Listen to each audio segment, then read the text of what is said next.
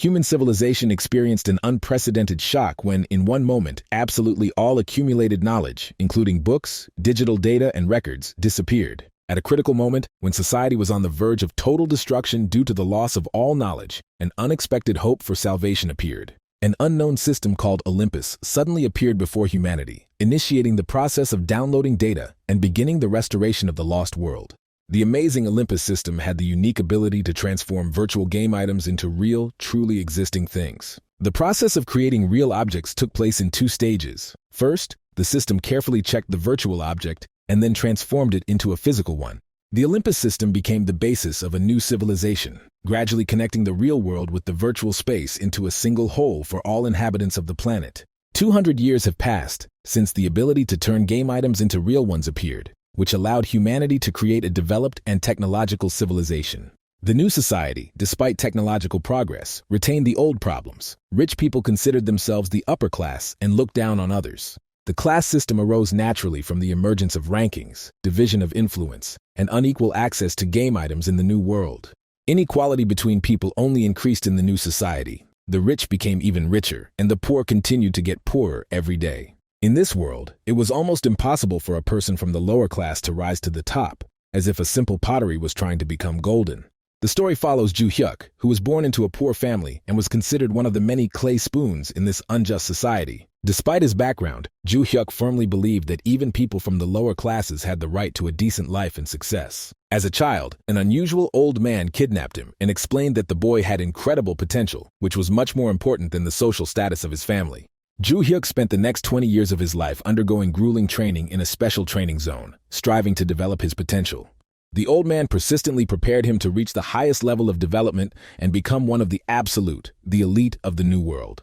According to the old man's prophecy, Ju Hyuk was to join a special team that included the mysterious golden-haired saint. Another member of the future team was to be a dangerous warrior with a wild look, known for his incredible fighting abilities. The prophecy also mentioned a beautiful dark-haired girl who bears the title of Queen of the Dead and possesses mysterious powers. It was these predictions and the old man's faith that inspired Ju Hyuk to decide to go through the difficult path of becoming the absolute. After the Olympus Revolution, education moved into virtual reality, where students studied in a special academy and prepared for work in the Union. Fate took an unexpected turn when the same old man who had been searching for a special child for a long time finally found little Ju Hyuk. Convinced that he was right, the old man kidnapped the boy without hesitation, rising into the air with him thanks to his unusual abilities. The old man could not contain his joy at having found a child with such great potential, which he had always dreamed of. The kidnapper sincerely believed in the blessing of heaven and promised little Ju Hyuk to make him the most powerful man in the whole world. Thus began the boy's new life under the guidance of a mysterious old man, which changed his destiny forever. Ju Hyuk accepted his fate as a student, as his new mentor possessed incredible power and knowledge that could change his life. Every day of his life turned into an endless training of endurance, strength, and spirit under the guidance of a demanding mentor. In addition to physical exercises, the teacher forced him to take strange potions, assuring him that they were necessary for the development of his abilities. The survival lessons were especially difficult, when the student had to escape from wild animals using all his skills and instincts. As he grew older, Ju Hyuk often asked his teacher about the modern world, wondering why the best player had only reached level 89. The mentor, who called his student Arthur, did not understand how one could be considered the best when he had not even reached the 99th level of strength. After 10 years of training, the young man did not agree with his teacher, firmly believing the official information about the strongest player in the world. The old man was upset by his student's distrust because he had devoted so much time to training him and preparing him for a great future. The wise mentor taught Ju Hyuk to see beyond the obvious, explaining that there are many hidden truths and secret knowledge in the world. Despite the student's doubts, the old man continued to insist on his path of training, promising to make him the strongest man in the world. The young man doubted the possibility of reaching the pinnacle of power without a rich family and expensive items, considering his teacher's dreams unrealistic. The angry mentor explained to the student that in their world, only level and characteristics mattered, not origin or wealth. As punishment for his doubts, the teacher made Arthur stand in a plank position for 3 hours so that he could think carefully about his attitude towards training. Exhausted by the difficult trials, the young man held back his tears and doubted the correctness of his path, but continued to follow the instructions of his mentor. 20 long years flew by in endless training, while the seasons changed one another, tempering the character and body of the young man. The mentor announced the end of his training, admitting that he had passed on all his knowledge to the student and could now calmly leave this world.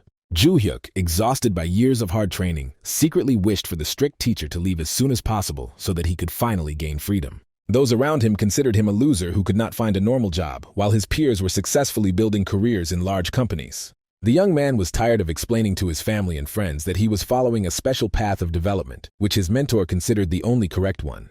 All these years, his life consisted of constant training and tests, which he went through under the guidance of a demanding teacher.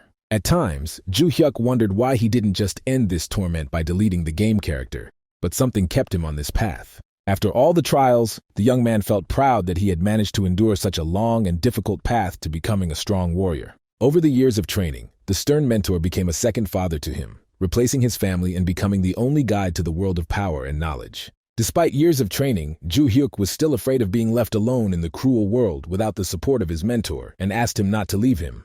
The mentor watched with a knowing smile as his student grew noticeably in strength during his training, although he still could not compare to the master in martial arts and the wisdom of life. The mentor's thoughts about the strengths and weaknesses of his student caused deep bewilderment in the young hero, because the master's contradictory assessments did not help him understand the true level of his development. Focused on receiving an important quest, the hero carefully followed every word and action of the mentor, because according to ancient legends, it was dying teachers who left the most valuable tasks. Filled with sincere respect and hope for continued training, the young warrior knelt before his mentor, his whole appearance showing his readiness to follow suit. Holding his breath and hiding his true desire to receive the quest, the hero continued to respectfully kneel before the old master, hoping for his last gift before leaving. After listening carefully to his mentor's words about understanding Ju-hyuk's feelings, the young warrior felt the long-awaited moment of receiving an important task from his experienced teacher approaching. In a calm and measured voice, the mentor reminded the young student of his special position as the sole successor of an ancient martial art that had been passed down from generation to generation. Bitter memories of 20 years of confinement in a cave due to his duties as the successor to an ancient martial art flooded the hero, causing his heart to clench from the trials he had endured. With trembling hands, the mentor handed his student an ancient map, with a cross marking the place that was to determine the future fate of the young warrior in this vast world. The young hero sincerely thanked his mentor for the invaluable lessons of skill and life wisdom that forever changed his inner world and ideas about true strength of spirit.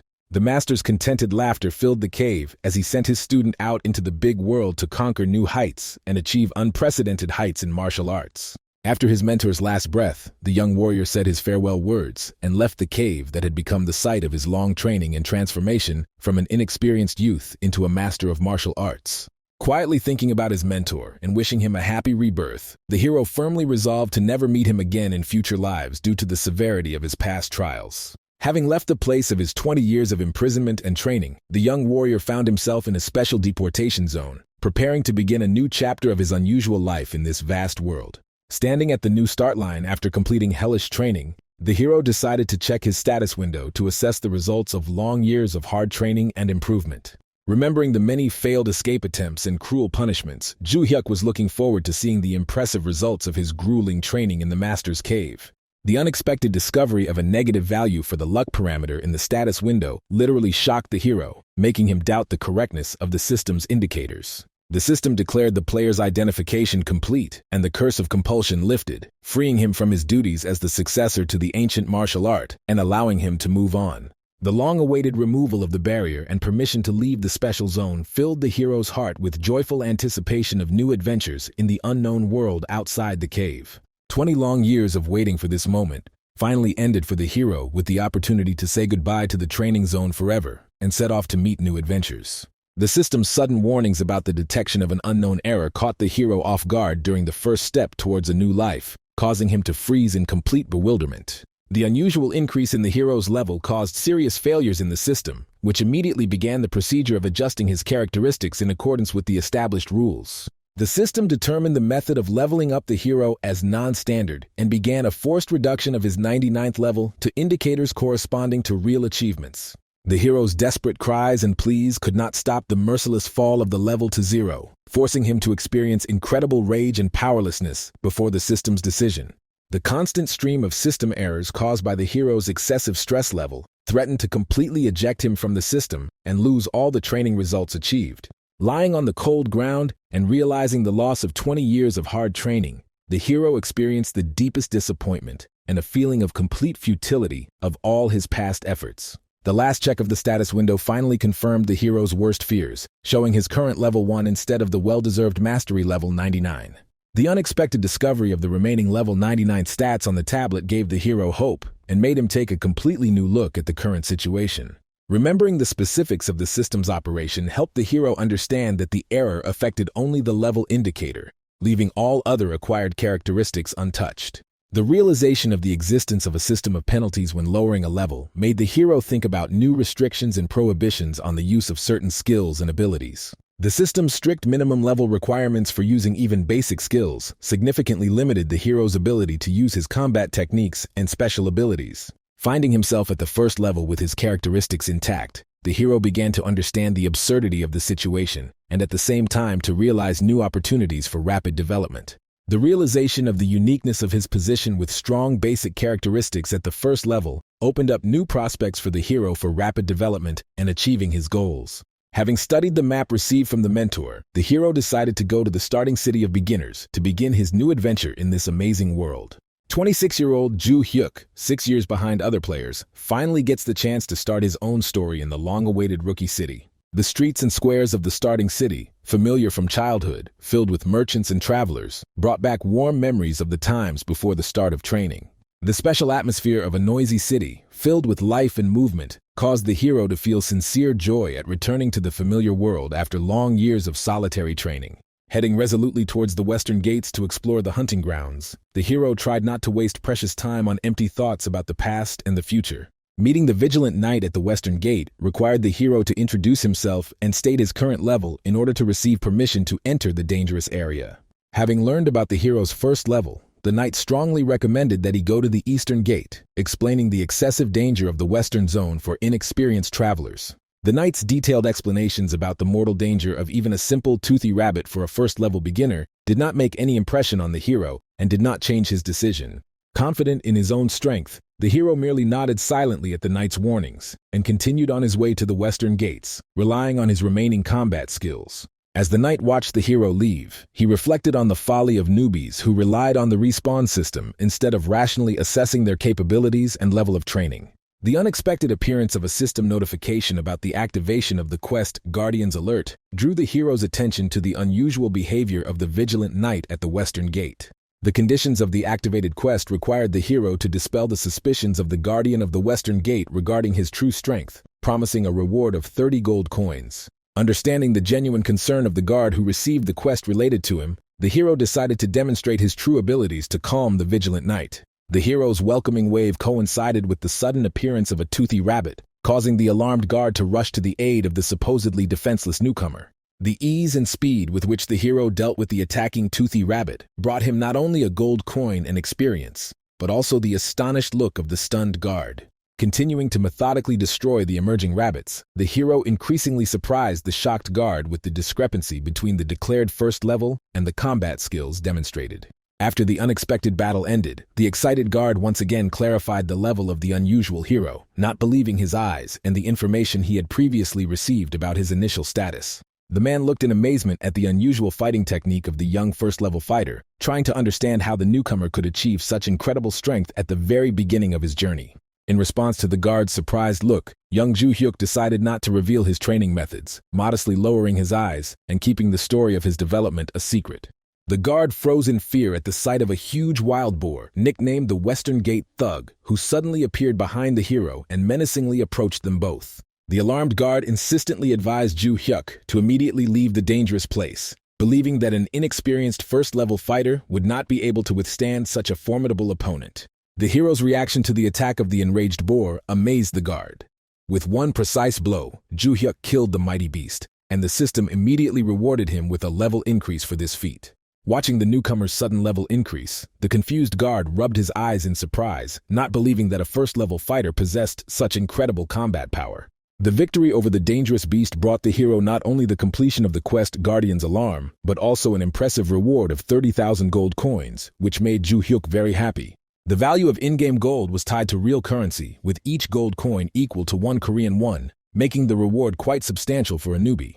After receiving the reward, the hero carefully studied his status, thinking about the possibility of investing the received gold coins in the further development of his game characteristics. After looking at his stats, Ju Hyuk realized the futility of investing in level 99 stats and decided to head to the high-level hunting grounds after bidding farewell to the guard. The young hero sincerely believed in a cloudless future, believing that 20 years of hard training had finally brought a well-deserved reward and opened the way to an easy life. Ju Hyuk's calm and confidence did not last long. Just a few days later, fate prepared serious tests for him, for which he was completely unprepared. An unexpected system notification warned the hero that he had received a killer mark for participating in battles, which meant serious penalties and the possibility of being identified by other players. The last few days have brought the hero many unpleasant encounters. NPCs constantly mistook him for a wanted criminal and attacked without warning. The hero was filled with bewilderment, as he could not understand the reason for his persecution and how he could have been confused with some unknown criminal for no apparent reason. After much thought, Ju Hyuk came to the conclusion that the cause of all the troubles was his extremely low luck stat, which had reached a negative value of level 99. The negative impact of low luck led to all NPCs considering the hero a dangerous criminal and constantly trying to destroy him whenever they met. Despite his desire to avoid conflict, Ju Hyuk's body operated on automatic reflexes, forcing him to engage in combat with every attacker for the sake of his own survival. The hero realized his grave mistake in being unable to control his enormous power, which led to random deaths of NPCs during forced battles. The accumulated problems led to the system identifying Ju Hyuk as a serious threat and activating a complete chaos mode, significantly complicating his situation. The severe penalties significantly worsened the gameplay. Experience was reduced by 90%, access to city services was closed, and merchants completely refused to work with him. The situation became increasingly complicated, as Ju Hyuk was now being hunted not only by NPCs, but also by living players who had a compelling reason to pursue him. One of the stalkers explained the situation. The system had registered Ju Hyuk as a serial killer, and now everyone had received an official request to capture or destroy him. The opposite of chaos, the hero system offered a tempting reward. Any player could gain hero status for destroying a chaos site, making Ju Hyuk a desirable target. The group of pursuers cornered Ju Hyuk in a mountainous area and offered him to surrender voluntarily, considering it the most reasonable solution in the current situation. The cornered hero made an unexpected decision. Luring his pursuers into a mountain trap, he dropped a rock on them, instantly destroying the entire group of hunters.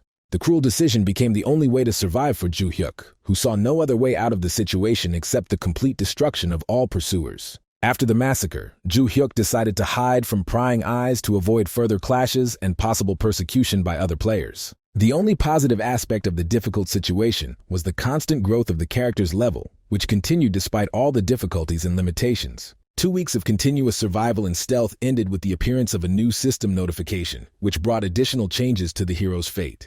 After studying the information, Ju Hyuk realized that the pursuit would continue for at least a year due to the status of complete chaos, and ordinary players would not stop their hunt. Having accepted the inevitability of his situation, Ju Hyuk decided to fully live up to the role of a villain, but at the same time ensure a comfortable existence for himself in the game.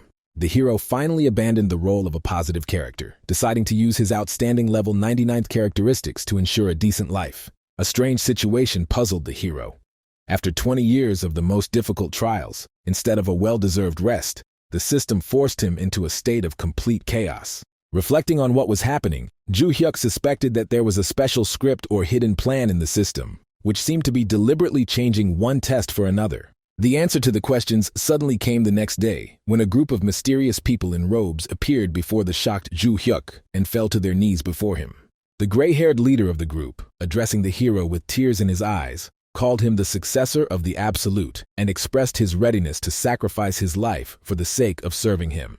The assembled crowd began to solemnly proclaim Ju Hyuk as the absolute heavenly devil, which became an unexpected turn in the fate of the confused hero. The new task required the hero to gain official recognition as an absolute heavenly devil from the 12 elders, making this his main goal. The rarity of the quest received was astounding. The SSS class quest had only appeared in the game 3 times in 200 years of history, each time causing major changes.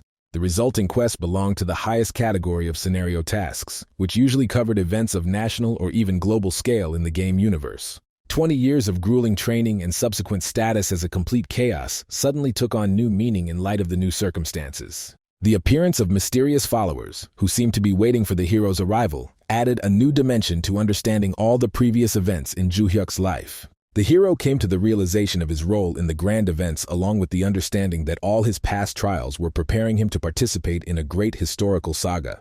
The history of the world told of a 7,000-year era of chaos, ending with the division of the world into three great powers after the conclusion of an important peace treaty.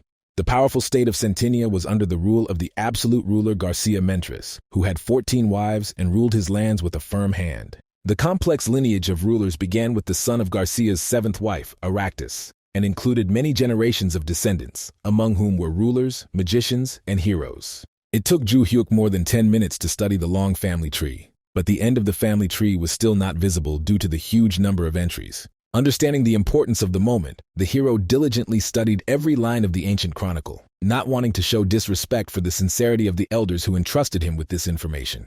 Historical records spoke of the rise of a powerful Shulter who inherited the blood of the devil and surpassed all existing rulers in his cruelty. Legends told of how the mighty Shulter inspired fear in all the heroes of the world until he was defeated during an uprising, after which he took refuge in a mountain cave to recuperate. An unexpected revelation came to the hero. His mysterious mentor, who had taught him martial arts for 20 years, was a direct descendant of the great Shulter.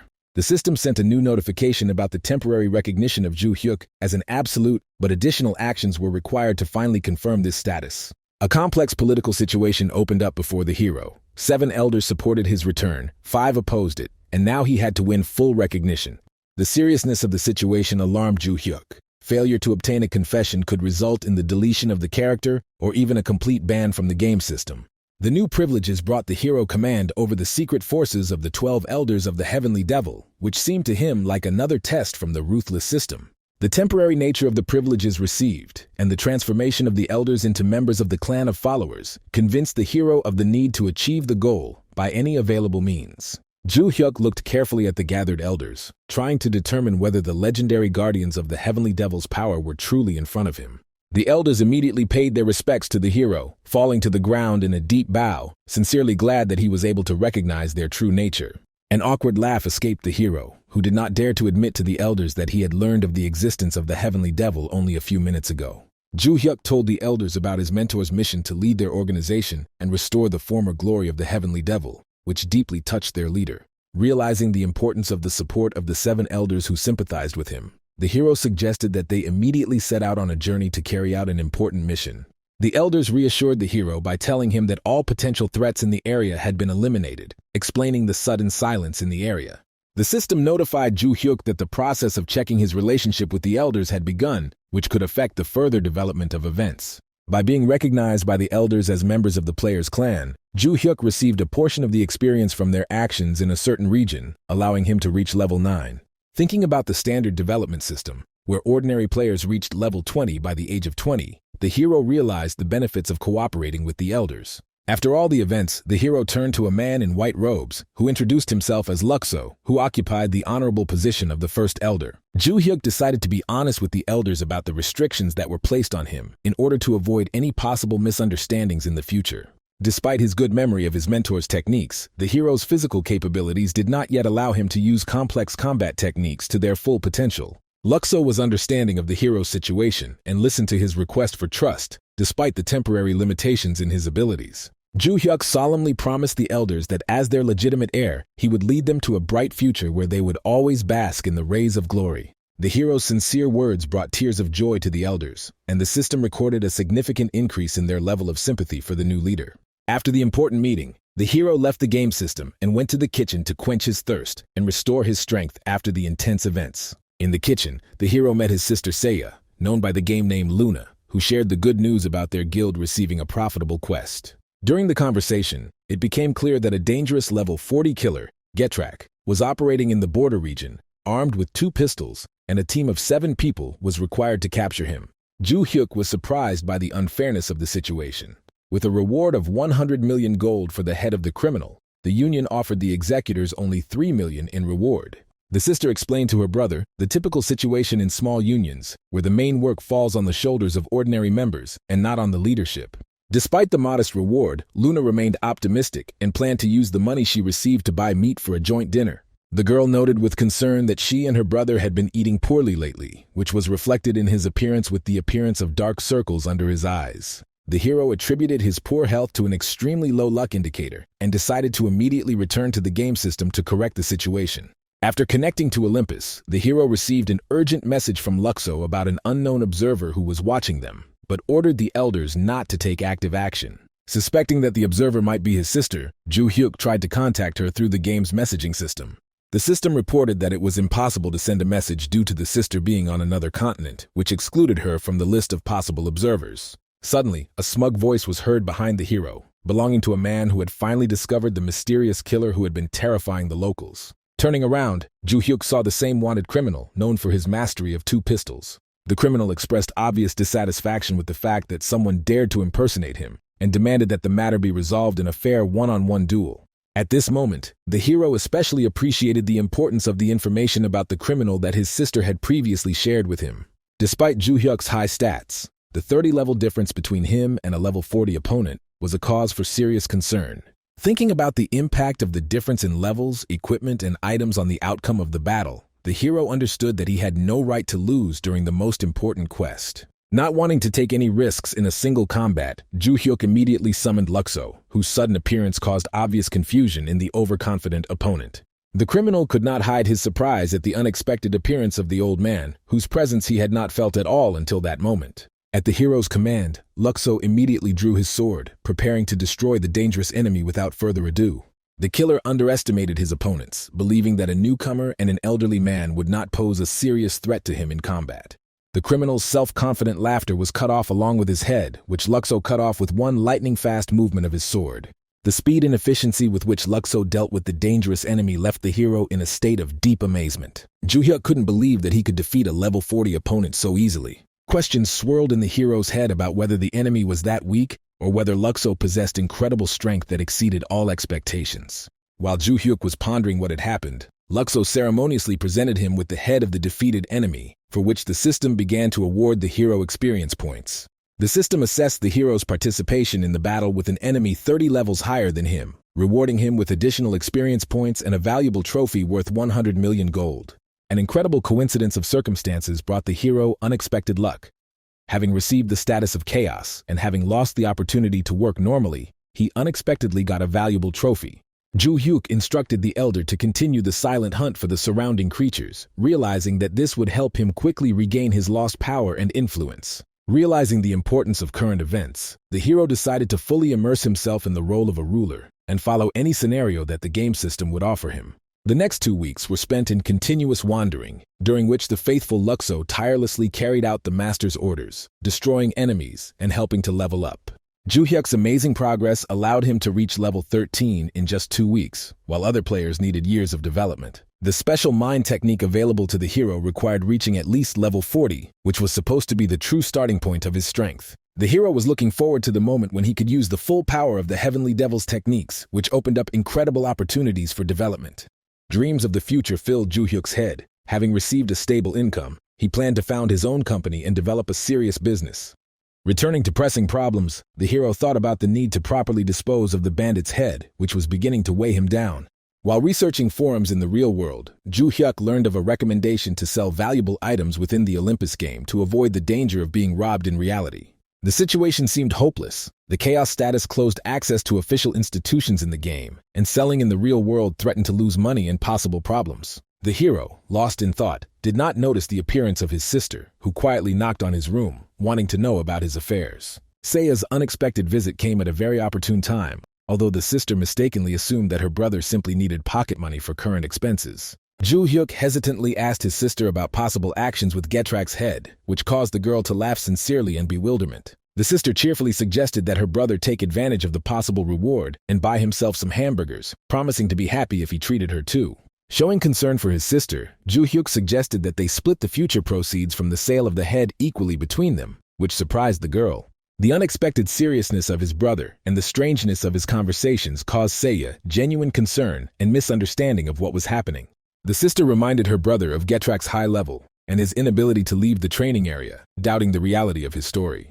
Ju Hyuk admitted that a few days ago he managed to escape from the training area and successfully deal with a dangerous opponent. The girl considered her brother's words an inappropriate joke until he told her about his true strength level, which reached 99 units. Trying to remind his sister of an old screenshot from 10 years ago, showing his level didn't bring the desired understanding. The old message about his brother being level 99 only left Seiya with disbelief, making him think about the strange changes in his behavior. The sister admitted that she mistook the old screenshot for a regular fake created with an image editor. Having forgiven his sister for her mistrust, Ju Hyuk suggested that she go to the Lifrian Mountains of Centennia, promising to provide the exact coordinates of the location. Seiya's concern about the difference in levels was understandable, as her level 25 seemed too low for such a dangerous journey.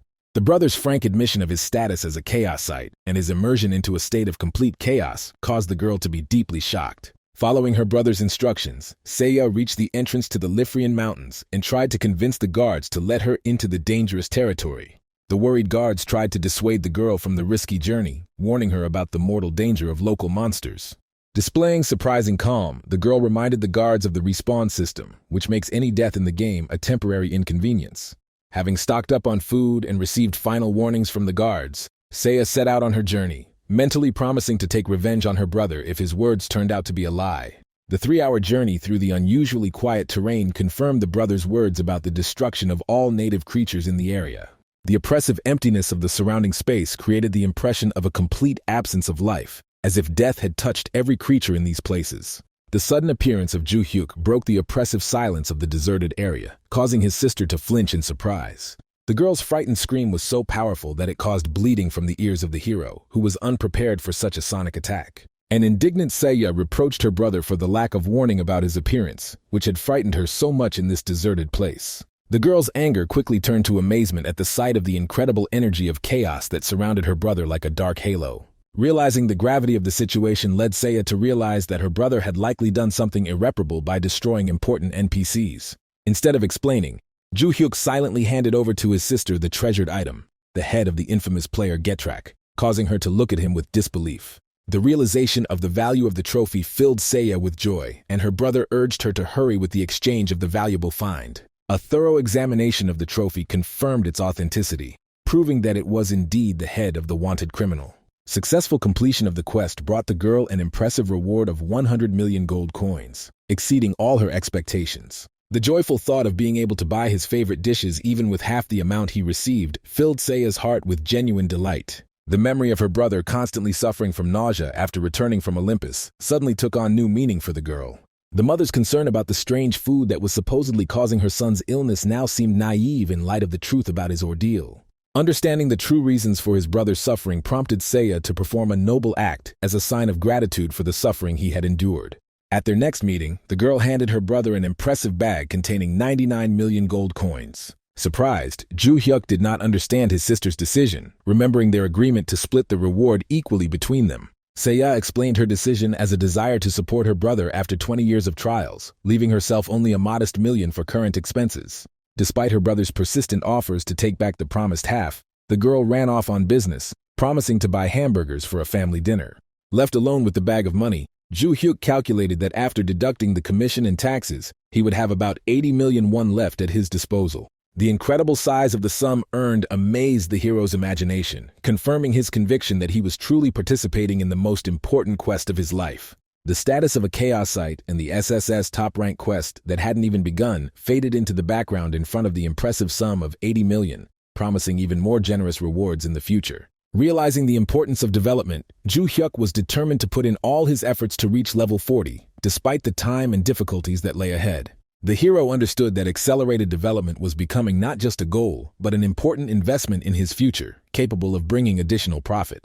That evening, Ju Hyuk turned to his sister, known as Luna, for help, asking her to purchase the necessary items on his behalf. The girl, tired after work, agreed to help her brother only after he promised to pay her 300,000 won a month for pocket money. The successful negotiations resulted in the monthly payment being raised to 500,000 won, after which Seiya, feeling like she was working overtime, entered the game capsule. Several hours of painstaking work allowed Ju Hyuk to collect a complete set of the necessary artifacts to accelerate his development. The acquired collection included many items to increase experience: a small growth ring, a training necklace, a growth bracelet, and various magical earrings.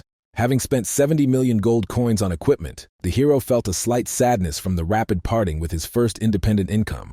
Without going into details about the purchases, Seiya requested that a teleportation point be set up for future errands to make such tasks easier. Ju Hyuk readily agreed to help his sister, assuming that the cost of installing the teleportation point would be quite reasonable and affordable. The unexpectedly high price of 3 million gold for installation and an additional 300,000 for each use made the hero think seriously. The realization of the rapid expenditure of money came to the hero simultaneously with the advice of his departing sister to hide unsightly accessories in invisibility mode. After an awkward farewell to his sister, the hero activated the invisibility of objects, realizing the need to increase his income for comfortable development. Focusing on the tasks at hand, Ju-hyuk called upon the elders to continue his journey and further level up. The next day brought the hero to a new part of the forest, where he slowly explored the area in search of his first prey. Hidden behind a tree, the knight kept a close eye on the suspicious stranger, using a scan to determine his status as a chaosite. The delighted knights decided to take advantage of the opportunity to increase their reputation, considering the poorly equipped Ju-hyuk an easy target. The squad leader doubted the enemy's weakness, but the hero's limited field of vision convinced him that they were facing an inexperienced newcomer. Following the instinct of an experienced fighter, the commander ordered his squad to prepare weapons for the upcoming battle. The hero's calm walk was interrupted by a system warning about an attempt by external forces to seize control of his body. The misunderstanding of the situation was quickly cleared up when the enemy caster discovered the hero's unusual resistance to magical binding. The strange combination of high resistance and simple equipment made opponents assume that the hero belonged to the priest class. The attackers explained the discrepancy between the level and equipment by the possible recent death of the hero and the loss of valuable artifacts. The impatient archer decided to act on his own, hoping to get into the League of Heroes after destroying one chaosite. The commander called the squad into organized action, instructing Captain Yu to distract the enemy from teleporting while the main forces prepared the attack. Without turning to face the attackers, Ju-hyuk calmly warned them of the only chance to survive, to immediately leave the dangerous territory. Ignoring the warning, the boss ordered an attack on the chaos site, but the unexpected resistance to his weapon made him doubt the enemy's level. A simultaneous attack by the entire detachment, including archers, did not bring the desired result, only increasing suspicions about the enemy's strength. The first to realize the danger of the situation was an experienced archer, who assumed that the chaos site had specially prepared for battle and lured them into a trap. The commander stood frozen in disbelief, watching the unexpected developments and the enemy's impenetrable defense. Seeing the confusion of his opponents, Ju-hyuk realized the need to enter the battle in order to quickly end the unpleasant situation. Deprived of the ability to use special skills, the hero decided to rely on basic combat stances and hand-to-hand combat. The wary archer assumed that his opponent was preparing a powerful magical technique, seeing his unusual fighting stance. An attempt to retreat using an anti-magic shot was too late in the face of the enemy's swift actions. Ju-hyuk's lightning strike ended the life of the enemy commander, demonstrating the hero's true strength. The system notification reported an increase in the dark aura and a deepening of sin, but these consequences did not bother the focused hero much. The next melee knight turned out to be even weaker than the first, confirming the hero's guess about his role as a distracting tank.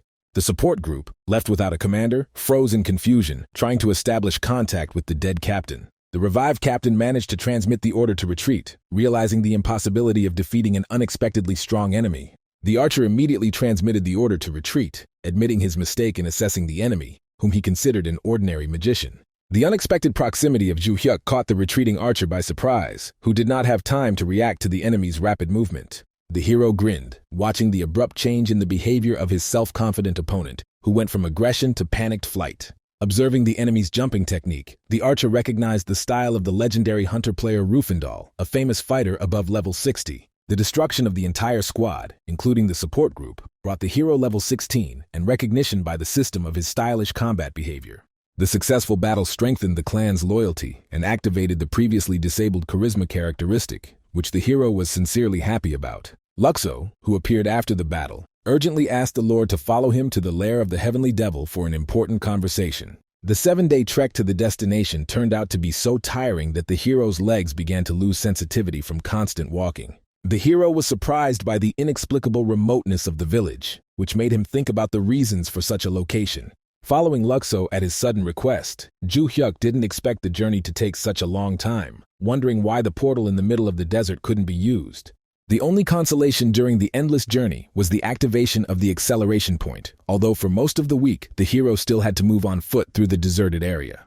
The 7-day trek through a lifeless area where no animals or monsters were encountered tested the strength of even a hero with the characteristics of level 99. The long-awaited announcement of Luxo's arrival in the village filled Ju-hyuk, exhausted by the long journey, with joyful hope for rest and a full meal. The first glance at the village destroyed the hero's joyful expectations. The once majestic settlement presented a sad spectacle of complete decline and destruction. The locals, despite the depressing state of the village, greeted the appearance of Ju Hyuk with sincere joy, seeing in him the long-awaited absolute and future restorer. The activation of the quest, Restore the Destroyed Village, coincided with the hero's thoughts about the need to first restore his own strength after an exhausting journey. The solemn ceremony of the meeting was completed by the appearance of the ancient prophet Carlos, who, despite his venerable age of 163 years, personally greeted the new ruler. In a private conversation, the prophet told the ruler an ancient story about the 12 elders who hid from the empire and traveled the world in search of the true descendants of the Absolute. The harsh reality of the area was the complete absence of living creatures and the impossibility of farming, which made the territory virtually uninhabitable. The locals, forced to hide in these inhospitable lands, spent many years waiting for the arrival of Ju Hyuk, placing all their hopes on him. The hero's bewilderment over the lack of a simple solution to the delivery of supplies was expressed in a direct question about the reasons for such a difficult situation. Prophet Carlos revealed the bitter truth about the magical confinement that prevented anyone, including the elders, from bringing anything from outside into the closed area. Realizing the critical situation of the residents, Ju Hyuk immediately called Luxo to discuss the immediate task of providing the population with food. Luxo's alarming response that the inhabitants would only be able to hold out until the full moon forced the hero to act decisively and immediately. Having climbed the cliff in front of the exhausted residents, the hero sincerely apologized for his long absence and promised to correct the situation in the near future. Ju Hyuk's solemn vow to give his last for the well-being of the people was accompanied by a request to be patient until the full moon, when he could change their lives for the better. The hero's sincere speech brought the desired result. The system recorded a significant increase in the favor and loyalty of the inhabitants of the Heavenly Devil Village. After the speech, Ju Hyuk gave orders to Luxo to follow him, leaving the rest of the elders to guard the village during their absence. Before leaving, the hero clearly outlined the tasks. Luxo had to destroy the monsters he encountered and collect all valuable items, including mana stones. The confidence that the quest would be successfully completed with due diligence gave the hero the determination with which he began to implement his plan. An eventful week has passed since Ju Hyuk and Luxo set off on a dangerous journey to the Lifrian Mountains. Ju Hyuk's ability to complete all the necessary preparations in just 1 hour was a source of genuine admiration for the experienced Luxo. The hero's calm explanation of his carefully thought-out system for quickly packing and collecting necessary things revealed his practical approach to solving problems. The events of a few days ago began with an unexpected message from Ju Hyuk to his sister Seiya, who was traveling around the city, asking for an important favor. The brother's unusual request was to deliver a magic bag and 800 jars of porridge to a familiar place in the Lifrian Mountains. The careful preparation of food with the help of her sister caused the girl to have natural questions about the purpose of such a quantity of supplies and the magic bag. Instead of explaining, Ju Hyuk gave his sister a precious blue stone, which made her suspect that her brother had an influential secret sponsor. The hero's cheerful laughter accompanied his explanation that the stone was his personal find and his request to sell it, keeping 10% of the proceeds for himself. Seiya's displeasure with his brother's sudden luck did not stop him from asking to purchase a third teleporter for further travel. The stone found during the hunt allowed the hero to acquire a teleportation system with several points of movement, significantly reducing travel time. The high cost of the third teleport was fully justified by the significant savings in time, which was critical to completing the mission. At the same time, the 12th Elder Eder expressed obvious dissatisfaction with the Lord's decision to abandon the village of the Heavenly Devil, leaving the borders unprotected. The Elder believed that the one who declared himself a successor must correspond to the high rank, and even the presence of Luxo did not justify the absence of the new ruler. The group of dissenting elders were ready to eliminate the Heavenly Devil at the slightest sign of lies or harm, showing extreme wariness of the new leader. The loud cries of the inhabitants attracted Eder's attention, forcing him to leave the tent to find out the reason for the unusual excitement in the settlement. Ju Hyuk, who delivered a large amount of provisions, showed concern for the health of the starving residents by suggesting that they start with light food instead of fatty foods. The only question that troubled the wary Eder was the mysterious origin of such a quantity of food in a closed area. The grateful residents, without asking unnecessary questions, glorified the merciful Absolute, which contributed to a further increase in the level of loyalty to the ruler. Showing his organizational skills, Ju Hyuk instructed one of the elders to help Luxo in fairly distributing the porridge he had brought among the people. Having secluded himself in a tent, the hero reflected on the need to improve not only food, but also living conditions and clothing, understanding the priority of the food issue. The unexpected visit of the 12th Elder Eder to the Lord's tent caused sincere surprise in Ju Hyuk, who was deep in thought. A stunning scene of repentance unfolded before the hero as the powerful elder fell to his knees, begging for forgiveness for his past disloyalty. Ju Hyuk's surprised look at the kneeling elder was accompanied by a system notification that the confession had been received from the 12th elder. Genuine tears of remorse streamed down Eder's face as he admitted his mistake in doubting the new leader's authenticity. The unexpected ease of gaining the loyalty of one of the most skeptical elders pleasantly surprised Ju Hyuk, who had expected a more difficult path. Displaying the wisdom of a ruler, the hero reassured the repentant elder, acknowledging his own shortcomings as a leader and showing understanding for his previous doubts. Ju Hyuk explained his limitations to the elder and expressed his understanding for his mistrust, asking for his support in the future and promising to repay his trust with dignity. The system confirmed the establishment of an ideal relationship between master and servant, guaranteeing its preservation provided mutual trust was maintained. A calm smile lit up the face of the hero, who had reached level 19 and successfully overcome another stage of the difficult path. Receiving level-up points inspired the hero to think about using the accumulated characteristics and going to a place important for his development. Luxo's warning about possible suspicions from the Empire forced the hero to choose Eder, who possesses excellent stealth skills, as his companion. Teleportation to the Lifrian Mountains led the travelers to an unexpected encounter with a huge bear, blocking their path in the wild lands. Looking closely at the unusual enemy, Ju Hyuk noted that this was the first time he had encountered a bear of such gigantic size in these parts. Eder's readiness to immediately engage in combat with the dangerous creature was stopped by Ju Hyuk's determined intention to test his strength on his own. Having assessed the enemy, the hero identified him as a level 40 monster, which usually required a well-coordinated group of 5 or 6 experienced fighters to defeat. Memories of past battles gave Ju Hyuk confidence. A lone monster, even such an impressive one, did not pose a serious threat. The hero's lightning attack resulted in an instant victory over the bear, bringing a reward of experience and 20,000 gold coins. Surprised by the ease of his victory, Ju Hyuk pondered the reasons for this result, trying to understand. Either the monster was unexpectedly weak, or his own strength had increased significantly. Having made sure that he had enough strength for the next stage, the hero suggested that Eder go to the Amantium dungeon, despite the upcoming days of travel. Arriving at the entrance to the dungeon was accompanied by Eder's warning about the many footprints, which was natural for a popular beginner dungeon near the starting city.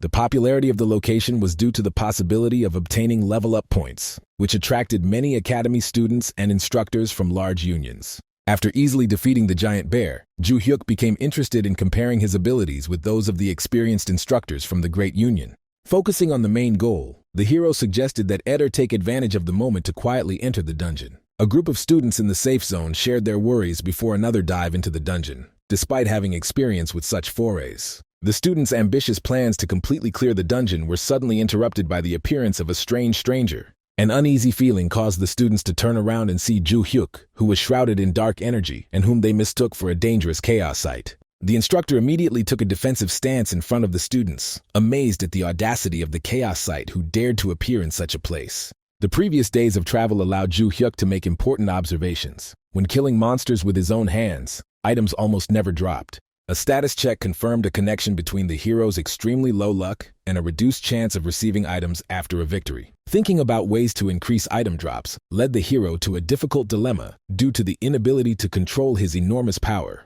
The disgruntled instructor approached the uninvited guest, intending to find out the true reasons for his appearance in the guarded dungeon. The sister's warning about the danger of level 40 instructors from large unions did not prepare the hero for such an aggressive meeting on the threshold of the dungeon. The tense dialogue with the instructor was aggravated by the latter's obvious dissatisfaction with the disrespectful tone of the mysterious stranger. Demonstrating his superiority, the instructor warned of the consequences of disobedience, claiming that he had encountered many such violators. A quick scan of the stats showed the instructor that the enemy was level 19 without equipment, which strengthened his confidence in an easy victory. The lack of stealth skills and the status of a chaosite convinced the instructor that he was dealing with a student item hunter whose capture would earn him the title of hero. The arrogant behavior of the weak opponent caused the instructor to smile condescendingly and feel confident in his own superiority. Ju Hyuk tried to defuse the situation by explaining his peaceful intentions and desire to clear the dungeon, suggesting that everyone do their own thing. The instructor's categorical refusal to believe the words of the suspicious chaosite only worsened the tense situation in the dungeon. Addressing his charges, the instructor urged them to remain calm and stay behind him, preparing for a possible conflict. The unexpected behavior of the Holy Alliance representative made Ju Hyuk once again politely warn about the consequences of rash actions. The instructor's distrust of the words of the supposed loser only increased with each attempt at a peaceful resolution of the situation. Ju Hyuk's last attempt to explain his true intentions in clearing the dungeon failed to prevent the impending conflict. The system notification about the deactivation of the dungeon safe zone due to the appearance of enemies became a signal for an inevitable clash. The instructor's determination to protect the students from the perceived threat led to an open confrontation. Ju Hyuk's final warning about mutual non-aggression went unheeded by the determined instructor. The instructor's confident attack ended with an unexpected result. The blade, which seemed to have reached its target, met unexpected resistance. Using a special technique allowed Ju Hyuk not only to block the blow, but also to demonstrate superiority over his overconfident opponent. The instructor's growing anxiety was heightened by the realization that his opponent was significantly different from the average inexperienced newcomer. The strange technique and unexpected danger from the 19th level enemy forced the instructor to urgently request reinforcements through the system. Ju Hyuk's patience has reached its limit after numerous attempts at a peaceful resolution to the conflict and ignoring his warnings. The powerful blow with bare hands not only overcame the defense of the knight's blade, but also completely destroyed the weapon of the experienced instructor. The system began an urgent request for support, which was interrupted by a powerful explosion that scattered all the students present throughout the dungeon. The realization that the instructor and several of his comrades had been killed by the shockwave forced the surviving students to reevaluate the danger of the chaos they had encountered. Ju Hyuk's stern question about the others' readiness to join the fight was met with a unanimous silent decision from the surviving students. The students' wise decision to refrain from continuing the conflict was met with approval from their powerful adversary. Ju Hyuk's parting words included an unexpected message for the students to work hard on the quests to achieve outstanding results. Heavy reflections on the conflict that had occurred left the hero with an unpleasant aftertaste, despite his status as a chaos site and the lack of intention to kill students. Having reached his intended destination, Ju Hyuk found himself in front of an impressive defensive fortress in the center of the dungeon, guarded by an army of silent skeleton soldiers. Realizing the futility of hunting for items due to his stats, Ju Hyuk decided to not waste time on individual skeletons and focus on quickly destroying the main base. The hero's approach to the ancient fortress activated a complex defense system, including not only an army of skeletons, but also powerful siege weapons on the walls. A calm inspection of the fortification allowed the hero to assess its strength and assume that about 10 precise strikes would be required to completely destroy the fortress. The incredible power of the first blow exceeded the hero's expectations. Before he could swing a second time, he watched as the ancient walls cracked and crumbled. The unexpectedly rapid destruction of the most powerful fortress from a single blow caused the hero to doubt its declared strength, but confirmed the correctness of his actions. The instructors who arrived to help found only the ruins of the once impregnable fortress, not finding the culprit of the destruction at the scene. The discrepancy between the declared 19th level of chaos and the scale of destruction seemed to experienced instructors to be an inexplicable and impossible phenomenon. The mysterious ability of a single fighter to destroy a fortress in a flash without touching a single skeleton led the instructors to suspect the use of special artifacts. The system notification about the complete clearing of the dungeon, which seemed absurd to the arriving instructors, confirmed the incredible abilities of the mysterious chaos site. Not long before these events, the hero wandered through the dungeon, surprised by the unusually high concentration of skeleton soldiers in every accessible corridor. Having overcome all the obstacles that were beyond the capabilities of an ordinary level 19 player, Ju Hyuk reached the final base, where he discovered a giant ruby crystal. The lack of a name for the final base alerted the hero, forcing him to prepare more carefully for the upcoming test with the mysterious crystal. The unexpectedly easy destruction of the protective barrier with one blow made the hero think about the strange weakness of all the enemies he encountered in this world. Having completed the main task in the dungeon, Ju Hyuk decided to immediately leave the dangerous area before additional instructors arrived. The rapid movement towards the crystal through the rows of ignored skeletal monsters demonstrated the hero's determination in achieving his goal. Successful completion of a dungeon clear was marked by a system that awarded additional level-up points as a well-deserved reward. A modest reward for completing a low-level dungeon allowed the hero to reach level 20 and open the way to the mysterious Desert of Darkness. The hero's wariness about a possible ambush made him think about the tactics of the instructors, presumably waiting at the entrance to the dungeon. The system check was supposed to show the number of potential level 50 opponents gathered to catch the dangerous intruder. The exit from the dungeon presented the hero with an unpleasant surprise in the form of a significantly larger number of waiting instructors than originally expected. The girl's strange address to the invisible leader of the enemies made the hero look around in confusion, checking for the presence of disguised allies. Understanding the danger of a large-scale battle for the nearby students, the female instructor sought a peaceful solution to the conflict. Demonstrating awareness of Ju Hyuk's intentions, the woman expressed hope that it would be possible to avoid unnecessary bloodshed in this situation. The hero's growing irritation with constant persecution and interference was intensified by the understanding that his simple desire to move forward was meeting with resistance. The unwillingness to become the cause of death of helpless students forced the hero to seriously think about ways to resolve the current situation. The woman's demand to release the students was accompanied by a counter-question from the hero about the instructor's readiness to comply with the previously expressed request for non-interference. Focusing on the main goal of reaching the Desert of Darkness helped the hero decide to postpone unnecessary conflicts until a more appropriate time. The assistant's gratitude to Miss Jergal for preventing casualties was accompanied by a bitter reminder of the instructor and students who had already died. The rapid clearing of the dungeon and the stranger's unusual abilities made the experienced female instructor suspect the presence of powerful allies. The successful evacuation of the students was accompanied by reflections on the mysterious identity of the emerging chaos site, whose true nature remained unknown. An analysis of the stranger's dark aura led the female instructor to speculate about a possible connection with the famous chaos site Rufendal. The discrepancy between Rufendal's known 50th level and the stranger's readings was explained by the possible use of masking artifacts. Rufendal's sinister reputation was based on his ruthlessness towards any opponents and his lucrative trade in the spoils of his slain victims. The real Rufendal's reflections on the appearance of the mysterious double were accompanied by an analysis of numerous rumors about his simultaneous presence in different places. The famous Chaosite was worried about the news of recent events in the dungeon, which threatened to attract additional attention to his person. The realization of possible problems with the Great Union prompted Rufendal to decide to personally track down and neutralize the imposter using his name. Ju Hyuk's return to the Heavenly Devil Village was accompanied by an urgent gathering of all the elders to discuss the next course of action. The search for a specialist in large-scale magic among the elders was connected with the hero's plans to go to places where powerful monsters congregate. Elder Zeta, a recognized master of the magical arts, readily offered her services to the ruler, confirming her superiority in the magical sciences. The hero's agreement to cooperate with Zeta was accompanied by her mysterious smile, which went unnoticed by Ju Hyuk, who was immersed in thoughts about his sister's birthday. A system warning of the monster's imminent arrival prompted Zeta to swear a terrible oath to destroy enemies in the most brutal way possible for the glory of his master. The elder's excessive determination and unquestioning loyalty caused the hero mixed feelings, bordering on mild anxiety.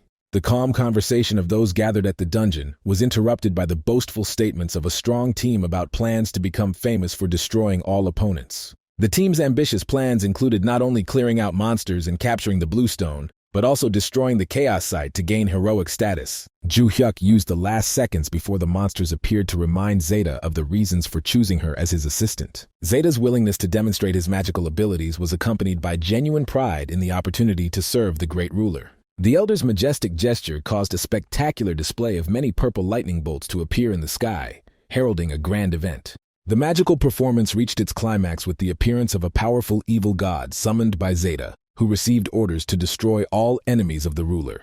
Admiration for the incredible power of the summoned creature awakened in the hero a longing for his own honed skills, temporarily unavailable for use. The mass destruction of people by the demon Zeta contributed to the deepening of Ju Hyuk's sin and the spread of his fame as the rising Death Star across the continent. The appearance of the legendary title of the Death Star became possible only after the player reached a certain level of notoriety among other inhabitants of the world in Chaos mode.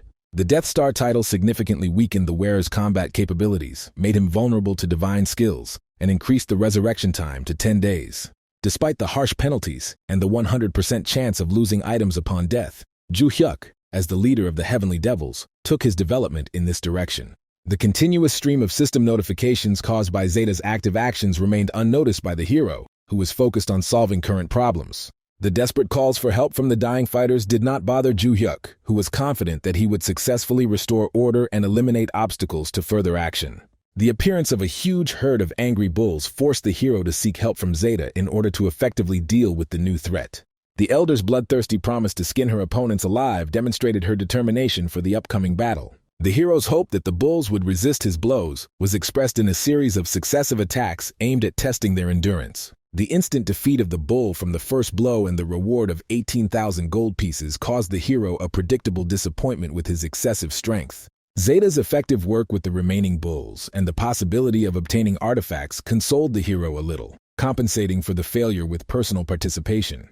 The two observers, hiding in the thicket, were struck by the hunter's extraordinary cruelty, with the younger one taking their actions for automatic attacks. An experienced observer noted the particular importance of the melee mage, whose specialized attacks dealt impressive damage, unlike his sword-wielding partner. The mention of the enemy's magical abilities caused alarm in the young observer, who remembered the unsuccessful attempts of previous groups to resist them. The assumption of a minimum enemy level of 50 explained the incredible effectiveness of his actions and the inability of ordinary groups to resist. Zeta's fighting spirit was evident in the joyful cries of praise for the Overlord that accompanied her effective long-range magical attacks. The impressive abilities of the female elder earned the sincere recognition of Ju Hyuk, who appreciated her professionalism in the magical arts. Successful leveling up was accompanied by the hero's request to Zeta to collect valuable blue stones that fell from the defeated bulls.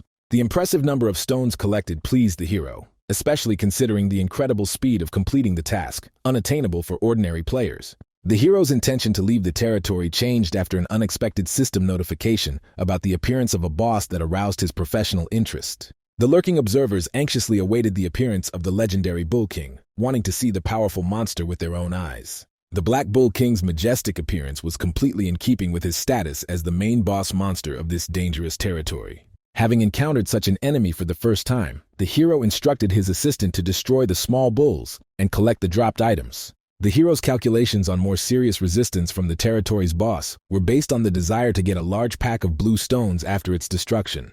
Zeta's alarming warning about the approach of a powerful force interrupted the hero's plans to confront the boss of the territory.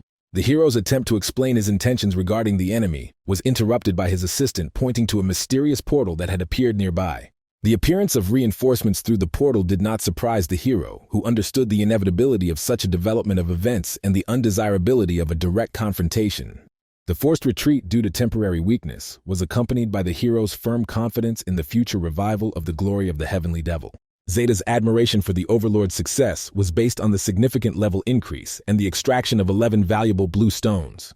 The lack of information about the new monster in the system announcements after exiting the game surprised the attentive hero. Reflections on the influence of negative luck on the appearance of the previously unknown Black Bull King left the hero uncertain about the meaning of this event. Regret about the lost opportunity to get a pack of blue stones from a strong opponent did not leave the disappointed hero's mind. The system notification about the increase in hunting ground difficulty was accompanied by a story about a level 19 group's unsuccessful attempt to resist black skeletons. The appearance of a black giant bear in the usual habitat of ordinary bears has caused active discussion among players about critical changes. The hero's concerns about the possible connection between his actions and changes in the game world intensified after discovering discussions of a large-scale battle in the Desert of Darkness. The story of the mysterious Chaosite who destroyed a herd of bulls and retreated before the Black King ended with the victory of advanced players over the powerful boss. The news of 3 packs of blue stones falling from the defeated boss caused great irritation to the hero, who had missed out on valuable loot. Damn luck failed the hero again, depriving him of the opportunity to receive 90 blue stones, worth almost 450 million gold. Financial analysis showed that the 50 million gold received was barely enough to provide food for the Heavenly Devil village for 3 days. After taking into account exchange fees and tax deductions, the hero only had 15 million won in real money at his disposal. The limited budget significantly complicated the hero's plans to buy a gift for his sister, provide food, and buy serious property. Multiple restrictions, including low levels, locked skills, and various penalties, made the gameplay significantly more difficult for the hero. The only available path to development was to level up, which significantly increased the difficulty of the gameplay for the hero. The appearance of the unusual Black Bull became the subject of an urgent report from a subordinate to his superior, who was concerned about the situation. An analysis of the characteristics of the unusual monster showed that its real strength significantly exceeded its statistical indicators. The confident order to continue carrying out missions while increasing the number of performers demonstrated the determination of the command. Alliance Director Jung Wook-hyun's cynical attitude towards expendable players was based on the easy replaceability of regular members. The leader's additional assignment included a thorough investigation of the Chaosite's personality and preparation of punishment for independent actions against the Great Union. 3 weeks of hard training allowed Ju Hyuk to make impressive progress, raising his level to 29. Luxo's unexpected appearance was accompanied by genuine concern for the Lord's health after a long period of intensive training. The hero's gratitude for the care shown was accompanied by assurances of excellent health and no cause for concern. Lord Ju-hyuk patiently explained to his assistant Luxo the important truth that even with all the limitations of his body, he must remain strong for the sake of his friends and the future greatness of the heavenly devils. Ju-hyuk was determined not to waste time on rest and to continue moving forward, so he asked Luxo to stop worrying and just support him in this important decision. Delighted by the words of his master, Luxo knelt before him and took a solemn oath to faithfully serve the Lord until his last breath in this amazing world. The main character understood the correctness of his choice because all his actions and decisions were aimed at achieving his cherished dream of his own apartment, an expensive car, and owning a beautiful building. An unexpected message from his sister interrupted the hero's thoughts. She was interested in receiving a new quest, which was now being actively given out to all players in different corners of the game world. Before the hero had time to comprehend the essence of his sister's message about the mysterious quest, the system sent him a notification about receiving a new task called Holy Thrones, which promised to be interesting. The main objective of the new quest is to fight evil on the continent by uniting all 7 sacred thrones, which must come together to confront the dark forces that are gaining power. After receiving an alarming quest, the hero decided to return to the real world and check the game forums, where this hot news was already being actively discussed among many players. The gaming community has been hotly discussing the information about the appearance of 7 hidden classes, suggesting that these special roles will not go to ordinary players, but to people with great financial resources. The protagonist was especially concerned about the unknown regarding the characteristics of the new hidden classes, although he assumed their incredible power due to the connection with the main story of the game world of Olympus. In response to his sister's question about participating in the quest, the hero calmly explained that it was impossible for him to participate due to his belonging to the Chaos faction, which blocked access to receiving the task from game characters. The hero's sister spoke about her intention to participate in the quest despite being busy with alliance affairs, noting that strong players and people with a lot of free time will definitely accept this challenge. Reflecting on the situation, the hero realized the seriousness of the situation because the difficulty in the hunting zones had increased significantly, and the new quest seemed to include himself and the Sky Devil as the main evil. Realizing the possible threat from the 7 hidden classes, the hero realized that his dreams of a quiet life were postponed, and now he urgently needed to become much stronger for protection. Returning to the game world of Olympus, the hero gathered his elders and told them an important decision that he must make his next campaign completely alone. The worried elders tried to dissuade their master from the dangerous solo expedition, sincerely concerned about his safety in such turbulent times. Showing concern for his subordinates, the hero explained the true reason for his decision. An informant reported a leak of data on the group's movements to the Empire, which created a serious threat. The elders listened carefully to the Lord's explanation of the need to act covertly and agreed that moving alone would make him less visible to potential enemies. Deep gratitude filled the hearts of the elders when they realized that their Lord was willing to risk his own safety to protect his loyal followers. Saying goodbye to the elders, the hero understood the wisdom of his decision to leave them to guard the village, because the new quest could lead to an unnecessary conflict with the powerful empire. Thinking about the future, the hero realized the importance of enlisting the support of the remaining 4 elders because Eder had already joined him, and Zeta was initially on his side. The hero understood the logic of improving living conditions after solving the food problem, but the high costs of food did not yet allow him to spend 300 million gold on building a house. Having carefully considered the situation, the hero decided to focus on reaching level 40 to master the mind that conquers the heavens technique and continue the quest on the mentor's map.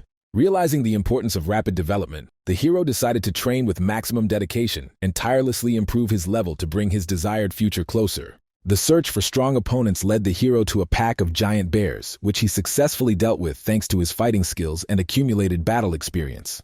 A successful hunt brought the hero not only the necessary experience points, but also helped relieve accumulated tension through active physical confrontation with strong opponents. An unexpected bonus after the battle was the acquisition of a new skill, Unusually Powerful Fist, whose late appearance surprised the hero, but he immediately appreciated its potential benefits. Studying the characteristics of the new skill, the hero learned that Extraordinary Fist absorbs the caster's strong will, his determination, and burning desire for victory. A detailed description of the skill revealed its ability to inflict special damage on opponents when attacking with bare hands without using additional weapons. Having carefully studied the description, the hero was delighted with the perfect match. Reducing the attack power of the skill allowed him to receive artifacts, finishing off opponents with the final blow. Inspired by the new possibilities, the hero decided to acquire a pet to help him obtain the necessary items and was going to immediately go home to carry out his plan. A sudden joyful cry from a stranger interrupted the hero's thoughts. Someone was persistently looking for a meeting with Ju Hyuk and finally achieved their goal. Rufendal's appearance and his confidence that he had found the right person made Ju Hyuk realize the seriousness of the unexpected meeting. Rufendal got straight to the point and told of his troubles with the Great Union due to constant confusion over the hero's identity. Ju Hyuk's displeased look betrayed his ignorance of the identity of his interlocutor, although a careful analysis revealed the presence of a thick aura of a chaos player and the corresponding equipment. The frivolous ignorance of his identity shocked Rufendal so much that he took it as an inappropriate joke in a serious situation. Sincerely surprised by his interlocutor's self-confidence, Ju Hyuk honestly admitted that he had never heard of Rufendal and his supposed fame before. An angry Rufendal introduced himself and explained the problem. Because Ju Hyuk had impersonated him, serious trouble had arisen. Rufendal's intentions were simple: to catch the imposter and hand him over to the Alliance to solve all problems and restore his reputation. Rufendal demanded that Ju Hyuk kneel down and beg for forgiveness, declaring the need to pay for the illegal use of someone else's name. Misinterpreting the enemy's silence as fear, Rufendal promised to spare Ju Hyuk's life on the condition that he voluntarily surrender and admit his guilt to the Alliance. Ju Hyuk's calm question about Rufendal's desire to have a duel sounded like a challenge, because the hero was not going to give up without serious resistance. Angered by his opponent's audacity, Rufendal agreed to fight, confident in his superiority as an experienced chaosite who specialized in assassination. After Rufendal's first strike, the hero calmly looked at his opponent, not understanding the mention of death, since the attack had reduced his health by only 3%. Having assessed the enemy's strength, Ju Hyuk doubted his high level and decided to test his skills in battle, activating a special fist with damage reduced by 90%. Watching the use of the special skill, Rufendal began to believe the rumors about the enemy's ability to kill the Alliance captain with one blow. Rufendal's confidence in victory was based on the assumption that there would be a long delay between the enemy's attacks when using such a powerful skill. Rufendal's astonishment reached its peak when his opponent covered the distance between them in a split second and prepared to strike. Ju Hyuk's first attack seemed to fail thanks to Rufendal's timely teleportation to a safe distance. Rufendal's special armor fulfilled its purpose. It was destroyed after the impact, but successfully protected the owner's body from serious damage. After assessing his capabilities against the enemy, Ju Hyuk decided to change the damage reduction settings from 90 to 50% to increase his attack. This was the first time he had found himself in such a situation. Rufendal suspected that his opponent was deliberately distracting him in order to recharge an important combat skill. Hoping to take advantage of the opportune moment to attack, the assassin rushed towards Ju Hyuk, realizing the enemy's vulnerability while recharging his skills. Rufendal's confidence in a quick victory was replaced by amazement after a powerful blow unexpectedly landed right in the face. Multiple system notifications of the destruction of protective armor made the experienced fighter realize the cunning and treachery of his enemy. Ju Hyuk's tactical ploy was successful. After a faint first strike, a full-force attack followed, catching the enemy off guard. The inability to use the Mind's Eye skill, which was only available at level 55, forced the hero to constantly pursue the elusive enemy. An enraged Rufendal summoned a spirit helper, intending to demonstrate his true power before capturing his enemy for a showpiece for the Grand Union. Watching the enemy's actions, the hero recalled the widespread rumors about a special signature method of killing for which Rufendal was famous. The enemy's characteristic movements confirmed the preparation of the legendary skill, Heart Attack, known among experienced players. The just decision to use his own secret weapon resulted in the complete disabling of the power-blocking skill. Rufendal's ignorance of the enemy's constant use of the power suppression skill led to a misjudgment of the situation and a malicious laugh. Confidence in victory pushed Rufendal to a swift attack, moving the confrontation into the decisive stage of close combat. Successful use of the Heart Attack skill did not save Rufendal from an unexpected death, leaving him completely bewildered by what had happened. Ju Hyuk's incredible resistance to the deadly skill made Rufendal suspect that his opponent was a master of a special class of martial arts. Doubts about the reality of the enemy's death were reinforced by the incomprehension of how the previous attack could completely destroy all defensive spells. The rash decision to attack without a reliable defense left Ju Hyuk puzzled about the intellectual abilities of the overconfident Rufendal. The minimal damage from the legendary skill Heart Attack made the hero think about the possibility of underestimating his own destructive power. The surprising lack of dropped items after the death of a Chaos player contradicted all known rules of game mechanics. The mysterious discrepancy between the status of the Chaos site and the lack of dropped items caused confusion among both participants in the strange confrontation. A careful examination of the battle site allowed the hero to discover fragments of completely destroyed enemy objects scattered around. The loss of valuable equipment purchased with gold bars left Rufendal in shock. The logical explanation for the lack of dropped items was that they had been completely destroyed during the final devastating attack. An easy victory over a level 50 opponent convinced Ju Hyuk that he was ready to visit the high-ranking hunting grounds. Watching the victor leave, the enraged Rufendal vowed to find the mysterious adversary, no matter what the obstacles. The unexpected binding of the soul by the slavery skill instead of the usual reincarnation was the first such case that caused Rufendal serious concern.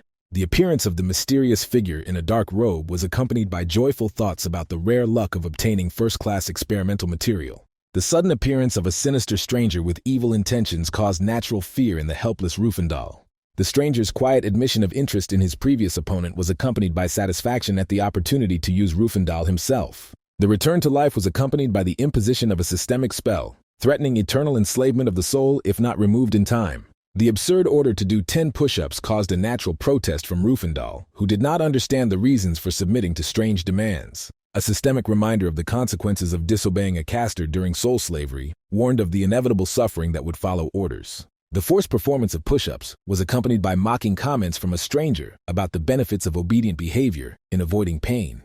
Lack of previous experience with soul slavery led Rufendal to speculate about the existence of a new magic by a hidden class of necromancers. An analysis of the stranger's manner of speech made it possible to determine his young age, which gave rise to the hope that manipulation through flattery was possible. Kneeling, Rufendal remembered his master's mention of his desire to obtain the body of the mysterious enemy for his own purposes. Having received confirmation of the stranger's intentions, Rufendal hid his sinister smile behind a promise of help in achieving his goal. After finishing his gaming session, Ju Hyuk went with his sister to his favorite burger place to spend some time together.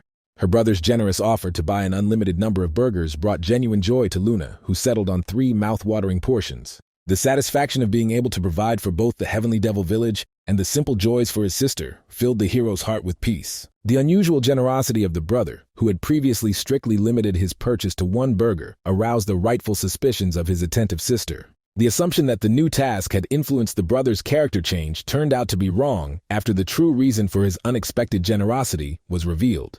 The brother's serious tone and request for careful consideration of the upcoming conversation created a tense atmosphere between the relatives. The problem of critically low luck, preventing the hero from getting loot even after defeating the Chaos Site, was causing the hero growing concern. The decrease in the effectiveness of assistance and doubts about the usefulness of the pet led the hero to the idea of founding a joint farm with his sister. The unexpected proposal caused a shocked reaction from the girl, which was expressed in bewilderment regarding the relevance of opening new companies. Ju Hyuk's calm clarification about the unusual nature of the planned undertaking somewhat softened his sister's initial surprise. Seiya's practical thoughts on market conditions included concerns about the dominance of the Grand Union and the influence of black monsters on the economy. The suggestion to carefully consider the decision was met with confident objections from the brother, who emphasized the length of preliminary planning. Seiya's curiosity about the details of the unusual enterprise was aroused, prompting his brother to begin a detailed explanation of his business plan. The Alliance Director was holding an important meeting in the conference room, discussing the recent loss of many Alliance members in a dangerous region called the Desert of Darkness. Particular attention at the meeting was given to an unusual Chaos Site who gained fame due to his principle of not attacking first and not killing without good reason. The president spoke about the recommendations sent out everywhere to leave alone any Chaos Site encountered without items in order to avoid unnecessary conflicts and losses. An important discovery was the recording of the battle between the real Rufendal and the mysterious Chaos Site obtained by Jung Wook-hyun, which refuted previous assumptions. The video obtained by Jung Wook-hyun made a strong impression on the president, who did not expect to receive such important evidence of the events taking place. A careful review of the battle footage helped those present to understand the fatal error in Rufendal's tactics that led to his defeat. Analysis of the video footage showed that the unknown Chaos Site possessed outstanding high-level close combat skills and easily dealt with the enemy after breaking through the defense. Despite the young age of the unknown fighter, experts have suggested that he has a hidden class, although he has not yet learned to use his abilities fully. The information gathered included an interesting promotion quest from a noble game character, the contents of which particularly interested the Alliance president. The content of the quest turned out to be connected with the capture of a certain Ramtidian, whom the local nobles considered a dangerous representative of the Chaos faction. The demonstration of the portrait of the wanted Ramtidian raised doubts in the president, who immediately noticed significant differences from the appearance of the Chaos site known to them. A check of the information conducted by the nobles led to an unexpected discovery. The game system identified the elusive Chaos site as Ramtidian. The Alliance leadership decided to focus its efforts on capturing available targets to earn promotion points, rather than wasting resources on searching for an elusive enemy. Young Wook-hyun's carefully thought-out plan involved forming 30 men and using the rank and file of the Alliance to wear down the enemy and make payments. One employee expressed concern about the amount of compensation, given the real pain sensitivity of injuries in the virtual world of Olympus. The director's confident words about the dedication of the company's young employees and their willingness to work hard to earn growth points sounded like a final decision. The president's approval of the sum of 3 million won for the successful completion of the mission was the final touch in the discussion of the financial side of the operation. Young Wook-hyun presented a detailed plan for distributing the 700 million gold reward among the president, directors, participants, and organizers of the operation. The president's approval of the plan was accompanied by an order to immediately begin the operation, despite possible casualties among ordinary union members. The long-awaited meeting of brother and sister took place in the mountains, where the girl brought an impressive collection of magical books for study. The sister expressed concerns about the effectiveness of the books brought, as they contained only basic spells for novice magicians. The girl's anxiety was intensified by the understanding of the lack of time to learn new spells, because her brother should have received an advanced game class long ago. Opening one of the books, the hero read ancient wisdom about how even a simple weed can turn into a powerful weapon in the hands of a true martial arts master. Explaining the meaning of what he read to his sister, Joo-hyuk explained the possibility of turning a normal attack into a special move if the character has outstanding characteristics. While learning various combat skills, the hero felt regret about not having developed his game characteristics enough to fully realize his potential. Careful observation of her brother's actions led the sister to a startling discovery. The owner of such incredible abilities still remained without a specific class. Realizing the true state of affairs forced the girl to reconsider her decision to quit, made at the request of her brother, on whose support she had greatly counted. Understanding the responsibility he had for his sister, who trusted him, Joo-hyuk promised that together they would reach unprecedented heights and become true masters of their craft. Preparation for training began with removing all equipment that provided additional bonuses to the strength and health characteristics of the sister's character. When he began his magical experiments, Joo-hyuk honestly admitted his lack of experience and chose a simple healing spell despite warnings about its weakness. Confidence in his own abilities prompted the hero to test the effect of basic healing on his sister, hoping to strengthen the spell with his own characteristics. The lack of noticeable changes after casting the spell made the girl reach for a recovery potion to improve her health. An amazing discovery awaited the sister when, at her brother's request, she checked his health indicators and discovered a complete restoration of all parameters. Encouraged by the success of the healing spell, Joo-hyuk decided to give his sister a buff to test her abilities in a real fight. The sister's confusion about a possible opponent for training turned to wariness when her brother simply asked her to turn around. The girl was taken by surprise when a huge giant bear appeared, growling menacingly, preparing to attack his opponents. Seiya couldn't believe her brother's intention to make her fight such a huge enemy alone, as such missions were usually carried out by a group. Her brother's refusal to help in the battle forced the girl to gather all her strength and defeat the giant bear in 3 minutes of intense combat. After a grueling battle, Seiya fell to her knees, not believing in her ability to defeat such a powerful opponent without help.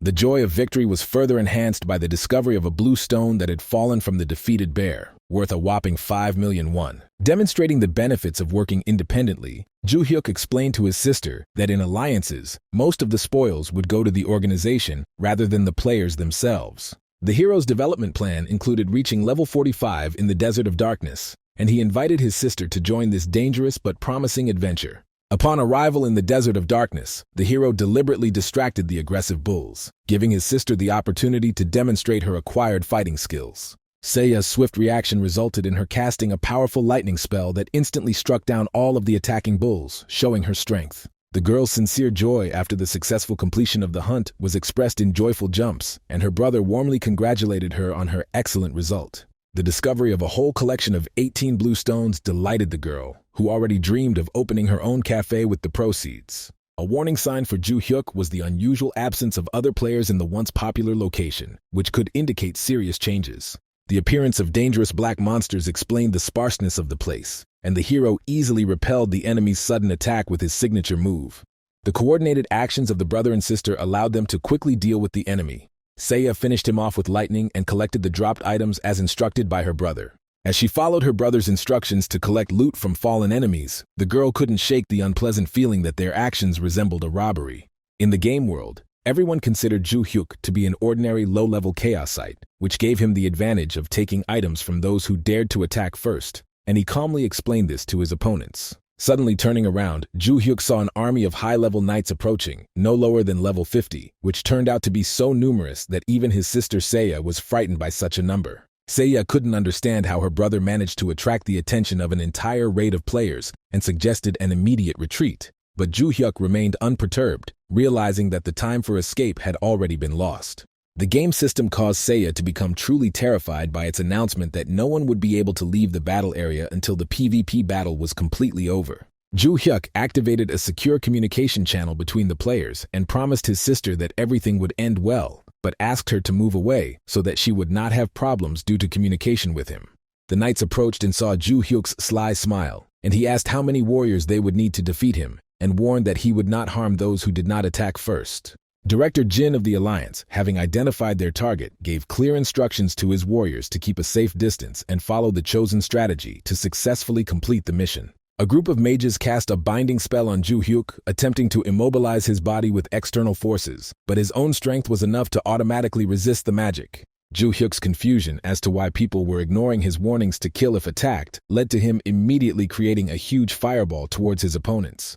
Director Jin deemed the attack weak and ordered the tanks to move forward to create a powerful defensive barrier called Magic Breakthrough that would easily deal with normal magic. According to Captain Jin's explanation, the hero's lack of a specific class meant that his basic magic was of no threat, so tanks had to quickly organize a combo skill to destroy him. Watching the barrier being destroyed, the hero thought about the strangeness of his nicknames, because before he was called Rufendal, and now they came up with a new name, and this situation was beginning to irritate him. After the smoke cleared from Ju Hyuk's powerful attack, Commander Jin realized with horror that all of his tankers had been destroyed by a single enemy strike. The commander couldn't believe what was happening, because the enemy was only using basic magic, and given Ju Hyuk's reputation as a master of hand-to-hand combat, what happened seemed completely illogical. Deeply shocked by what he saw, Director Jin ordered the remaining warriors to prepare for battle and tried to understand how simple basic magic could have such destructive power. The director pondered the contradiction between the high magic power and low resistance to slavery in the opponent who stood motionless under the effect of the binding spell, which raised questions about his true nature. In an unexpected display of mercy, Ju Hyuk warned his opponents of their imminent death from his magic and advised them to immediately leave the battlefield for their own safety. An impressed Seiya shared her surprise with her brother at the incredible size of the fireball, and although Ju Hyuk himself did not expect such an effect, he carefully hid his surprise. The worried girl asked her brother about the effect of the enemy's magic, which supposedly restricted his movements. But after learning the truth about the lack of effect of the spell, she could not understand the reason for his immobility. Ju Hyuk explained to his sister that his stillness was due to their conversation and waiting for the recharge of the fireball, which he planned to use against the opponents several more times. Watching her brother's actions during the battle, Seiya understood that his behavior could hardly be called reasonable, but she recognized his right to act at his own discretion. The system informed Ju Hyuk of the 50-second cooldown for the fireball skill, which made him annoyed at the long wait, but he couldn't change this limitation. Captain Jin gave the order for the ranged troops to prepare for a large-scale attack on his signal, trying to understand the situation with the enemy, who was displaying the abilities of a magician instead of the expected skills of a fighter. The Alliance president received an urgent message from Jin asking for support and the need to send a high-level tanker to create a magical barrier, as their enemy was not a melee fighter. Jin informed the president of the 3 dead soldiers and the current lull in enemy reloading, emphasizing the need to quickly capture the target to minimize further casualties. The president realized the error of the information he had received about the enemy and decided to increase the number of attackers, despite possible financial losses, in order to cope with the unexpectedly strong enemy. Jin led his warriors into the attack, explaining to them that now was the best time to win, since the enemy, although he possessed magic, was under the effect of a binding spell. During the massive attack by the enemies, Ju Hyuk showed strange behavior, smiling and making no attempt to avoid the impending danger. The archers and mages organized a continuous stream of varied attacks, trying to create the perfect combination of skills and not give the enemy a single opportunity to strike back. Watching the events unfold, Captain Jin became convinced of the effectiveness of his tactics, based on constantly tying up the enemy and properly organized attacks, regardless of his class. The captain hoped to have time to inflict significant damage on the enemy before the president arrived, expecting to reduce his health by at least half during the current attack. Jin was in complete shock when he discovered that Ju Hyuk was methodically eliminating the knights one by one, realizing the ineffectiveness of the binding spell he had used. Ju Hyuk moved swiftly between his opponents, using fireballs and destroying them with incredible efficiency, demonstrating the superiority of his fighting skills. After destroying another group of fighters, Ju Hyuk, with a sly smile, reminded the captain of his warning that he would not have killed them if they had not attacked first. The remaining knights were in great fear, not understanding the nature of the enemy's abilities, who demonstrated outstanding combat skills contrary to their assumptions about his magical specialization. In the midst of Jin's panic and attempts to organize a target blockade, the president appeared, thanked the captain for his work, and took command. The president announced an agreement with partners and the sending of additional forces by all alliances after promising to share the quest to increase the level for capturing Ju Hyuk. Despite the significant manpower at his disposal, the president expressed surprise at Ju Hyuk's ability to eliminate so many opponents in a short period of time. The alliance leadership was confident of the success of the operation thanks to 200 fighters, who made up a virtually invincible army, ready to confront a single enemy. The president was counting on a quick victory, believing that a lone enemy would be very tired after a long battle with superior forces. Checking his health indicators, Ju Hyuk noted that numerous opponents who were stronger than Rufendal were barely able to deal any damage to him. Thanks to the colossal speed of health recovery, Ju Hyuk remained confident in his abilities, realizing that even 200 opponents would not be able to cause him serious harm. Luna, who was watching the battle unfold from the sidelines, felt great concern for her brother's safety in this dangerous situation.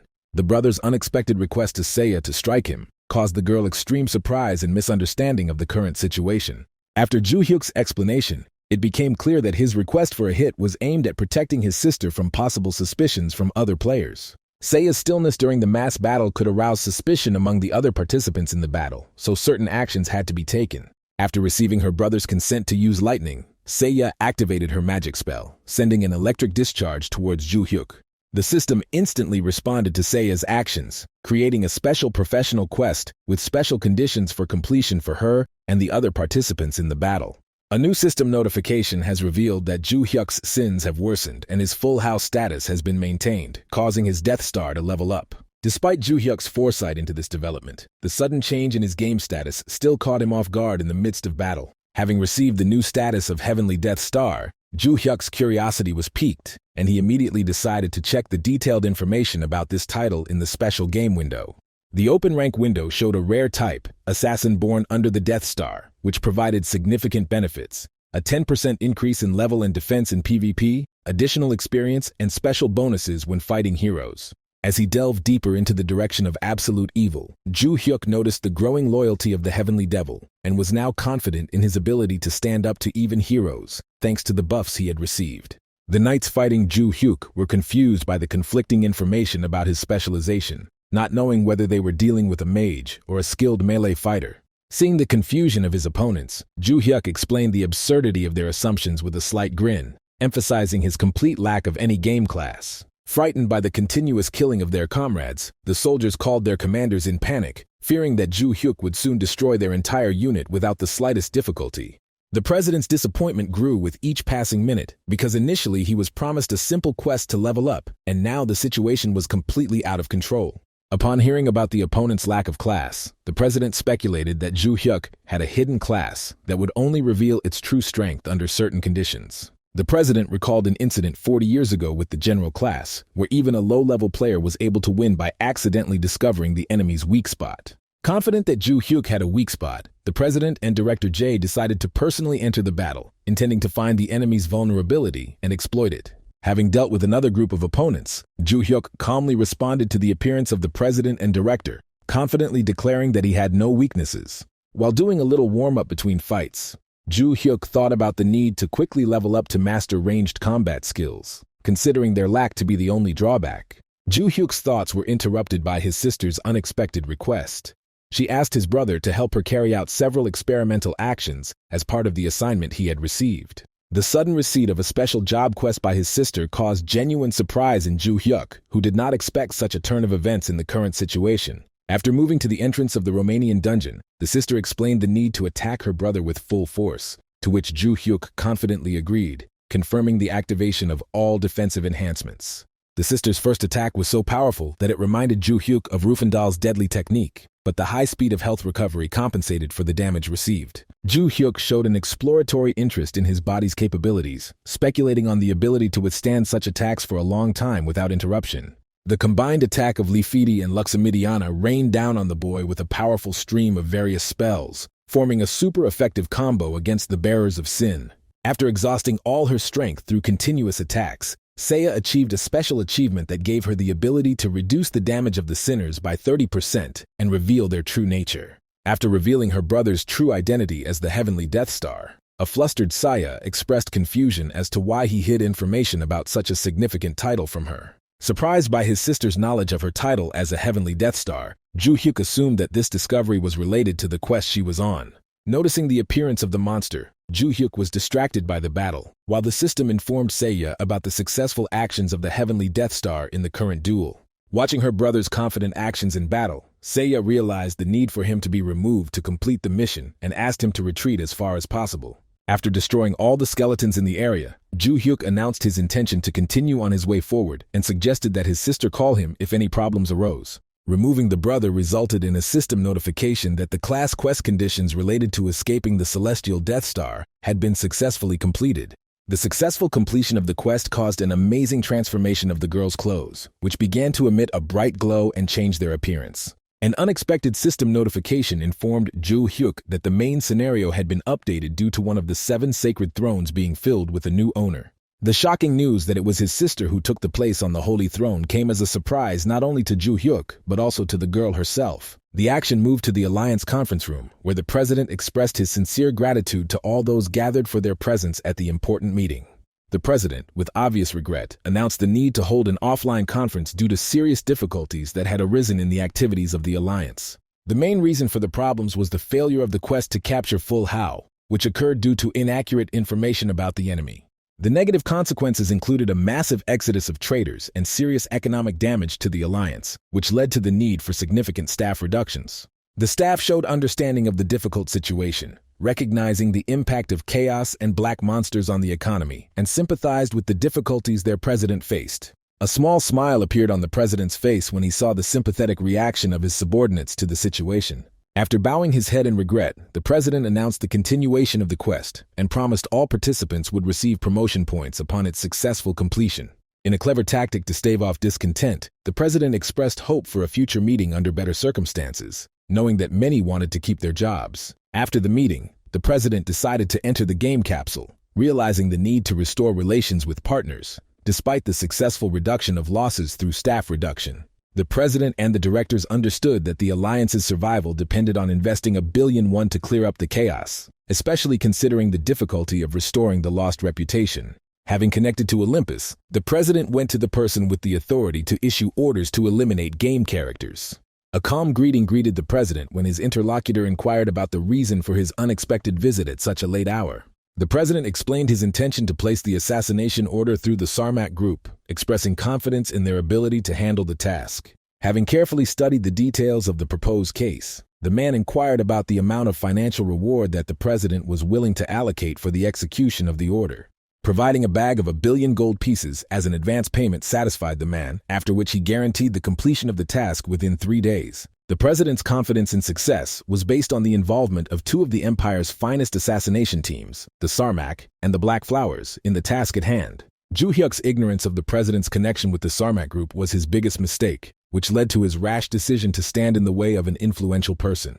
Despite the significant cost of $1 billion gold, exceeding the elimination bonus by 300 million, the president considered it a good deal due to the additional promotion points. Leaving the safe zone, the president considered partially compensating for the losses by cutting personnel and wages as he moved forward into the open space. The sudden beheading and the systematic notification of the hunt became the last events in the life of the president, who did not even have time to comprehend what had happened. The president's lack of understanding of the moment of his death caused great confusion because everything happened so quickly that he did not notice the approach of danger. The last message for the president was a system notification that he would be kept in spirit form until he logged out of the game, leaving him with many unresolved issues. The appearance of the killer, who threw a card with the sign of the black flowers on the president's corpse, was accompanied by an ominous warning from the man in red about the beginning of an indefinite death sentence. The man's arrival at the Sarmat Group's base was accompanied by information about a new order that required the immediate attention of the organization's leadership. The leader of the group immediately recognized the unusualness of the situation, realizing that with a standard order, the client would already be dead, and the current task required his personal participation. The young assistant expressed concern for the chief's safety, not understanding the reasons for his personal involvement in a task that could be carried out by subordinates. Touching the worried boy's shoulder with a calming gesture, the leader confirmed his intention to personally carry out the assigned task, emphasizing the importance of this information. The long-awaited moment has finally arrived, causing genuine joy in the man, ready to begin fulfilling an important mission.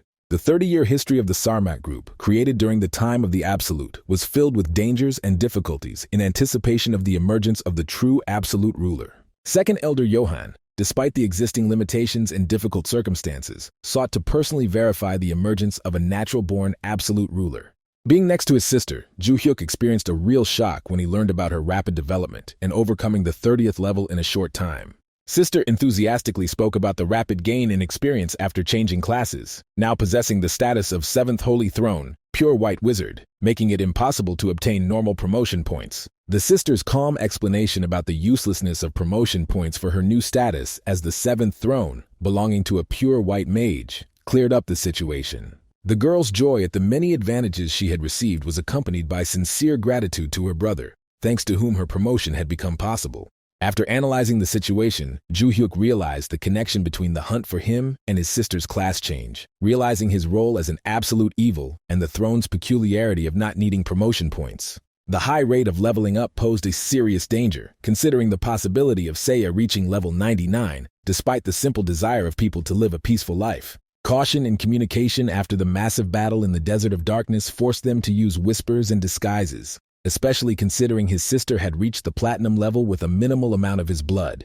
Agreeing to his sister's request for additional training, Ju-hyuk put forward one condition: she should not accidentally kill him during a training fight. The sister's internal struggle manifested itself in her desire to kill her brother at least once in order to complete a special quest, despite the difficulty of making such a decision. The sister's persistent entreaties to allow him to be killed for the sake of a high reward were met with a categorical refusal by the brother, despite the potential value of the reward. The smiling sister continued to insist, reminding them of the game nature of what was happening and offering to divide the reward they had received according to their agreement. Ju-hyuk philosophically noted that if he were to die someday, he would prefer to do so at the hands of his sister, but killing him now was definitely not the right thing to do. Ju-hyuk's curiosity about the possible reward for his murder was mixed with bewilderment at his sister's cheerful attitude towards the idea of his elimination. The positive changes in his sister's character and her taking over the throne made Ju-hyuk happy, making him look at the situation more optimistically. The next few days, the siblings spent in various dungeons, where Seiya fought on her own, collected items, and leveled up. Checking the stat window showed Ju-hyuk that despite needing to level up, he still lacked a significant amount of experience. To reach the next level, Ju-hyuk needed to destroy additional monsters to gain the missing experience. The sister's unexpected decision to temporarily leave to replenish her stock of potions and items was accompanied by a promise of a quick return. The final agreement on collecting dropped items ended their conversation, after which the brother and sister temporarily went their separate ways. Ju-hyuk's plan was to use the 10-minute window to solo kill the monsters needed to level up. A sudden ambush interrupted Ju-hyuk's plans when an unknown person addressed him using the title of Absolute Heavenly Devil. Second Elder Johann personally came to verify the authenticity of Ju-hyuk's identity, wanting to confirm the veracity of his claim to the high title. The threat of a permanent death sentence from the Sarmat Group hangs over Ju-hyuk if his true identity is not confirmed. The system responded to the Second Elder's appearance by creating a difficult SSS level quest called Second Elder Johann's Attack. Johann's fame among the 12 Elders of the Heavenly Devil was based on his unrivaled skill in surprise attacks, requiring Ju-hyuk to be especially careful in order to gain recognition. The unexpected appearance of an SSS-level quest within the main quest, Return of the Absolute, made Ju-hyuk realize that he might be in the middle of something big. Analyzing the aftermath of the attack on his sister and her ascension to the throne, Ju-hyuk understood the possibility of his becoming an absolute and quickly growing as a saint without the need for promotion points. The prospect of a solo confrontation with the Saints implied receiving balanced SSS-level quests that required maximum concentration of forces. The support of elders like Johann, who ordered Ju Hyuk to take up arms, could be a decisive factor in the upcoming battles. While deflecting the enemy's blade, Ju Hyuk calmly reminded Johann of his lack of a weapon and expressed his incomprehension of the need to immediately prove his skills. The hero's misunderstanding of the situation made Ju Hyuk think about the true intentions of Johann, who clearly did not seek a simple murder. Reflection led Ju Hyuk to realize that Johann was loyal to the idea of reviving the Heavenly Devil, making him an important ally in the future. Ju Hyuk's explanation about the restrictions placed on him and his imminent release from them was aimed at establishing mutual understanding with Johann. The recognition of current weakness was accompanied by confidence in the temporary nature of this condition, emphasizing the prospects for future development. Ju Hyuk urged Johann and the other elders to be patient, promising that the true absolute ruler would soon appear once the restrictions were lifted. The misunderstanding of Johann and the other elders' desire to destroy the barely manifested power caused Ju Hyuk to be genuinely perplexed. The warning of possible future regret due to the elders' impatient nature emphasized the importance of a cautious approach to the developing situation. Careful study of Johann's reaction convinced Ju Hyuk that the necessary contact had been made, setting the stage for the decisive argument. Ju Hyuk's confident statement about quickly mastering the technique of the mind bequeathed by the teacher was accompanied by a specific time promise of 10 minutes. The boy's distrust of Ju Hyuk's ability to master a complex technique in such a short time reflected the general doubt about the possibility of such an achievement. Ju Hyuk conditioned the successful mastery of the technique on the provision of additional time, promising to prove the truth of his words with real actions. Johann's displeased remark about the imminent verification of the truth of Ju Hyuk's words created a tense atmosphere of anticipation of the upcoming proof. Johann announced his intention to become Ju Hyuk's shadow for the next 10 minutes, carefully observing the process of mastering the new skill and ready to act in case of failure. The system notification showed Ju Hyuk the remaining 59 seconds of the time Johann had given him, giving him satisfaction at his successful time-buying tactic. The need to gain the last experience points seemed like a doable task thanks to Ju Hyuk's negative luck, which attracted many monsters, allowing him to expect to complete the task before the 10-minute deadline.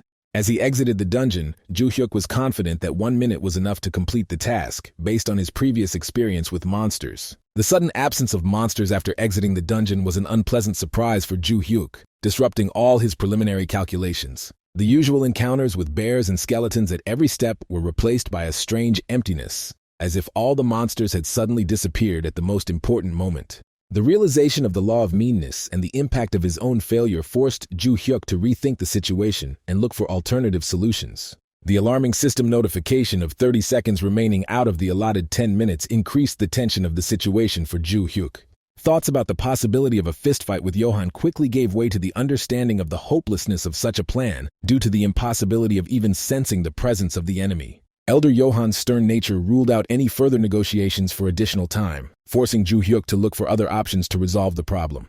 An unexpected message from his sister about her unsuccessful search for her brother was interrupted by his stern warning to stay away due to the dangerous situation.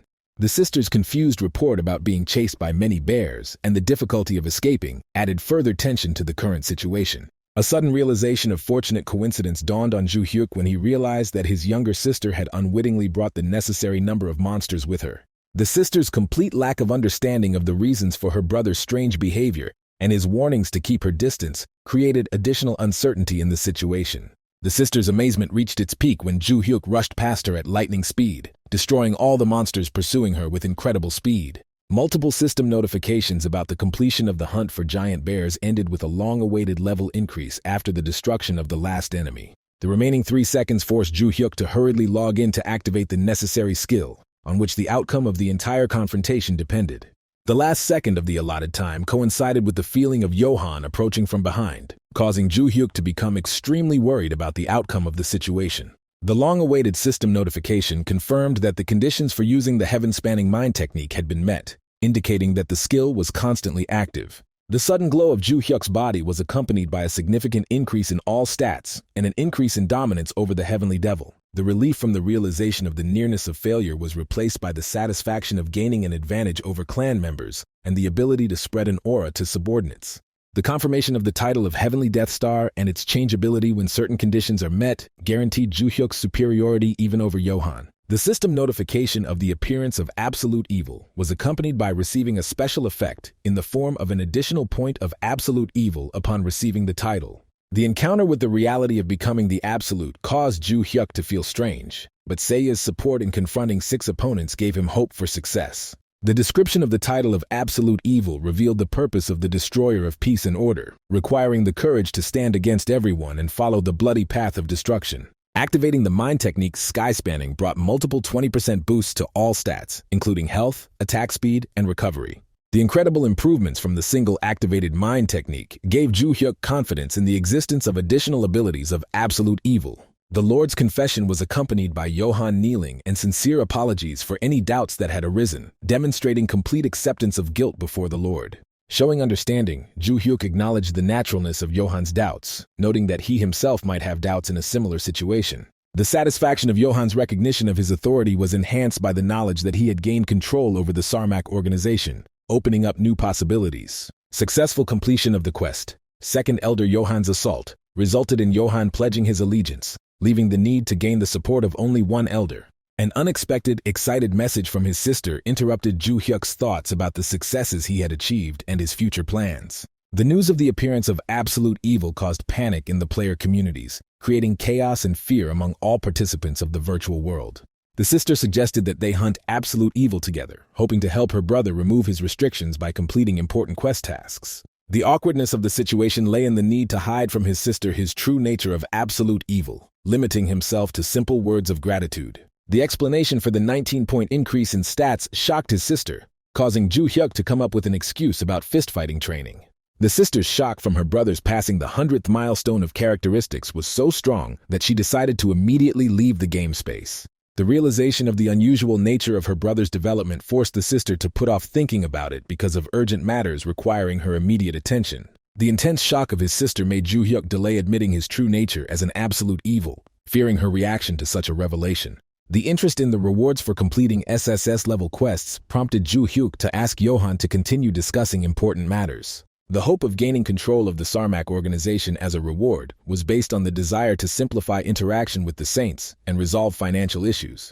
The beginning of Johann's report on the power and status of Sarmak was interrupted by his sudden tension from the feeling of approaching uninvited guests. Ju Hyuk was irritated by the appearance of another group of knights at such an important moment during the discussion of strategic issues with Johann.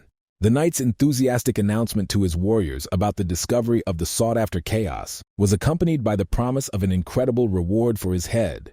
Ju Hyuk was displeased with the opponent's constant habit of using different names every time they met, which he found tiresome and pointless. The battle began with the commander's order to use energy charges to exhaust the enemy's forces, demonstrating the standard tactics of the knights. Activating the mind technique allowed Ju Hyuk to sense the NPC's abilities, giving him the confidence to let the opponents begin their attack. Ju Hyuk's first experience fighting knights was disappointing due to their low level, which did not pose a serious challenge.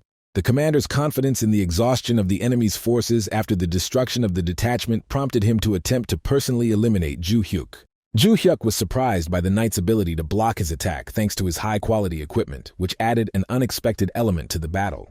Watching his opponent closely, the knight assessed his incredible strength, while at the same time hoping that his opponent would be tired after previous battles. Ju Hyuk smiled as he explained about holding back his strength in previous attacks, before demonstrating his true power with a knockout punch that killed the last opponent.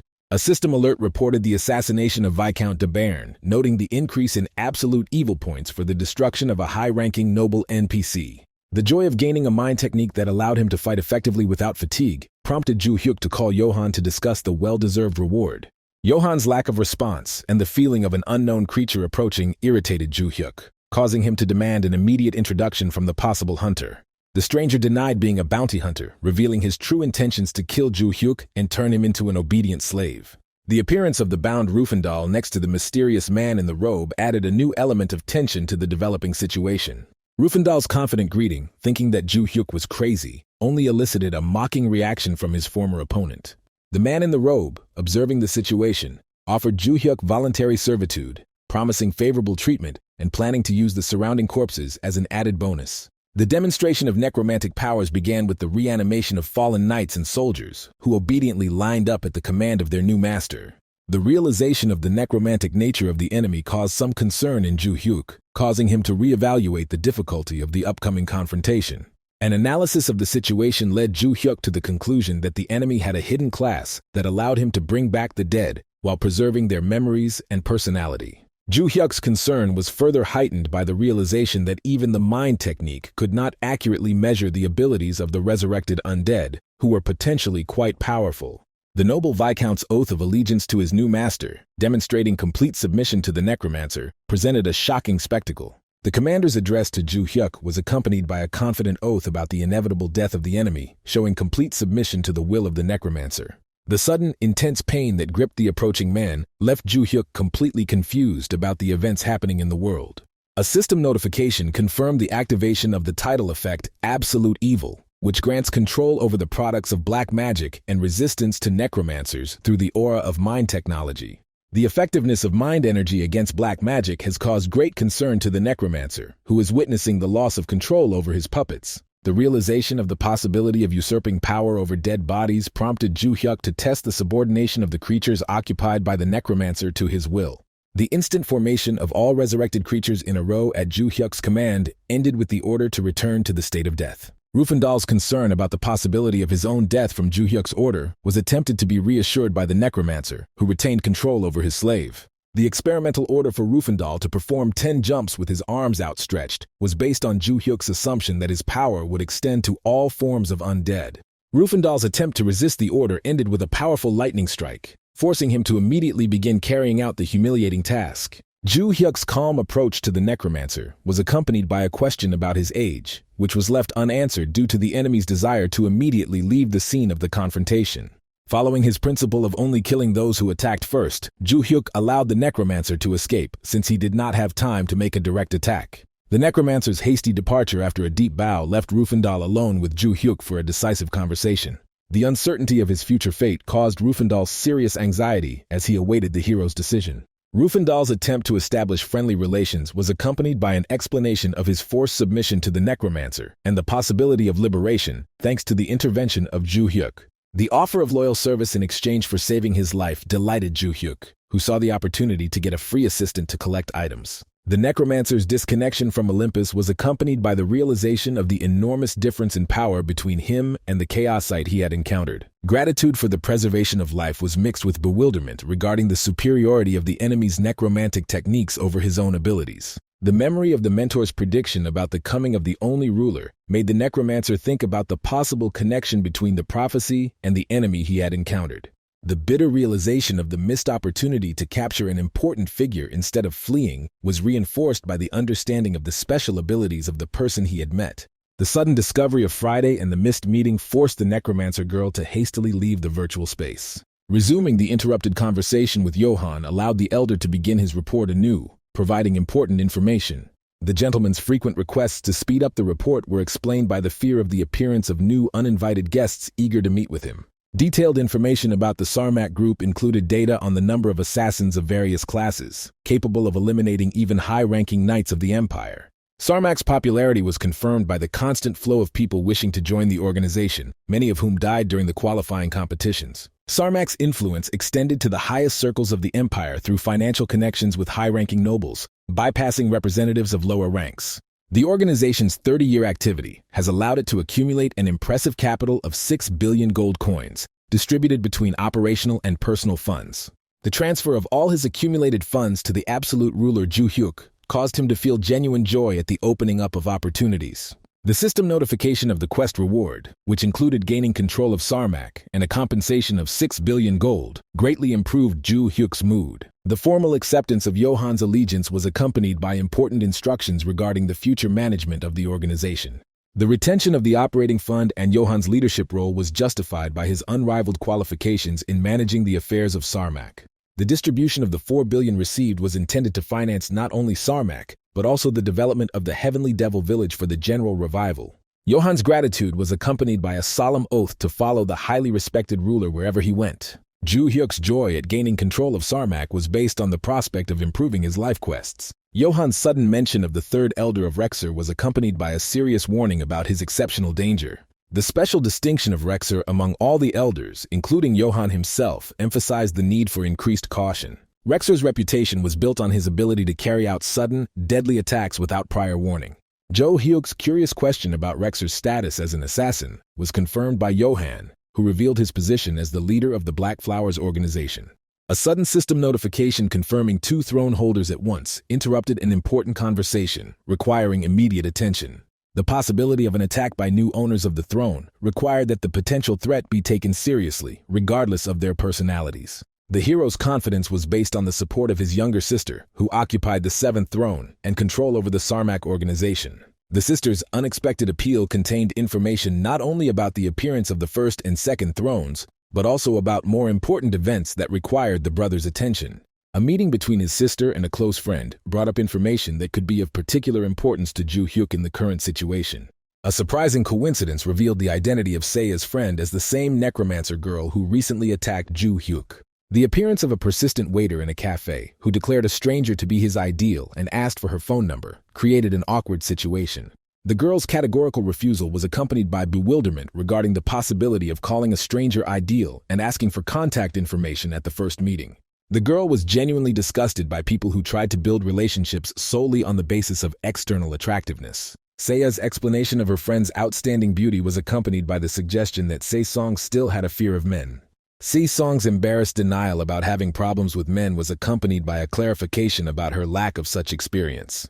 Remembering the nickname Ice Princess from the academy made Seiya smile as he thought about the possible reactions of his friends to his friend's current behavior. Se-song's awkward reaction to her friend's supposed anger turned into genuine laughter and a question about current affairs. Se-song's candid account of her recent problems showed the level of trust between the friends and the importance of their communication. The long conversation brought the girl significant relief from the opportunity to share her accumulated experiences. Mutual gratitude for the confidential conversation ended with good wishes for a successful journey before the friends parted. The unexpectedness of the information received made Seiya think about the necessary actions, starting with establishing contact with his brother. Jo Hyuk's immediate disconnection from Olympus was due to the realization of the importance of the information, prompting his sister to immediately send a message. Fear of possible eavesdropping forced the girl to return home for a calm conversation in a safe environment. Seiya's revelation about the unique information he received was about Se-song's unexpected encounter with the absolute evil, which came as a complete surprise. The existing information about the solitary struggle of absolute evil against the saints was supplemented by the knowledge of the existence of support classes among players. Jo Hyuk's realization that his sister's longtime friend possesses a hidden ultimate necromancer class designed to support ultimate evil. The value of the information received made Jo Hyuk doubt the ethics of his sister disclosing her friend's secret that had been entrusted to her. Seiya's explanation was based on the spiritual kinship with his friend and the need to inform his brother as an absolute evil about important events. Jo Hyuk's attempt to feign ignorance was met with his sister's explanation of her knowledge and the expectation that her brother would confess on his own. Analysis of the brother's unusual history included 20 years of training in a strange place, sudden appearance, connection with black monsters, and incredible strength. Additional signs included the full Chao status and a sharp increase in characteristics after the notification of absolute evil appeared. The chain of logic ended with Seiya gaining the 7th throne after attacking his brother, which allowed him to draw obvious conclusions. Understanding the complexity of the situation did not lessen Seiya's frustration at not having a confidential conversation with his brother, leaving him without the possibility of an excuse. Her sister's praise for her insight was accompanied by an acknowledgement of her expectation of the mystery being revealed. But Seiya rejected her brother's attempts to make excuses. Seiya was careful not to reveal to her friend the identity of the ultimate evil and her own status as a saint. The awareness of the need to maintain secrecy to protect personal data was confirmed by the seriousness of the situation in confrontation with the entire world and the sister's status as an accomplice. The need to meet with Mariana was based on the possibility of avoiding a single confrontation with the 7 saints, revealing the scale of Zeus's plans. Jo Hyuk's arrival in the Leprian Mountains was accompanied by memories of information from his sister. Mariana's age of 19, leaving the academy for necromancy, level 14. The recommendation to use a mask to impair recognition was based on the need to hide from the Empire and the Unions as an absolute evil. The acquisition of the mask was accompanied by thoughts about the need for greater caution and surprise at the possibility of meeting a young necromancer. The doubts about the capabilities of a level 14 necromancer were based on the ability to capture a level 50 Rufendal, even with a hidden class. Arriving at the meeting place, Jo Hyuk saw his sister standing next to her friend, also protected by a mask. Mutual recognition of the meeting participants occurred despite the presence of masks, revealing the true identities of those gathered. The shocking revelation of Se-song's feminine essence contradicted her previous manner of speech, surprising both participants of the previous meeting.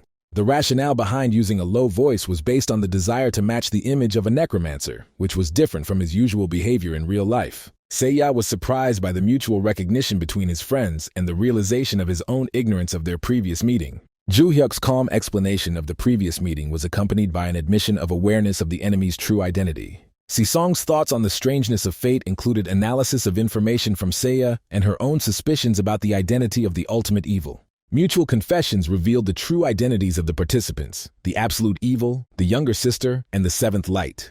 The unexpected revelation of the information caused Se-song to feel strong emotions that she could barely contain when talking to her friend. Se-song's emotional reaction was expressed in physical pressure on her friend and demanding an explanation for hiding important information. Seiya's explanation for the reasons for withholding information included respect for his brother's privacy and an apology for keeping silent about his own status as a saint. Se-song's state of shock was intensified by the realization that she was inappropriately dressed for a meeting with her friend's brother, causing severe nervous tension. Se-song's awkward excuses to Joo-hyuk included references to the usual attention to appearance, a different manner of speech, and the inappropriateness of the phrase about enslavement. Joo-hyuk's internal contradiction between his sister's description of his friend's beauty and his own perception of her as a child was accompanied by bewilderment regarding the image of the Ice Princess. The transition to the main topic of conversation was accompanied by a direct question about the status of an absolute necromancer and receiving the corresponding quest. The handover of the bundle to Joo-hyuk was accompanied by an explanation of the inheritance from the teacher, drawing attention to the important artifact. The initial perception of the document as a map was replaced by a shocking realization of identity with the map received from one's own mentor. A detailed comparison of the drawings and marked destinations confirmed a complete match with the map received from the teacher. The analysis of the obvious connection with absolute evil led Joo-hyuk to pay special attention to the drawing in the corner, which is related to the technique of the mind. The black flame sign, which reflected the essence of Joo-hyuk's technique, indicated his destiny as a conqueror of the world. The confidence that the sign's appearance was not accidental strengthened the understanding of the importance of the events taking place. Confirming the teacher's words about the existence of players with hidden classes to support the absolute evil expanded the understanding of the situation. Joo-hyuk's relief was based on the possibility of avoiding a single confrontation with the Saints thanks to the support of his allies. The rationale behind being weak against absolute evil and being a minion resonated positively with Se-song. The return of the scroll was accompanied by confirmation of the power of the absolute necromancer and a proposal to begin active actions. The explanation for the need to raise Se-song's level 14 was based on the preliminary information from her sister. The joint battle with the giant bears began a few days later with Seiya easily defeating his first opponent. Having received the level-up system multiple times left Rufendal confused about the number of upgrades required. Completing Joo-hyuk's quest to collect rewards resulted in successfully finishing off the giant bear and reaching level 58. Quickly completing the task of finding the reward and delivering the blue stone to the owner earned Joo-hyuk's praise and gratitude. What was surprising was the transformation of the legendary killer Rufendal into a simple collector of artifacts under the leadership of a new master. The appeal of serving under Joo-hyuk was based on his excellent healing skills, buffing skills, and guaranteed rewards. The sudden realization of his contentment with his slavery made Rufendal want to rid himself of such inappropriate thoughts. Checking the levels of the party members revealed Mariana's impressive progress to level 19, typical for the hidden support class. Seiya admired the fact that Se-song had hunted alone before, demonstrating her independence and determination. Se-song's admission of her lack of skill control was coupled with Joo-hyuk's understanding of her outstanding necromancer abilities, despite her outward clumsiness. The current limitations due to Se-song's low level included the weakness of summoned undead and summoning limits, without diminishing the potential of the absolute necromancer. The priority task of raising the girl's level was related to ensuring safety in the conditions of the Elder's activity and the attention of the players. The strategic value of the undead in waging a quantitative war made Se-song an ideal ally in the current situation. The peculiarity of Se-song's quest to research unity techniques allowed the game to start at level 20, as opposed to Joo-hyuk's level 40. The difficulty of the quest left by Joo-hyuk's mentor required a joint effort to avoid serious problems when completing it alone. Joo-hyuk's joy at the addition of his sister and Se-song was combined with the satisfaction of maintaining his luck in real life. Se-song's unexpected embrace was accompanied by a joyful message about reaching level 20 and gratitude for the effective instructions. After breaking free from the hug, Ju Hyuk announced that the quest could be started once Se-song reached the required level. The plan of action involved transporting Se-song and Seiya via the Imperial Teleport to the Kargos Mountains on the Runya continent. The girl's first priority was to collect all available information in the designated area. The agreement on Ju Hyuk's subsequent joining with Rufendal via the Union's teleport completed the distribution of tasks. Rufendal's doubts about the possibility of using teleportation due to his full house status were shared by Ju Hyuk, who was ready to look for alternative ways. Analysis of transport options revealed the disadvantages of cheap but time-consuming sea and air travel, making teleportation the preferred choice. The limited number of teleports independent of the Empire was complicated by additional restrictions on chaos sites from the Federation. The teleport of the Large Union of Helen was an example of the monopolization of the management of large unions in the existing system. The vigilance of the teleport guard led to the discovery of suspicious activity and a call to the captain to check the situation. The captain's forced attention to the situation was caused by a report of 2 chaos sites approaching the protected area. The captain's decision to allow entry was accompanied by the intention to personally control the situation to ensure safety. The operators of the teleport of the Great Union acknowledged the validity of the security measures taken in the current situation. Rufendal's premonition of trouble was met by Ju Hyuk's confident assurances of safety in the conflict-free zone if his instructions were followed. The teleport representative explained the route north of the Kargos Mountains on the Runya continent and inquired about the availability of the necessary payment. The recognition of the famous blue-haired Rufendal led to the assumption that he had brought an assistant to perform auxiliary tasks. Following Ju Hyuk's plan, Rufendal introduced his companion as the collector of the dropped items, maintaining the appearance of superiority. Rufendal's concerns about potential problems persisted despite following Ju Hyuk's plan to take over as leader. The guard was perplexed by the strange choice of assistant to collect the items, which seemed like a suboptimal solution. Doubts about the usefulness of Rufendal's companion were reinforced by the apparent low level of development of the supposed assistant. Despite his obvious agitation, Rufendal tried to explain to the guard that the level of his assistant should not have any bearing on the accomplishment of their common task. The young guard laughed and stated his payment demands directly, setting a special price for the Chaos Travelers at 30 million gold coins each. Rufendal was frankly shocked by the amount named, which seemed to him completely unreasonable and excessively high for the usual fee for passing through the portal. The guard calmly reminded the travelers of their special status as Chaosites, which meant they could not use the regular Imperial portals to travel. The guard's carefully thought-out plan worked flawlessly, as the travelers, despite Rufendal's outrage at the high prices, were forced to accept his terms. The guard saw an opportunity to gain additional benefit from the current situation and approached Rufendal's companion with an unexpected proposal to change his situation. Admitting to ignorance of Ju Hyuk's full story, the guard offered to help him in exchange for unconditional compliance with all subsequent instructions and orders. Careful observation of what was happening allowed Ju Hyuk to fully reveal the true nature of the leader of a large alliance, who surprisingly easily succumbed to a simple trick. Ju Hyuk's current plan was to create a convincing appearance of his sincere desire to free himself from his position as a subordinate right in front of everyone present. The group of girls' journey to the Kargos Mountains ended surprisingly quickly and successfully thanks to the flawlessly functioning instant teleportation system. Mariana expressed concern about the fate of Ju Hyuk, but Seiya confidently assured her friend of her brother's invincibility, capable of coping with any difficulties. The girl was deep in thought about the correctness of addressing the young man as uncle, given his relatively young age and friendly attitude towards others. The age difference between them was only 7 years, so the girl was worried that the guy might be displeased with her overly respectful treatment of him. Seiya, knowing her brother's character very well, confidently told her friend about Ju Hyuk's complete indifference to formalities in address and the choice of appropriate address. Suddenly, Se-song stopped talking and focused on a serious problem: her complete inability to understand the maps and determine the correct direction to move. The narrative switches to Commander Eva, who occupied a lowly position with a development level of 40, insufficient to confront the leader of the Union, Helen.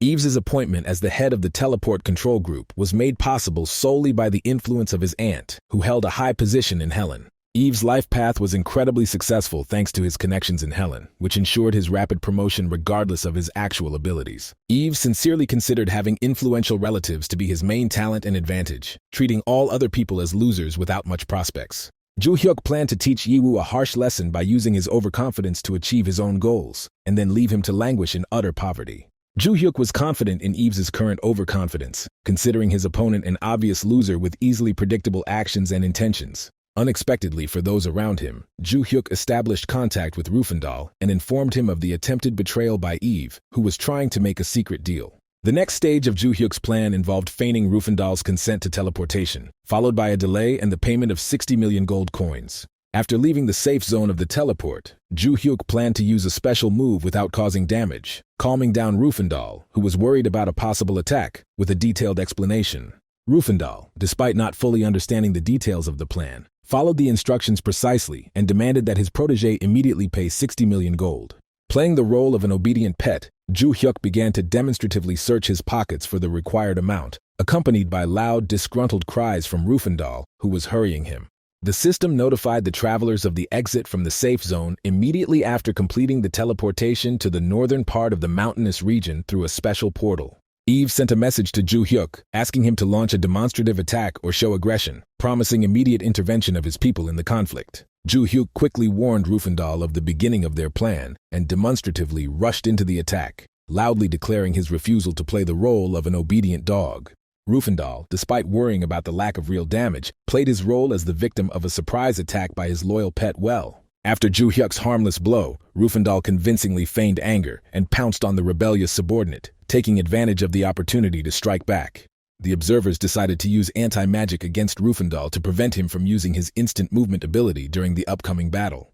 Ju Hyuk remained calm as he saw 5 enemies attacking Rufendal, knowing that his allies' abilities had been greatly enhanced before the fight. Eve was triumphant, believing that he had discovered the valuable carrier of 60 million gold coins, and decided to eliminate the potentially dangerous chaosite immediately. The opponent intended to prolong the pleasure of the fight with Ju Hyuk, planning to deliver a series of blows before finally destroying the unexpectedly strong enemy. The overconfident enemy demanded that Ju Hyuk hold out longer for his own amusement, unaware of the unpleasant surprise that was being prepared in return. Anxiety gripped Iva at the sight of his enemy remaining almost unharmed after delivering what seemed like a crushing blow with all his available strength and abilities. Ju Hyuk's powerful counterattack sent a startled Eve flying across the makeshift battle arena, completely changing the balance of power in the battle.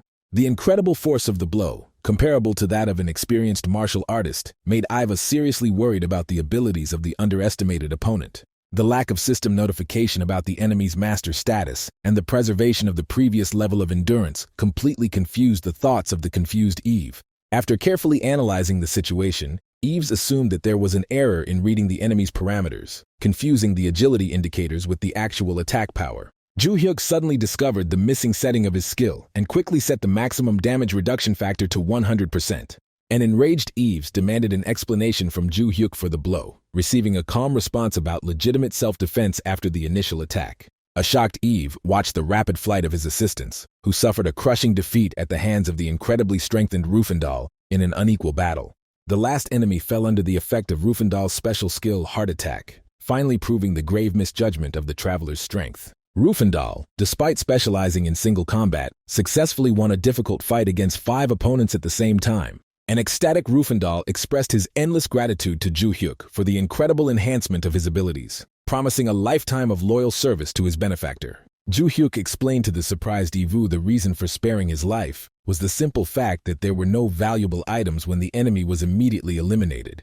The realization of the truth astounded the enemy, who suddenly realized that there was no real conflict between the travelers, who had been secretly coordinating their actions in whispers. Fearing an internal investigation if he died, Eves offered to return the 60 million gold, but was only mockingly refused by Ju Hyuk.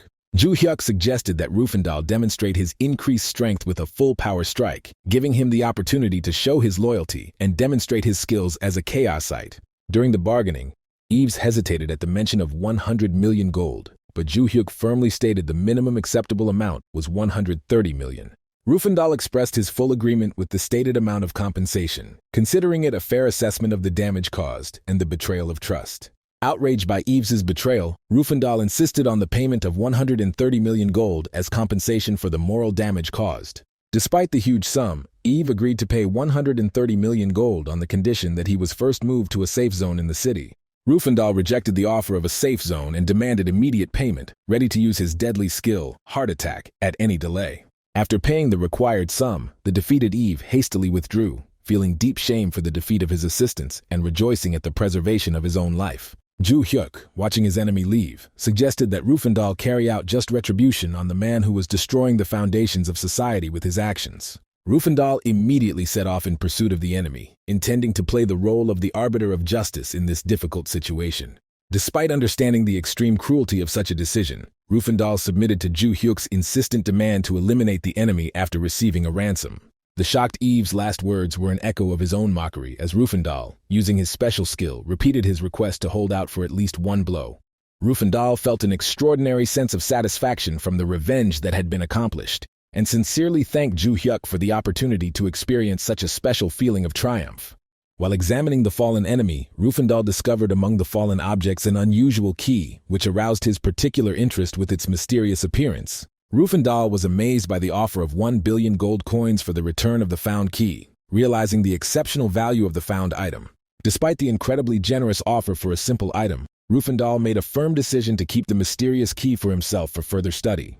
Rufendal hurried to report to Ju Hyuk about the completed task, showing off the bag he had obtained and mentioning the incredible ransom offer of 1 billion gold. Ignoring the mention of the proposed amount, Ju Hyuk focused on the contents of the mysterious bag, suggesting that the items inside be examined immediately. Examining the contents of the bag caused the hero to have mixed feelings, since the murdered captain, despite the value of the loot, caused a persistent feeling of mistrust. Ju Hyuk felt a growing curiosity about the contents of the bag, expecting to find something truly valuable that would justify the offered ransom of 1 billion gold. The unique items found in the bag, even with a total value close to 500 million gold, did not explain the generous ransom offer. Suspecting a connection between the find and smuggling, the hero continued to carefully examine the contents of the bag in search of additional secret items. Ju Hyuk decided to divide the spoils, allocating 30 million gold to Rufendal, who expressed sincere gratitude for the unexpected generosity. As he said goodbye, Rufendal promised to reconnect with Ju Hyuk after returning from the continent, expressing his deep gratitude for the trust he had shown. Rufendal sincerely wished his benefactor good luck, planning to devote his time to leveling up and rejoicing in the reward he had received for his faithful service. Upon meeting his sister and Marianne, Ju Hyuk was relieved to learn that their journey had been successful and unmarred by any major obstacles. Si-song happily talked about Seiya's help in navigation, causing Ju Hyuk to show interest in the possible interesting finds they might make during their journey. Si-song shared disturbing rumors about the appearance of an extremely dangerous monster that wiped out an entire level 50 team during a quest. Ju Hyuk noted the strange lack of information about the incident in the Olympus community, which raised further questions about the nature of the threat. The group decided to personally deal with the mysterious monster before determining the further route of their journey through dangerous territories. During the 3 days of travel, Si-song and Seiya had many training battles with various monsters, improving their fighting skills. Si-song has shown great skill in necromancy, using her abilities effectively during numerous battles with monsters. Seiya, having reached level 33, noted the advantage of a difficult location, where the absence of other players made their training much easier. Ju Hyuk praised the efficiency of the equipment he gave both girls, noting their exceptional success in mastering hunting skills. Ju Hyuk was particularly impressed by Si-song's ability to turn defeated monsters into obedient undead after each successful battle. When asked about the mana consumption during multiple summons, Si-song confidently stated that there was enough magical energy to support all the creatures. Si-song explained her strategy of constantly increasing the undead army as a desire to maximize the possibilities for summoning in future battles. Estimating the total number of undead warriors under Si-song's control to be around 200, Ju Hyuk acknowledged the exceptional effectiveness of the class she had chosen. After studying the map of the area, Si-song confidently reported that they were approaching the intended target, indicating the direction of the group's further movement. Having reached the foot of the majestic mountains, Ju Hyuk expressed some doubts about the accuracy of his companion's navigation skills in the difficult terrain. Si-song confidently confirmed the correctness of the chosen route, making Ju Hyuk think about the need to overcome the difficult mountain climb.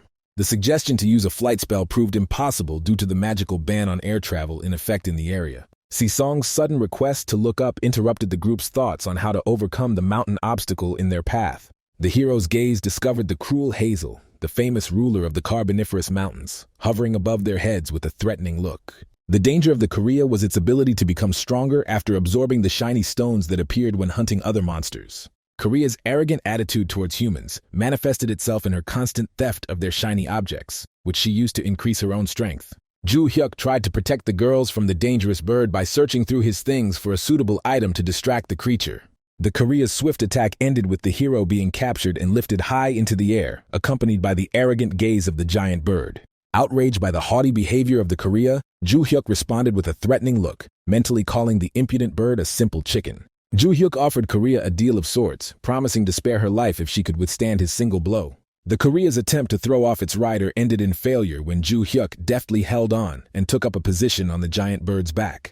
The bird's extraordinary resistance to physical attacks proved to be a saving grace for both participants in the air battle, preventing them from falling from a great height. Ju Hyuk offered the bird a mutually beneficial deal, promising to spare its life on the condition that it become his loyal and obedient pet. The bird's lack of enthusiasm prompted Ju Hyuk to use his fighting skills to train on a creature that could withstand his powerful attacks. Reducing the power of his attacks by 80%, Ju Hyuk promised the bird that the next blows would be much softer than the previous crushing onslaught. The intense training had greatly weakened the bird's resistance, giving Ju Hyuk the perfect opportunity to use the tamer's magic ring.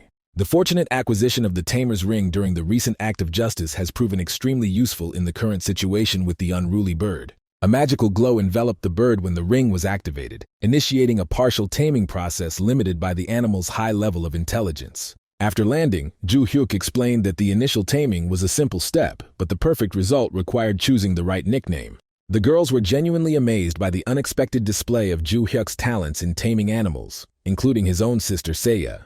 Ju Hyuk calmly explained the origins of his taming skills, acknowledging the uniqueness of his technique compared to traditional golden spoon methods. While studying the new pet stats in the information panel, Ju Hyuk discovered the highest S rank and unusual food preferences in the form of blue stones and gold. Comparing his purchase with the famous Korean wyvern of Master Eugene, rank A, Ju Hyuk noted the exorbitant cost of such creatures on the market. The high cost of keeping a new pet made Ju Hyuk seriously think about the advisability of raising an unusual bird on his own. The presentation of a bag of gold coins instantly brought the bird, which had pretended to be unconscious, into a state of active attention and interest. Ju Hyuk exploited the bird's obvious greed, offering it access to his riches in exchange for obedience and loyal service as a pet. The final stage of the domestication process was the choice of the nickname Coco for the bird, who had come to terms with her new role, which finally cemented their bond. The entire group settled on Coco's back for a quick climb up the cliff and to the map destination. Seiya praised the advantages of the new companion for comfortable travel, causing the bird to noticeably enjoy herself with sincere praise of her abilities. A careful study of the map raised doubts among the travelers, since they could not find the entrance indicated on it in the indicated place. Si-song tried to help Ju Hyuk determine the exact location, but he honestly admitted that he had no understanding of the map symbols. At the foot of the mysterious mountain, Se-song suggested that her companion destroy it entirely, but the young man admitted that despite his strength, he did not have mining skills and could not disturb the natural landscape. Tired of fruitless attempts, Ju Hyuk asked the girls to hold tightly to the magical bird Coco, which, at his command, rose high into the sky, preparing to make a rapid flight along the mountain wall. After many failed attempts, Ju Hyuk came to the conclusion that in order to open the secret entrance to the mountain, they had to fulfill certain requirements that they had not yet guessed about. After carefully considering the situation, Ju Hyuk decided to use his incredible physical strength to make his own way into the impregnable mountain stronghold. Gathering all his internal energy, Ju Hyuk used the powerful technique mind-conquering the heavens, thanks to which they finally discovered the long-awaited secret entrance to the mountain's depths. The joy of discovery quickly turned to disappointment when the travelers learned of a new challenge. They had to find and sacrifice 200 mountain monsters in 5 short minutes. Reflecting on the current situation, the hero realized that sacrificing 200 monsters within 5 minutes should destroy the rock and end the difficult test. While searching for a solution to the difficult problem, Ju Hyuk remembered the mysterious hidden class, Absolute Necromancer, that had a special connection with the forces of darkness. After carefully examining the area beneath the rock, Ju Hyuk noticed many dark creatures and thought about the possibility of using them to perform the necessary sacrificial ritual. Turning to his companion Se-song, Ju Hyuk inquired about the number of dark creatures below, hoping to find the required 200 heads to complete the ritual. Having carefully studied the space under the rock, the sister confidently reported that the number of dark creatures even exceeded the required number and reached 286. Upon learning of the need to sacrifice the undead, Se-song expressed a deep reluctance to part with the creatures that had become as dear to her as her own children. Confused by the girl's reaction, Ju Hyuk watched her in surprise, trying to figure out if she could really communicate with the undead and hear their unwillingness to become victims. The situation became clear pretty quickly. It turned out that the girl couldn't talk to the creatures. She was just very upset and started crying quietly. Seeing Se-song's unusual behavior, Seiya expressed genuine surprise, as their companion had never shown such emotional sensitivity before. The important words of the mentor rang in Se-song's memory. He spoke of her destiny to rise above the darkness and obey only one master. Realizing the importance of the moment, the hero explained that they were now taking the first step towards a great goal, and failure could mean the end of all their aspirations. Despite understanding the importance of the moment, Se-song felt deep mental anguish at the thought of using the undead as sacrificial creatures. After assessing the remaining time, Joo-hyuk explained that even with all his strength, he physically would not have time to find and collect 200 new monsters in the remaining 3 minutes. Deep mental anguish overwhelmed the girl at the thought of having to personally sacrifice the creatures with whom she felt a special connection. After closely observing Se-song's condition, Joo-hyuk guessed that her unusual connection with the undead was a special side effect of the hidden class. Seiya shared an observation about Se-song's unusual behavior, noting that the girl had not shown such affection for dark creatures before. Showing his firmness of character, Joo-hyuk directly told Marianne that he was ready to end the cooperation if she could not overcome her doubts and carry out the necessary actions. Once an important quest was activated, none of the participants had the right to take things lightly or allow personal feelings to influence the completion of the task. Faced with a difficult choice, Se-song knew that she had to either sacrifice the undead and stay on the team, or part ways with the rest of the travelers forever. Realizing her true purpose of walking alongside the team, Se-song made the difficult decision to sacrifice herself, for which she received sincere gratitude from Joo-hyuk. Taking on the role of the future absolute necromancer, Marianne made a difficult choice and sacrificed 200 undead creatures to perform the ritual. The moment of sacrifice turned out to be especially difficult. The undead began to slowly disappear, as if mourning their fate with invisible tears. Suddenly, the girl was overcome with intense pain, and her vital forces began to rapidly decrease, depleting her physical and spiritual state. Quickly assessing the situation, Joo-hyuk cast a basic heal on Se-song, who was suffering from the side effects of the hidden class, asking her to hold on with all her might. Successful completion of the difficult task brought a worthy reward. The cave recognized the power of the absolute necromancer, significantly increasing his characteristics. All undead ratings increased, the usage limit reached 3,000, and mana costs were halved. Thanks to Joo-hyuk's timely healing intervention, the girl's mental state gradually improved, allowing her to regain her inner balance after the ordeal she had experienced. The sacrifice of 200 undead creatures opened the way to the ancient Cliff of Ages, allowing a group of travelers to approach a mysterious cave that holds its own secrets. Carefully observing Marianne's condition after the ordeal, the caring Joo-hyuk offered to use his healing skills once again to ease her suffering. Having overcome her inner pain, the girl calmly assured her companions of her good health, finding consolation in the significant increase in her magical abilities. Following Joo-hyuk's wise advice brought Se-song long-awaited relief, but she did not even notice how angry Seiya was ready to punish her brother for her friend's suffering. The ancient gates of the Cliff of Ages had been transformed into the mysterious Celt's legacy, allowing travelers to penetrate the depths of the majestic dark cliffs. Exercising caution in an unknown place, Joo-hyuk warned his companions of possible dangers, urging them to remain extremely vigilant. Seiya's first impression of the interior was deceptively simple. The room resembled an ordinary mountain cave with no visible signs of danger. The attentive Joo-hyuk checked the condition of each member of the group, while Seiya, looking around the unusual place, began to doubt the correctness of the chosen path.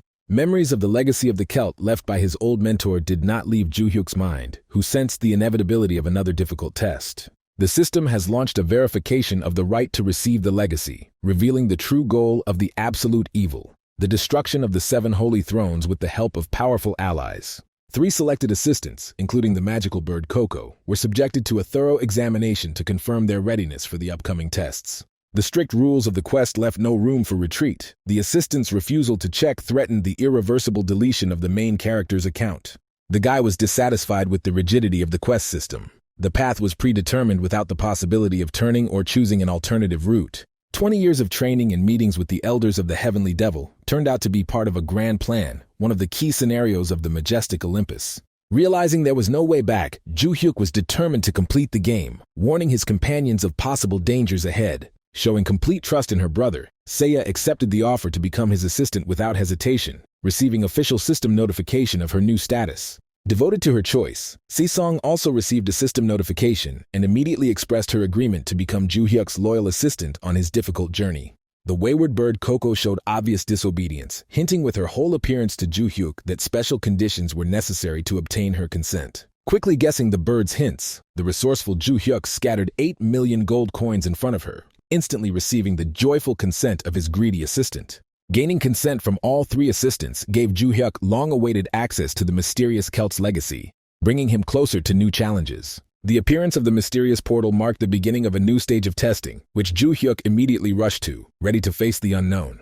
Despite not having a clear understanding of the upcoming clues, Ju Hyuk resolutely confirmed the entrance, eager to uncover the message left by his teacher. An urgent telephone conversation brought relief to Eve. The situation with his murder was resolved, but the interlocutor insistently asked him to show less pity in the future. Being the leader of the Great Union's teleport control group did not protect Iva from rage. He was filled with rage from the realization that someone had dared to deceive him. Eve was particularly outraged by the unexpected discovery that Rufendal had been spending time with a simple scum of society, a certain Ramtadian. An unexpected turn of events played into Eve's hands, providing a perfect opportunity to teach Ramtadian a harsh lesson for his inappropriate actions. Over 700 people had already accepted the quest to capture Ramtadian, and even his outstanding fighting skills could not help him deal with such a large number of pursuers. A sudden phone call caught Eve's surprised attention, interrupting his thoughts about the upcoming hunt for a daring opponent. The caller turned out to be Eve's brother, who, having noticed the posted quest to catch Ramtadian, decided to immediately contact him. The conversation revealed interesting details. The brother who called turned out to be the director of the Great Union, Divine Star, and the first owner of the throne, ready to help catch Ramtadian.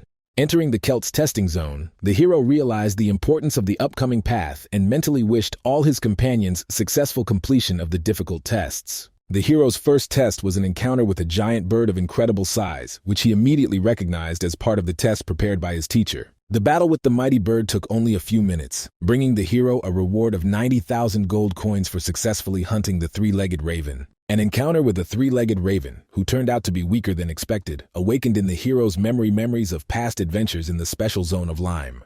The teacher's instructions about the need to become stronger in order to achieve the title of the strongest ruler in the world were deeply imprinted in the young hero's memory. 20 years of hard training under the guidance of the teacher were aimed at creating the perfect absolute, but the difficulty of the dungeon raised doubts about the success of other participants. In another part of the dungeon, Seiya successfully completed the hunt for a giant bat using her impressive lightning control abilities. The use of a powerful attack resulted in the creation of a new ultimate spell, Lightning Rain, and the Pure White Wizard class enhanced the girl's magical abilities. Along with the others, Saesong waged her own battle, successfully completing the hunt for the knights with her necromantic abilities. An ambitious necromancer decided to turn the defeated knights into her loyal servants, using the magic of the absolute necromancer to create an army of undead warriors. The use of powerful magic transformed ordinary knights into majestic death knights, greatly strengthening the Dark Mistress's army. Pleased with the new rank of her warriors and the number of undead under her control, which had exceeded 900 units, Saesong promised herself to listen to Ju Hyuk's advice more often.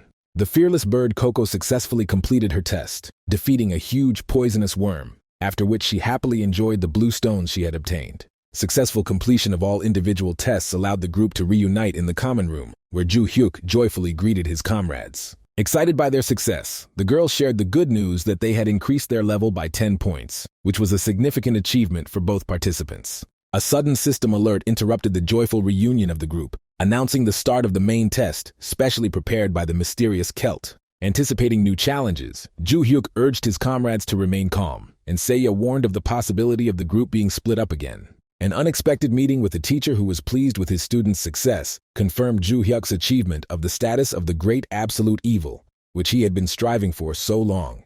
The mysterious appearance of the holographic image aroused Saesong's curiosity, to which Ju Hyuk calmly explained that a projection of his former mentor had appeared before them. The smug teacher extolled his own merits for Ju Hyuk's achievements, claiming that it was his plan and ability to discern his students' talents that led to such impressive results. While Seiya was looking with interest at the legendary teacher she had heard so much about, he calmly reported the approval of the elders for the young man.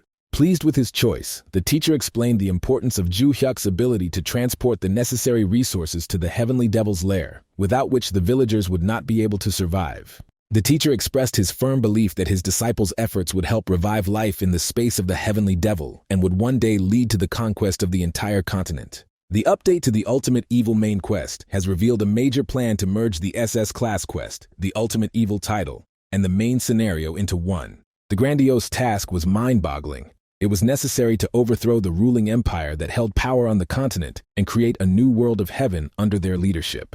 The mentor warned about the need to wait for a special child with a pure soul, capable of receiving a unique gift, without specifying whether it would take a day or 50 years. The teacher emphasized the importance of meeting this pure being, whose contribution to the conquest of the world would prove invaluable, despite all possible difficulties. After a farewell wish of good luck, the teacher's hologram dissolved, and a sign appeared informing them of the need to wait for the arrival of the special class, Absolute Necromancer. Seiya's worried question about the need for a long wait was met calmly by Ju Hyuk, who noted the presence of a suitable necromancer in their group. The timely confirmation by the system of the presence of the Absolute Necromancer marked the fulfillment of all the necessary conditions for completing the Celtic heritage. Reflecting on the fortunate coincidence, Ju Hyuk realized that without Marianne's help, he could have spent his entire life here, trying in vain to pass the test. Successful completion of the quest, the Celt's Legacy, brought a generous reward, 2 promotion points, 20 bonus attribute points, and a precious red stone. Assessing the rewards he had received, the hero was especially pleased with the red stone worth 500 million won, which guaranteed financial stability for the near future. Carefully studying the received rewards, the hero noted the special value of 2 promotion points and 20 characteristic points, already planning their effective use. Seiya's enthusiastic announcement of receiving the red stone was met with approval by Ju Hyuk, confirming her sole right to the valuable reward.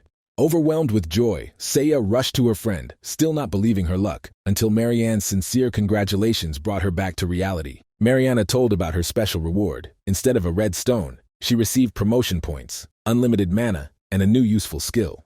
Impressed by her friend's abilities, Seiya suggested celebrating her success, planning to treat her with the proceeds from the sale of the precious red stone. Watching Sesong's humble description of her new abilities, Ju Hyuk was amazed at her power to control a massive army of undead with virtually no mana consumption. A sudden loud cry from a bird caught everyone's attention. Coco, surrounded by a bright glow, began the process of increasing her rank and developing her abilities. Watching the bird's transformation closely, Ju Hyuk noted its impressive progress, reaching level 73 and rising from rank S to SS. Watching the bird's proud behavior in front of its companions, Ju Hyuk suddenly realized that all this time he had mistaken the male Coco for a female. Returning to practical matters, Ju Hyuk focused on distributing the 20 bonus points he had received to improve the mind-conquering the heavens technique. The limited options for allocating points into basic stats forced Ju Hyuk to focus on the only available upgrade option. The carefully selected reward allowed the mind that conquers the heavens technique to be upgraded, causing the special truth effect to be activated in this powerful skill.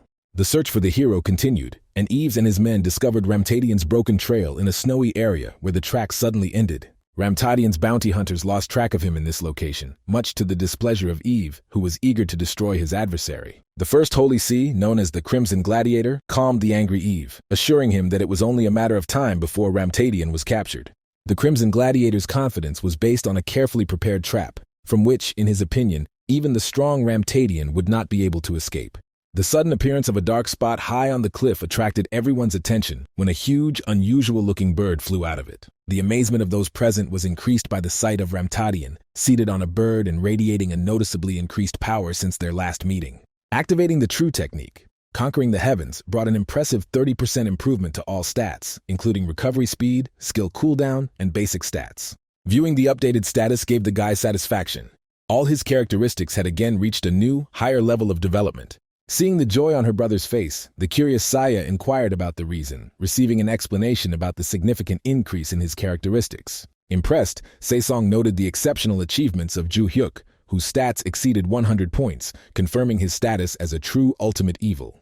The completion of the clearing of the Celtic heritage field was accompanied by its transformation into a new phenomenon and the beginning of destruction, signaling the need for urgent care. An unexpected system message confirmed the hero's suspicions.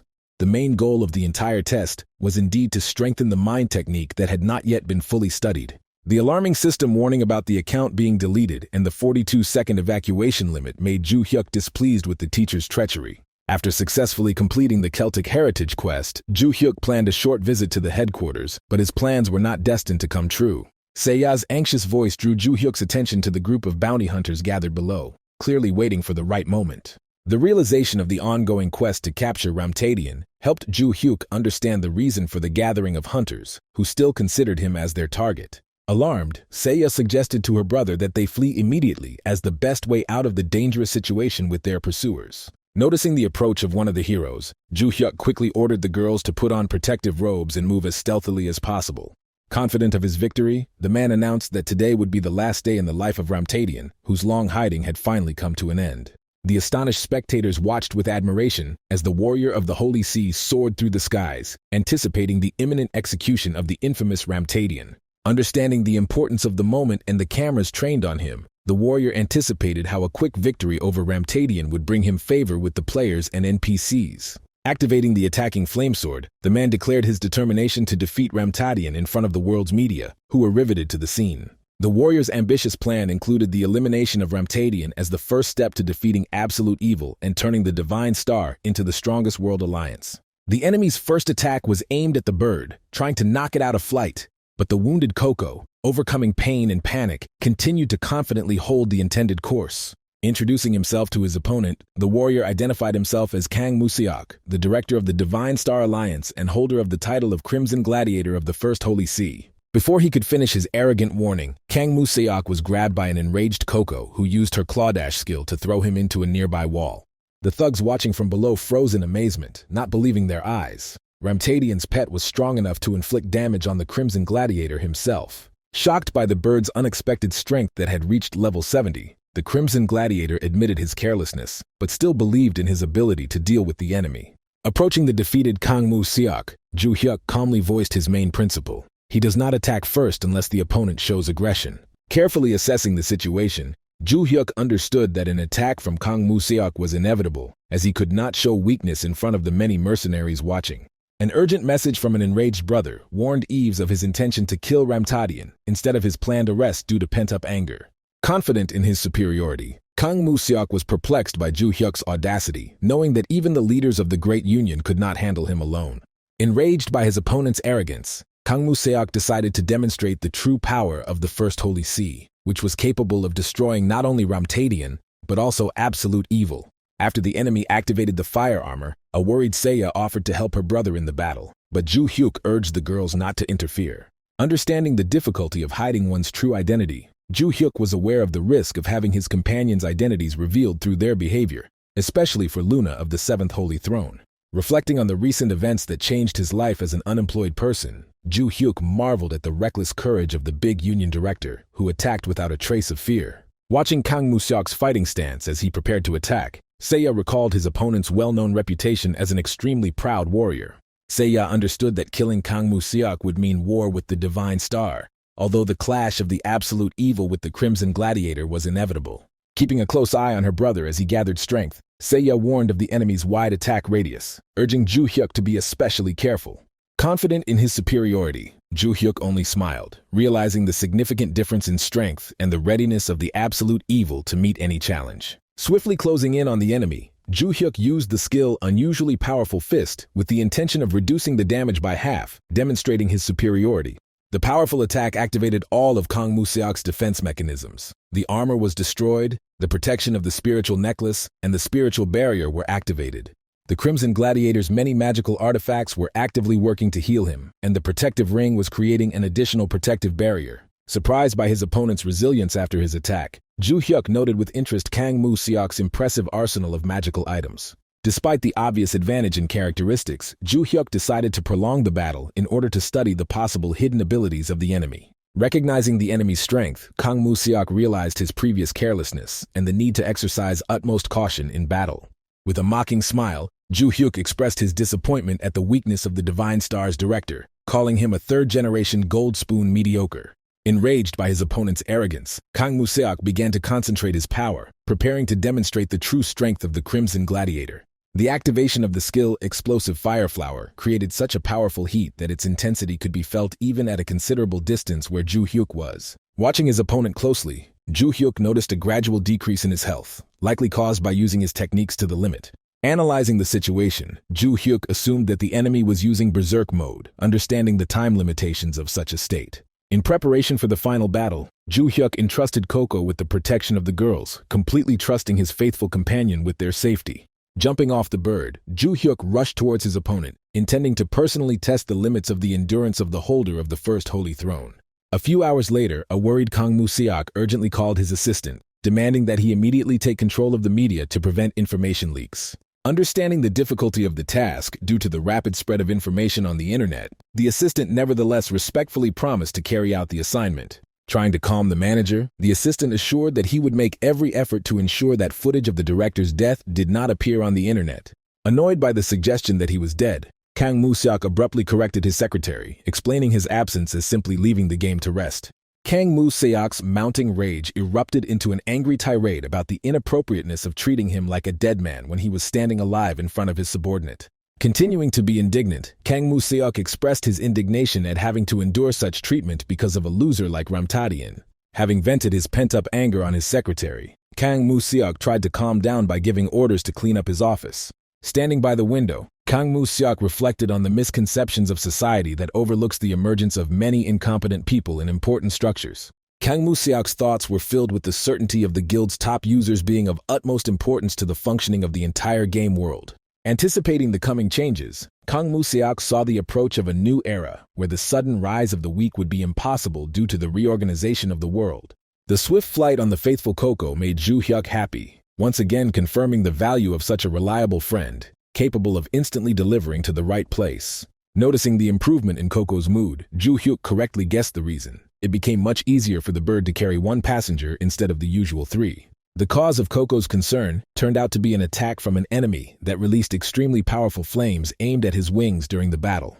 The realization of the master's power, capable of destroying an opponent with one basic attack, made a strong impression on Coco, forcing her to rethink her behavior. Impressed by his master's display of strength, Coco decided to be more obedient, fearing to share the sad fate of the defeated Crimson Knight. Having reached the lair of the Heavenly Devil, the hero went about his business, while a pleased Coco entertained the local children by showing off his gold coins. Studying the received report revealed to Ju Hyuk the details of the settlement's survival strategy for the upcoming cold season of the year. The elder described in detail the severity of the local winters, emphasizing the need to provide each home with warm clothing and heating equipment. According to preliminary calculations, 800 million gold coins were required to provide for the 800 inhabitants of the Heavenly Devil for the winter period. Responsibility for the accuracy of economic calculations was assigned to the 4th elder of the settlement, the wise Serdian. Studying the reports on the life of the settlement, the hero reflected on the previous methods of survival of these people during the winter period, doubting the need to spend resources on simple NPCs. While Serdian promised to prepare a detailed plan for the arrangement of the dwellings, Ju Hyuk realized that the required 800 million could easily be covered from Johan's 4 billion fund. Having approved Serdian's plan to revive the Heavenly Devil, Ju Hyuk generously allowed the use of the required amount, understanding the importance of this business project. Encouraged by the Lord's support, Serdian dared to propose increasing the budget to 1.5 billion gold coins to purchase higher quality materials. By agreeing to increase the expenses, Ju Hyuk earned the sincere gratitude of Serdian, who promised to tell all the residents about the generosity of their ruler.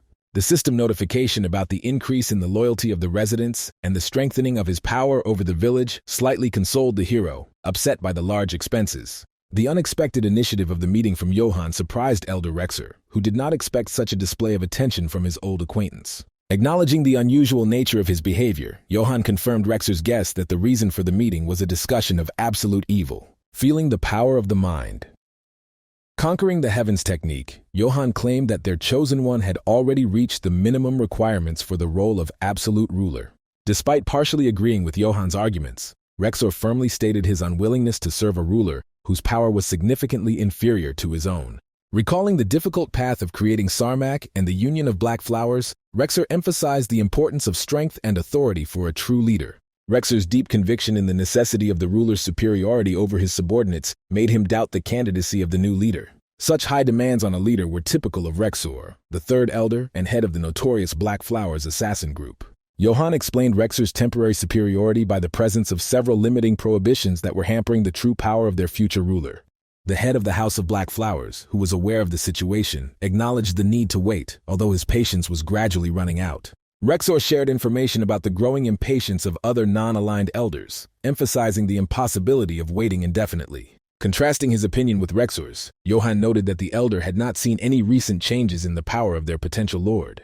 After returning from the expedition, Johan noticed a significant increase in the young leader's strength, feeling his potential grow many times over. Johan confidently stated their lord's ability to confront the elders, even without special equipment, demonstrating a significant increase in his strength. The hero's unique ability to deliver items from the outside world to the village became an indisputable argument that even Rexer did not argue with. While observing the initiative to provide residents with winter supplies, Rexer expressed concern about the use of the organization's funds. Johan emphasized the wise use of Sarmak's funds by their master, directing all resources solely towards the development of the Heavenly Devil. Calling on Rexer to be patient, Johann hinted at the existence of a special plan by their overlord to obtain additional military forces. While observing the latest research into creating monsters, Ju Hyuk realized that a revolution was coming to the gaming industry. Seiya was amazed at the scale of the financial investment in research, noting the huge amount of red and black stones used. His brother's indifferent reaction to the news after his victory over the First Throne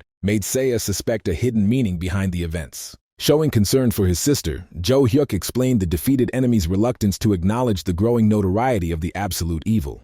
Urging his sister to be careful, Ju Hyuk warned her about the upcoming confrontation with the monster creators and the need to maintain incognito. While explaining to his sister the importance of self-improvement, Ju Hyuk encountered her unwavering belief in his superiority over everyone else. Analyzing the situation, Seiya proposed using monster generation technology to ensure the self-sufficiency of the Sky Devil. Ju Hyuk's next target was the Sky River area, rich in red stones and recently open to independent players. His sister's warning about the presence of level 70 players only strengthened Ju Hyuk's resolve to explore the new territory. While connecting to Olympus, Ju Hyuk thought about the upcoming hunt in the exclusive territories of the continent of Sentinia, inhabited by unusual creatures. The popularity of hunting grounds among Alliance members was due to the possibility of a stable supply of valuable red stones. For the upcoming expedition, Ju Hyuk decided to take Zeta, the sixth elder, with him, who possesses impressive magical abilities. Having awakened the true technique of mind conquering the heavens, the hero decided not to advertise, but also not to hide his status as absolute evil. Upon reaching the vicinity of the teleporter, Ju Hyuk ordered Zeta to stay nearby using camouflage, then joined his team. Rufendal's unexpected appeal about the imminent end of his undead state was accompanied by a request for permission to continue their journey together. Surprised by Rufendal's desire to stay by his side despite his dreams of freedom, Ju Hyuk listened to his willingness to become undead again. Intrigued by Saesong's capabilities, Ju Hyuk watched as Seiya offered her help in fulfilling Rufendal's wish to die. A sudden lightning attack from Seiya instantly ended Rufendal's life, causing Ju Hyuk to freeze in amazement. Rufendal's quick resurrection by Saesong's forces resulted in its owner changing from player Marion to player Arthur. The revived Rufendal felt an unprecedented surge of strength, noting a significant increase in characteristics by more than 20 units. Grateful to his new master Arthur, Rufendal linked his rise to power precisely with these changes in the system of subordination.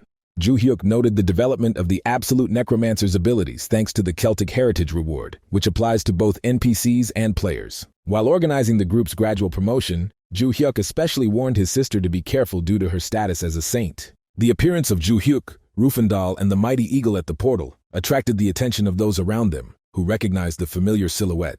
The dark energy and the accompaniment of the giant eagle allowed observers to quickly identify the approaching man as Ramtadian himself.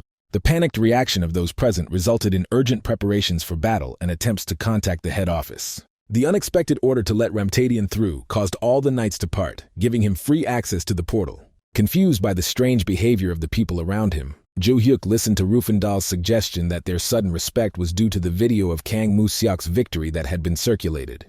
Kang Moo-seok's status as the director of the Divine Star Grand Alliance ensured that the alliance members were aware of what had happened, facilitating the further advancement of his sister and Marianne. Reflecting on the portal system, Ju Hyuk recalled their original general availability and doubted the legitimacy of large alliances seizing control over the natural structures of Olympus. After passing through the portal, the hero learned of the order from senior management to maintain the usual work regime, leaving the solution to the problem to higher authorities. Finding himself in an unexpectedly deserted area after teleporting, Ju Hyuk decided not to take any risks and stay put while waiting for the rest of the team to arrive. The covert surveillance of the hero culminated in the director suddenly ordering a full-scale fire attack when it became clear that Ju Hyuk had not noticed the ambush. Calming the worried Rufendal, Ju Hyuk reminded him of the presence of a defensive spell and suggested that he block the enemy's attack while he provided a boost. Anticipating the possibility of such a development of events, Ju Hyuk was still surprised by the obviousness and straightforwardness of the opponent's actions in the current situation. The first attack was carefully prepared, including the reinforcement of combination skills and the addition of a stunning effect to neutralize the enemy without any room for error. While successfully holding off enemy attacks, Rufendal noted the difficulty of single blocking due to the excessively wide range of strikes delivered across the entire area. Calmly assessing the situation, Ju Hyuk saw a simple solution to the problem in his personal participation in blocking the enemy's massive attack. Saesong's sudden appearance from the open portal was accompanied by her worried questions about the reasons for the surrounding fiery chaos and destruction. Realizing the danger of the situation for Se-song, Joo-hyuk tried to warn the girl about the need to immediately evade the enemy's approaching attack. Se-song's lack of reaction speed resulted in the enemy's powerful attack heading straight for her unprotected face, threatening serious consequences. After the attack had completely stopped, the wary mages maintained their combat positions, ready to resume the offensive at the slightest sign of enemy survival. Disappointed by the ease of the battle, the director of the Grand Alliance publicly expressed disdain for the force that defeated the Throne Warrior, warning of a similar fate for all opponents of the alliance. The sudden appearance of a strange silhouette emerging from the smoke after a massive attack attracted the alarmed attention of all the fighters present. A growing sense of unease gripped the commander as he thought about the incredible possibility of the enemy surviving such a powerful and coordinated attack. While taking refuge with his comrades on Koko, Joo-hyuk received a message from a worried Seiya, ordering her to remain in place until further instructions. Showing concern for Marianne's condition after the attack, Joo-hyuk asked the girl to remain under the protection of the mighty Koko until his return. Joo-hyuk's timely intervention allowed him to protect the girl from the approaching fire attack, managing to shelter her from the deadly flames. Reassuring the girl, Joo-hyuk assured her of complete safety under his protection and asked her to rise with Koko to the clouds after the end of the active phase of the battle. Stopping Joo-hyuk before leaving, Se-song, grateful for saving him, expressed her strong desire to stop hiding and join the fight by his side. The end of the quiet conversation between the heroes led to them jumping off the bird together, causing the red-haired guy to be surprised by the lack of visible damage to the opponents. The preparation for the second attack was accompanied by general amazement at the incredible defensive ability of the opponents, who remained unharmed after such a powerful blow. While acknowledging the opponent's exceptional defense, observers were skeptical about their attacking potential, comparing it to Rufendal's limited capabilities. Confident in the reliability of his fighter, the director entrusted him with the role of the main defender in the vanguard, counting on his exceptional fortitude in the upcoming battle. When asking Rufendal to prepare a recording device, Joo-hyuk noted the number and high level of the enemies, instructing him to collect all the dropped items.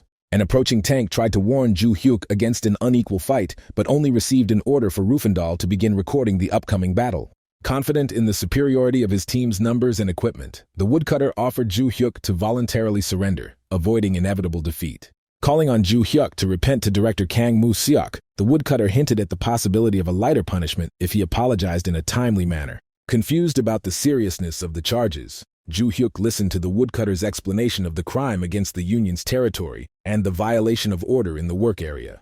The invasion of territory and insult to the pride of the Divine Star were considered sufficient grounds for the most severe sentence to be passed on the offender. Reacting mockingly to the claims, Joo-hyuk inquired about the legitimacy of the Great Union's claims to a territory created without their participation or efforts. Outraged by the unfounded claims to control the teleport and hunting grounds, Joo-hyuk openly questioned the right to charge fees to ordinary players. Explaining the reason for killing the first attacker, Kang Moo-seok, Joo-hyuk realized the pointlessness of dialogue with opponents who are incapable of rational discussion.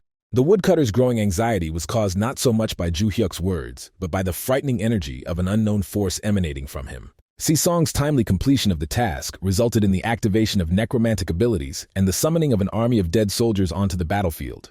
Having surrounded the area with resurrected warriors, Joo-hyuk issued an ultimatum to immediately summon the head of the Union, threatening cruel reprisals in case of refusal. Expressing categorical rejection of the monopolization of gaming resources, Joo-hyuk declared his readiness to completely destroy the existing unfair system. In preparing for the attack, the woodcutter counted on the advantage of his equipment and magic potions against an enemy with almost no special equipment. Joo-hyuk's rapid movement caught the woodcutter off guard, not even allowing him to realize the moment the enemy was approaching his position. Understanding the enemy's intention to rely on healing potions and spells, Joo-hyuk decided to demonstrate the futility of such tactics in the upcoming battle. Having destroyed the enemy with a simple basic strike, Joo-hyuk contemptuously noted the weakness of a warrior who fell to an unarmed enemy with a single blow. By ordering the knights to destroy the remaining opponents, Joo-hyuk demonstrated his readiness for a full-scale battle with the enemies. The shocking death of Director Lumberjack, who was capable of facing level 80 monsters, from a simple blow from an unarmed man seemed unbelievable. Receiving alarming reports of a growing undead army, the director rejected the offer of retreat as tantamount to dismissal and ordered a continued offensive. Realizing the enemy's connection with the necromancer discussed in society, the director could not understand the possibility of simultaneously controlling so many resurrected undead.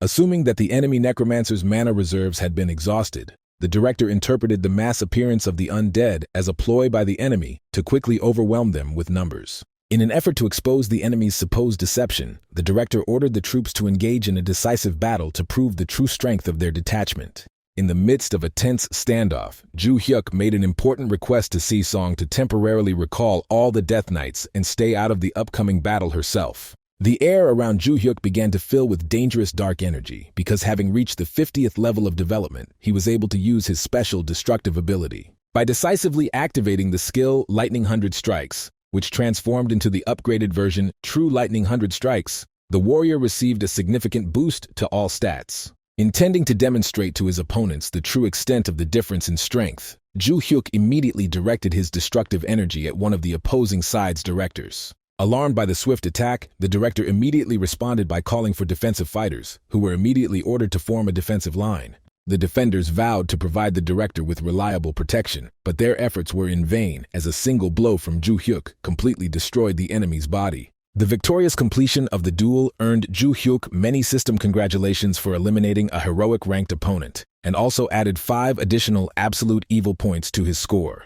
After successfully eliminating the most dangerous enemies, Ju Hyuk requested the return of the Death Knights to continue the offensive, but the system warned him about the possibility of eliminating the irrational limit. The leadership of the Divine Star organization gathered for an emergency meeting after receiving alarming reports of events occurring near the mysterious river flowing through the sky. The management was deeply shocked to realize that the culprit of yet another destructive incident was the elusive Ramtadian, who was undermining their monopoly. The representative of the management team persistently convinced his colleagues that the problem that had arisen would be resolved quickly and that all records of the battle would inevitably be removed from the information space. After the bitter confrontation ended, Se-song made a sudden decision to not allow the defeated knights to die, planning to turn them into her loyal followers. The remaining director expressed clear disagreement with what was happening, but was powerless against Se-song's magical influence, which forced his subordinates to destroy their surviving comrades. Marianne calmly explained to the warriors, who were suffering from an internal struggle, that ceasing their resistance to magical influence would significantly ease their condition and bring long-awaited relief.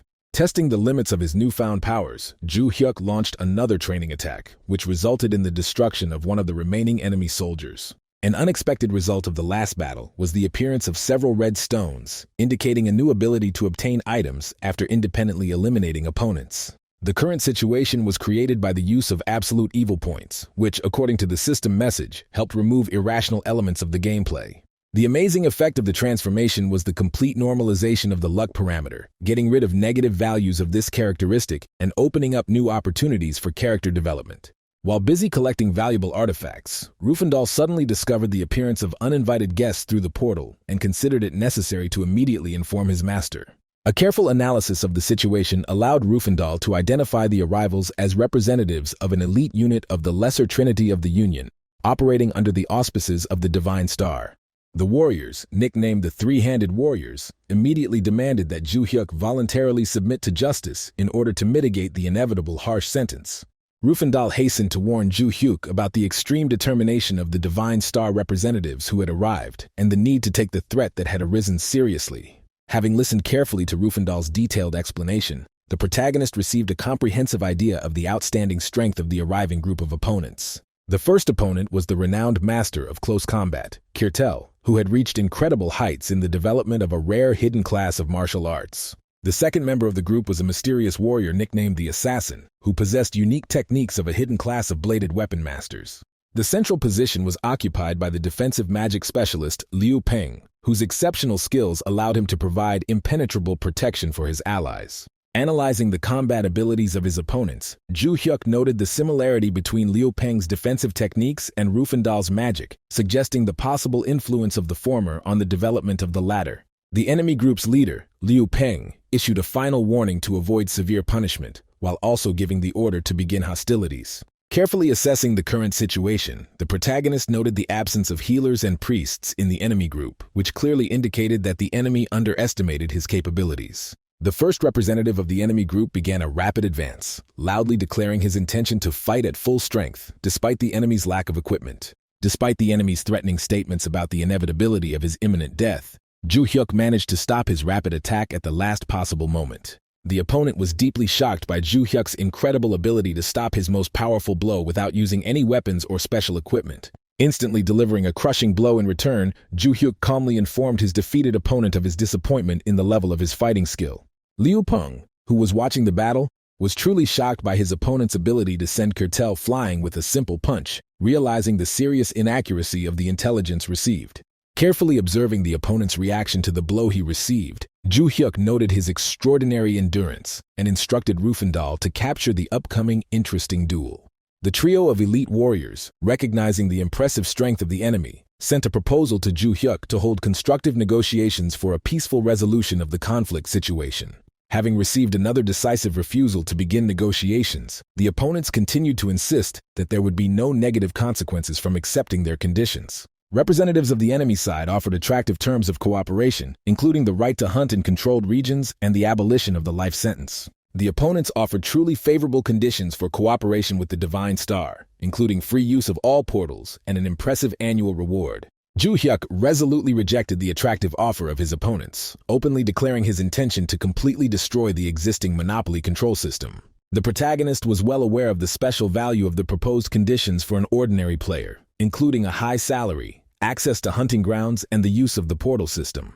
The current situation caused deep indignation in Ju Hyuk, who observed the humiliating struggle of low-level players for minimal access to game resources under the control of monopolists. The video footage of the events broadcast by Rufendal caused a powerful response among observers, who were inspired by the protagonist's decisive stance against the system. Further irritating Ju Hyuk were the continued secret messages from opponents asking him to allow them to carry out an exhibition assassination to save their reputation. The final failure of the negotiation process led to the inevitable start of a large-scale battle between the opposing sides on the territory of a mysterious location. Ju Hyuk publicly promised to fight fairly, unlike his opponents, and then immediately unleashed the most powerful True 100 Lightning Strikes combo. Realizing the inevitability of a quick defeat, the experienced assassin made a tactical decision to redirect his attacks to the more vulnerable allies of the main enemy. Having carefully assessed the combat situation, the assassin identified the necromancer accompanied by the undead as an important strategic ally of the enemy, requiring immediate elimination.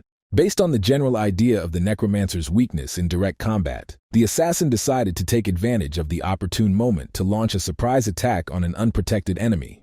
The seasoned fighter planned to take the necromancer hostage to gain a tactical advantage, but he did not expect the swift intervention of unaccounted forces. The assassin's sudden attack was stopped by a mysterious creature whose presence was so unnoticeable that even an experienced warrior could not detect its approach. The unexpected defender turned out to be the mighty Johann, who, after mockingly commenting on the attempted attack, used the devastating skill, Wild Sword of Destruction. Shocked by the instant death of his ally, Liu Peng tried to determine the mysterious warrior's affiliation with known organizations, speculating about his possible connection with Sarmak or the Black Flowers.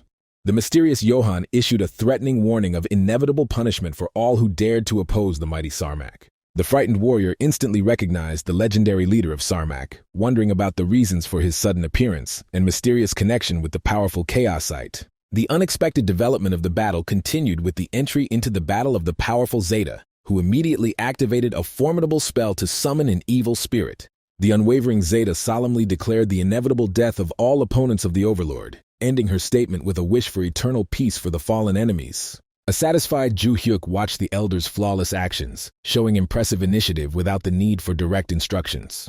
The loyal Johann respectfully apologized to the Lord for his unauthorized interference in the battle, but Ju Hyuk expressed satisfaction with the results of the operation. The sudden message from Liu Peng contained a sincere apology for underestimating Ju Hyuk's abilities and an urgent request to resume the negotiation process. The enemy, having realized his mistake, acknowledged the inappropriateness of the previous proposal and expressed his readiness to provide exceptional conditions for cooperation with the full support of the Great Union. Tired of useless talk, Ju Hyuk decisively moved to active combat operations against the arrogant enemy. Ju Hyuk used the moment before the crushing blow to briefly explain his refusal, after which Liu Peng met an unexpected death from a simple basic strike. After the intense battle was over, the diligent Rufendal began methodically collecting the numerous trophies left behind by his fallen opponents. A pleased Rufendal noted the exceptional generosity of the spoils obtained from the rich equipment of the defeated members of the Divine Star.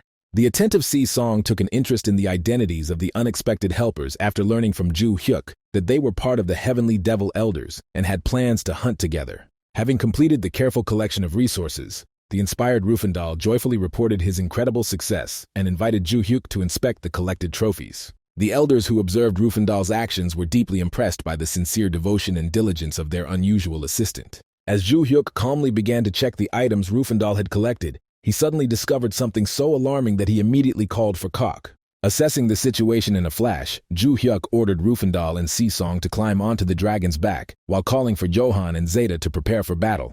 Despite the general lack of understanding of what was happening, all participants felt the approach of an unusually powerful and threatening force. The foreboding was confirmed by the appearance of a new quest, Boss Monster Attack, which reported the sudden appearance of absolute evil.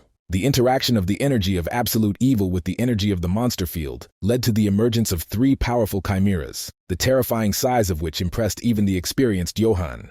Amazed by the incredible size of the monsters that appeared, Sesong expressed confidence in Ju Hyuk's victory and asked to transfer the defeated creatures under her control. The cautious Johan warned the Lord of the incredible power of the monsters that had appeared, acknowledging the difficulty of the battle even for himself and the mighty Zeta. Concerned about the current limitations of Ju Hyuk's abilities, Johan expressed doubts about the possibility of an immediate victory and suggested postponing the battle. Confident in his abilities, Ju Hyuk calmly explained to the excited elders his intention to immediately enter the battle, inviting them to witness his victory. After carefully examining the system notification, Ju Hyuk determined that the boss's appearance was the result of special interaction with the energy of absolute evil under certain conditions. Having correctly identified the monsters as part of a special game event, Ju Hyuk decided that an immediate battle with the enemies that appeared was inevitable. Resolutely activating a powerful flow of true mind energy, Ju Hyuk filled the surrounding space with the overwhelming power of absolute evil. Observing the monsters' reactions, Ju Hyuk confirmed his guess about their special nature, noticing the creatures' complete paralysis under the influence of the energy of absolute evil. Ju Hyuk's confidence in defeating powerful monsters was based on their inability to resist his unique energy. Calling upon the elders to watch the upcoming battle closely, Ju Hyuk activated the True 100 lightning strikes against the paralyzed chimeras. The approach of an attack was accompanied by a system notification about the special compatibility of the energy of absolute evil with monsters transformed under certain conditions. The incredible power of the approaching attack caused uncontrollable fear in the boss monsters, confirming Ju Hyuk's absolute superiority over his opponents. An ecstatic Zeta continued to marvel at the Overlord's impressive display of strength in battle against the overconfident members of the Union. Struck by the rapid growth of his ruler's power, Johan recognized the true greatness of the absolute ruler. Successfully completing the battle earned Ju Hyuk confirmation of the right to obtain hidden skills and the creation of special titles Hidden, Intimidation, and Deadly. Pleased with the results of the battle, Ju Hyuk explained to the elders that the strength he had demonstrated was the true reason for his status as the absolute ruler. The Grand Union leadership held an emergency meeting to thoroughly analyze the impressive abilities demonstrated by Full Hao in the river location. The director in charge of the Great Union Divine Star provided confirmed information about the enemy reaching the 50th level of cultivation. The alarming situation caused serious concern to the chief executive, who was aware of the catastrophic decline in the organization's reputation in the eyes of the public. An additional blow to the organization's reputation was the crushing defeat of the leaders of the small union, who were unable to put up a worthy resistance to Ju Hyuk. Recognizing that there was no excuse for their weakness, all 3 defeated leaders immediately rose to make formal apologies. The calm leader explained that the reason for the discussion was not the need for an apology, but the unexpectedly high level of strength of the opponent. The experienced leader expressed regret about the inability of his subordinates to correctly assess the enemy's capabilities and offer appropriate terms of cooperation. The short-sightedness of the leaders of the Little Union caused deep disappointment to the attentive observer of the events taking place. Unusual opponent Full Hao demonstrated exceptional abilities, despite his relatively low 50th level of development, actively using the media space. The spreading rumors about attempts to capture the mysterious enemy by major organizations testified to its high strategic value. Grand Union President Kang Moo-hwan has been closely monitoring the situation regarding the official pronouncement of a life sentence by the Divine Star organization. Carefully analyzing the situation, the leader realized that regardless of the strategic value and negotiating opportunities, Full Hao remained an adversary of a society with powerful allies. A close examination of the mysterious player's past actions strengthened Kang Moo-hwan's compelling hypothesis that the enemy might be connected to the forces of absolute evil. The leader's grandson, Kang Moo-seok, expressed sincere admiration for his grandfather's insight, who explained the main goal of absolute evil, to plunge society into a state of chaos. The seasoned leader stressed the importance of eliminating such destructive elements to create an ideal world free of unnecessary casualties. Guided by his convictions, Kang Moo-hwan took drastic measures, declaring Ju Hyuk the embodiment of absolute evil and establishing complete control over society. Despite the decision made, the Divine Star organization traditionally remained open to talented people, allowing for the possibility of secretly recruiting the enemy. The experienced strategist Kang Moo-hwan believed it was necessary to first drive the enemy into a hopeless situation, despite his impressive individual strength. The leader's plans were based on incomplete information, as at that moment, Ju Hyuk had already successfully defeated the first of the powerful monsters. The persistent desire to demonstrate the futility of a lone struggle against the majority was explained by the desire to create a world under the control of a select elite. Not long after, the mighty Ju Hyuk ended the difficult battle, winning a decisive victory over the last Chimera monster. The successful completion of the boss monster attack quest was met with genuine admiration from observers, who were particularly impressed by the ease of defeating the enormous enemies. The brilliant victory brought the hero an impressive reward, including 30 million gold, increased characteristics, and additional points of absolute evil. An unexpected addition to the standard reward was receiving 3 rare black stones, accompanied by a solemn system congratulation. A shocked Ju Hyuk experienced incredible emotions from receiving the legendary black stones, considered the highest treasure among all existing ones. The historical rarity of the objects obtained was confirmed by statistics. In the 200 years of Olympus's existence, black stones appeared only 3 times. The incredible rarity of black stones made it nearly impossible to accurately determine their true market value in the game economy. Reflecting on his achievement, Ju Hyuk recalled the path he had taken, the support of his loved ones, and the training of his teacher, realizing that all the trials he had endured were justified. The attentive elders noticed the Lord's unusual joy, which Zeta associated with the successful demonstration of his outstanding abilities. The insightful Johann, sensing other reasons for the ruler's joy, suddenly discovered the approach of new guests and decided to temporarily hide. The unexpected visitors turned out to be high-ranking representatives of large organizations, the director of the Great Union, Helen, and the president of the Union of Justice. The sudden appearance of the head of Sarmak behind the guests, holding a weapon to their necks, was an unpleasant surprise for the uninvited visitors. Faithful Johann respectfully turned to the Lord for instructions on how to proceed with the unexpected guests. Ju Hyuk's calm gaze caused the excited visitors to quickly introduce themselves. The director of the Elena Blue Heart Union and the captain of the Justice Union. Intrigued by the American origins of one of the guests, Ju Hyuk allowed them to stay, but with a stern warning to remain still. Showing a willingness to engage in dialogue, Ju Hyuk invited the unexpected visitors to explain the reasons for their appearance. The representative of the big union, Helen, was the first to voice her organization's intention to attract the talented player to its ranks. The woman's offer included an impressive contract with a substantial initial deposit, a high annual salary, and additional privileges in the territories under her control. The determined captain immediately indicated a similar intention for his organization to recruit the outstanding player into the ranks of the Justice Alliance. The impressive offer from the American side included a substantial down payment, a hefty annual salary, and a valuable collection of rare items. An alarmed Korean representative tried to emphasize the importance of protecting the Greater Union for survival and access to trade infrastructure. The unperturbed Ju Hyuk calmly explained to his interlocutors that he had his own methods of obtaining and selling the necessary items.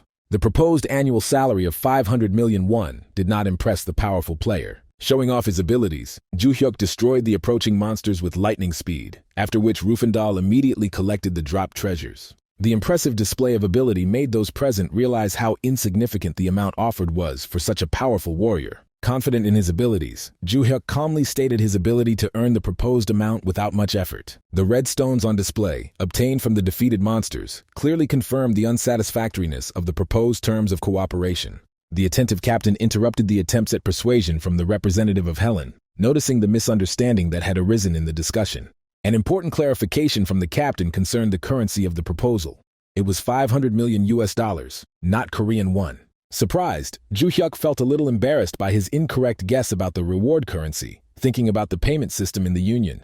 The frank admission of Elena's representative about the offer in Korean won caused the captain's sincere bewilderment regarding such a modest amount. The striking difference in the offers astounded Ju Hyuk. A modest 300 million won from the director versus an impressive $500 million from the president. The understanding captain acknowledged the difficulty of making an immediate decision on such an important proposal. The experienced negotiator expressed hope that their offer would be given priority consideration in the future, acknowledging the inappropriateness of the competitor's initial amount. A confident representative of the Union of Justice emphasized the organization's readiness to make the most of the possible second chance while maintaining respect for the player's choice. Impressed by the American side's approach, Joo Hyuk promised to give the Justice Union priority in the possible conclusion of a future contract. The surprised representative watched the satisfied captain leave, amazed by the unexpected discovery of the true financial capabilities of the Union of Justice. The determined Joo Hyuk attracted the attention of the remaining interlocutor, inquiring about the advisability of her continued presence in the absence of new proposals. The astute warrior suggested the possibility of improving the terms of the contract on the part of the representative, although it was obvious that there was no such possibility. Realizing that there was no alternative to the best offer for the talented player, Representative Elena decided to leave the negotiating venue. The woman, outraged by the behavior of the yellow-haired guy, left the meeting place in a state of extreme dissatisfaction. An unexpected message from Eves asking about the results of the meeting prompted the woman to describe in detail the arrogance Joo Hyuk had shown, and the need to demonstrate to him the limitations of acting alone. Focused solely on returning the important bag, Eve persistently asked his interlocutor to make every effort to carry out the previously discussed task. Perplexed by the enemy's actions, Eve tried to understand the reasons for Joo Hyuk's reckless behavior, deliberately turning powerful organizations into his implacable enemies. Despite not understanding the enemy's true motives, an attentive observer noted the favorable development of events for the realization of his own interests and plans. The return of the lost bag seemed to Eve to be a key factor that could radically change the current development of events and influence the further course of history. After leaving the virtual space of Olympus and taking a refreshing shower, Joo Hyuk thought about the best ways to use the black stone to spread profitable rumors. The unexpected call from an unfamiliar number turned out to be an attempt to contact Se-song, causing natural surprise in the detail-oriented Joo Hyuk. While thinking hard about the source of his interlocutor's number, Joo Hyuk clearly remembered that he had never given her his contact information directly. The subsequent explanation revealed the source of the information. The phone number was obtained from Seiya during a recent meeting, after which Se-song decided to check on the other person's availability. An additional argument for the meeting was that Se-song was currently in the company of Joo Hyuk's sister, which created an excellent opportunity for them to spend time together. Joo Hyuk's appearance in the cozy cafe was accompanied by joyful welcoming gestures from Seiya, persistently inviting her brother to join their small company at the table. An inspired Seiya shared her thoughts on the benefits of meeting together, explaining the reason for passing on contact information, while noticing her brother's obvious displeasure. An irritated Joo Hyuk asked the girls present about their true intentions, assuming they were willing to listen to serious comments about their actions.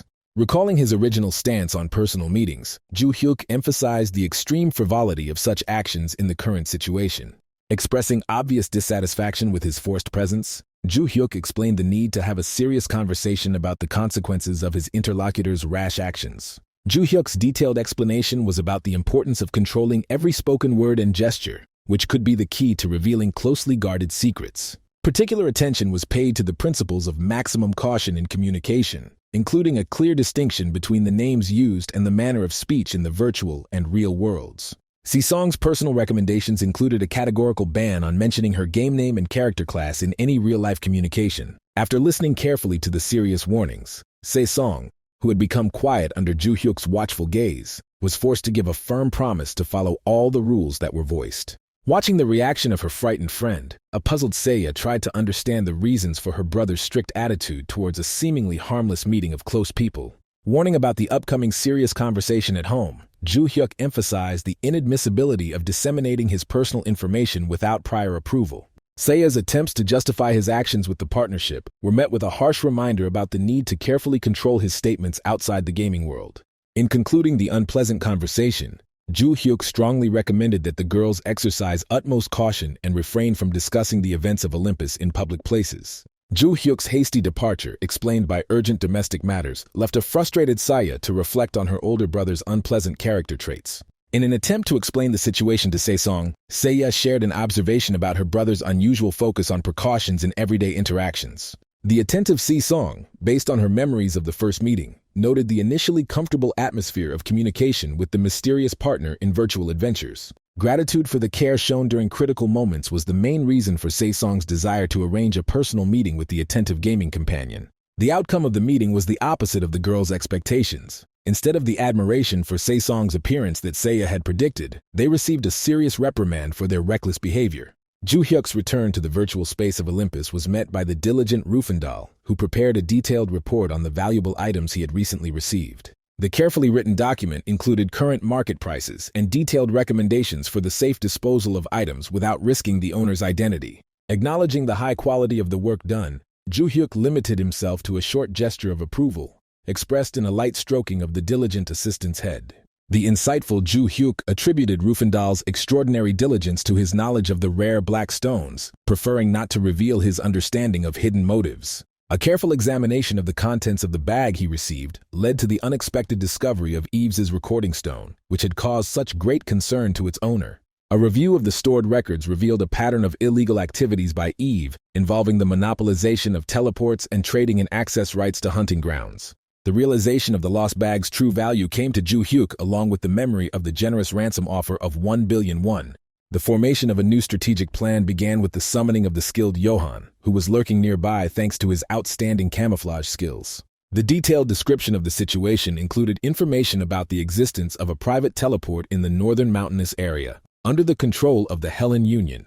The assumption about the current activities of the head of the teleport control group, probably engaged in collecting illegal payments, formed the basis for the further plan of action. Ju Hyuk voiced a tough decision about the need to eliminate the leader of the operation immediately after he leaves the protected safe area. Johan's curiosity about the reasons for such a radical decision received a simple answer from Ju Hyuk, based solely on personal hostility towards the intended goal. An additional factor in the decision was the desire to use the obtained recordings as a tool of pressure on the influential Great Union. Having left the virtual capsule of Olympus and immersed himself in everyday affairs, a puzzled Eve tried to understand the reasons for the rapid change in public opinion. Iva's disdainful attitude towards Ju Hyuk was based on the conviction of the complete helplessness and insignificance of his unexpected opponent. Eve's arrogant remarks about the typical behavior of members of the lower classes who suddenly gained power reflected his deep contempt for social upstarts. Analyzing the situation, Eve assessed the enemy's actions as a banal attempt to gain popularity among the broad masses of the gaming community. The sudden appearance of news, reports about the recognition of the chaos-side Ju Hyuk as the embodiment of absolute evil, forced Iva to reconsider his assessment of what was happening. The forced recognition of Ju Hyuk's exceptional abilities as an independent player was accompanied by an understanding that he belonged to an entirely different level of skill. The current development of events has led to the formation of a global confrontation between a single player and the entire virtual gaming community. Iva was perplexed by the enemy's inexplicable decision to confront the powerful Kang Museok in a situation of complete isolation due to the mark of absolute evil. The appearance of the official statement from the Great Hellen Union about the full support of the position of the Divine Star confirmed the high probability of Ju Hyuk's connection with the forces of absolute evil. The hostile position of the country's two largest unions was bound to provoke a similar reaction from other organizations, creating a large-scale confrontation. When considering the limits of destructive power, experienced players understood the critical importance of access to teleporters to successfully travel between continents. Strategically blocking the teleportation system could be a fatal blow to the player's mobility, dooming the player to inevitable defeat. Additional restrictions on the sale of game items by large unions threatened complete economic isolation and the cessation of gaming activities.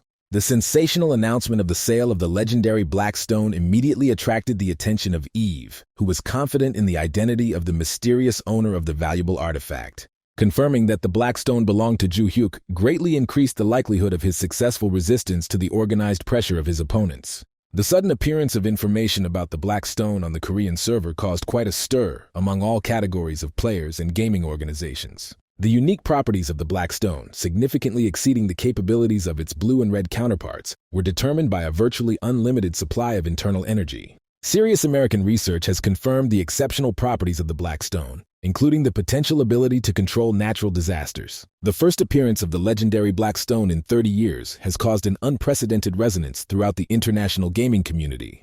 The information about the mysterious owner's categorical refusal to sell the Black Stone to the Divine Star organization caused Kang Mu-hwan great concern. An additional irritating factor was the confirmation of the seller's identity, Fu Hao, who explained his refusal by simple personal dislike of potential buyers. The categorical refusal to sell a precious artifact needed for important research drove the influential Kang Mu-hwan into a state of uncontrollable rage. The numerous negative news stories about her brother caused great indignation in Seiya, who was absolutely certain that the information being published was completely unreliable. Watching his sister's desperate attempts to express her anger, Ju Hyuk listened to her determined intention to initiate legal proceedings against the unscrupulous journalists. Concerned about his sister's behavior, Ju Hyuk recalled a recent conversation, emphasizing the inadmissibility of publicly displaying their family ties. Of particular concern was the sister's official position on the Holy See, which required the utmost caution in publicly displaying family relations. The girl's sincere indignation was caused by the incredible audacity of the authors of the articles, who dared to publish such unreliable materials. The considerate Si-song, who was well aware of Ju Hyuk's true character, felt deeply indignant at the unfair accusations and malicious publications. Despite the recent stern reprimand during their face-to-face meeting, Si-song remained confident in the exclusively positive qualities of her mysterious interlocutor. Explaining the naturalness of the current situation, Ju Hyuk noted the pattern of negative reactions after confrontation with powerful organizations. Focused on the upcoming sale of the black stone through auction, Ju Hyuk preferred not to worry about the current information pressure. A firm position regarding potential buyers excluded the possibility of selling the artifact to the Divine Star and Helen organizations under any financial conditions. The grand opening of the long-awaited auction was scheduled in a picturesque abandoned coliseum located on the mysterious continent of Centene. Numerous viewers actively discussed the suspicious simultaneous malfunction of all teleports under the control of the largest unions, preventing the removal of the artifact. The elders' wise advice to announce the exact location 30 minutes before the auction began helped prevent possible attempts at organized sabotage. Having recognized the rationality of the proposed strategy, Ju Hyuk gave orders to prepare for the unique auction event. The confidence in the unquestioning fulfillment of any demands of the organizers was based on the general desire to get a chance to acquire the legendary artifact. A fundamental safety requirement was the categorical prohibition of wearing any elements of protective equipment within the auction area. A carefully thought-out security system included the placement of experienced elders and professional Sarmak assassins throughout the perimeter of the protected area. The organizers have established strict safety rules, which include the immediate elimination of any participant seen attempting to use a weapon or commit murder. A preliminary analysis of the situation made it possible to confidently predict the appearance of undesirable individuals who were prohibited from participating in the event. The ceremonial start of the unique auction was marked by a loud welcoming address to the numerous participants gathered in the historic building. After thanking those gathered for complying with the established requirements, Ju Hyuk officially declared gold coins to be the only acceptable currency for participation in the auction. The general agreement with the proposed conditions allowed the organizer to begin the bidding, presenting the legendary black stone without setting a minimum starting price. The unexpectedly high first bid of 600 billion gold coins was met with an outwardly unperturbed reaction from the experienced auction organizer. Ju Hyuk's inner shock was caused by the realization that representatives of the highest gaming aristocracy and influential organizations were present at the auction. The rapid growth of offers from 800 billion to 2 trillion gold coins demonstrated the exceptional interest of wealthy participants. The unexpected appearance of a new bidder, who calmly offered 30 trillion gold coins, caused quite a shock among those present. The mysterious buyer turned out to be an influential ruler of the continent of Pora named Rendel, known for his impressive wealth and Middle Eastern origins. Representatives of the continent of Pora have traditionally encountered serious difficulties when attempting intercontinental travel in the game space. The determination of the wealthy ruler in his desire to acquire the legendary artifact exceeded all possible difficulties with transporting the valuable acquisition. The further increase in the rate to 31 trillion caused genuine surprise to Ju Hyuk, who was closely following the progress of the trades. The unexpected increase in supply to 53 trillion gold coins was accompanied by a calm smile from the rich participant and general amazement from the observers. The experienced Serdian, observing the development of the auction, predicted the end of the auction at the 50 trillion mark and the likely hostile actions after the end. The accuracy of the prediction was confirmed by the appearance of an unknown terrorist who committed suicide under the slogan of glorifying absolute evil. Keeping his cool in a critical situation, Ju Hyuk immediately called on his loyal Johan to quickly resolve the incident. The tense atmosphere reminded Ju Hyuk of Serdian's insightful warning about the inevitable attempts by opponents to disrupt the auction. The opponent's complex strategy included banning the use of teleports for intercontinental players and organizing mass riots during trades. The obvious plan of the hostile organizations was to discredit Ju Hyuk by creating controlled chaos in the isolated space of the auction house. A close inspection of the violators bribed by the opponents allowed Johan to note their exceptional determination in their efforts to provoke large-scale unrest. Analyzing the actions of his opponents, the experienced Johan noted the absolute accuracy of Serdian's prediction, which completely coincided with the actual development of events. Alarmed by the colossal force of the explosion, Luxo expressed serious concern about the potential for significant damage to the numerous participants in the auction. Ju Hyuk's calm explanation emphasized the exceptional status of the assembled participants, who had come from all over the world for the unique opportunity to acquire the Black Stone. The high level of development of the world-class rankers present provided reliable protection against such attacks even with a minimal amount of equipped items. The intense interrogation of one of the detainees was suddenly interrupted by the unexpected suicide of the prisoner, whose body began to slowly dissolve into thin air.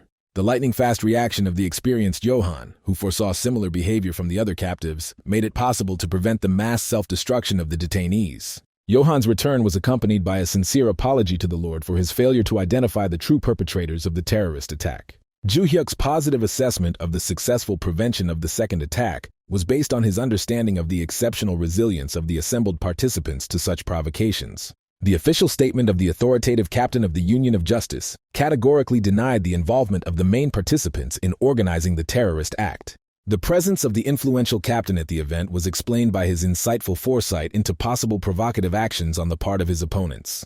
The captain's strong support for the continuation of the auction confirmed that he maintained a friendly attitude towards Ju Hyuk despite the incident that had occurred. Ju Hyuk's irritation was caused by the impossibility of accurately identifying the specific union behind the organization of the large-scale provocative action. The negative mood was intensified by the realization of the possibility of independently using the unique Black Stone without the need to sell it publicly. The altruistic decision to sell the artifact was based on the understanding of the possibility of its effective use for the development of civilization and the achievement of peace. The unexpected admission of the presence of additional Black Stones was accompanied by a firm intention to suspend sales until the organizers of the riots were identified. The sensational announcement about the number of Black Stones available caused active discussion among numerous participants of the prestigious auction event. The calm explanation of the situation included information about the continuing isolation in Korean society and growing pressure from unknown opponents. A clear position regarding future sales excluded the possibility of the Divine Star and Helen alliances acquiring the remaining stones even after the customers were revealed. The simple explanation of the reasons for the refusal as personal animosity led observers to the logical conclusion that large unions might be involved in organizing the riots. A careful analysis of the situation led many participants to realize the possibility of a profitable collaboration with Ju Hyuk after establishing a connection between the terrorist attack and the suspected alliances. The final stage of the event included a polite request that all participants except the winning bidder be removed to allow for confidential negotiations to conclude the deal. Randall's knowledge of Full House status meant that it was impossible to conduct an official exchange transaction to conclude such a significant trade. Understanding the limitations of the trading system led to the preparation of the full amount of 50 trillion gold coins for direct cash transactions.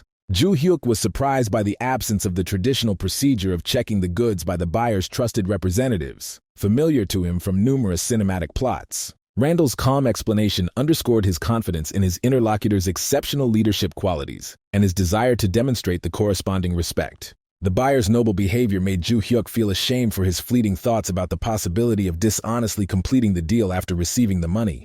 The transfer of the valuable artifact was accompanied by reflections on the need to maintain moral principles even in the face of the imposed role of absolute evil. A deep understanding of the consequences of possible deception determined the inevitability of the transformation of the entire world community into irreconcilable opponents of the dishonest seller. The genuine interest in the plans for using the unique artifact prompted Ju Hyuk to inquire about the new owner's intentions regarding the acquired treasure. Randall's initial statement about the decorative use of the stone surprised his interlocutor, who attributed the strange decision to the typical whims of wealthy people. A subsequent explanation revealed the humorous nature of the initial response and the existence of a serious plan to use the unique properties of the acquired artifact. Randall's sensitivity to social issues included an understanding of the difficulties of people who had lost their ability to earn a living in Olympus due to various disasters. An additional concern was the issue of access to education for children unable to attend the academy, which is mandatory for all citizens. The noble desire to provide support to those in need was manifested in the desire to ensure that all children had the opportunity to receive an academic education. The limited financial possibilities in solving social problems were compensated by the potential to use the unlimited energy of the acquired Black Stone. Randall's aristocratic background determined his desire to take on increased responsibility for the well-being of society as compensation for his privileged position. Ju Hyuk's satisfaction with the outcome of the deal was based on the transfer of a valuable artifact to a person with high moral principles and noble intentions. The information received by Kang Moo-hwan about the successful sale of the Black Stone was supplemented by shocking information about the presence of two more similar artifacts by the seller. The leader's heightened interest in the fate of the dispatched organizers of the riots reflected his concern about the possible consequences of the provocative operation. Of particular importance was the careful concealment of all traces of involvement in the organization of the incident, which was successfully implemented by the executors of the special operation. The assistant's confident statement about the impossibility of establishing contact with the guild, even with the most thorough investigation, calmed the worried leader. Kang Mu-hwan's curiosity about the source of the unique artifacts was heightened by the possibility of additional black stones. The consideration of the possibility of overturning the death sentence was confronted with the need to preserve the family's reputation and maintain the authority of the influential union. Fears about the consequences of violating one's own decision were intensified by a negative attitude towards the enemy, recognized as the embodiment of absolute evil. The strategic importance of the black stones was determined by their potential use to create portals to monsters of considerable value. The difficulty of making the optimal decision was determined by the scale of possible consequences for all parties involved in the conflict situation. The conclusion of the main events was followed by a gathering of Ju Hyuk's team to discuss the results and plan further actions. The satisfaction of successfully completing the deal was reflected in the joyful examination of the 50 trillion gold coins received, opening up wide possibilities. Serdian's unexpected appearance was accompanied by a high assessment of the Lord's negotiating skills and a proposal for an immediate discussion of important strategic issues. Ju Hyuk's polite refusal to discuss it immediately was accompanied by an explanation of urgent matters and a promise of a detailed conversation later. The unexpected appearance of the quest, Return of the Absolute, was accompanied by information about the existence of the last rebellious elder among those who had previously rejected the hero's authority. The sudden appearance of mysterious lightning bolts erupting from the ground caused an immediate wary reaction from the elders, who tried to determine the source of the possible threat. Rexor's dramatic appearance from the rooftop was accompanied by a formal address to the heir to the legendary mind technology that conquers the skies.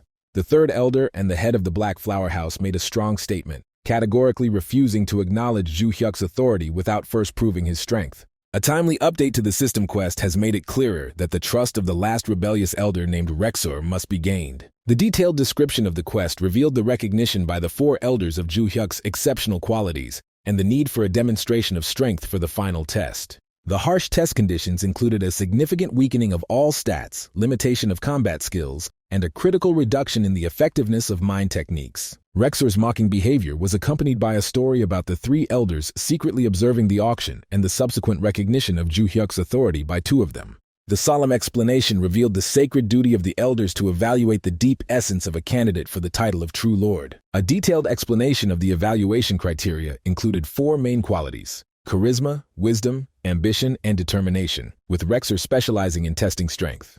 While acknowledging Ju Hyuk's display of outstanding personality traits in front of the other elders, Rexor noted that his physical strength was insufficient to merit recognition. An indignant Johann sharply pointed out the inadmissibility of such a brazen appeal to the legitimate absolute ruler on the part of the disobedient elder. Logical reasoning highlighted the contradiction between the claimed observation of the Lord's actions and the disrespectful attitude towards his obvious power. The calm disregard of the elder's objections was accompanied by an appeal to Johann with a reminder of his own request for patience in waiting.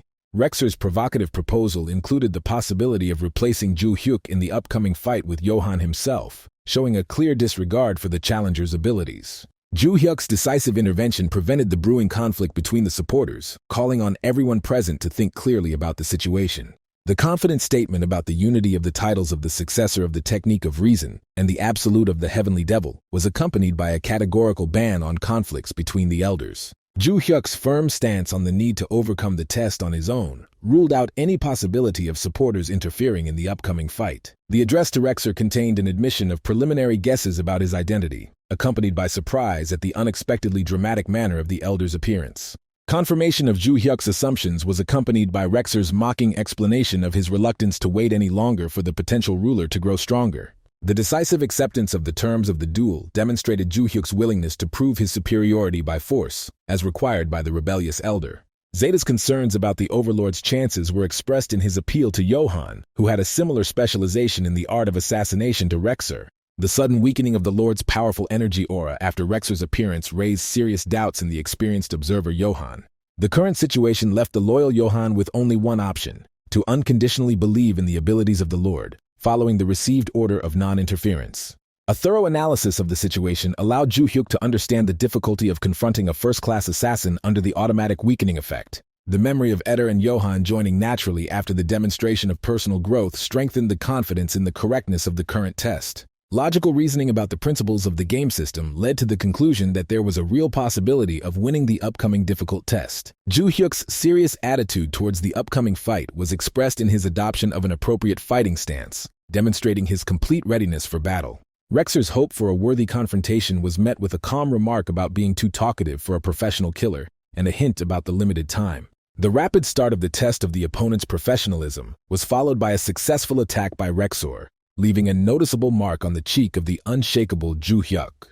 Careful observation of the enemy's actions allowed us to appreciate the exceptional skill of a first-class killer, demonstrating incredible speed and silence. A serious assessment of the situation made Ju Hyuk aware of the potential danger of confronting a professional opponent, determined to kill. Confidence in control of the situation was shaken by the unexpected appearance of an enemy overhead, accompanied by a powerful attack from above. The Elder's panicked reaction to the Overlord's apparent defeat was calmed by Johann's confident call for them to watch the duel more closely. Ju Hyuk's incredible display of strength, stopping his opponent's sword with his bare hands, was followed by a mocking question about his sudden loss of confidence. The immediate punishment for the carelessness shown was expressed in the demonstrative destruction of the enemy's sword by the bare hands of the powerful ruler. The imperious demand to stop underestimating was accompanied by a powerful throw from the opponent and a serious warning about the absence of leniency in further confrontation. Ju Hyuk's calm explanation revealed the special properties of the glove he used, which was capable of greatly increasing the pain of the target he chose. Johann was truly amazed by the Overlord's ability to achieve a decisive victory, even without using the legendary heaven-conquering mind technique. Ju Hyuk's detailed explanation revealed his ability to assess the situation from the first scratch he received, demonstrating superiority even in a weakened state. A careful analysis of the damage received confirmed that the base power remained significant at 99 units, even with the weakening effect in effect. An additional factor in the success was the timely decision to use special artifacts from the personal arsenal after a long period of abstinence. Johann's emotional reminder emphasized their leader's exceptional status as the successor to the legendary technique and absolute of the Heavenly Devil. The defeated Rexer's determined attempt to rise to his feet demonstrated the unyielding character of an experienced warrior, even after a crushing defeat. The winner's calm question about possible objections was accompanied by confidence in the fulfillment of all the conditions set for recognition of superiority. The respectful admission of defeat was accompanied by admiration for the perfectly calculated counterattack and gratitude for sparing the life of the defeated enemy. Rexer's sincere repentance was expressed in the recognition of unforgivable arrogance before the legitimate heir and the readiness to accept any punishment for the disloyalty shown. Johann's understanding of Rexer's true motives was coupled with concern about the smiling Overlord's possible harsh reaction to his disobedience. The final conclusion of the conflict was accompanied by a wise recognition of the duel as proof of Rexer's sincere devotion to the ideals of the Sky Devil. The ruler watched the actions of his warrior Rexer closely and decided to show understanding for his desire to show strength, instead of assigning severe punishment for such behavior. Thanks to the ruler's wise decision, Rexer received the honorable position of Elder of the Heavenly Devil and became one of the most trusted assistants in managing all important affairs of the state. The stern warrior unexpectedly showed his sincere feelings to all the people gathered and burst into tears right during the important ceremony of recognizing the power of the ruler Ju Hyuk. The devoted warrior Rexer fell to his knees before his master and, holding onto the hem of his robe, began to loudly beg forgiveness for his unworthy behavior and swear eternal loyalty. The new Heavenly Devil Elder sincerely admitted his mistakes and expressed deep gratitude to the ruler for his kindness and ability to forgive even the grave misdeeds of his subjects. The elders looked in surprise at the unusual behavior of the always stern Rexer, while the ruler Ju Hyuk rejoiced at the successful completion of an important task to restore absolute power. Advisor Serdian resolutely approached the ruler and asked for time to complete their interrupted conversation, showing with his whole appearance the special importance of the issue under discussion. Having carefully assessed the recent events in the kingdom, the wise advisor Serdian decided that now was the most opportune time to discuss his important proposal. Inspired by the appearance of a huge sum of 50 trillion gold coins, the experienced advisor Serdian presented a bold plan to create a new capital and organize the relocation of the entire population. The elders gathered at the council, and the ruler Ju Hyuk himself were amazed by such an unexpected proposal, since the issue of moving the capital had never been raised at meetings before. All the inhabitants of the settlement came to the important meeting, except for a few elders, who at that time were carrying out urgent tasks far beyond the protected territory. The wise advisor Serdian opened the meeting and immediately addressed the main question that worried everyone present. Why was it necessary to leave a settled place and move the capital?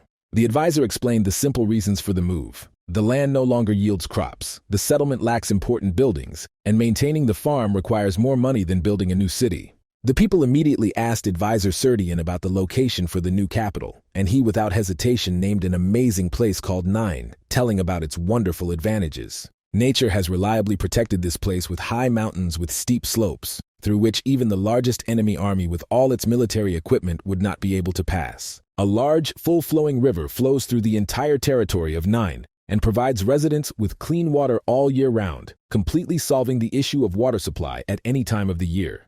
The favorable location of the mountains and the river creates an impregnable fortress, where even a small detachment of defenders can stop the advance of a huge enemy army numbering 1,000,000 warriors. Ruler Ju Hyuk listened carefully to his advisor's proposal and acknowledged the correctness of his arguments, remembering that Serdian never made frivolous proposals. An experienced advisor spoke about the possibility of creating a powerful magic circle in a new location, which previously seemed like an impossible dream, but will require significant financial investments. According to Serdian's advisor's calculations, 10 trillion gold coins were needed to begin construction, and such a huge amount made the ruler Ju Hyuk think seriously. Recalling Randall's recent investment of 50 trillion, the ruler realized that his doubts about a smaller sum spoke to the limitations of his own vision of the future. The advisor acknowledged the large size of the required investment, but considered such expenses necessary to protect against a possible invasion by imperial troops and to create a reliable defense of the state. The success of the construction will be ensured by the 8th and 11th elders, recently accepted into the council, whose knowledge and experience will significantly speed up the completion of all necessary work. The lands of Nine were considered an ideal place to live, which many rulers had long dreamed of, but no one dared to start moving, so now everyone was waiting for the wise decision of the Lord. The wise ruler understood his responsibility to the people and considered the costs of the new capital reasonable, comparing them with the enormous expenditures of other countries to defend their territories. The ruler approved the proposal of Advisor Serdian, fully trusting in the abilities of the 8th and 11th elders to successfully complete an important project and create a foundation for future prosperity. After the announcement of the ruler's decision, all the elders expressed their support, and the magic system reported the successful start of the capital's transfer and the growth of trust between the council members. Ju Hyuk understood the importance of the construction that had begun, but parting with 10 trillion gold coins was the biggest monetary expenditure in his entire life. Sometime after the construction work in Nine began, the ruler Ju Hyuk personally went to check the implementation of all the planned works and the quality of the work done. Advisor Serdian happily reported on the successful implementation of all plans and emphasized the special importance of this first big step on the path to the great achievements of the ruler. The ruler thanked his loyal advisor for the detailed report and expressed complete confidence in his ability to properly organize work on a complex construction project. Having full confidence in Serdian's experience in managing the construction, the ruler decided to attend to his own important affairs and not interfere in the process until the work was fully completed. The ruler's main task was to receive a well-deserved reward for the successful completion of an important task called Return of the Absolute, which was fully completed. Opening the magic system window, the ruler saw a message about the completion of the calculation of the reward due to him, which consisted of 2 different parts with special conditions. After a difficult battle with Rexer, the ruler hoped to receive a worthy reward for completing a high-class quest, perhaps even including a rare black magic stone. The first part of the reward gave the ability to freely move the sacred altar, which at first did not seem very important, but turned out to be very useful for moving to a new location. The second part of the reward required an additional condition to be met, to donate a valuable black stone, which was supposed to disappear immediately after it was used to receive the reward. The ruler was very upset at having to hand over the precious black stone, worth several trillion gold coins, just to receive the reward he was entitled to. Despite his obvious dissatisfaction with the terms, the ruler understood the need to complete the main scenario and decided to agree to the requirements in order to receive the reward he deserved. After receiving the reward, the ruler was determined to find the one who came up with such an unfair condition and tried to harm him by taking away the valuable magical item. Immediately after receiving the award, the ruler's profession was forced to change, and his new class received the unusual name Absolute Evil, with special abilities. The ruler pondered the unusual phenomenon for a long time and tried to recall cases of class demotions, but could not find a single similar example in his memory. The elders around the ruler felt an incomprehensible fear from the dark demonic energy emanating from him, but Ju Hyuk himself felt completely calm. Along with the new class, the ruler received an amazing specialization and many special benefits that were given only to the chosen bearers of this rare title. The ruler realized that the loss of one black stone was fully justified by receiving the title of Absolute Evil, which brought him one step closer to fulfilling the main scenario. Among the benefits he received, the ruler discovered 2 new combat skills that he immediately wanted to test in a real battle to assess their strength and capabilities. Noticing 2 worried elders nearby, the ruler was delighted by the opportunity and asked them to help him test the new abilities of his unusual class. Returning home after training, the ruler saw important news from Olympus about the completion of the formation of all 7 holy sees with the selection of worthy rulers. The main residence for all the elected rulers of the holy seas was designated the majestic imperial castle, located on the ancient continent of Sentine. The ruler realized the connection between the emergence of the ultimate evil from the Sentine continent and the concentration of the main scenario around these mysterious lands with a deep history. After a long absence from an important meeting, the ruler's sister finally returned, and he decided to ask her about the past events and impressions received. Among the 7 elected rulers, 5 were from Korea, making it unnecessary to use an automatic translator during important negotiations and discussions. The sister told her brother with surprise about an incredibly strong level 130 person among the chosen rulers, who asked to keep the information about his strength a secret. Hearing about such a high level, the ruler remembered his teacher's story about a mysterious, unofficial warrior whose strength exceeded the 100th level and wanted to know his true capabilities.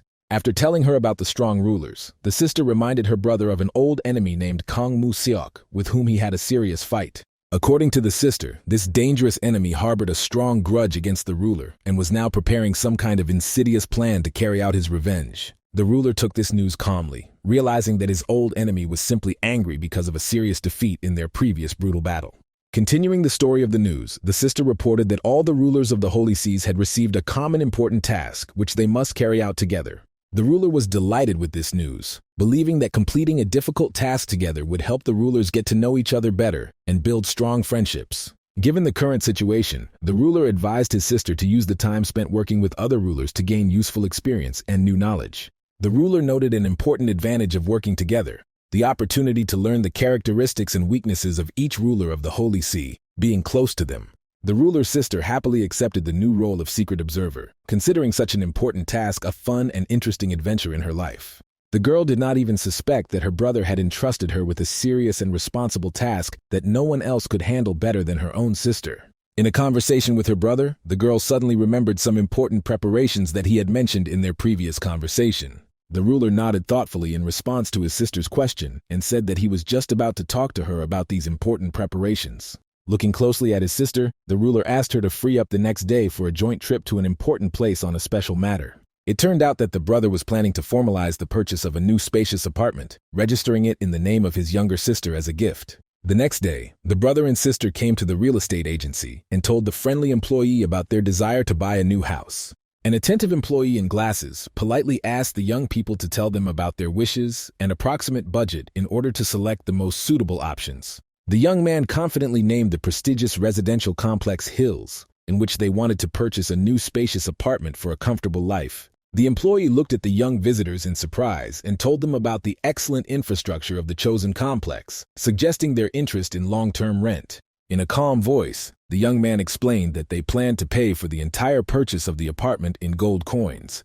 and clarified the possibility of this method of payment.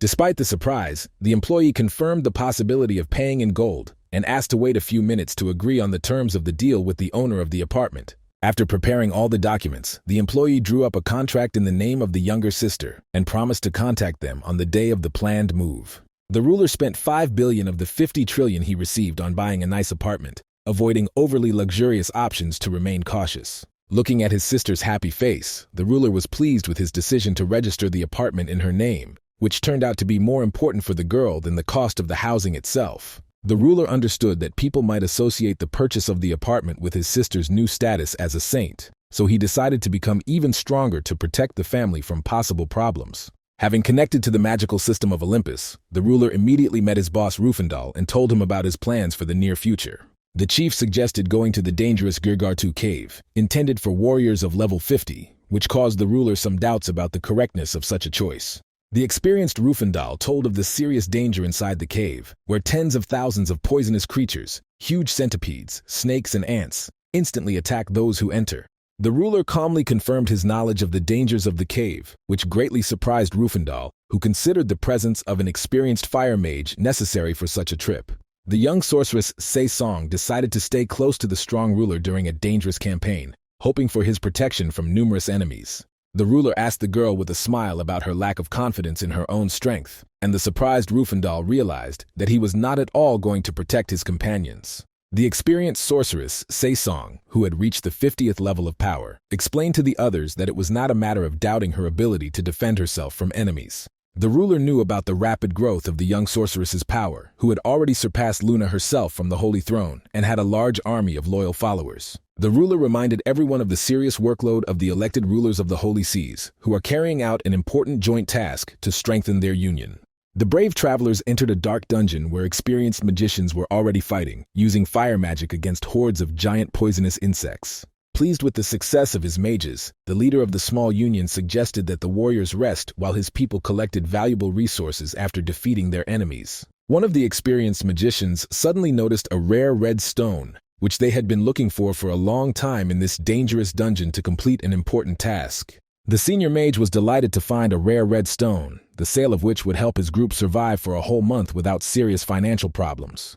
An experienced leader spoke about his past at the Divine Life Union, where he had to leave due to the company's difficult politics, which seemed like the end of his career. The loyal subordinates followed their leader, and together they created a successful business, giving half of the income to the Divine Star Union for the use of hunting lands. The alarmed mages informed their leader of the approach of a powerful Full Chow warrior, which caused great concern in the experienced leader. The scouts added that a huge eagle was flying next to the approaching warrior, and his companion turned out to be a powerful necromancer with dark powers. Among the approaching travelers, the magicians recognized the well-known bearer of the title, Absolute Evil, which caused even more concern among the defenders of the dungeon. The experienced leader Markin could not understand the reason for the appearance of such a powerful warrior in their lands, and did not know how to act correctly in such a situation. The powerful ruler calmly explained to the alarmed Markin that he would not harm his people unless they began hostile actions first.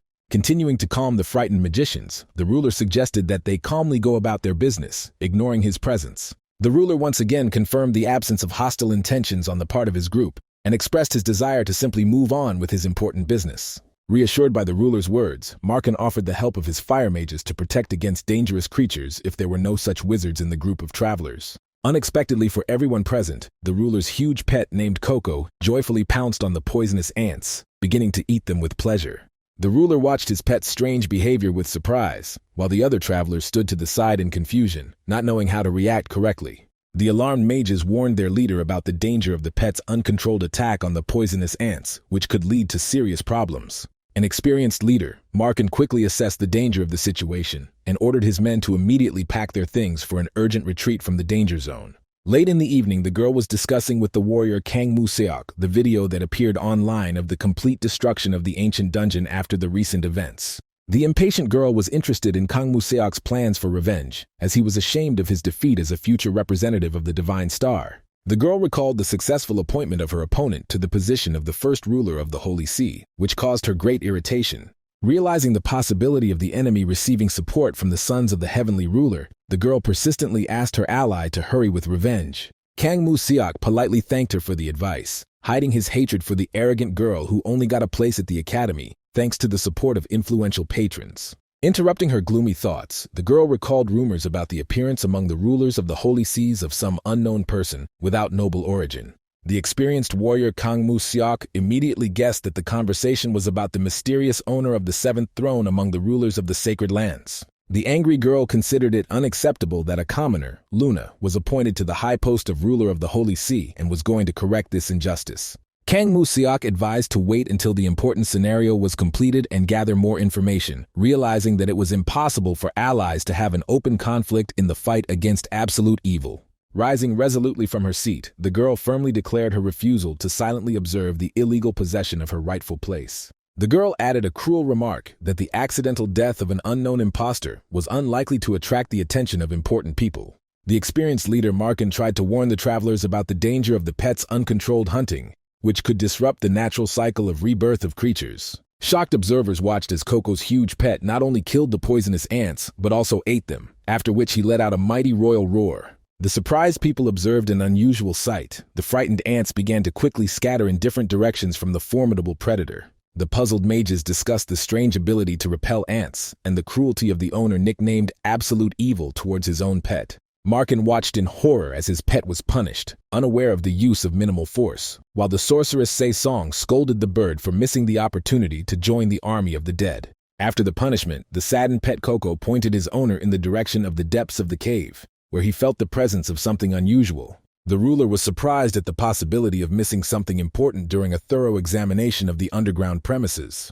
Approaching the travelers cautiously, the experienced guide, Markin, politely asked permission to share important information about this place. Markin, who had been closely observing the group's actions, told them about a dead end in the western part of the cave, where the unusual pet had pointed. The experienced guide explained to the travelers the existence of different zones in the dungeon and suggested that the indicated dead end could be an entrance to another area. The ruler looked at Markin with respect, understanding his deep knowledge of all the features of the dungeon as an experienced leader of the local union. Having assessed the guide's experience, the ruler invited Markin to join their group as a knowledgeable advisor, promising to give him half of the reward he received. The humble leader refused the generous offer, wanting to earn his reward honestly and enjoying the opportunity to join a strong group distracting dangerous enemies. The united group of travelers began moving towards the indicated dead end, while the experienced guide Markin confidently reported on the approach to an important place. Markin explained the need to block the constantly respawning monsters immediately upon entering a new zone, advising the ruler to prepare for battle in advance. The impatient ruler, without listening to the important explanations, entered the dungeon and received a dire warning from the system about the death penalty for invading sacred lands. The strict system added that the only way to leave the forbidden place would be to sacrifice the life of the violator of the sacred rules. A shocked Markin watched in horror as the huge swarm of poisonous ants gathered, realizing that they were not running away, but had deliberately gathered in one place. Alarmed assistants reported that all exits were surrounded by dense rows of poisonous ants, posing a serious threat to the group. Unexpectedly for everyone, the huge pet Coco bravely rushed into the thick of the enemies, loudly indignant at the disrespect of simple insects for the true king. Watching his pet's actions, the ruler realized that Coco was once again showing her indomitable fighting spirit. In the midst of battle, the mighty pet gained a new amazing ability called All-Encompassing Beak to fight enemies. The resulting ability allowed the pet to deliver incredibly fast and accurate strikes to selected targets among the many poisonous ants. After destroying all enemies, the hungry pet received a new skill, Feast Table, to collect magic stones and restore its strength. Joyfully flapping his wings, Coco did not have time to enjoy the spoils of red stones, which the dexterous Rufendal quickly collected and handed over to the ruler. The pleased ruler praised his diligent assistant, who promised to collect all the valuable red stones during their dangerous journey. The ruler turned around and noticed the displeased look of his pet, who clearly considered Rufendal's actions to be a real theft of well-deserved booty. Confident in his superiority, Rufendal explained his actions by his status as the first pet, who had the right to hand over the Mind Stones directly to the master. An indignant Coco loudly expressed his disagreement with his rival's statement, considering himself worthy of the title of the ruler's first pet.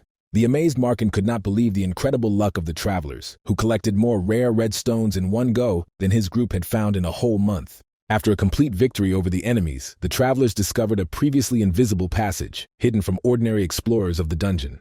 Fulfilling the special condition of destroying all the ants with Coco's pet opened up access for the travelers to the secret part of the ancient dungeon. The magical system warned the travelers of the grave danger of the new passage and offered a choice between risky exploration and a safe return without reward.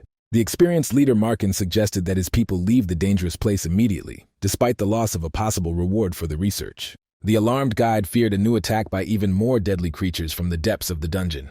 Approaching the ruler, the wise Markin explained the necessity of their groups separating due to complete ignorance of the further dangers of the unknown territory. The ruler calmly accepted the experienced guide Markin's decision to part ways, sincerely thanked him for his help, after which the group said goodbye and left the dungeon. Pleased with the successful work, Markin praised all his assistants for their excellent results and announced the end of today's working day. The experienced leader strictly warned his people about the need to keep secret all the unusual events that occurred in the dungeon. Surprised, Markin suddenly noticed the appearance of one of the powerful rulers of the Holy See behind him. The ruler who arrived noted with suspicion Markin's unusual joy, as if he had seen something special in the depths of the dungeon. The caring sorceress Sei-song approached the ruler, worried about the condition of her pet Coco, who for the first time seemed unable to cope with the huge number of enemies. The attentively observing ruler reassured the sorceress, explaining the absence of real danger due to the strange behavior of the creatures surrounding the pet. Continuing his observation, the ruler noticed the unusual behavior of the ants, which looked more like frightened fugitives than dangerous enemies. Noticing the ants' attempts to attack Mariana, the ruler quickly picked the girl up in his arms and asked her to be careful while checking Rufendal's defenses. Confident in his powers, Rufendal reported the incredible strength of his magical defense, which he received thanks to special enhancements from the ruler. The attentive ruler noticed the confusion in the eyes of the young sorceress Mariana, who could not collect her thoughts in the current situation. Having collected his thoughts, the ruler asked the sorceress to prepare to use a special soul slavery technique to conduct an important magical experiment. After activating the powerful skill, the magic system loudly announced to everyone present that a mysterious evil space had appeared. Surprised by the sudden appearance of dark energy around him, a confused Rufendal turned to the ruler for an explanation of the changes taking place.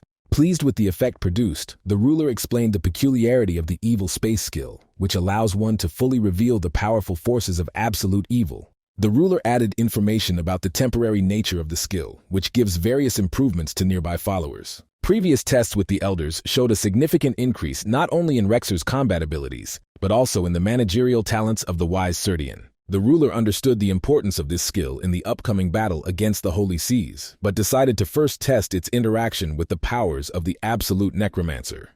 The magic system reported that Mariana's abilities belonged to the forces of evil space and began distributing special abilities among the participants. The young sorceress received a significant increase in all stats by 20 points and an additional random effect of increasing the rank of any summoned undead. Realizing the need to test her new abilities, the sorceress Sei-Song received permission from the ruler to use her necromantic power. The first creature summoned was a mighty water chimera, very different from its previous appearance as an insect-like behemoth. The unusual changes in the appearance and size of the summoned undead occurred due to Mariana's special abilities and the increase in the rank of the creatures. The surprised sorceress discovered a new ability to choose combat skills for her undead after receiving a request from the monster to destroy enemies. Having chosen the powerful spell Acid Volcano, even the ruler, who was confident in his abilities, was amazed by the incredible attack power of the summoned creature. Pleased with the result, the sorceress joyfully watched the successful application of the chosen skill, which exceeded all expectations of those present.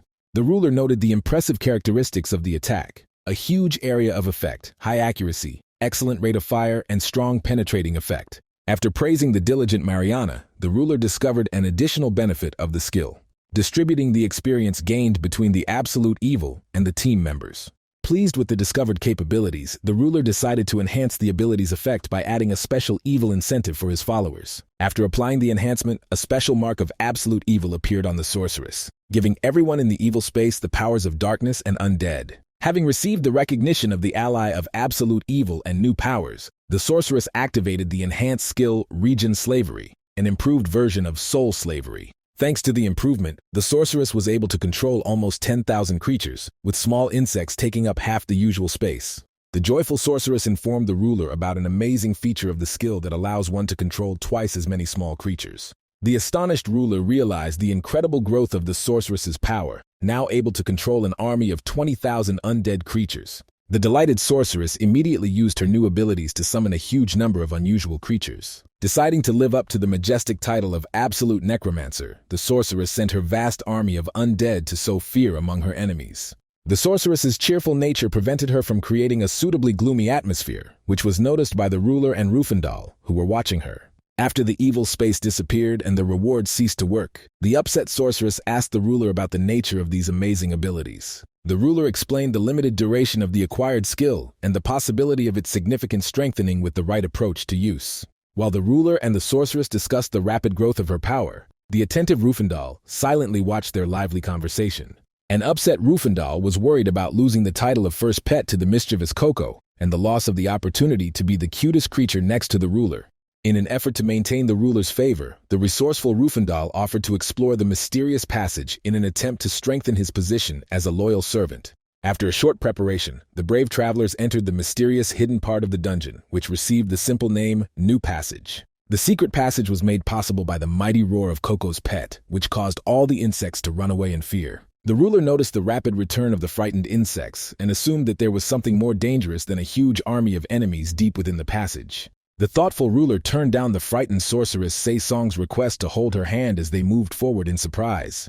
With a trembling voice, the sorceress spoke about her unpleasant sensations in this place, the piercing cold, and the constant feeling of someone else's observation.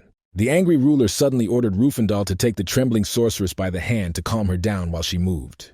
The surprised assistant met the displeased gaze of the sorceress, who clearly expected a different decision from her respected ruler. The proud sorceress calmly refused the offered help, declaring her ability to continue on her own. The attentive ruler noticed the sorceress's obvious displeasure, but decided to focus on continuing the important study of the mysterious passage. Finding himself in complete darkness, the ruler created a bright ball of light to illuminate the narrow underground corridor in front of the travelers. A worried Rufendal understood the enormous power of even simple spells in the hands of a powerful ruler due to his incredibly high magical abilities. The ball of light created by the ruler turned out to be so bright that for a moment it blinded all the travelers nearby with its incredible radiance. Immediately after the bright flash, the alarmed ruler suddenly pushed the surprised Rufendal against the wall, ordering him to hide immediately.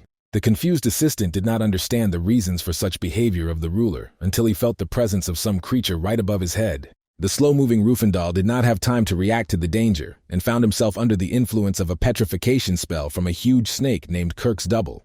The ruler, who had successfully defended Mariana, reflected on the strange appearance of the ancient master of the dungeon, who had not come out to people for 80 years. The surprised ruler tried to understand the reasons for his unexpected meeting with the double of the powerful creature and the location of his dangerous original. Watching the battle closely, the ruler was surprised by the snake's complete disregard for the level 70 attacks from his powerful pet, Coco. The enraged pet of the ruler realized the complete disregard on the part of the huge snake, which paid no attention to his presence. Insulted by the enemy's inattention, the pet furiously rushed at the huge snake, loudly demanding the immediate start of a worthy duel.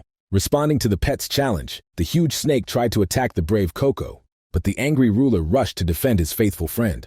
Having cleverly reacted to the ruler's approach, the huge snake opened its terrible mouth wide and completely swallowed the brave warrior. The assistant's horror quickly turned to surprise when a bright light burst from the snake's mouth and then its entire head was blown apart by the ruler's powerful blow. Calmly assessing the strength of the defeated enemy, the ruler noted the enemy's sufficient power, although one blow with a special skill was enough for victory. Freed from the spell, Rufendal was once again amazed by the incredible strength of his master, feeling his faith in his abilities grow even stronger. After successfully completing the hunt for Kirk's Double, the diligent Rufendal immediately rushed to collect the special scales of the defeated enemy that fell as a reward. The experienced sorceress realized the true nature of the fallen creature when she was unable to summon him as a new warrior for her undead army. The sorceress, dreaming of becoming stronger, thanked the ruler for saving her from the monster's attack, hiding her tender feelings from the strict ruler. After finishing clearing the dungeon, the ruler received a system message about the appearance of a hidden quest upon revisiting the place within the next 36 hours. Having carefully studied the received scales, the ruler assumed that they played an important role in moving to the next gate and meeting the real master of the dungeon. Having assessed the importance of the upcoming task, the ruler suggested that his tired companions take the necessary rest before continuing the dangerous adventure.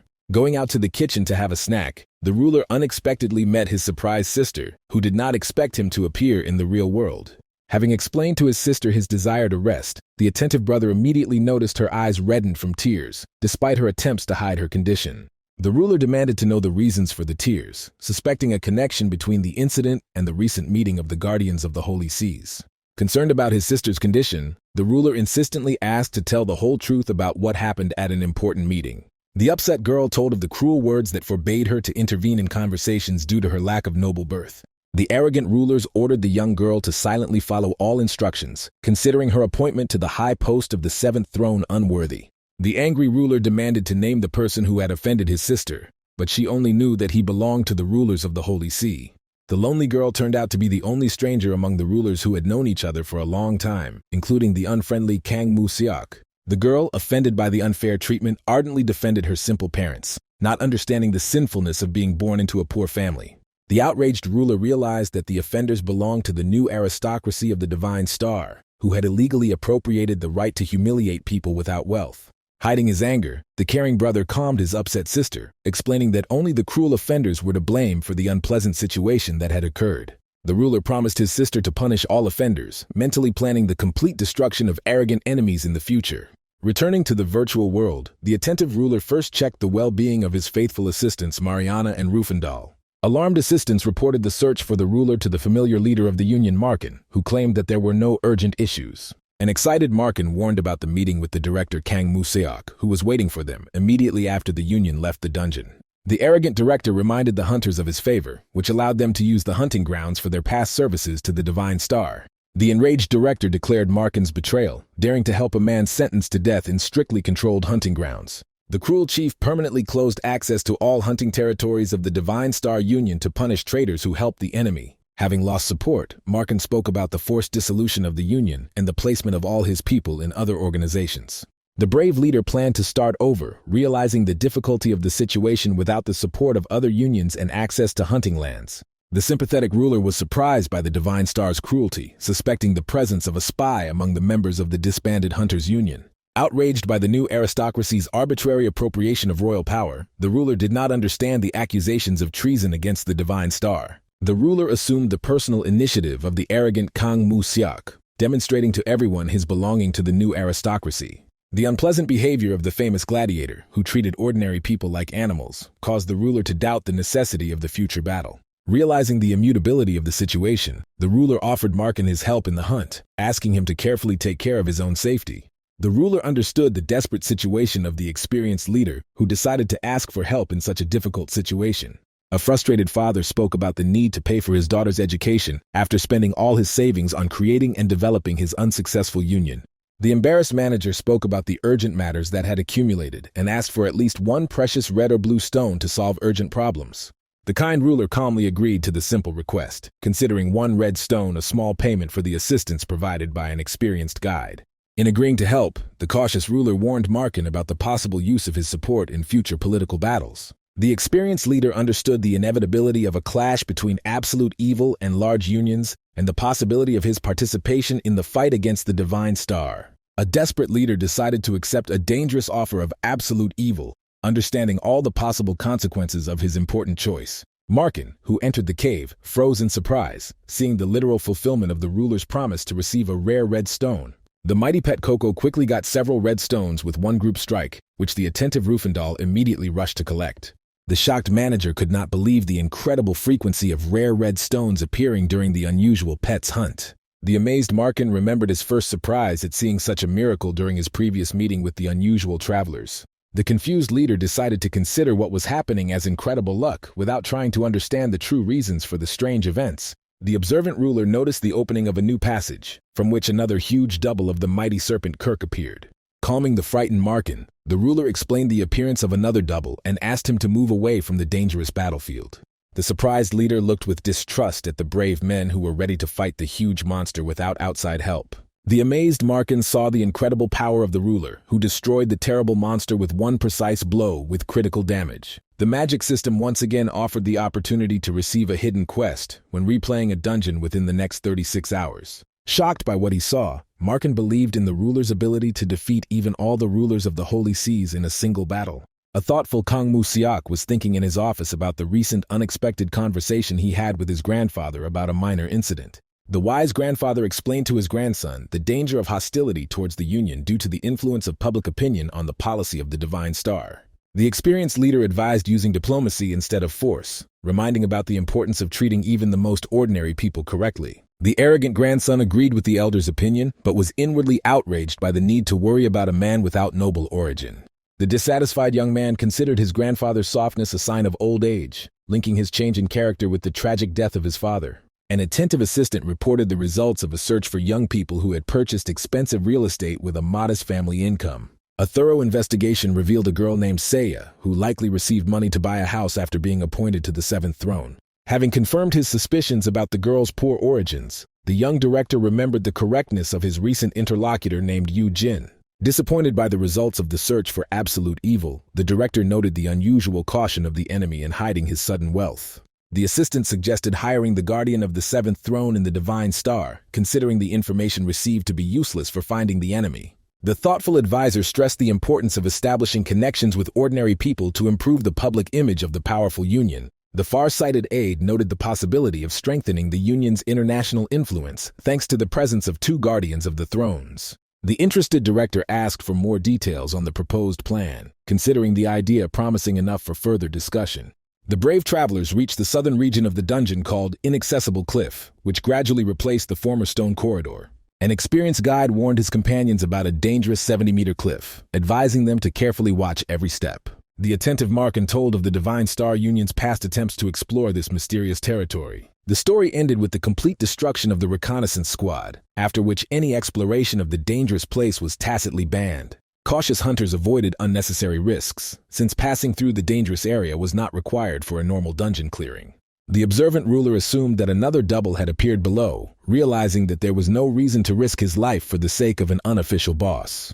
Confident in his powers, the ruler decided to destroy the dangerous enemy, although others were content with the easy prey of red stones. The grateful ruler asked Coco to prepare for the descent and thanked Markin for his help in finding the right road. Surprised by the ruler's kindness, Markin watched with interest the actions of his amazing pet during the hunt. The experienced manager was amazed at the incredible amount of red stones mined, which usually appeared no more than once a month. An attentive observer suggested that the pet had a special skill that significantly increased the likelihood of receiving valuable items. The delighted leader estimated the enormous value of the unique pet at hundreds of billions of coins, doubting even Yujin's ability to tame such a creature. The inspired sorceress asked permission to use her army of 2,000 beetle monsters in the upcoming battle.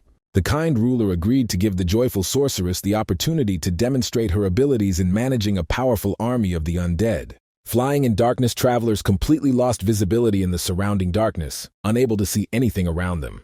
Alarmed, Rufendal tried to stop the ruler, who was about to light the way with a simple magical light. The bright flash of the basic spell blinded everyone present, causing the unfortunate Rufendal to fall from the flying bird. The falling assistant promised to return in 2 days, asking not to forget him before disappearing into the mouth of a huge snake. Having received word of his pet's death, the calm ruler focused on catching a new double, trusting in Rufendal's ability to return. Strengthened by the space of evil and a special encouragement, the sorceress was the first to start the battle, feeling a multiple increase in her abilities. An amazed Markin watched the incredible scene of the legendary Rufendal being instantly swallowed by a huge snake. An alarmed Markin doubted the correctness of the decision to entrust the battle with such a dangerous opponent to a young sorceress without much experience. The sorceress who gave the order to begin the battle amazed the observer with the huge number of obedient warriors in her powerful army. The amazed leader finally understood the power of the necromancer, who was able to turn all the insects living in the dungeon into his own loyal servants. The attentive Markin noticed unusual changes in the appearance of the creatures, which became larger and stronger than ordinary insects, thanks to magical enhancement.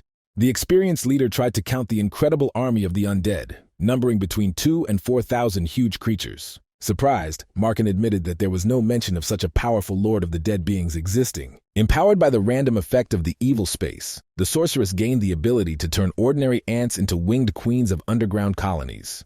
The activated unique skill allowed the sorceress to summon 1,500 red warrior ants in a few seconds, with the possibility of an infinite replenishment of the army. The sorceress informed the ruler about the first use of a special potion to increase the supply of magical energy during an important battle. The considerate ruler suggested that the sorceress use her own life forces more economically when creating a huge army of undead. The huge army of ants quickly destroyed the mighty snake monster, ending the successful hunt led by the young sorceress. Markin, who was watching the battle, was amazed by the girl's incredible abilities, which surpassed those of the rulers of the Holy Seas. The tired travelers left the dungeon, agreeing to meet in a day to continue the important task in the remaining time. The uncertain sorceress asked for an assessment of the quality of her work, hoping to receive praise from the ruler to increase her confidence in future battles. Surprised by the request, the ruler praised the diligent sorceress, inspiring her to diligently increase her level in the next day. The unexpected meeting was interrupted by the appearance of the angry crimson gladiator Kang Mu-seok, his eyes burning with rage. The cautious ruler listened carefully to the proposal of the first custodian of the Holy See, trying to understand the true goals of the enemy. The cunning gladiator planned to gain the ruler's trust for subsequent betrayal, following the wise advice of his grandfather. An arrogant aristocrat offered the ruler an honorable place in noble society, but received a decisive refusal from the proud opponent. The ruler's lightning attack ended the life of the arrogant opponent, earning the winner an additional point of absolute evil. The defeated berserker received a serious punishment from the system, loss of a Holy See point and a decrease in strength by 4 levels. Surprised by the lack of such reports in the past, the ruler realized that he had reached the highest level in the absolute evil class. The enraged gladiator threatened revenge on the ruler, receiving in response a reminder of his sentence and advice to leave the game. Pleased with the punishment of his sister's offender, the ruler decided to repeat such lessons at every meeting to correct the enemy's character. The ruler, who told his sister about the victory, was surprised by her dissatisfaction with the quick reprisal and her desire for a longer punishment of the enemy. The ruler explained to his sister the advantage of a quick solution to the problem, preventing the emergence of new insidious plans by the defeated enemy. Having listened attentively to his sister's story about the ruler's disdainful attitude towards her absence from the meeting, the brother began to think about how events were developing. The brother, enraged by the behavior of the rulers, promised his sister a severe punishment of the offenders and a public exposure of their dark deeds. The happy parents congratulated their successful daughter on the purchase of a good home, not suspecting that their son would help them acquire a new apartment. The joyful mother celebrated not only the successful move to a prestigious area, but also the long-awaited emergence of harmony in the relationship between her children. The touched ruler felt pleasantly embarrassed by the sincere words of his mother, who dreamed of a happy future for her beloved family. A worried aide received an urgent order from the president to find and remove a mysterious message posted by the ultimate evil. Surprised readers discussed the author's courage in openly using the name of Absolute Evil to publish important video material. The puzzled assistant tried to figure out the strange reason for Kang Moo-seok's murder, which was cited in the message as the enemy's unpleasant appearance. The brave travelers returned to the dungeon a day later and set out to explore the last unexplored northern part of the cave. The powerful ruler easily defeated another double, successfully completing the difficult hunt for all copies of the ancient creature. The activated ancient altar required special items obtained from each defeated doppelganger to perform an important ritual. The prudent ruler was pleased with his decision to keep all the skins of magical creatures obtained in battles. Attentive travelers immediately recognized the ancient structure as a sacred altar for an important sacrificial ritual. The confident ruler quickly placed 4 valuable sacrifices on the altar, successfully activating the ancient mechanism of magical summoning. The majestic appearance of the true master of the dungeon amazed the travelers who saw the legendary hidden boss of the dungeon for the first time. The magic system warned all players in the dungeon about the particular cruelty of the monster, which differed from its counterparts. The mighty monster cast a terrible petrification spell, which captured the bodies of all the travelers without any special protection from magical influence. The alarmed ruler noted the extraordinary power of the long-range spell, which affected even the mighty pet Coco. The sorceress's amazing resistance to the petrification spell was explained by her incredibly high level of magical development. Focused on the possibility of obtaining a new warrior, the sorceress displayed an unusual combination of genius and naivety in her behavior. The cautious ruler asked the sorceress to stay behind, deciding to fight the powerful enemy on his own. The experienced warrior immediately attacked the dangerous enemy with his powerful move, Truth Attack, 100 lightning strikes. The surprised ruler noticed the enemy's ability to slow down even the fastest attacks with petrification magic. Having assessed the boss's unusual strength, the ruler used unusually powerful fist, but the enemy managed to respond with the dangerous ability Poison Injection. The powerful Ju Hyuk had reliable protection against strong poisons and magical effects thanks to his special abilities. The huge snake concentrated all its forces on the enemy, but Ju Hyuk's partial resistance to the petrification spell allowed him to continue moving. The invincible Ju Hyuk broke through the enemy's defense with a powerful blow and added 100 lightning attacks, successfully ending the hunt for the real Kirk. Victory over a powerful enemy brought the hero a huge amount of experience, instantly raising his level to 57 units. While a joyful Ju Hyuk was learning his new abilities, the determined Saesong began to transform the defeated snake into a new undead warrior. Carefully examining the status window, a pleased Ju Hyuk discovered that the long-awaited skills, Spiritual Eye, and Advent of the Evil God had been unlocked. Lucky Ju Hyuk received additional ultimate evil points and valuable trophies from Kirk while Saesong completed the subjugation of the huge snake. The hero's exit from the dungeon was interrupted by an unexpected meeting with the persistent Kang Moo-seok, who was waiting for them outside. The surprised Ju Hyuk did not understand the appearance of the enemy he had destroyed just a day ago in a fierce battle.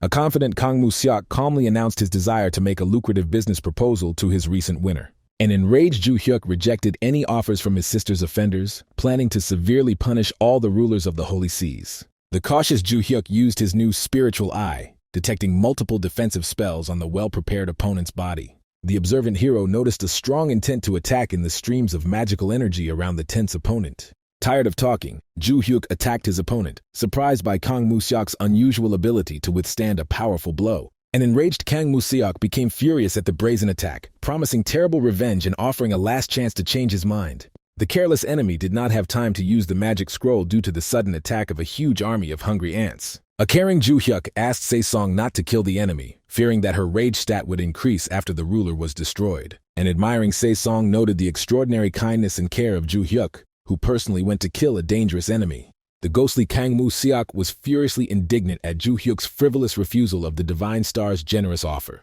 A calm Ju Hyuk reminded his opponent of his terrible appearance comment as the reason for refusing any negotiations. Ju Hyuk, who was about to leave, stopped when he heard the loud laughter of the mysterious dragon rider in the dark sky. The mysterious rider introduced herself to the assembled crowd as the powerful tamer Yujin, the mistress of wild beasts. The attentive Eugenia respectfully acknowledged the amazing talent of the powerful warrior she had met. The delighted tamer praised Ju Hyuk for the humiliating defeat of the arrogant director of Divine Star. Confident Eugenia offered the talented warrior an interesting job under her personal leadership as a loyal assistant. The powerful beast mistress promised to spare Ju Hyuk's life in exchange for his agreement to serve her. A surprised Ju Hyuk listened with a smile to the loud words of a young girl who looked no older than 20 years old. The doubting hero changed his mind about Eugenia's self-confidence after noticing her incredible ability to control a huge wyvern. The attentive Ju Hyuk acknowledged the possible validity of the young animal tamer's pride. The insightful hero correctly identified the abilities of Eugenia, who demanded that he hand over the pet to her in exchange for work. A thoughtful Ju Hyuk noted the childish behavior of the famous 20-year-old wild animal tamer. The knowledgeable hero knew of Eugenia's affiliation with the secret guild, Sons of the Heavenly Ruler, which operated covertly. The persistent Yujin followed Kang Moo-seok to search for the mighty Ju Hyuk's amazing pet. The experienced tamer immediately noticed the extraordinary intelligence of the mysterious bird, which surpassed ordinary creatures. The attentive Eugenia recognized the powerful S-rank pet in the video that had struck Kang Moo-seok himself. The determined tamer was eager to add this amazing bird to her pet collection. An irritated Ju Hyuk pointed out to young Eugenia that she was speaking disrespectfully to her elder. The confident hero warned the persistent tamer that he would leave if the empty conversation continued. A shocked Eugenia encountered such disdain for the first time, unusual even for the directors of large unions. The angry tamer ordered the impudent warrior to remain where he was, not understanding his indifference to her words. The observant Ju Hyuk noticed through the spiritual eye a special connection between Eugenia and her mighty wyvern. The cautious hero realized the possibility of a counterattack in the event of an attack from the angry tamer. Caring Ju Hyuk asked his faithful pet Coco if he was ready for the upcoming battle. The experienced warrior strengthened his pet with protective spells and sent it to fight the flying lizard above. Inspired by the support of his owner, Coco's pet immediately rushed into a furious fight with a powerful opponent. The curious Ju Hyuk carefully observed the abilities of the wyvern belonging to the famous beast mistress. Young Eugenia has already earned the reputation of being the best tamer thanks to her amazing abilities. The attentive Ju Hyuk decided to test the true strength and capabilities of the famous mistress of wild animals. The surprised hero did not understand the passivity of a strong wyvern, which significantly surpassed Coco in terms of development. An enraged Coco attacked his opponent with all his might, irritated by the flying lizard's arrogant behavior. Coco looked in bewilderment at the flying lizard, who dared to consider himself the ruler of the sky, and tightly clinging to the dragon's neck, decided to show who was the real ruler of the airspace here. Watching closely, Ju Hyuk noted Coco's amazing ability to control the wyvern like a toy, despite all the enhancements that had been placed on it. In a tense silence, Eugenia scolded her inactive pet Archie, who remained completely indifferent to the events happening around him and did not respond to commands. After carefully studying the girl's abilities, Ju Hyuk came to the conclusion that she did not have the necessary talents to effectively control combat pets in difficult situations. Eugenia's level of development was almost the same as Si-song's, but Marion's specialization in mass battles did not require such precise control over pets. As he continued to watch the battle unfold, Ju Hyuk remembered Eugenia's victory in the pet control competition and assumed that there was no judging in that competition. An indignant Eugenia abruptly demanded that Ju Hyuk stop his mocking remarks, which, in her opinion, were aimed at belittling her dignity and reputation. Turning around the next moment, Eugenia realized with horror the sad fate of her wyvern Archie, whose resurrection would now require a long wait of 72 hours. Assessing the current situation, Ju Hyuk decided to end the pointless fight, surprised by Eugenia's self-confidence, considering her frankly weak fighting skills and lack of spare pets. An angry Eugenia approached Ju Hyuk, wondering how this insignificant person dared to destroy her precious pet, even though she was the one who gave the order to attack through mana first. Completely ignoring Ju Hyuk's explanation, Eugenia suddenly slapped him in the face, calling him an arrogant degenerate and stating that he had no chance of salvation in the current situation. Ju Hyuk calmly asked Marianne about the recording of the events that took place, receiving confirmation from a worried Si-song, and assured her that there was absolutely no damage from the slap. Extremely outraged by Eugenia's behavior, Si-song felt a strong desire to teach her a lesson instead of Ju Hyuk, but was forced to restrain herself at his direct request not to interfere. By analyzing Eugenia's manner of speech, especially her use of the word plebeian, Ju Hyuk determined that she belonged to the new nobility, reflecting on the complete lack of normal people among the aristocrats. Eugenia solemnly declared her intention to make Ju Hyuk's life on South Korean soil unbearable, backing up her words with an oath in her own name to destroy the despicable plebeian. Ju Hyuk ironically noted the pathos of Eugenia's threats, reminding her of her own wyvern's recent fall from heaven to earth, which quite symbolically corresponded to her loud statements. Understanding the pointlessness of further confrontation, Ju Hyuk suggested ending the conflict, but received a categorical refusal from Eugenia, who insisted on continuing the duel. Coco's sudden appearance next to Eugenia caused her obvious fear and confusion, especially after Ju Hyuk's command to his pet to teach the self-confident girl a good lesson. Without showing much interest in what was happening, Ju Hyuk calmly ordered Coco to send Eugene after her defeated wyvern, fully trusting in his pet's abilities. Continuing to receive attacks from the ruthless bird, Eugenia expressed bewilderment at Ju Hyuk's calmness after her solemn vow to ruin his life on South Korean soil. Eugenia's sudden death from a critical loss of health interrupted her angry tirade, presenting, in the opinion of the onlooking Ju Hyuk, a rather pitiful sight. Markin quickly picked up the bag of items that had fallen from the fallen girl and respectfully presented it to his master, which caused slight displeasure to Rufendal, who considered this his job. Ju Hyuk tried to explain to Markin the unnecessary nature of his actions, given the normal duties of a Rufendal, but was sincerely asked not to discount his efforts to help the absolute evil. An examination of the bag's contents revealed the presence of numerous red stones, which led Ju Hyuk to think about the considerable wealth of the young girl's family, who had access to such valuables. As a reward for his excellent work, Ju Hyuk generously gave some of the red stones he found to his faithful pet Coco, who had proven himself to be exceptionally effective in the past battle. Grateful, Se-song happily accepted the red stone offered by Ju Hyuk as a well-deserved reward for her participation in the recent events and her help in the confrontation.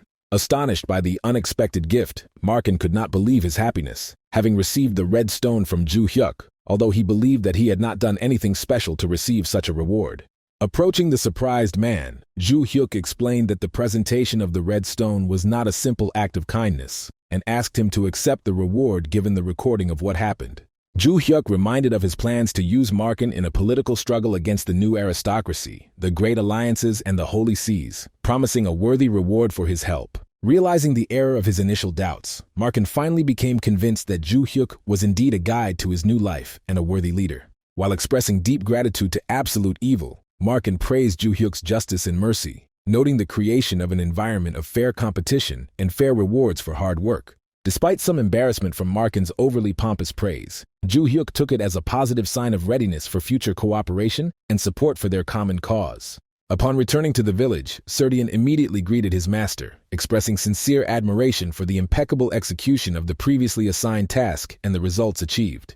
Serdian emphasized the importance of understanding the fear of superiors over the unified voice of subordinates, advising Ju Hyuk to develop the ability to control people's hearts to achieve greatness. The wise advisor insisted on the need to listen carefully to the voices of ordinary people, showing genuine empathy for their situation instead of demonstrating brute force. Ju Hyuk, recognizing the specificity of Serdian's presentation of thoughts, could not help but agree with the correctness of his advice, which perfectly corresponded to their strategic goals and plans.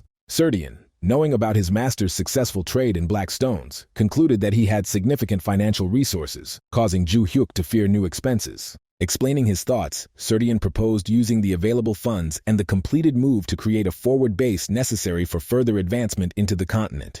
Quickly realizing that this was a matter of creating a kind of branch, Ju Hyuk was confronted with Serdian's persistent insistence on the utmost necessity of this step in order to conquer the world. Realizing Serdian's confidence that his offer could not be refused, Ju Hyuk was forced to agree to begin implementing this ambitious project of expanding influence. As he watched Serdian happily leave to draw up a detailed plan, Ju Hyuk sadly reflected on the significant financial costs that maintaining a competent minister required. Over a bottle of expensive alcohol, Kang Moo-hwan decided to discuss the current situation with his respected teacher, seeking wise advice and an objective assessment of the events taking place. The interviewee noted the growing support for absolute evil among young people as a serious problem, exacerbated by Kang Moo-seok's regular defeats in recent confrontations.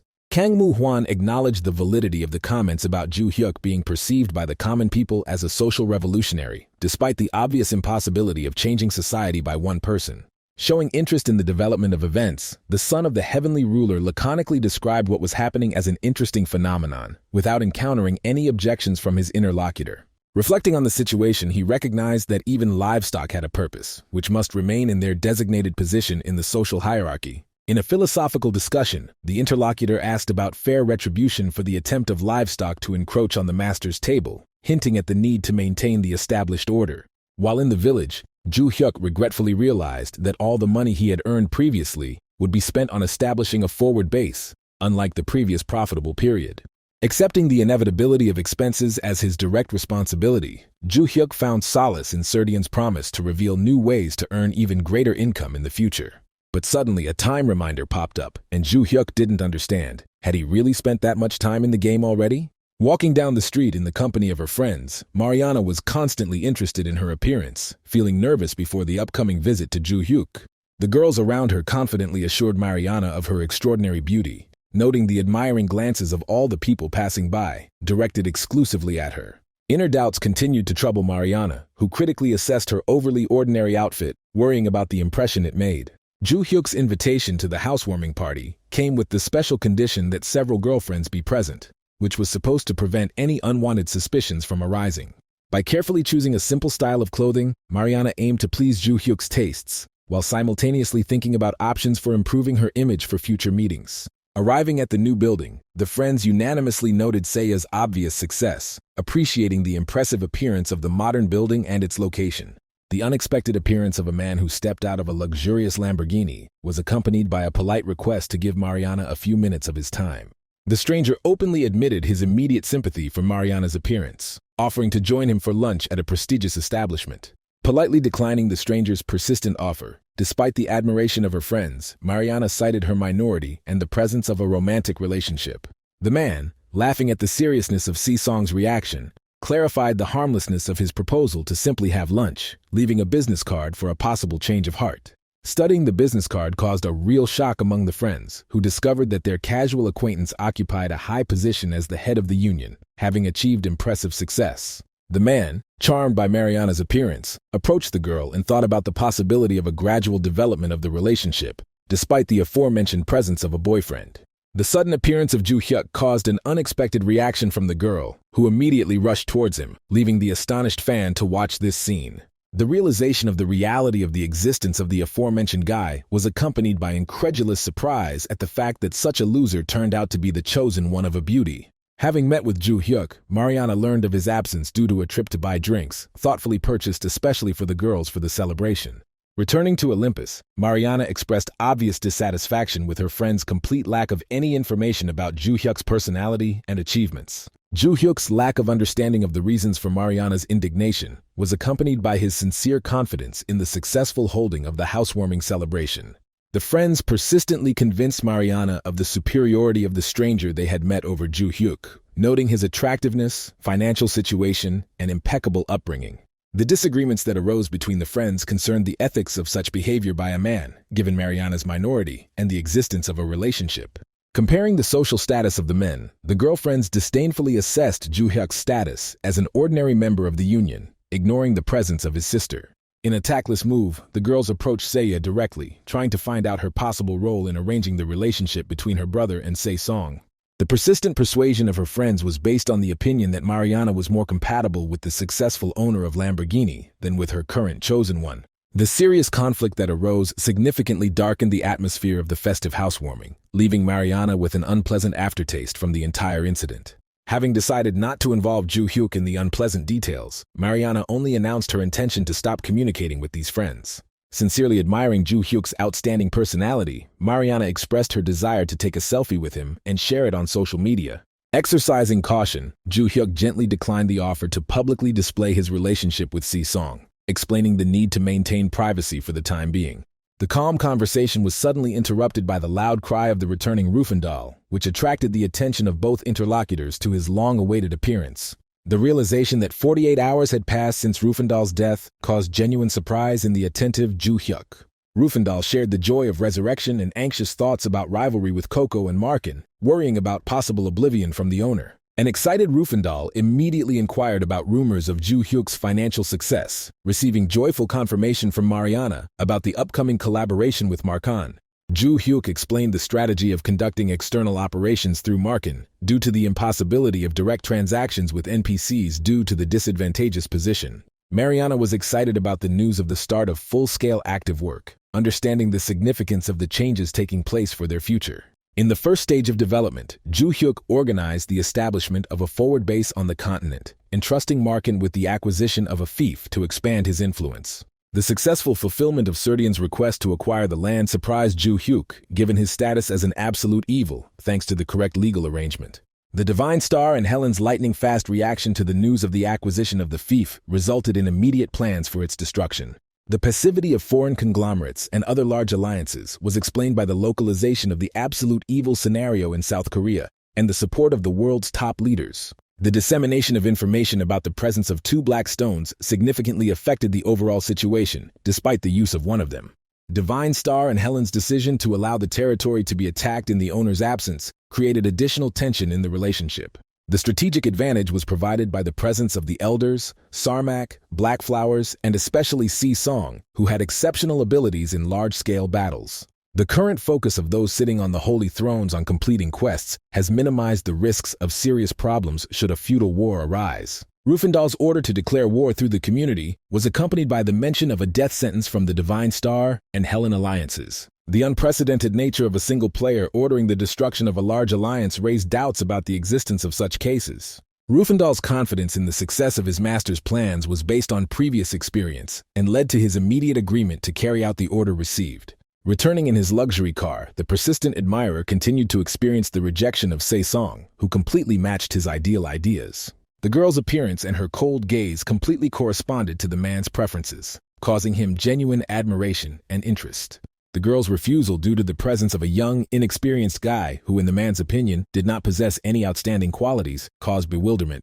The man's self-confidence was based on the conviction that his business abilities were superior to his external appearance, and that he could gradually win Se Song's favor. The assistant's unexpected report about the unleashing of a war by absolute evil against the Divine Star and Helen only caused the man to smile condescendingly. The additional information about the choice of the Remwana Valley as the first target for attack made the man take the message he had received more seriously. The assistant explained the choice of target as the strategic importance of the hunting location, which brought in significant profits for the Divine Star, making the public announcement particularly bold. A deep sense of concern came over the boy, as he realized that it was their union that was carrying out most of the operations in this strategically important territory. Successful cooperation with the Divine Star brought a steady increase in profits, forcing one to think about the reality of the threat of attack from absolute evil. An urgent order was issued to all members of the union to avoid direct confrontation with absolute evil as much as possible, observing extreme caution.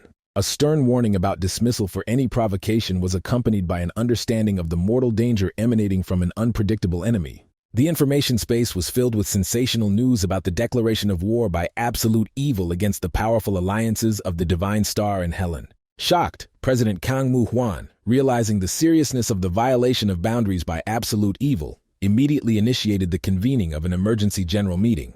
The complexity of the current situation required additional support, especially given the assumption of the partners' prior knowledge of the plans of absolute evil. The unexpected announcement that those sitting on the holy thrones would not participate in the upcoming battle sounded like an important strategic decision. Firm faith in the power of the Divine Star was reinforced by the confidence in the inevitability of a just punishment for the theme of chaos, foreshadowing a simple and quick victory. While outwardly expressing gratitude for the trust shown, Kang inwardly understood the other person's true desire to see the Divine Star's defeat. The refusal of those sitting on the holy thrones to participate suggested the possible secret influence of unknown forces on the adoption of this decision. The situation was given special significance by the fact that the fourth and fifth thrones belonged to a relative of the interlocutor and were under his direct control. The strategic calculation was to have allies appear on the battlefield as saviors after the expected defeat of the Divine Star. Understanding the old man's devious plan to gain an advantage, Kang Moo-hwan was determined to defend his territory and capture Ju Hyuk at any cost.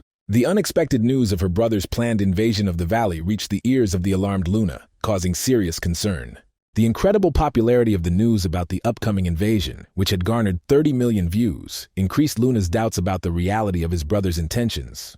The calm confirmation of the seriousness of the intentions of invasion was accompanied by an important warning about the refusal of those sitting on the holy thrones to participate in the conflict.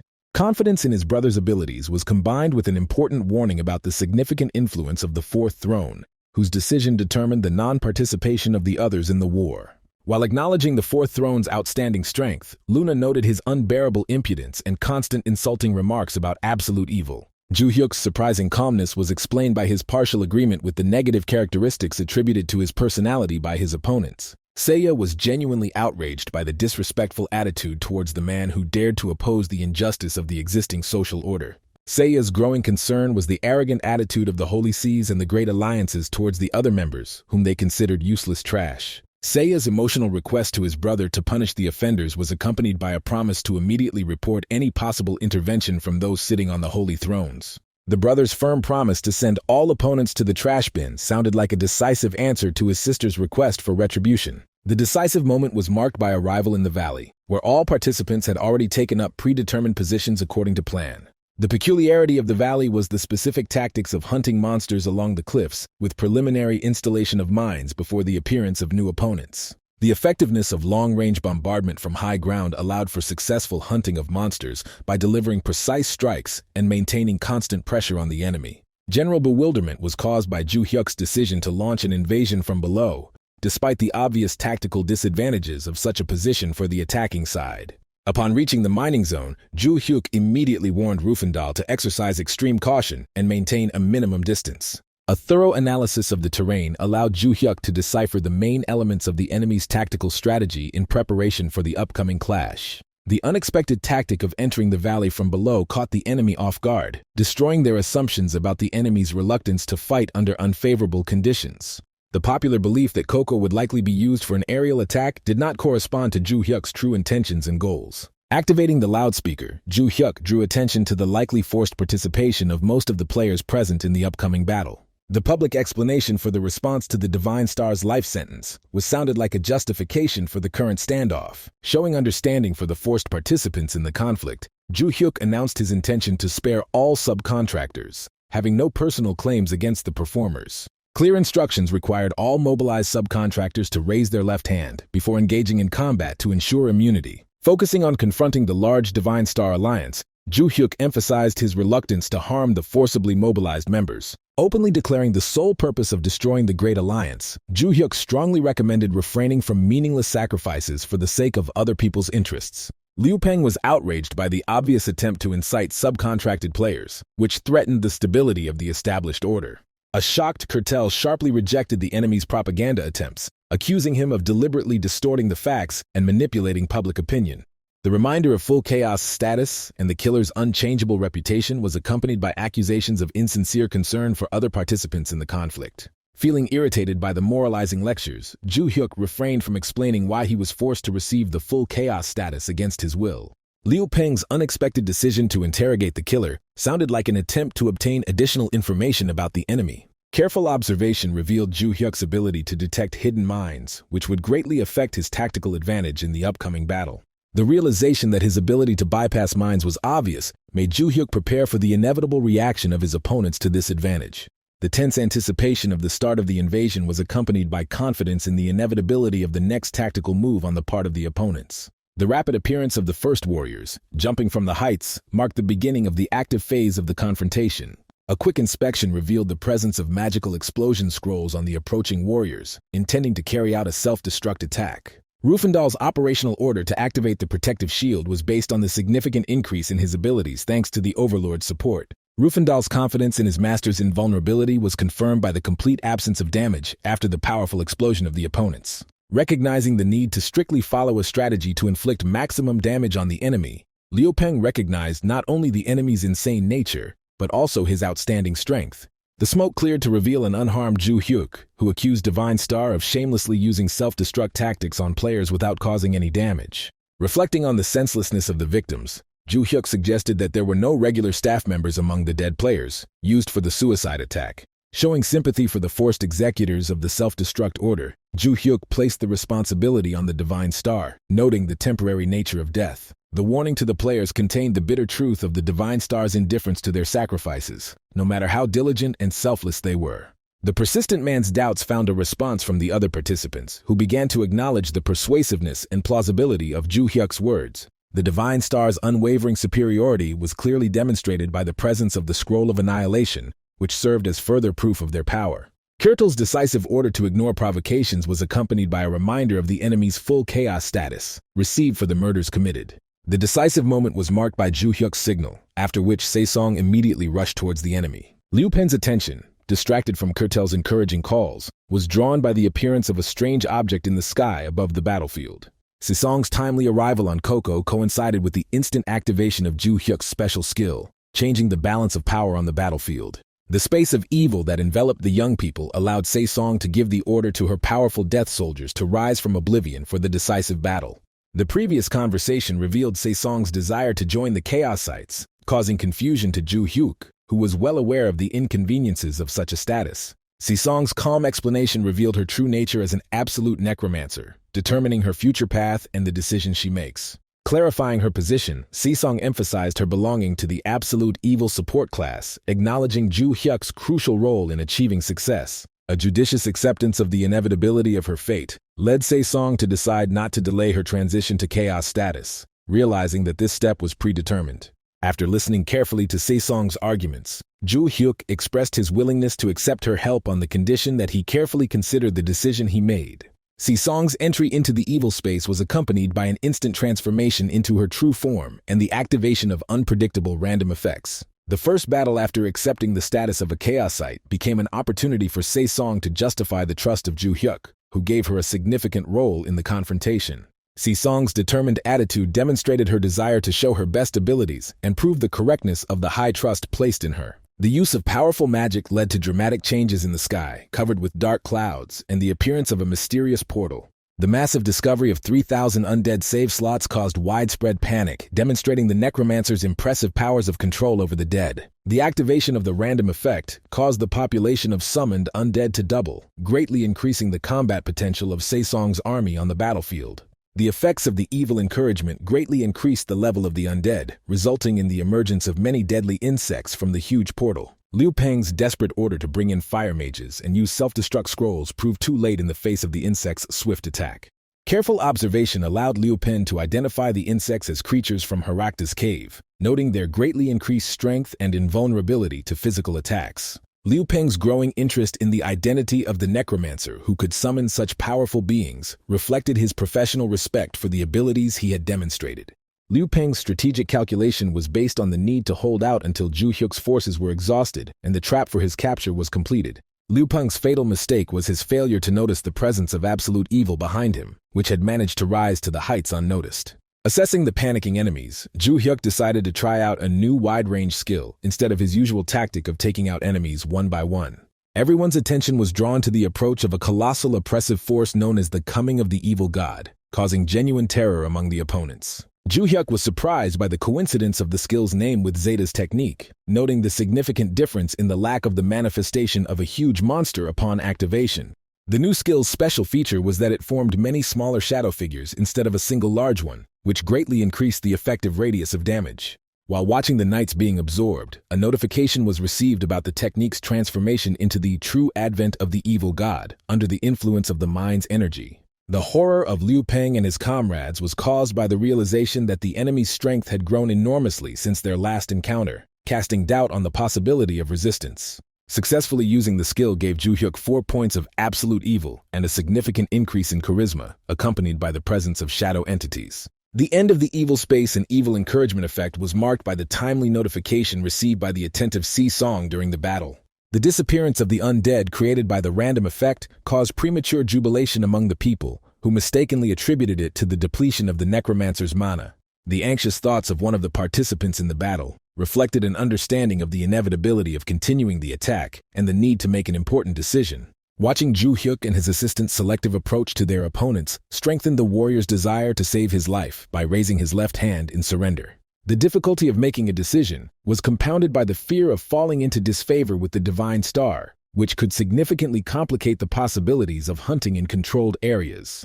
The realization of the inevitability of death prompted the warrior to decide to fight to the last, hoping to attract the attention of the Divine Star with his selflessness. The desperate attack on the absolute evil was accompanied by bewilderment at the courage of the enemy, who challenged the powerful Divine Star. Knowing that he couldn't deal a fatal blow to the absolute evil didn't stop the warrior from striving to create an impressive scene to attract the Divine Star's attention. The lightning-fast defeat from a single blow from Ju Hyuk was an unexpected end to the ambitious plans of the self-confident warrior. The inability to comprehend the speed of the blow he received led the warrior to a belated understanding of the true monstrous strength of his opponent. The warrior devoted his last moments of life to predictions of Ju Hyuk's inevitable defeat before the Divine Star, which went unnoticed by the retreating enemy. Rufendal's activation of the broadcast allowed anonymous observers to appreciate Sesong's outstanding abilities as a necromancer, causing admiring comments. Public opinion was divided between recognition of Sesong's superiority and respect for the principled nature of the absolute evil, who kept his promise to spare his surrendered opponents. A report from aides to President Kang Moo-hwan confirmed the alarming trend of public opinion shifting toward absolute evil, calling for an immediate response. He ordered aides to keep the media under control and ensure that it did not become a problem. Kang Moo-hwan tried his best to pretend it didn't bother him, but he finally realized that the ultimate evil wasn't just a madman. He was a cautious and politically savvy guy who knew how to stir up hatred for his enemies. At this time, the battle was still going on, so it was interesting to see what was happening with the small union. He was informed that the preparations were completely completed, and then Kang Moo-hwan ordered that they finally begin to implement their real plan. A spell was used on Ju Hyuk that bound him. It was a high-level spell, and his heaven-bending mind energy technique was trying to resist the spell. Kurtle just laughed, wanting to know how Ju Hyuk felt when someone finally appeared and trapped him. After all, they had mobilized 300 mages to catch him. It was clearly not an easy trap to escape from. Ju Hyuk himself was shocked when the system notified him that the resistance had failed and the slavery effect had been applied to him. This was surprising because his characteristics exceeded 130 units, but they still managed to catch him. He didn't even know what to do in such a situation. Kurtel approached him and explained to Ju Hyuk that he had clearly gotten into a place he couldn't handle, so he wanted to know how he felt after such a big failure. After which Kurtel began to viciously beat Ju Hyuk. Sesong, who was riding on an eagle, watched all this with excitement. She was very worried, but Ju Hyuk immediately told her in a whisper that she should wait a little and not interfere. Although Ju Hyuk had foreseen this situation, he never expected that he would actually be tied up. Even though his stats were over 130, he was still not in his strength, and he finally realized it. Moreover, at that moment, Kurtel took out special handcuffs, an item that blocks automatic recovery, preventing the increase of health and mana levels for a period of up to 3 years. Ju Hyuk finally realized that the rumors about the Divine Star forcing people who had fallen out of their favor to wear such items were not rumors. Kurtel approached and decided to interrogate the guy about who was behind him. When there was no answer, he realized that Ju Hyuk was still not going to cooperate, but by showing the handcuffs, he made it clear that after they were put on, there would be no point in it. But suddenly Kang Moo-seok appeared and took the handcuffs from Kurtel, because he wanted to put them on himself and personally punish the sinner who was bringing chaos to society and treated the Divine Star in this way. Ju Hyuk did not understand by what right Kang Moo-seok should pass such a sentence on him, because he did not become a king and was not even close to one. Instead of answering, Kang Moo-seok only hoped that soon the guy would shut up forever and not be able to open his dirty mouth. Soon, Kang Moo-seok's speech clearly bored Ju Hyuk. He explained to the man that he tried his best to listen to him, but he could no longer tolerate his nonsense.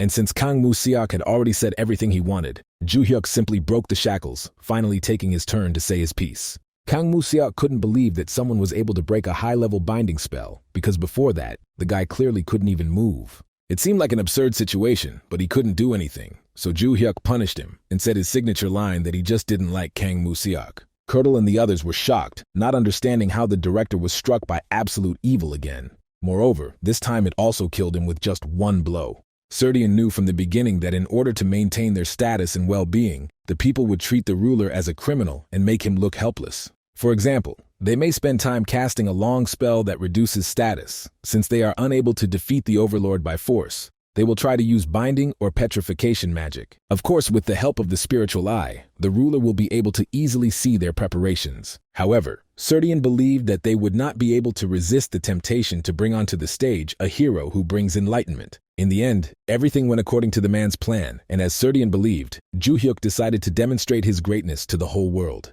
Moreover, all this time, Rufendal was filming a video in real time behind him, so Ju Hyuk hoped that everything was being broadcast exactly as intended. After he was tied up, activating the spell, he checked his absolute evil points. There was an offer to enhance the true heaven-spanning mind energy technique for 40 points.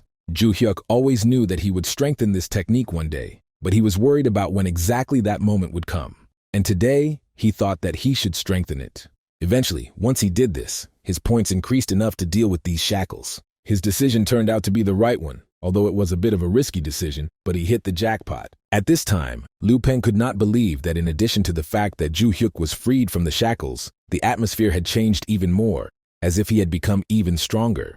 The guy at this time only asked that those who did not want to be killed raise their left hand up so that they would not be hit. Kurtel was at this time insanely angry at this rebel, who continued to behave so arrogantly until the very end. Liu Peng tried to stop the man. The hero, with a smile, decided to repeat to everyone again that his enemy was the Divine Star Union, and he had no intention of punishing the innocent. By this point, Zhu Hyuk had already killed absolutely every player who didn't have their left hand raised. Liu Peng couldn't believe that the boy was able to fight against them, especially in such a relaxed state. It only meant that he wasn't fighting at full strength. At this time, Zhu Hyuk calmly said goodbye to the survivors and asked them to return home calmly.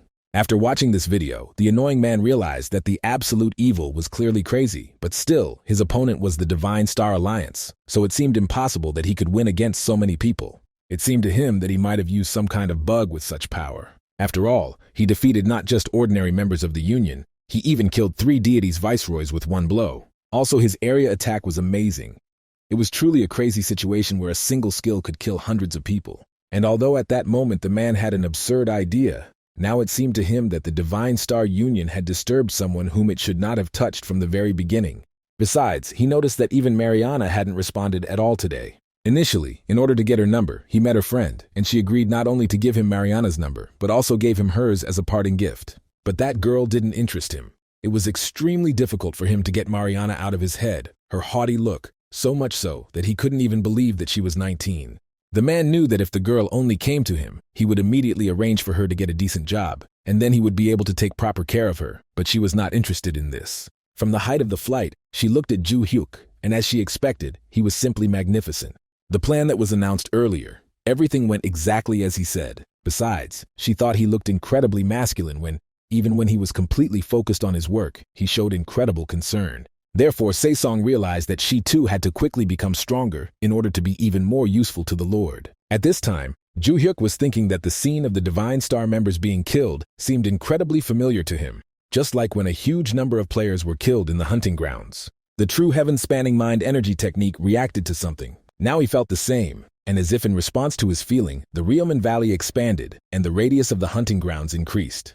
Zhu Hyuk realized that it was similar to the case of a river flowing across the sky. This meant that the boss would appear again soon, and this turned out to be true, as the message announced that due to the appearance of the true evil, his heaven-conquering mind technique had satisfied the conditions for the appearance of the boss monster. The boss monster Double Digger has been created, as well as the Black Armadillo, and a quest has been given to it accordingly. The project on boss monsters made me happy, because finally this hidden part of the quest will also be completed. Moreover, Zhu Hyuk did not hesitate and decided to start the fight, as he realized that absolute evil has a special compatibility with monsters that were created under special conditions. Therefore, just in his appearance, he also displayed an intimidation technique that instilled great fear in the darkness-type monsters and demons. The powerful energy caused the boss monsters to feel an all-consuming sense of terror, and they were eventually so scared that they immediately began to hide from Zhu Hyuk.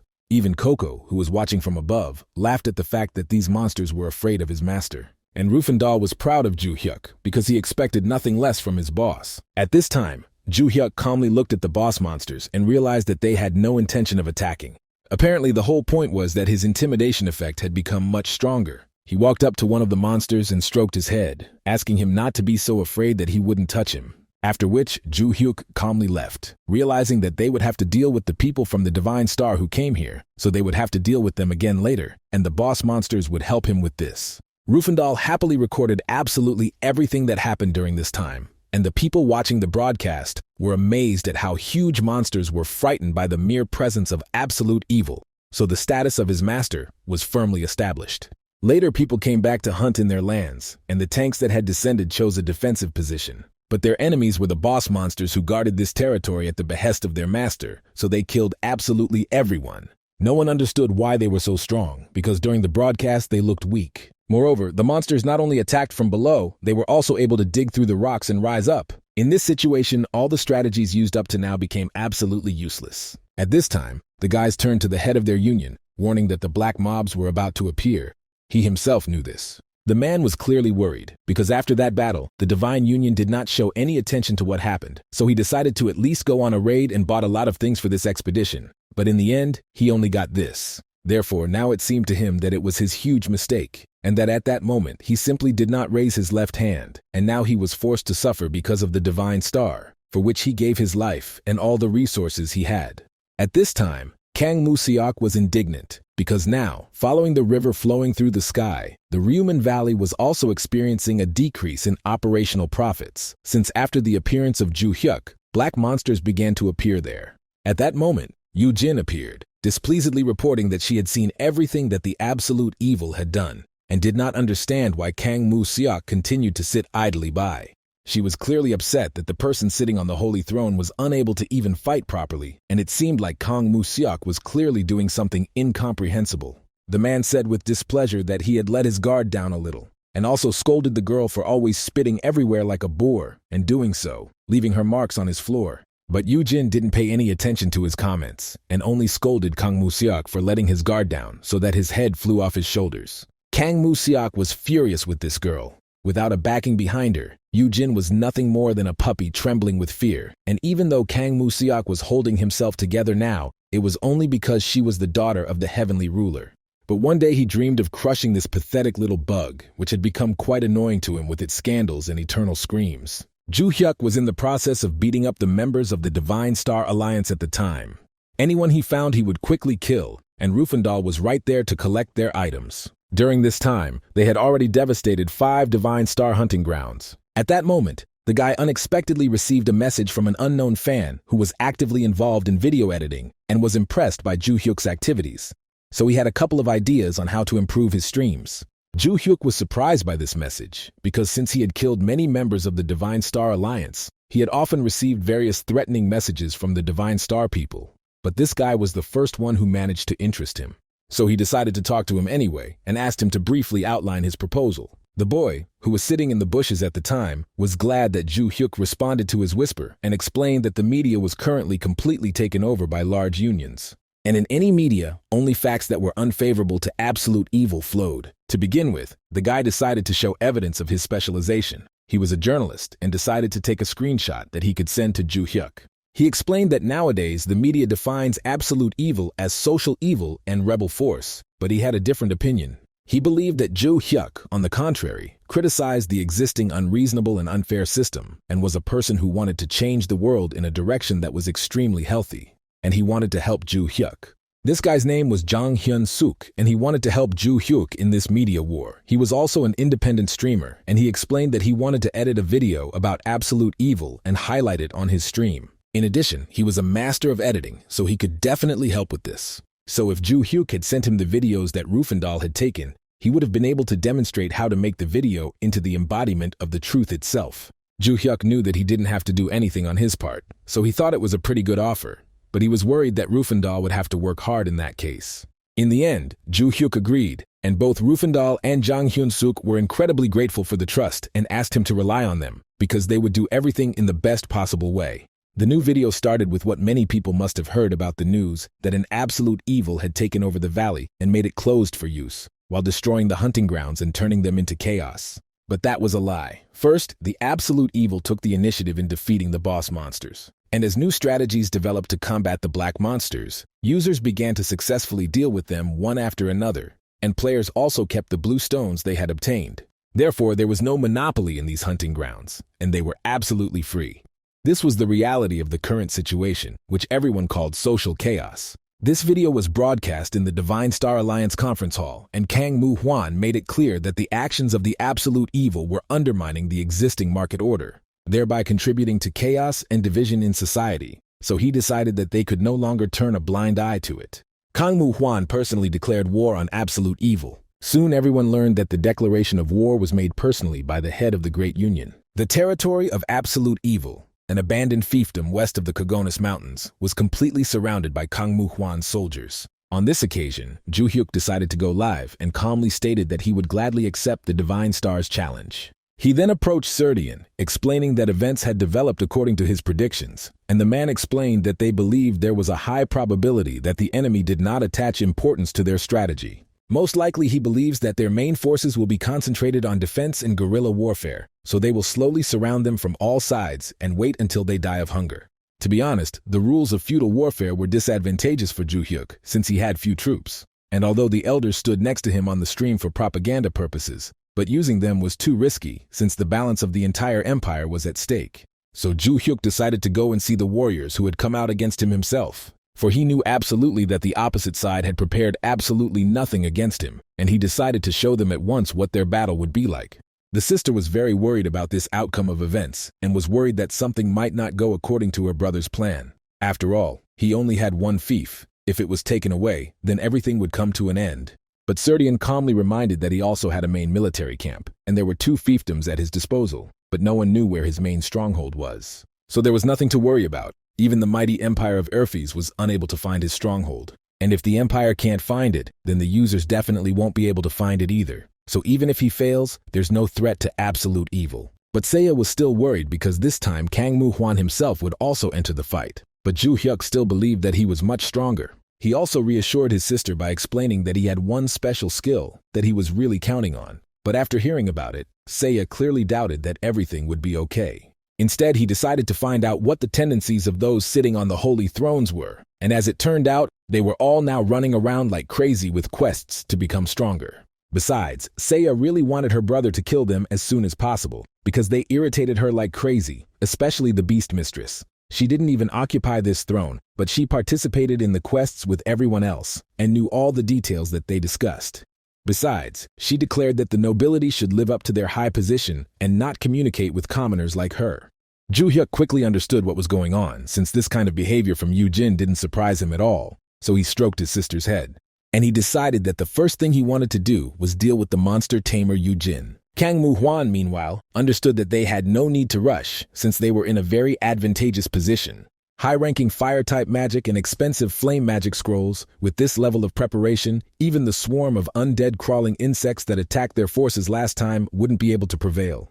Since there is a large difference in the number of troops, the absolute evil will have no choice but to sit in deep defense and make guerrilla attacks. And the only road leading to the fief was taken under control.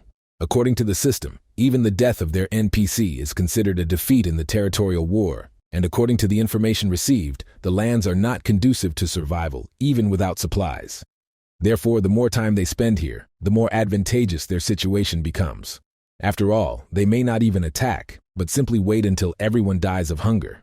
The events move to the Imperial Palace of the Empire, where the Imperial Intelligence Service has heard a rumor about the appearance of an absolute evil that has bought lands in Western Cernia through a trusted person. So now they were faced with forces that had legal rights, and they couldn't do anything about it, but they didn't understand if it was really a problem that needed their attention. Then they were informed that at the same time as his appearance, movements of the Black Flower forces and Sarmak were noticed. So it was obvious that that player had taken control of both groups. It was clearly a good result, but even so, it was about the players and they had no need to interfere. He only asked to report if this player tried to buy new lands again, because until that happened, the situation was not so critical that they would pay attention to it. As night fell, Kang-Mu-Hwan was informed that assassins were heading their way. This didn't surprise him, because now there was a full-scale war going on, which Ju Hyuk couldn't cope with. But he foresaw something like this, so he asked his people not to panic, because something like this would not be able to cause chaos in their ranks. But suddenly a man came running and reported to Kang-Mu-Hwan that something had happened that they had not foreseen. Absolute evil itself appeared in person, and even Kang-Mu-Hwan was surprised by this. Moreover, they explained that he did not appear in their camp, but in Darkhan, a trading city that was part of the Divine Star. The merchant who ran Darkhan didn't understand what this guy was doing here and how he could have used the teleport to get here. Moreover, it seemed even more incredible that he decided to destroy Darkhan alone, because without allied forces, it seemed simply impossible. The merchant was asked about the state of the fortress walls. They were currently using red stones to secure the structure, so the man in charge of the land thought that Ju Hyuk alone would definitely not be able to do anything. The man who came was Kang-Mu-Yeol, a player who is a member of a large union and is ranked 7th in Korea. So, without wasting any time, he activated the Watching Eye and analyzed the field where Ju Hyuk was located. He realized that the guy really had come all alone and thought he was completely crazy. After which, he activated his divine bow, which few people had ever seen before, and prepared to shoot at their enemy. Activating the fire attribute, the Fire Bee, he sent an arrow towards Ju Hyuk. People watching the broadcast simply thought that an attack of this level should kill the absolute evil on the spot, since it was unlikely that he would be able to dodge such an attack. He didn't actually dodge. Instead, he just caught the arrow in midair. No one could believe it, not even Kang Mu-yeol himself. And Ju Hyuk was just looking at the arrow at this time, not understanding what kind of unusual skill it was. In addition, the arrow moved slower than he expected. Finally, after putting out his hand, Ju Hyuk realized that it seemed like it was time for him to act too. But without the skill of rapid movement, he would not be able to quickly reach the mountain itself. Although despite the fact that with the help of his high characteristics he moved quickly, he had neither artifacts nor a special presentation. Even the quick steps that Rufendal used had their own charm, but Ju Hyuk didn't have that, so he decided to do it later. Heading towards the fortress walls, he decided to activate the destructive strike skill, which he considered to be his most useless skill. At the same time, he remembered the times with his teacher, who explained to the boy that he was destined to conquer the world, but he did not understand why he should do this. The teacher explained that it was precisely to achieve this goal that he had to teach him the skills that he had been honing for 40 years. Those were the times when Ju Hyuk still had so-called dreams, and they weren't that grandiose. He just wanted to live an ordinary life like everyone else. He had no interest in anything like conquering the world, so when he got skills that were meant for feudal warfare, he thought they were just crap. That's why he wasn't happy about getting the skills Crushing Strike and Mercury Strike. But the teacher beat his student and said, not contentedly, that only with these two skills can one conquer the world. Ju Hyuk didn't understand what use it was to have the feudal warfare specialization when he couldn't use those skills against monsters, so he thought of those skills as pure trash. There was a time when he had exactly these thoughts in his head, and he felt like he wouldn't be able to use this skill since he was level 60. But he was incredibly happy that he was able to increase his level, even with the help of a reward, and so in the end he was able to reach the level of this skill. Although Ju Hyuk never expected that there would be a time in his life where he would use something like this. But even to his surprise, this skill in his performance turned out to be much more powerful, because his destructive fist under the effect of his title became an ultra-destructive fist, and he was incredibly surprised that this skill was also subject to strengthening.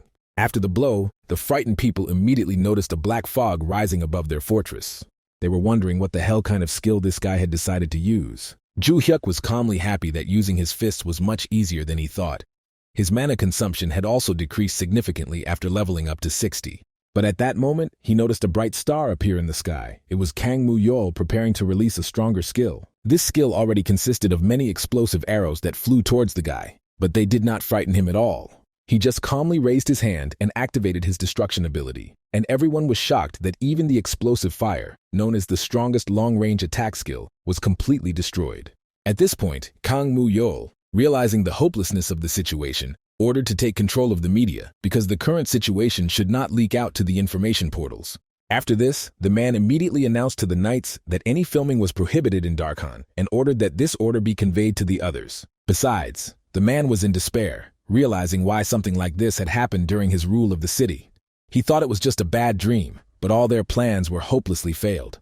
At this time, Jang Hyun-suk was busy filming everything in detail using his webcams. He happily explained that he had filmed everything from the very beginning and had not missed a single detail. At this moment, all the state and major radio stations had stopped broadcasting, and the breathless Chang realized that this was probably all due to the pressure of the Divine Star. But he was not at all afraid of such restrictions and broadcasted live so that the world could see what was really going on here.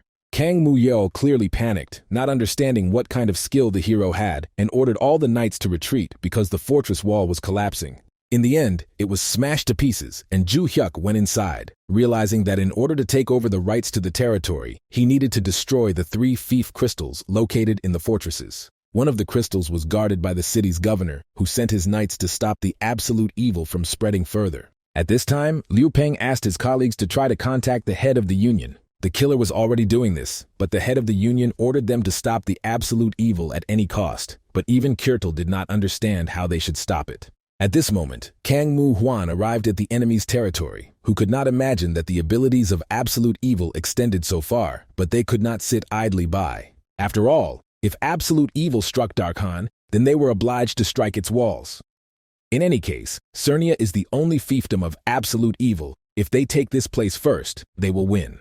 But suddenly the man felt that something was clearly wrong here because inside the fortress it was insanely quiet. And if you think about it, they broke into the castle without feeling any resistance. Plus, no one was protecting the crystal. They hadn't even met a single NPC, so no one knew what the hell that was supposed to mean. At this time, one of the members of the Union reported to Elder Serdian that, on his orders, all troops and residents had been moved. Serdian only asked if the man had done a good job with the teleporter, leaving no traces, and he assured him that the job had been done perfectly. Serdian knew that the enemy had already penetrated into Cernia and should have guessed by now that it was an empty house. Of course, they won't know until they die that everyone was evacuated via teleport. So now the man ordered his people to find at least some trace of the departed inhabitants. He had no idea how the absolute evil had managed to do this, but he had moved all the NPCs and everything belonging to the fief. No doubt he had another hideout. Besides, Kang Mu-hwan felt like he had received a good slap in the face from that scoundrel. Ju-hyuk knew that he was taking a huge risk because this skill had the highest mana consumption, but thanks to the effect of the true mind technique, the mana consumption was reduced, giving him more freedom. So now he decided to use his gathering skill. After this, people noticed that Ju-hyuk's magic gradually began to dissipate and disappear. But the city manager knew that this was not the case. The energy began to condense and concentrate around absolute evil. Kang Mu-yeol guessed that the boy probably didn't think to look for the fief crystals. Even if he tried to hide now, his situation was no different from a rat splashing around in a vat of poison.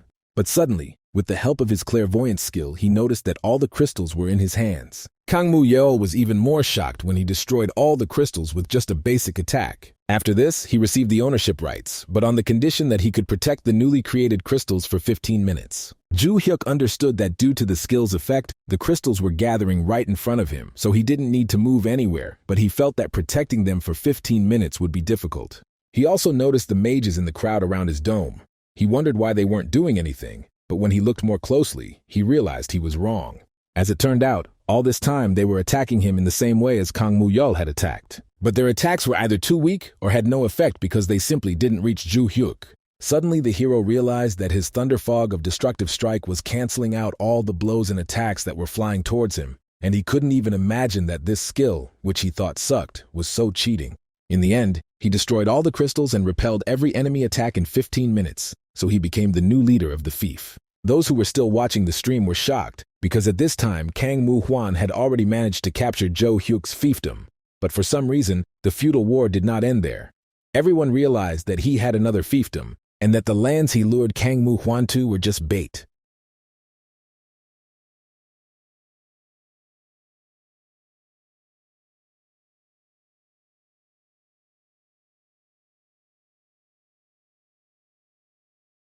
But suddenly the guy noticed comments that the big Union of Helen had started a live broadcast. At this time, a press conference began, where Eve spoke, who admitted that the absolute evil was strong. They had no choice but to admit that too much power had been given over to the personal control of absolute evil, but he reminded them that they could not trust him, because they must not forget that he was a murderer. Jang Hyun-suk didn't understand whether it was really impossible to gather again and again to repeat the same thing. He thought that this should have become quite annoying by now, but instead he witnessed a lot of angry anonymous comments raining down on the absolute evil, considering him a worthless murderer. But he immediately realized that, judging by their nicknames, these people were from the Great Union. He thought their actions were absolutely childish, since they decided that an ordinary independent streamer was beyond their capabilities. Finally, he put on his glasses and made a request to connect the journalist class powers.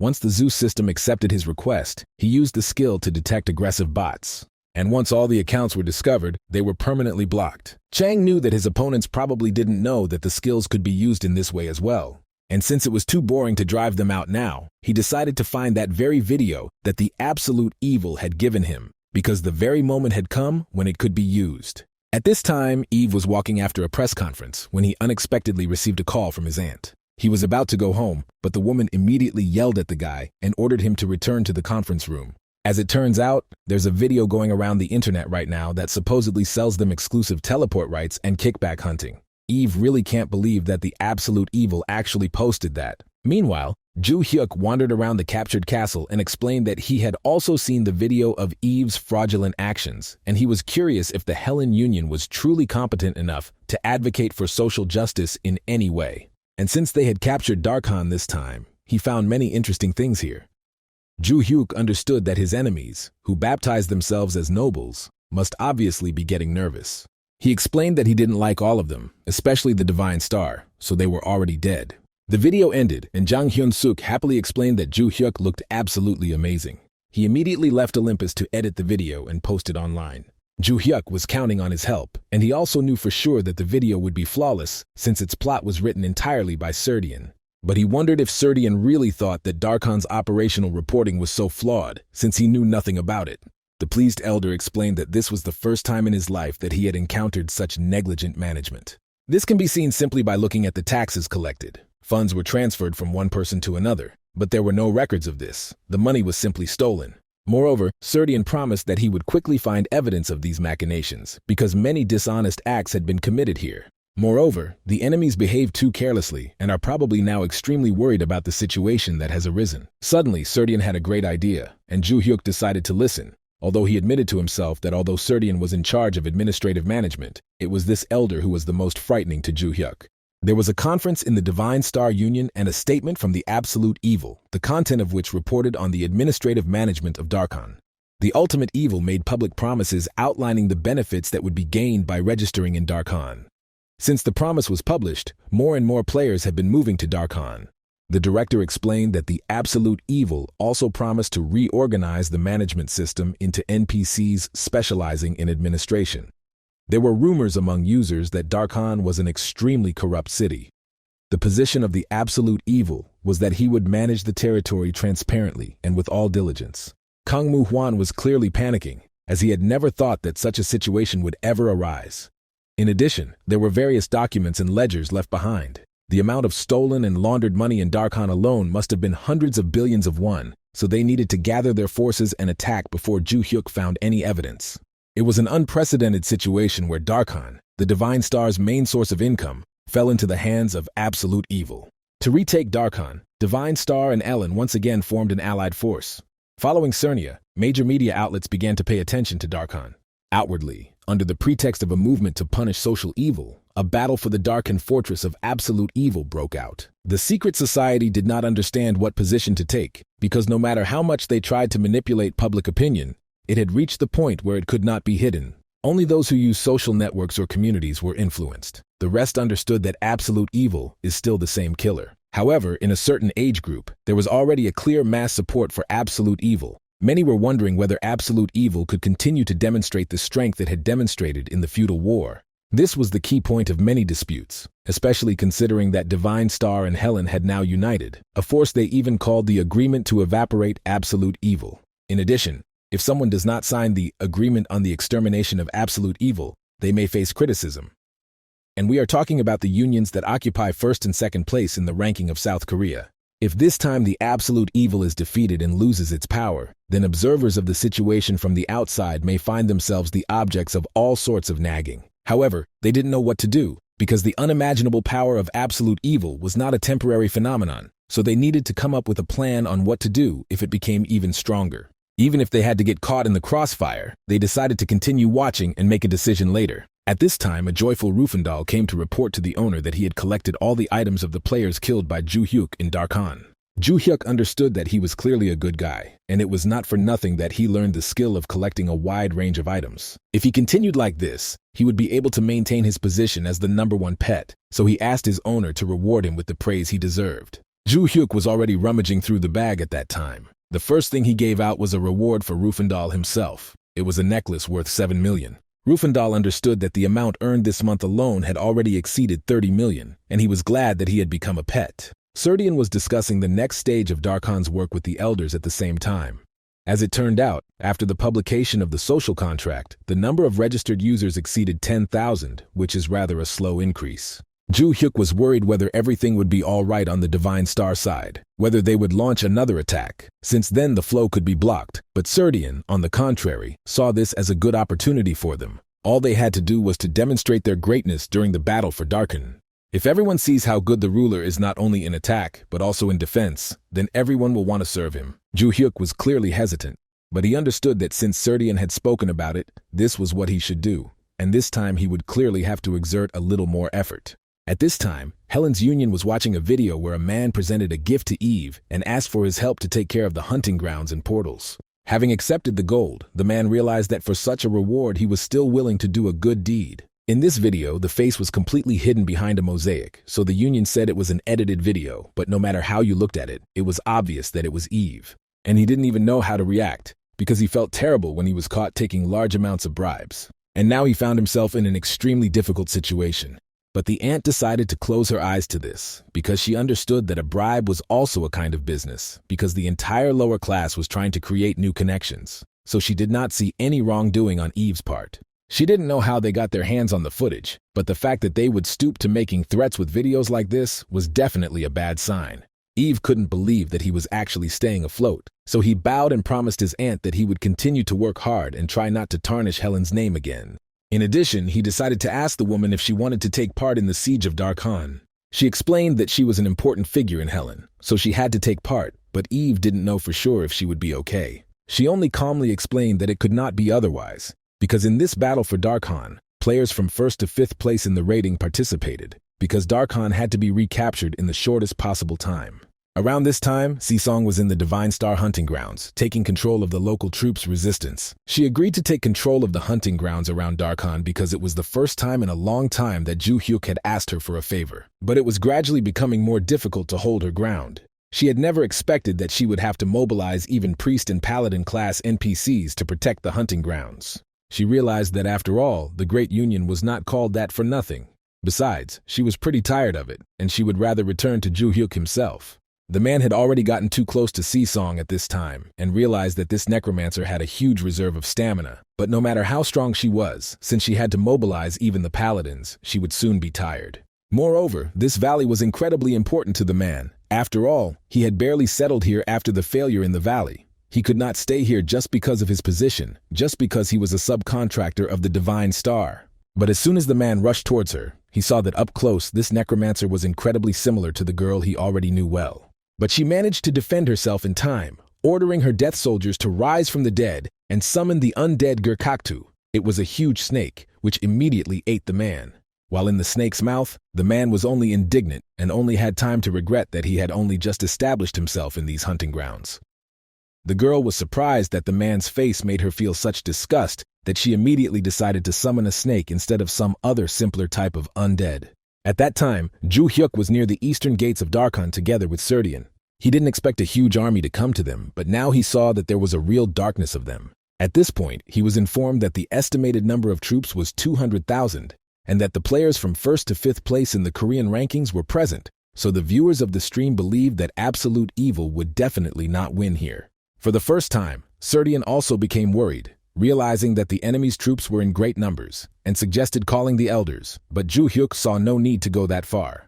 Besides, if the elders gathered here, it would attract the attention of the Urfi's empire. After that, he decided to go down to fight, because by coincidence, his level had risen to 60. And when he took over Darkhan, his arsenal was now fully expanded with the devastating strike he used before. So Ju Hyuk realized that it was time for his crappy skill to serve a second time. In addition, he decided to add the skill Mercury Strike to make his strike even more grandiose. Serdian, seeing the power of the skills that the Lord thought were rubbish, was shocked because he felt that what was in front of him was magnificent demonic energy, and he did not understand how the Lord could even think of it as a terrible skill. As a result, Mercury Strike was strengthened into Super Mercury Strike. As a result, everyone witnessed a suspicious air current appear around the castle that had not been seen before. Kang Mu-hwan said that it was natural for an army of 200,000 to win. That was just the difference in strength.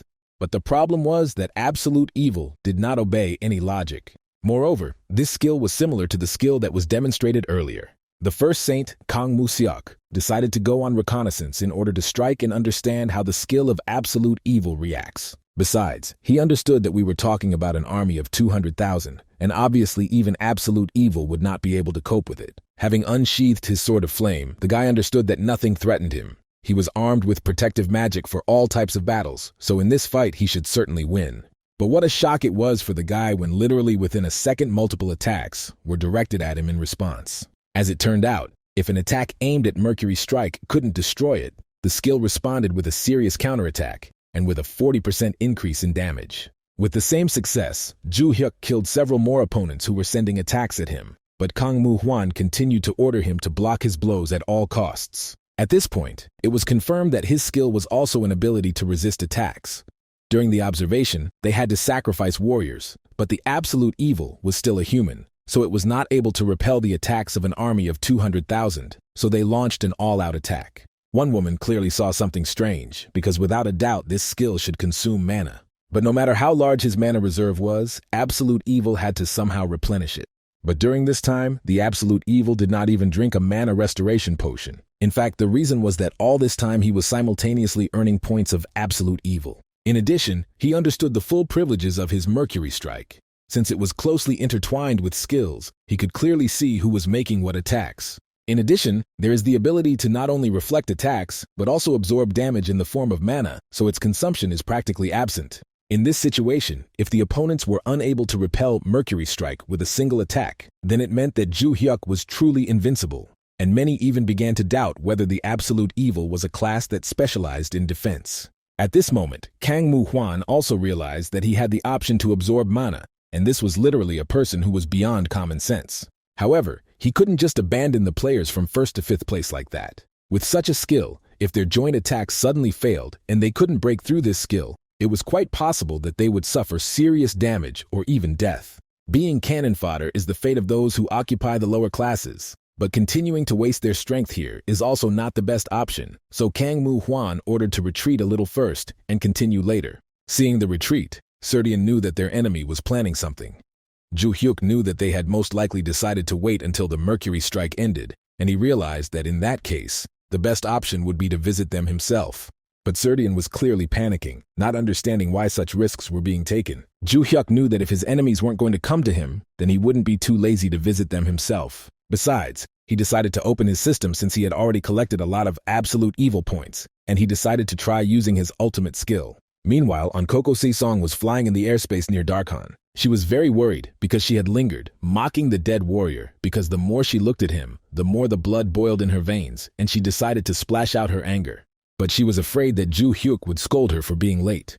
The girl promised to give Coco a black eye and asked the bird to fly faster. She soon noticed that the guy had been below all this time, and this surprised her, because he had said that he would be on the fortress wall. So she decided to send him a whisper first. But before she could do anything, he activated the skill Asura's Heaven-Destroying Fist at that moment, and purple lightning erupted all around. Looking at such a strong skill, she couldn't even fully believe that this skill belonged to Ju Hyuk. In addition, she saw how the skies began to darken rapidly, and this was clearly some kind of skill that affected the weather. But as far as she knew, such a skill did not exist on Olympus in principle. The enemy troops also froze in shock, not understanding what was happening now. And Jang Hyun-suk also watched the recording, not understanding what kind of ability it was. But more importantly, the video was cluttered with noise. He couldn't broadcast live in that situation, and viewers were incredibly unhappy. At that moment, news spread that all video recording devices in Darkhan were temporarily out of order, and suddenly the guy realized that the problem was not his weak equipment. Even public channels were unable to record. It appears that it was impossible to film using a remote-controlled drone. All Jang Hyun-suk could do was connect directly and continue filming. But he didn't understand whether he would be able to return from Darkhan alive, and whether he would die if he found himself in the epicenter of the skill of Absolute Evil. At this time, the hero calmly walked past the enemy troops, who from such a flow of energy, immediately scattered in different directions. They were dying. It was not surprising. After all, in the game the skill belonged to the highest category, which can only be obtained at level 99. As far as the hero knew, this was the strongest wide-range skill that the Absolute Evil could master. Once activated, all the skills acquired by Absolute Evil would merge into one, and then a chain reaction would occur in all areas, including attack, defense, stats, and so on, resulting in the death of the enemy. Besides, Ju Hyuk understood that most likely, this skill would even be enough to gain recognition from his crazy teacher. One way or another, to put an end to this battle, it was necessary to go deeper inside and get to the management. After all the people from the top were simply hiding, using ordinary users as cannon fodder. He didn't have any personal grudges against the ordinary office workers, but he wanted to deal with everyone as quickly as possible, so he activated the skill of total destruction. As a result, the entire battlefield erupted in a huge lightning strike, for which the guy received a level increase. He was awarded a lot of experience points. Even Ju Hyuk himself didn't expect his skill to be so powerful. Even from his perspective, it was a bit too much. Kang Mu Hwan clearly didn't panic, but ordered everyone to gather their thoughts and quickly figure out the current situation, as well as find healers and priest users as soon as possible. At this point, the director reported to the president that all 100,000 people had simply been killed in one blow. Kang Mu Hwan was insane, but he understood that even if the Absolute Evil destroyed all the laws of common sense, it also had to have some kind of limit. In this situation, he had only one choice left. He asked the director of Blueheart to engage in battle with Ju Hyuk to stall for a little time. The woman understood perfectly well that she, as the fifth in the top of the player's career, was being sent only to stall for time. But she believed that in the future, the Divine Union would fully repay her for this service. Kang Moo-hwan promised that their ties with Ellen's alliance would become even stronger in the future, and the woman had no choice. So she prepared for battle. Knowing what Kang Moo-hwan had already planned, there was nothing she could do about it. After all, she was just Ellen's director, and Kang Moo-hwan was the president of Divine Star. If she was told to go, she had to obey. So standing in front of the absolute evil, she warned that she would not allow him to go any further. The hero was clearly not happy with this. He did not understand how such a weak opponent dared to stand in his way, but he immediately recognized Director Ellen, whom he had seen earlier, and did not expect that she herself would so easily go against him. Ju Hyuk decided to test her abilities once, but Se-song suddenly contacted him. Her undead scouts discovered something strange at the western gate. A conscription squad had suddenly begun to be brought in. At this time, the Imperial intelligence was already starting to get worried because a player had appeared who had single-handedly captured Daron, and it was a level that was far superior to ordinary players. They were wondering if the current situation was the one where they needed to intervene. According to the protocol, there were 3 situations. The first was a class called Absolute Evil. It had power beyond their expectations. The second was the wanted criminal they were pursuing, Ramtadian. The player looked a little similar, but clearly only to NPCs and not to people, because for people the difference was immediately obvious. But suddenly, the man reported that it was a mistake. In the evening, the criminal himself surrendered to them exactly 8 hours ago.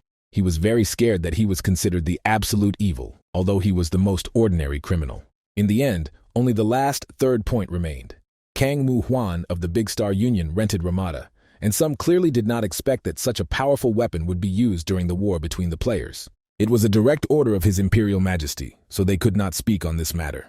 It seemed like the players had good diplomatic skills. Even though it was a third-class weapon, they still couldn't believe that the Imperial Majesty had given his written permission to use it. Many were curious about whether the Divine Star would be able to use Ramada effectively, but it was immediately obvious that they would not be able to unlock its true power.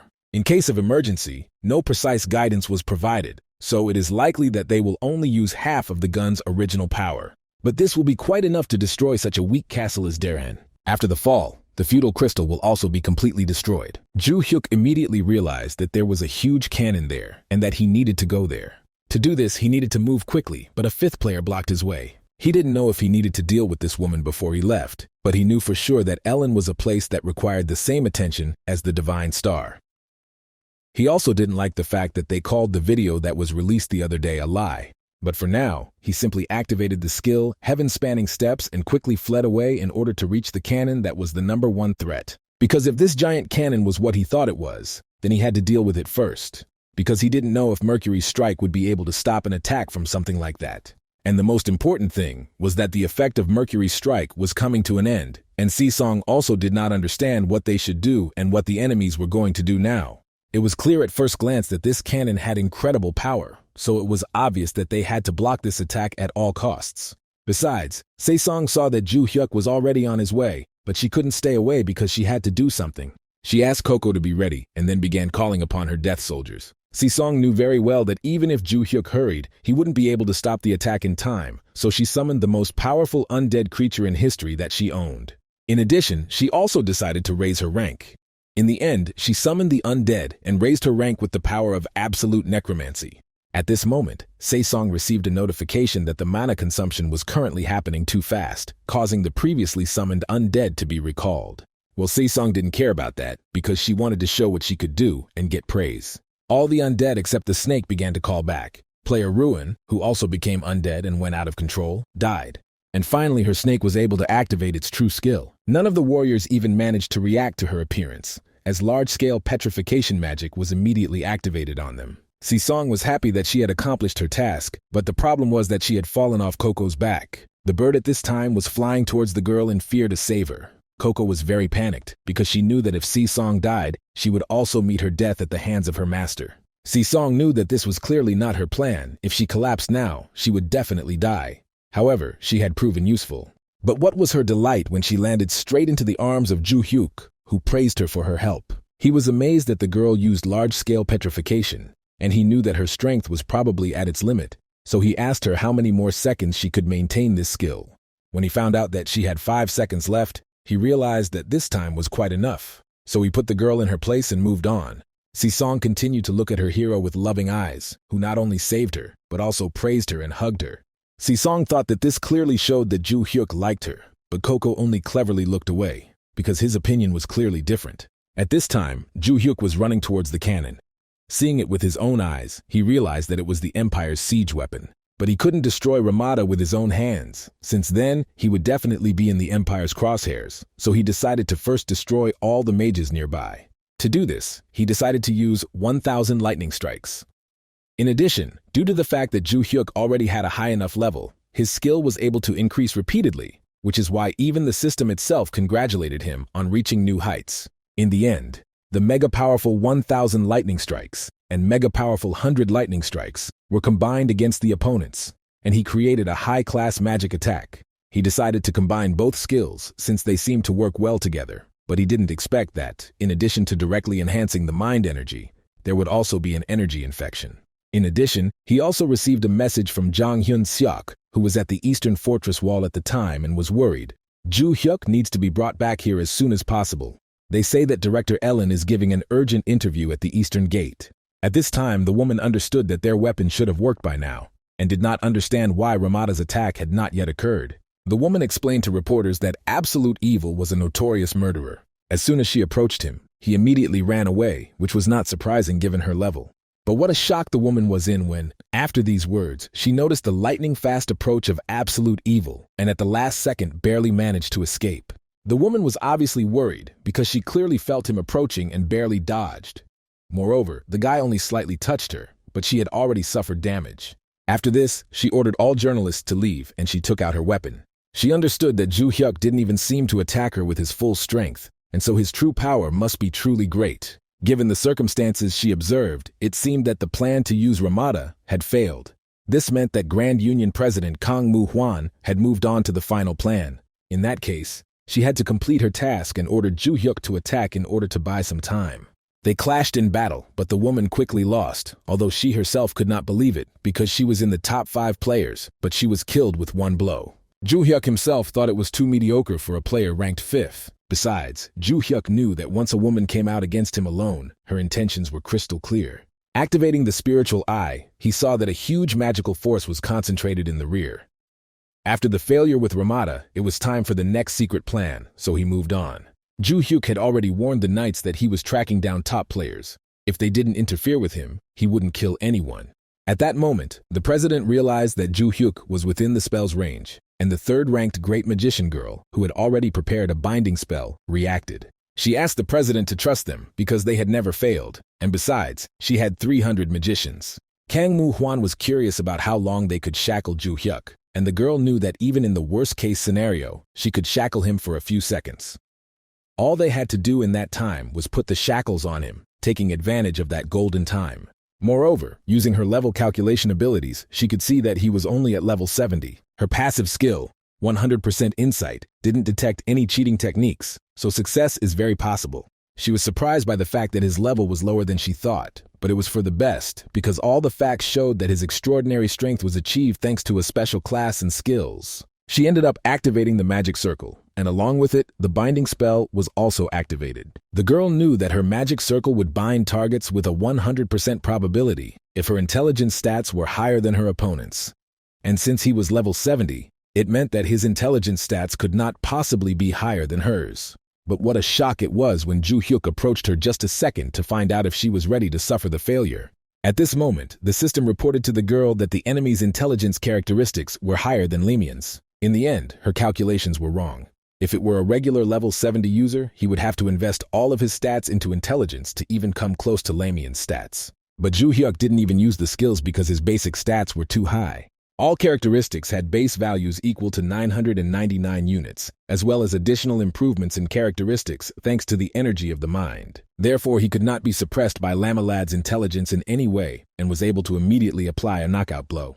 Kang Moo-hwan simply thought that Ju Hyuk was some kind of crazy person. Even if he was going beyond the bounds of common sense, this was clearly too much. During his entire time leading the Divine Star, he had encountered a monster like this twice, but after the Heavenly Emperor's karma, the same person appeared again. At this time, Kang Moo-hwan continued to order everyone to attack Ju Hyuk, and he was shocked that they were still attacking, but he could not do anything about it, and since the recharge time was about to end, he decided to finish it quickly. In the end, he used the skill of total destruction, and soon all the news feeds were full of news that the battle of 200,000 troops against one was defeated.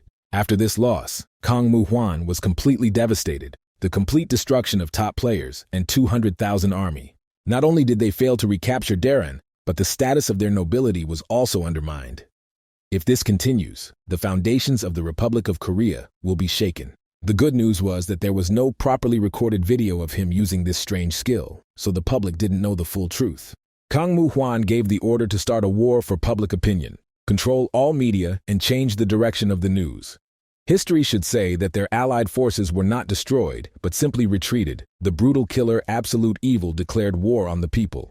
But at that moment, the excited director ran to the president and reported that a video of the fight with Absolute Evil had been uploaded to the internet. The video was uploaded to a private YouTube channel that has been gaining a lot of popularity lately, as it has been revealing all of the Ultimate Evil's actions without hesitation. At this point, it appears to be the only video of the battle with the Ultimate Evil. While all remote filming equipment was shut down due to an unknown phenomenon and other media outlets were conducting emergency interviews manually without filming, one person appeared to be filming on the battlefield or from the Darkhan fortress wall with a handheld camera. MANHUA was curious about this private channel that was also posting videos as if it was a representative of Absolute Evil. This drove MANHUA crazy, and he ordered an immediate investigation of everything, from the identity of the channel owner to the location of Olympus. Once all the assistants left, MANHUA began to panic even more, as the Absolute Evil acted as if it had foreseen absolutely every step. If MANHUA knew his personal data, he would have immediately sentenced him to death, but the guy was hidden, and even with such power, he had not left any trace in reality until this day. A little later, Johan came to the hero with a statement that the Divine Life Union began tracking Jang Hyun-suk because of the video of the last battle posted on his channel. It seemed that assassins might be involved, so he assigned the mission of protecting Jang Hyun-suk to Johan, who was clearly grateful for the trust. The hero was very unhappy that these people had even managed to dig into the internet, and the situation was becoming even more dangerous than he thought. After which he decided to pay attention to his guest, who had taken so long to get to them from these parts. But Randall asked the hero not to apologize for such a greeting because they had not seen each other for a long time. This time, in his opinion, the hero managed to cause a serious mess. He explained that he had long wanted to make a deal with South Korea. The Republic of Korea had an excellent educational infrastructure and different requirements for nurturing talent. However, attempts to conclude a contract failed each time due to opposition from the South Korean Grand Union. The hero was curious as to why the unions were against it. Besides, this time he did not open an auction for the sale of the black stone. So it was interesting what brought Randall, because crossing the continent, a person had to spend a lot of money. He explained that by concluding a treaty with Korea, the price of stones from monsters would drop significantly, and as the price of stones fell, the profits of the Great Union would also decrease. As far as he knows, South Korea is a country without social classes, but large unions have proclaimed themselves to be the nobility and rule over the people. They deliberately prevent people from increasing their level of economic independence and focus only on their own enrichment. He honestly admitted that he hated such people in power. It seems that the Ultimate Evil does not pay attention to large alliances and completely ignores their strength. So Randall said that he would like to support Ju Hyuk in this. The hero was amazed that Randall was offering him something like this without any conditions. But it became obvious that he wanted to make a deal with his country, and if he played big alliances, he could achieve his goals. But Ju Hyuk had no reason to refuse, so he counted on Randall's help.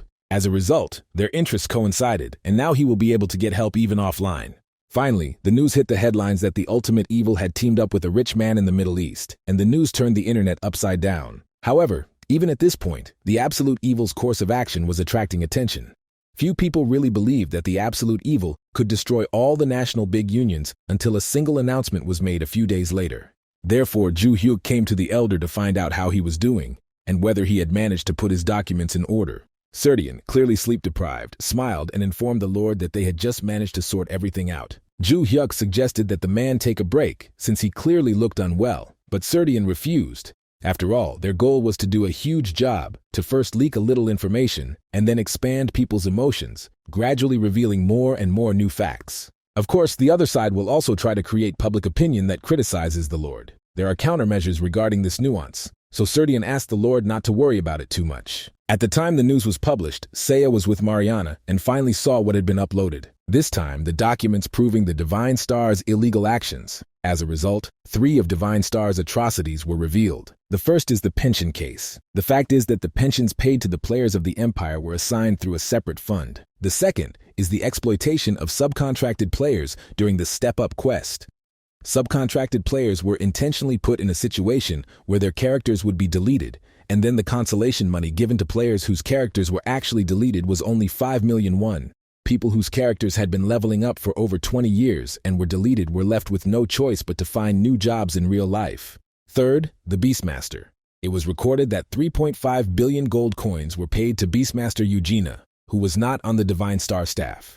It was confirmed that the gold coins came from the stolen pension and social budgets. Seiya was truly shocked that the Divine Star had laid her hand even on the retired one, but Saesong was more angry at the Beastmaster. Now that Seiya thought about it, the Beastmaster wasn't even a member of the Divine Star, and she didn't understand what that meant. Saesong didn't know either, but either way, she had disliked the girl from the start. Besides, Seiya heard that a lot of materials had been leaked online, but she never expected such a bomb to break out. As right as her brother was, she wasn't sure if he had done the right thing by posting such information or if she could help him in any way. But while others thought that Ju Hyuk was waiting for his next move, he was already in the process of capturing a new city, Port Marion. There was no particular change in the actions of the absolute evil. All it did was wage a feudal war against the Divine Star. There are about 360 fiefdoms concentrated in the hands of the Divine Star, and the absolute evil captured 1 or 2 enemy fiefdoms per day. And every time a new fief fell into his hands, Serdian immediately extracted the necessary information from the documents he received. Serdian was deliriously happy as he rummaged through the papers, because he understood that their enemies had so much data that they couldn't even manage it properly. It seemed that they themselves did not even know where the legal papers were kept and where they were not. Ju Hyuk was amazed by the elder's hard work, because the other day it seemed like he looked incredibly tired. But now, on the contrary, he was glowing with complete happiness, so he clearly understood that this elder was clearly a workaholic. In addition, Serdian asked the Lord to also drop by Nan for a while, as his subjects were eager to greet their Lord. In the end, Ju Hyuk awkwardly agreed and asked Serdian not to work too much and take a vacation if he needed to. At this time, Kang Moo-seok was with his grandfather and asked him not to worry. Despite the unprecedented nature of the current situation, he was sure that everything would be forgotten in time. In any case, the public is just dogs and pigs. If problems arise, you just need to cover them with others. Kang Moo-hwan sternly stated that this time they were facing a truly serious problem, and it was unlikely that the noise would truly die down over time. If we're talking about a problem that only happened once, absolute evil is a crazy villain who has his own grand plan. He has such enormous power that he can be called a one-man army. With this power, he continues to seize fiefdoms and get his hands on more and more data. In addition, more and more of these pig dogs fall under his influence and fall in love with him. This is literally the beginning of a livestock rebellion against their owners. The man tried to stop him with money to bribe him, but the timing was unfortunate. Now he also had Randall on his side, who was a truly powerful ally.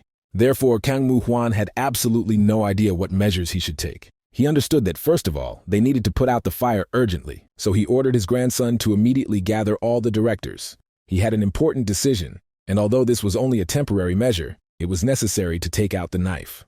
The next day, news reached the Divine Star members like lightning, a restructuring. About 10,000 members of the Great Union were laid off under the pretext that the financial situation had begun to deteriorate. On the territory taken away where absolute evil stepped, black monsters of high complexity begin to appear. The profitability of hunting grounds is falling, at least these are the reasons that have been voiced. After reading this, Ju Hyuk didn't understand if they were really doing all this because of the black monsters.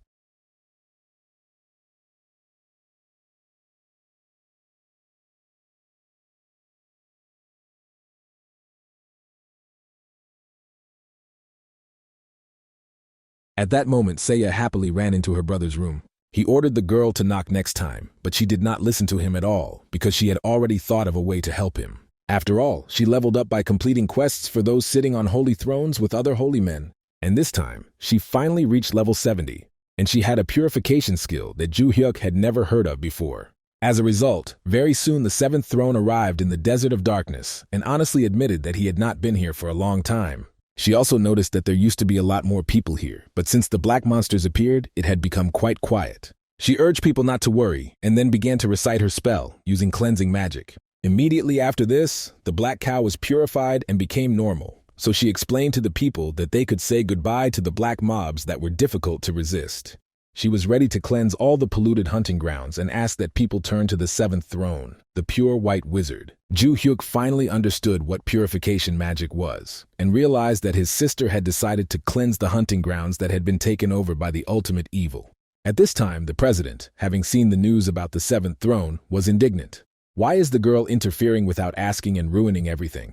Moreover, she is not only cleaning their hunting grounds, but also wasting her energy on cleaning the hunting grounds captured by the absolute evil. Kang Mu-seok understood that it was likely that a lowly commoner had gained a bit of power and had become arrogant. In addition, the sons of the Heavenly King were supporting the purification, which might have something to do with the Holy Sea's quest. Kang Mu-seok suggested hiring secret assassins to the seventh throne, but Kang Mu-hwan knew that if they did it themselves, the sons of the Heavenly Throne would immediately figure them out. They even went so far as to carry out a large-scale restructuring due to the decline in profitability due to the black monsters. But in the current situation, this became a pointless step, and the image of absolute evil did not suffer at all. Moreover, if the fired users form their own team and go to the hunting grounds that are taken over by the absolute evil, and since the absolute evil does not charge them any fees for these hunting grounds, they will most likely settle there, thereby improving the image of the absolute evil. Kang Mu-seok suggested to his grandfather that they recruit the seventh Holy See into their ranks and take control of it, but Kang Mu-hwan knew that they had already discussed this.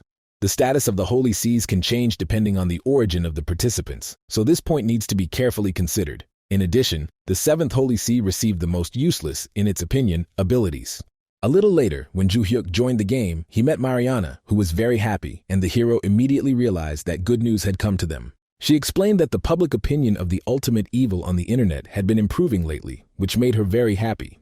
Ju Hyuk could no longer believe it. She explained that since there were no more black mobs, which increased the number of people who were getting a stable income from free hunting grounds, they liked that they were getting much more than they would have if they were in a large alliance. Also, the ultimate evil, when it encountered the top players in Korea, quickly dealt with them, so people believed that it would soon defeat the Divine Star. Looking at such a cute Mariana, Ju Hyuk even thought that she was charming, but still explained that this was all the result of Serdian's work. The campaign to change public opinion was also slowly bearing fruit. After the success of the battle during the siege of the fortress, the number of players registering in Dear Han has increased significantly. 30,000 people have already registered. So if the current trend continues, the maximum capacity of 100,000 will soon be reached. Since they pay minimal taxes for using the territory, people realized that there really was corruption in Divine Star, and finally began to understand what was going on. The remaining task was to expand the territory, but the problem was that he could not take care of all the territories on his own. Even if he takes control of several fiefs, he will not be able to respond to calls for help in all territories at once if the Grand Union divides significant military formations and goes at the same time. In fact, some of the places he's swallowed up have been won back in his absence over the last few days. It would be great if the staffing issue could be sorted out. While Ju Hyuk stood there thinking about this idea, Se-song accidentally glanced at him and was truly amazed by the young man's beauty. The more she looked at him, the better he looked, and Serdian clearly understood that the Lord really liked this girl. But suddenly Markin appeared, excitedly explaining that something had appeared that the absolute evil definitely needed to see. He brought him the accounting book of the welfare fund. Ju Hyuk immediately realized that this was the same fund that had been embezzling Olympus's pension money, as evidence had been discovered the other day when Derhan had fallen. All the people involved had fled, and Markin decided to inspect the office to see if there was any useful data left. Among them he found a tablet, and realizing that there might be some data there that was not in the castle. But in it, he found that the head of the foundation was the fourth throne. He explained that he thought this was a very important entry. Ju Hyuk immediately recognized the nickname as said, and realized that this was definitely the one sitting on the holy throne. Both Serdian and Mariana were shocked by this news. Ju Hyuk explained that Seiya had shared their names with him earlier. So he knew for sure, the fourth throne, the necromancer named As It Is Said. Personal information is unknown, but it is said that she is a woman with whom Kang Mu-seok, the leader of the Divine Star and the Crimson Gladiator, who sits on the first throne, constantly have difficulty communicating. Seiya was shocked because she thought that the whole problem was the first throne, who was constantly doing strange things, and therefore was surprised that there was an even more destructive person. During this time, Serdian had already managed to analyze the data he had found and realized that there was clearly something here that should interest the Lord. Ju Hyuk immediately saw that these were records from the Foundation's founding moment, and at the time of its establishment, it seemed to have been created with the financial support of large unions like Divine Star. From here, traces of involvement in the personnel changes of the Divine Star Union can be found, and the name of Mr. Markin was also recorded. At this moment, Margan finally felt the importance of the find and realized that the reason he was kicked out of Divine Star was because of the Welfare Foundation's influence. Markin was clearly indignant all this time, not realizing when he had crossed the Foundation's path, but now it didn't matter at all, because he was on the side of absolute evil. Ju Hyuk had always thought that the fund was created simply to steal pension money from Divine Star, but now it turns out that was not the case. This fund was created with funds from the Great Union and had a direct influence on its work, and the head of the fund was the one whom Kang Mu-seok considered a difficult person, although they were both sitting on holy thrones. At this point, Seiya joined the boy, wondering why he looked so thoughtful, and he explained that he had decided to think about something, after which he decided to ask the girl how her work as the Holy See was going. She happily reported that the cleanup work was going smoothly, and what's more, she had some mind-blowing news. She reminded him of the Beastmaster Yu Jin, whom they had discussed recently. Ju Hyuk didn't understand what news could be related to her, because he hadn't heard much about this girl recently. Seiya also reported that the Beastmaster was a student of the Fourth Throne, and then he realized, since there was a record that the Divine Star Union had supported the Beastmaster with more than 3 billion won, and now it turned out that the Beastmaster was a disciple of the head of the Foundation, the Fourth Throne.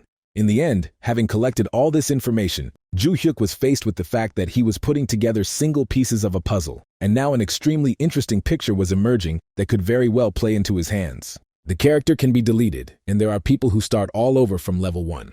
As a subcontractor for the Divine Star, users ran into trouble while gathering information for the quest Step Forward when they encountered a special island that could delete characters without prior notice.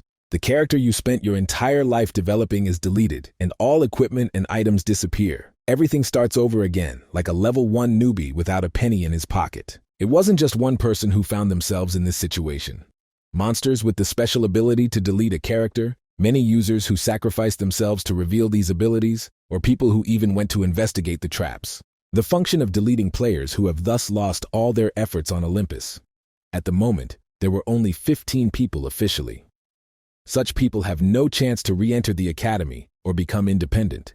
These people literally have nowhere to go on Olympus. The only place that accepted such people was Durkhan, and the absolute evil promised to support them. Many were shocked that the one who decided to help them was a small alliance, absolute evil. As a result, by registering as local residents of Derhan, they received support until they could achieve economic independence over the next 10 years. Absolute evil began to do what the Divine Star, which had left them, had not done. The man crying told how the absolute evil had promised them a livelihood and a future. It had given them not just support, but also hope. Seeing this, Jang Hyun-suk knew that Ju Hyuk was clearly doing a good thing, but some people were indignant, thinking that it was all thanks to Randall, or that this support would not last long, and Jang Hyun-suk was not surprised by this, because such public opinion made sense. But Ju Hyuk calmly explained that Captain Randall had nothing to do with it, and that everything could have been done solely through the taxes collected in Daran. He didn't know why the Divine Star couldn't or didn't provide such support. But currently, Derhan is able to provide such a level of support if he doesn't spend money on useless things. So obviously, there were too many thieves in this area in the past. Soon after this statement, as expected, people began to realize even more what the truth was. From opening up hunting grounds for free to supporting the fiefdom residents, no matter how much the Divine Star tried to belittle them, they couldn't say anything because Ju Hyuk was completely different. And the result of this was that the number of people gathered in Deer Khan now amounted to 1 million. People had no doubts. Would they be able to accept everyone as residents of the fief? Of course they couldn't, because the maximum capacity was only 100,000 people. The hero did not understand what they should do. Should they really send back about 900,000 people? But Serdian had already come up with a solution to this problem.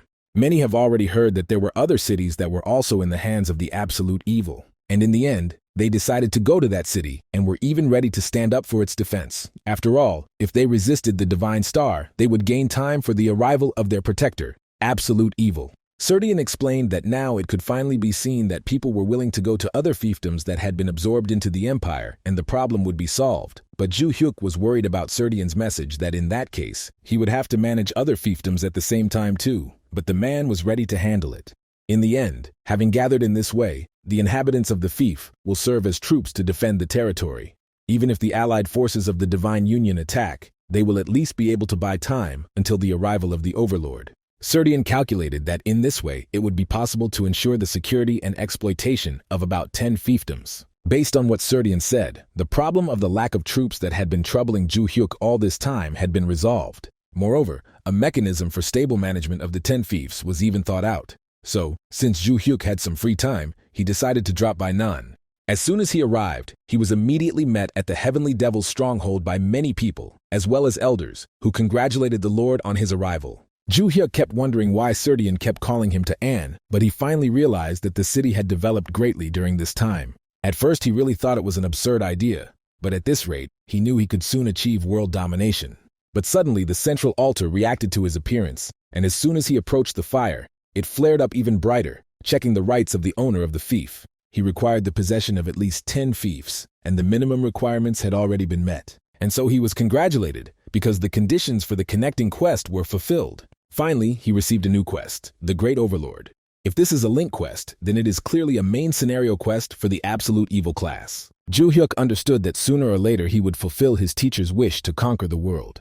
He decided to see what kind of quest it was, and it was that Ju Hyuk needed to become the owner of 300 fiefs, get 3 million reputation, and also reach the bar of 3 million permanent residents of the fiefs in 60 days. Then Ju Hyuk remembered again that his teacher was indeed crazy because it was simply impossible to accomplish this in 60 days. After all, the Divine Star had achieved exactly the same result over the course of 150 years, and what the Great Union had achieved in 150 years, they were offered to do in just 60 days. But if he failed the quest, the penalty would definitely be huge, and he didn't even know if he would be able to keep the absolute evil class at all after such a failure.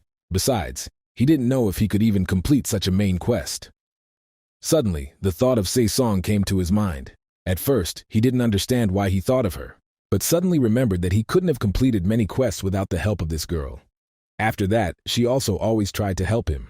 In fact, even recently, during the siege of the fortress, he was able to win because Se-Song did not allow the enemy to use siege weapons. Looking at the whole picture, one could admit that Se-Song was indeed a very useful comrade. So he informed his elder that he was going back. Anyway, he's been doing pretty well so far, and maybe if there's a day in the future that he doesn't get to see, all of this won't be able to fix itself. So all he had to do was occupy 300 fiefs. From now on, he'll have to act a little faster because he only has 60 days left. At the same time, the president of the third largest guild was asking his comrades what they were doing. After all, during his vacation, he received a report about absolute evil, and he didn't understand. Has no one ever had close contact with absolute evil? He trusted them and took a year off. But now his disappointment knew no bounds, so he even returned earlier than planned. And so the employees all knew perfectly well that the current state of society was abnormal because someone had appeared who was trying to destroy this society. But he believed that this young guy was doing what he couldn't do in his youth and was doing great things. So from now on, they would actively support the absolute evil and act together. This was the policy of Chung Gong-jin, the president of NZ, the third largest big union in South Korea. But his staff thought it was too dangerous a decision. Although it may now seem that the ultimate evil is gaining strength, it is still untested. It is a sailboat that can fail at any moment. But Jung Gong-jin believed that even if it didn't pass the test, they had something they had to do first. Opening up freely, reforming the hunting grounds, that was something they hadn't been able to do before because they had been adjusting to the mood of the higher-ups all this time. And here's the problem with the black funds of the fiefs. The young man carries this entire burden on his shoulders and carries out his plan on his own. And in his eyes, he was not the absolute evil, but a hero.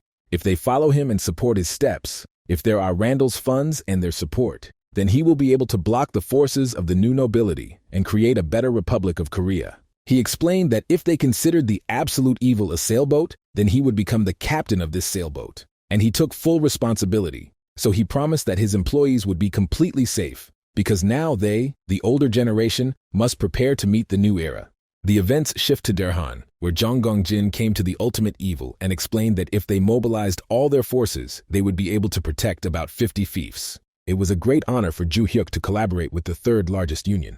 In the end, they joined in the declaration of support for the Grand Alliance of NZ, an alliance that had done more good deeds than other great alliances, had a good reputation, and was also the only Grand Alliance whose leader came from humble origins. Although he is different from the other representatives in that he previously criticized the misdeeds of the other great alliances and did not cooperate with them, He is a Chibil to the core, so Ju Hyuk could not trust him 100%. However, he was now in a situation where he needed to capture 300 fiefs in 60 days, and so he needed to think about supporting military forces. In addition, the man brought his granddaughter with him and decided to introduce her to the absolute evil. He explained that this girl would be extremely useful to the man in his business. Finally, the girl took off the robe covering her face and greeted the absolute evil. She explained that she had long noticed the steps of the absolute evil, but she had not had the opportunity to enter the scene of active action. However, from now on, she would actively support the ultimate evil. Her name was Warp Master, or Lee Ju Ran, and she was counting on being useful to the ultimate evil. Ju Hyuk was really shocked to see Lee Ju Ran here. He also didn't know that she was Jung Gun Jin's granddaughter. Lee Ju Ran was a non-combat player of the hidden class, and although she was not in the top, she had her own reputation. She plays by using the warp rather than fighting. This player, doing good deeds, opens portals for free for those in need. For example, she helps injured players or NPCs, lost or isolated merchants, and the like. The limits of the warp magic she used had not yet been fully revealed, so Lee Ju Ran believed that her abilities would be of great benefit to the ultimate evil. In addition, it is known on the Korean continent that there is no place she cannot move to. Ju Hyuk knew that Lee Ju Ran, and also known for her modesty and willingness to help players, he could not even imagine that such a person would be a member of the Grand Union. In any case, everything worked out for the best, so Ju Hyuk greeted the girl and explained that she could call him by his nickname, Arthur. Thanks to Jung Gun Jin and Lee Ju Ran, it would be easier for him to carry out his plan, and Jung Gun Jin was really curious to know what he was aiming for. The man then said that he needed to capture 300 fiefs in 60 days, but to the two this seemed like an unattainable goal. On the same day, the support of the Great Union for the absolute evil was announced. This is an unprecedented situation where the Great Union, which ranks third in business circles, officially united with the absolute evil. Public opinion began to slowly turn its gaze towards the absolute evil, and Ju Hyuk realized that it was time for them to take more decisive action, because from now on, he intended to seize 300 fiefs in 60 days. The fiefdom he will visit first is the Taurus Fortress. Taurus Fortress currently belongs to Divine Star. In addition, the 5th-tier dragon magical weapon, which works with the water element, is guarded there. This technology was purchased from the Empire. Ju Hyuk's plan was to strike at Taurus Fortress first. They will go on an expedition together to make it easier to get there.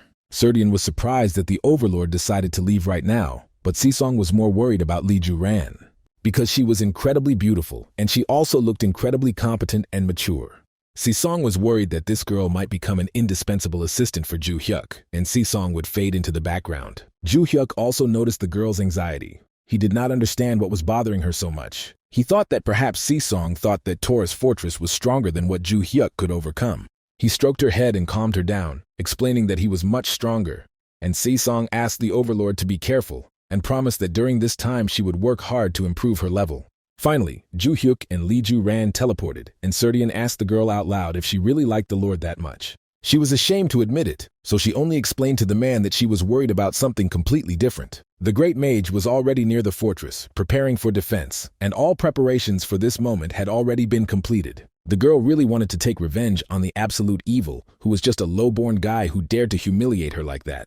She was ashamed that everyone saw her failure, so she ordered her mages to prepare mana supplies and all troops for this battle. The president of the Divine Star had also aided her in her revenge and had given her the support of as many mages as she needed, so they simply could not afford to lose this time.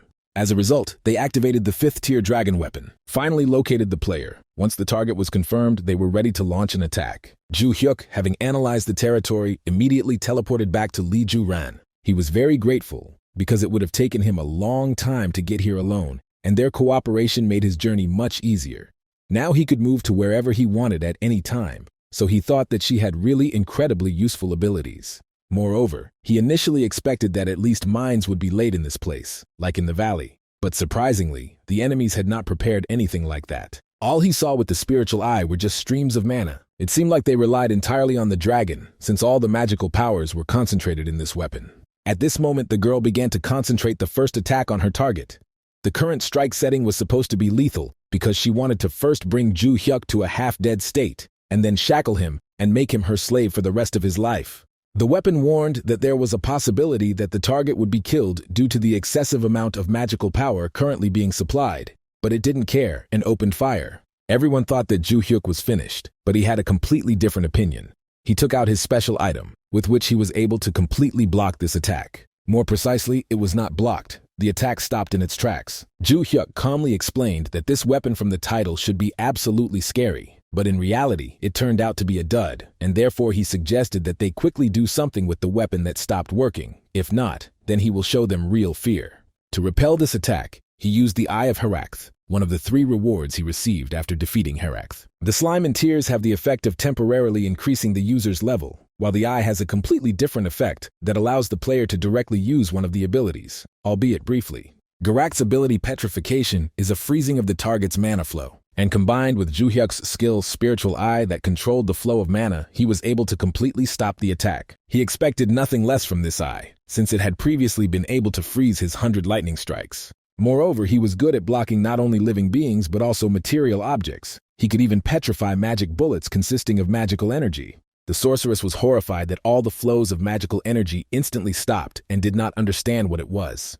The remaining time of Garakt's eye was 50 seconds, and the boy realized that the magic bullets must have been really strong. But he believed that this time would be quite enough for him, so he rushed into the attack. The military leaders immediately figured out the enemy's plan and gave orders to all the defenders of the fortress to prepare to defend the main gate, since the enemy could attack at any moment. Having carefully studied the features of the Taurus fortress, Ju Hyuk noted its main advantage, the only entrance and a narrow road that led to massive fortified walls. Having to break through only one door to enter the fortress made the attacker's job much easier, so Ju Hyuk took this feature as an added advantage. With the ability to concentrate all of his destructive power on one point instead of distributing the energy over a large area, the warrior directed a powerful, focused strike straight into the center of the wall. Jang Hyun-suk watched the events, believing that the absolute evil would spend a lot of time and effort to overcome Taurus's defense. Once inside the fortress, Ju Hyuk immediately began searching for the source of power that provided magical energy to all the defenders of the Dragon organization. The defenders were nowhere to be seen on the fortress walls, and the attacker had a strong feeling that the opponents were preparing some special defensive tactics. Suddenly, one of the 3 strongest players in Korea appeared, accompanied by a group of mages, causing Ju Hyuk to recall his encounter with Lamiana during the Battle of Durkhan. As he thought about the situation, Ju Hyuk recalled an important detail. Lamiana acted independently of large organizations, meaning she definitely supported the Divine Star.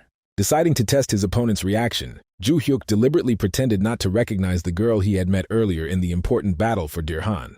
This behavior caused a real storm of indignation in the girl, who immediately began to shower Ju Hyuk with angry insults for the disrespect shown to her person. The girl's arrogant behavior, reminiscent of the manners of a noble person, puzzled Ju Hyuk because she was not even a member of the Great Union and publicly called him a stray dog. The opponent continued to furiously shout insults, emphasizing Ju Hyuk's low origins and calling his behavior typical of a homeless dog. Approaching his angry rival, Ju Hyuk calmly asked if she wanted to experience the force of the blow from the one she called a stray dog. The warrior delivered a precise knockout blow, deliberately reducing its destructive power so as not to cause fatal harm to his opponent on live television. Viewers of the live broadcast watched in amazement as the girl managed to withstand the powerful blow, assuming that she had used many protective spells in advance. The attack sent the girl into a state of uncontrollable rage, and she began loudly reminding Ju Hyuk of his low position in society. Carefully observing Lamiana's behavior and words, Ju Hyuk noted the typical character traits inherent in all representatives of the new nobility. Having achieved his goal of throwing his opponent off balance, Ju Hyuk prepared to teach his impudent rival a serious lesson about the consequences of rash actions. Lamiana firmly believed that a person of low birth should always remember his place in society and never try to appear to be someone important. After ordering her mages to prepare for an all-out attack, Lamiana activated a special skill called Limited Bloodburst. Carefully analyzing the opponent's actions, Ju Hyuk noticed unusual details in the use of the ultimate skill. It seemed that it was not just about using someone else's mana. Unexpectedly for everyone present, one of the magicians suddenly fell to his knees from exhaustion, and after him the others began to lose strength. Jang Hyun-suk, who was watching the battle, urgently contacted Ju Hyuk and told him about Lamiana's special skill, which not only took away mana, but also deleted characters. Information about a dangerous skill that was activated randomly and had already killed many players was transmitted by a representative of the magical community who risked his life. Ju Hyuk received an important instruction to immediately inform the players who suffered from the deletion about the possibility of receiving help from a special organization. Magical energy suddenly engulfed Ju Hyuk himself. The system warned about external influence on the body, and the indicator showed a rapid decrease in health. The triumphant Lamiana maliciously reminded her opponent of his lowly origins, declaring that now, after activating the special skill, victory would certainly remain hers. The girl smugly noted that the absolute evil's attempt to provoke her had led to the enemy's loss of vigilance, and promised to show the commoners their true place. The arrogant Lamiana considered it entirely justified to sacrifice a few insignificant assistants in order to achieve a significant victory over a serious opponent. Remaining remarkably calm, Ju-hyuk asked his opponent if it was really necessary to use the secret skill that killed allies to defeat him. Giving a short command to gather all the surrounding magical energy, Ju-hyuk used his own power to completely dispel the hostile spell. The enemy's incredible ability to instantly neutralize her most powerful skill left Lamiana in a state of genuine shock and confusion. The girl was especially struck by the enemy's knowledge of the skill's character-deleting effect, although she herself saw nothing wrong with destroying commoners. Ju-hyuk began to deliver a series of lightning-fast strikes, which left his opponent completely confused. She could not believe such power after her successful attack. Having removed Mercury's protective cloud, the warrior absorbed the enemy magic directed against him and finally neutralized the impact of external energy on his body. While examining the defeated Lamiana, Ju-hyuk recognized that she had a powerful secret spell, which explained her high ranking with ordinary base stats. Thanks to the live broadcast of the battle, the public received irrefutable evidence of the true attitude of the elite players and the new nobility towards the common people. Having successfully captured the Taurus fortress, the winner gained access to a new territory called the Taurus Field, which was under the jurisdiction of the fortress. History showed that no one had managed to capture Taurus in the last 200 years, so taking the fortress opened access to a hidden reward. The territory was especially valuable due to the presence of rare blue non-player characters, which significantly increased the profitability of developing the Taurus Field. Proper use of the new field's capabilities could provide significant assistance in the effective management of the recently captured Taurus fortress. Lee Ju-ran, who arrived with Rufendal, witnessed the moment when the loyal servant congratulated his master on his victory and showed off the awards he had collected. Watching Rufendal's joyful communication with the absolute evil, the girl honestly admitted her previous doubts about the possibility of capturing the fortress. Previously, the task of capturing the impregnable Taurus and revealing the true nature of the new nobility seemed almost impossible to Lee Ju-ran. Watching the live broadcast of the battle, which captured the successful completion of a difficult task, made an indelible impression on the girl. Particularly important was the recorded moment with an angry Lamiana revealing her true face and causing deep disappointment among ordinary people. Realizing the error of her previous doubts, Lee Ju-ran made a firm decision to fully trust the ultimate evil and provide all-round support. Noticing the lady's thoughtfulness, the insightful Rufendal guessed the reason for her thoughts and reminded her of the incredible strength of his master. The faithful servant assumed that the girl was still under the impression of the successful implementation of the grandiose plans of the absolute evil. Despite the girl's attempts to deny the obvious, Rufendal gently admitted to some embarrassment, since he constantly observed such impressive events. The important conversation was interrupted by Rufendal's urgent duties, which required him to urgently deal with the many accumulated matters of managing the fortress. After closely observing Ju-hyuk's actions and achievements, Lee Ju-ran came to the firm conclusion that only the word great was worthy of describing his personality. The meticulous planning and flawless execution of all previous operations convincingly demonstrated Ju-hyuk's outstanding talent as a strategist and professional gambler. Rufendal, who had unexpectedly returned, resolutely reminded the girl of his special status as the main pet, warning her against any attempts to take his place. Puzzled by Rufendal's strange behavior, the girl did not tell the approaching hero about the unusual conversation, leaving the reasons for her thoughtfulness unexplained. The blue deer found in the Taurus Field were of particular value, as they had previously been found only in the inaccessible Kogonus Mountains. The blue fur obtained after defeating the deer had a unique combination of excellent thermal insulation properties with the surprising lightness of the material. The versatility of blue fur in creating warm, thin clothing and producing high-quality insulating materials has made it a real dream for industrialists. The news of his brother's discovery of the habitat of the blue deer gave Seiya confidence that he would soon become an incredibly rich man. The experienced Ju-hyuk understood the need to keep his true identity a secret, as he did not yet feel strong enough to openly confront the major alliances. The sister admired her brother's unique ability to monopolize the hunting grounds due to their location behind the impregnable walls of the Taurus fortress. The wise Ju-hyuk rejected the idea of monopolizing hunting grounds, not wanting to be like the large unions in their desire for total control of resources. A well-thought-out system of making a profit involved collecting taxes on the trade and equipment and supplies needed by hunters to pass through the fortress. The sensible hero understood that the mass production of blue fur would inevitably lead to a significant drop in market prices for this valuable resource. Access to the hunting grounds was planned to be limited to the fulfillment of certain conditions, including passing the dragon's test upon entering the fortress. Turning to his sister, Ju Hyuk asked her to closely monitor the developments around the new territory and the Taurus fortress. Gradually, the road leading to the main gate of the Taurus fortress began to fill with a stream of arriving travelers and new settlers. Old-timers were surprised to note the unprecedented number of users trying to get into the once hard-to-reach Taurus fortress. The many hunters who had arrived, attracted by rumors about the Taurus field, began to unite into groups to increase the effectiveness of the upcoming hunt. A sudden attack by a magical weapon instantly destroyed one of the travelers, demonstrating the seriousness of the new territory's security system. The fortress's combat system ceased operation in sniper mode after the destruction of the only detected hostile target among the arriving travelers. The guards loudly announced an important rule. Free passage is allowed only to registered residents of the territory of absolute evil. Enemies will be destroyed without warning. Serdian praised the effectiveness of the defensive weapons and noted the success of hiring an experienced mage to manage the system for 3 times the average market price. Ju Hyuk expressed concern about possible public discontent with their pricing policy, which could upset the existing economic balance. The experienced Serdian foresaw temporary market confusion, but believed in a natural stabilization of prices due to the increased supply of blue fur. An important event was the mass desire of players to register as residents of the territories of absolute evil, significantly increasing the population of the lands controlled by Ju Hyuk. Seeing the growing flow of people wishing to become residents of the fiefs, Serdian considered the current moment ideal for the implementation of the planned plan. The ruler's careful preparation for the upcoming events was fully completed, allowing the next stage of the territory's development to begin. Understanding the scale of the goal of creating a domain of 300 fiefs with a population of 3 million, the ruler decided to begin implementing the planned project. Vigilant knights in black armor prepared to defend the fortress, sensing the approach of a huge unknown monster to the borders of the territory. Thoughtfully looking at the last remaining black stone, Ju Hyuk had already precisely determined the future fate of this valuable item. The unexpected conversation initiated by Ju Hyuk surprised Randall, since they had indeed not been in direct contact for a long time.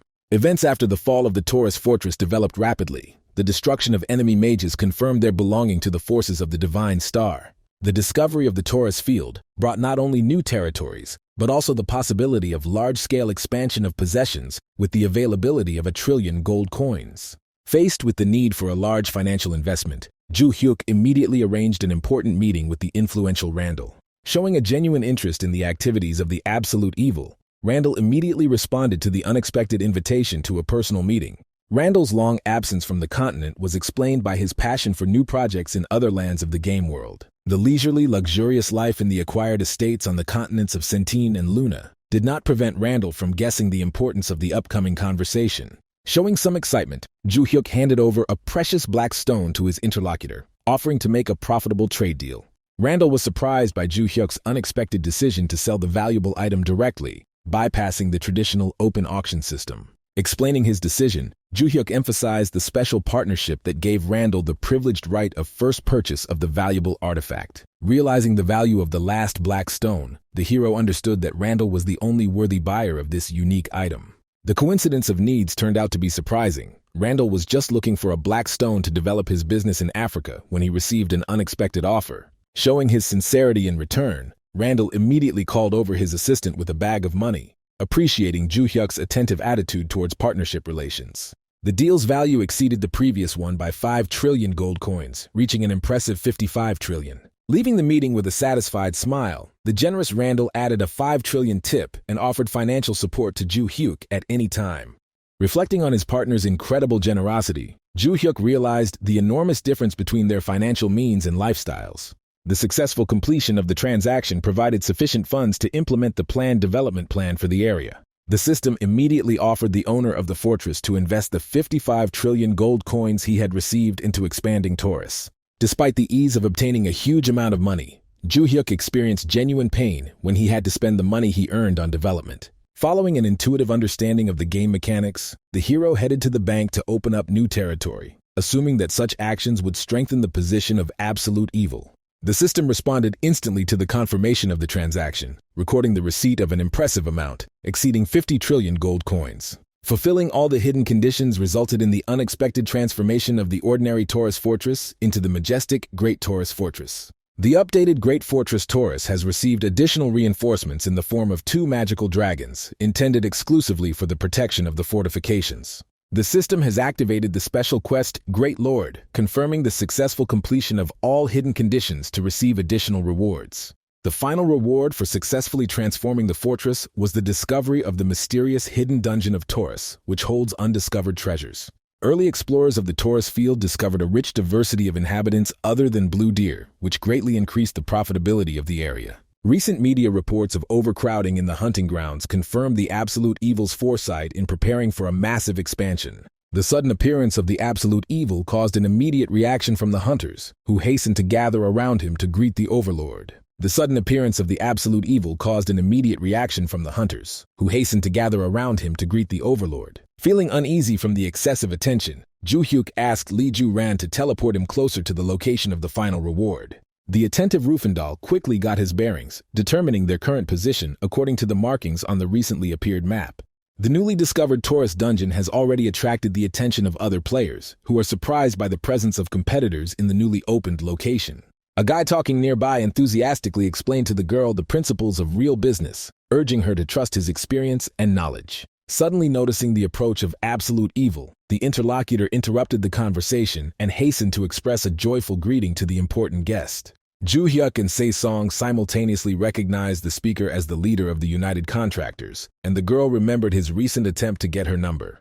In a calm tone, Ju-hyuk explained the situation with activating the dungeon through the Lord Privilege, noting the other person's resourcefulness in finding the exit. The self-confident head of the contractors insisted on his priority right to explore the dungeon, citing his reputation as a just absolute evil. Suspecting an attempt at deception, Ju-hyuk did not have time to react when Se-song, having guessed the insolent man's intentions, summoned a monster and immediately destroyed the enemy. The subsequent resurrection of the impudent man and the forced squats to death made Ju-hyuk awkwardly leave, realizing the special nature of Se-song's acquaintance with this man. The gaming community began to actively discuss rumors about a romantic relationship between the Absolute Evil and the powerful necromancer accompanying him. Kang Moo-seok, who discovered this information, took the news as a favorable development, counting on the help of his confident friend. The haughty girl spoke dismissively of the supposed low demands of the Absolute Evil's village origins, reminding her companion of the promised reward. The interlocutor tried to warn the girl against excessive self-confidence, understanding the danger of underestimating the opponent in the current situation.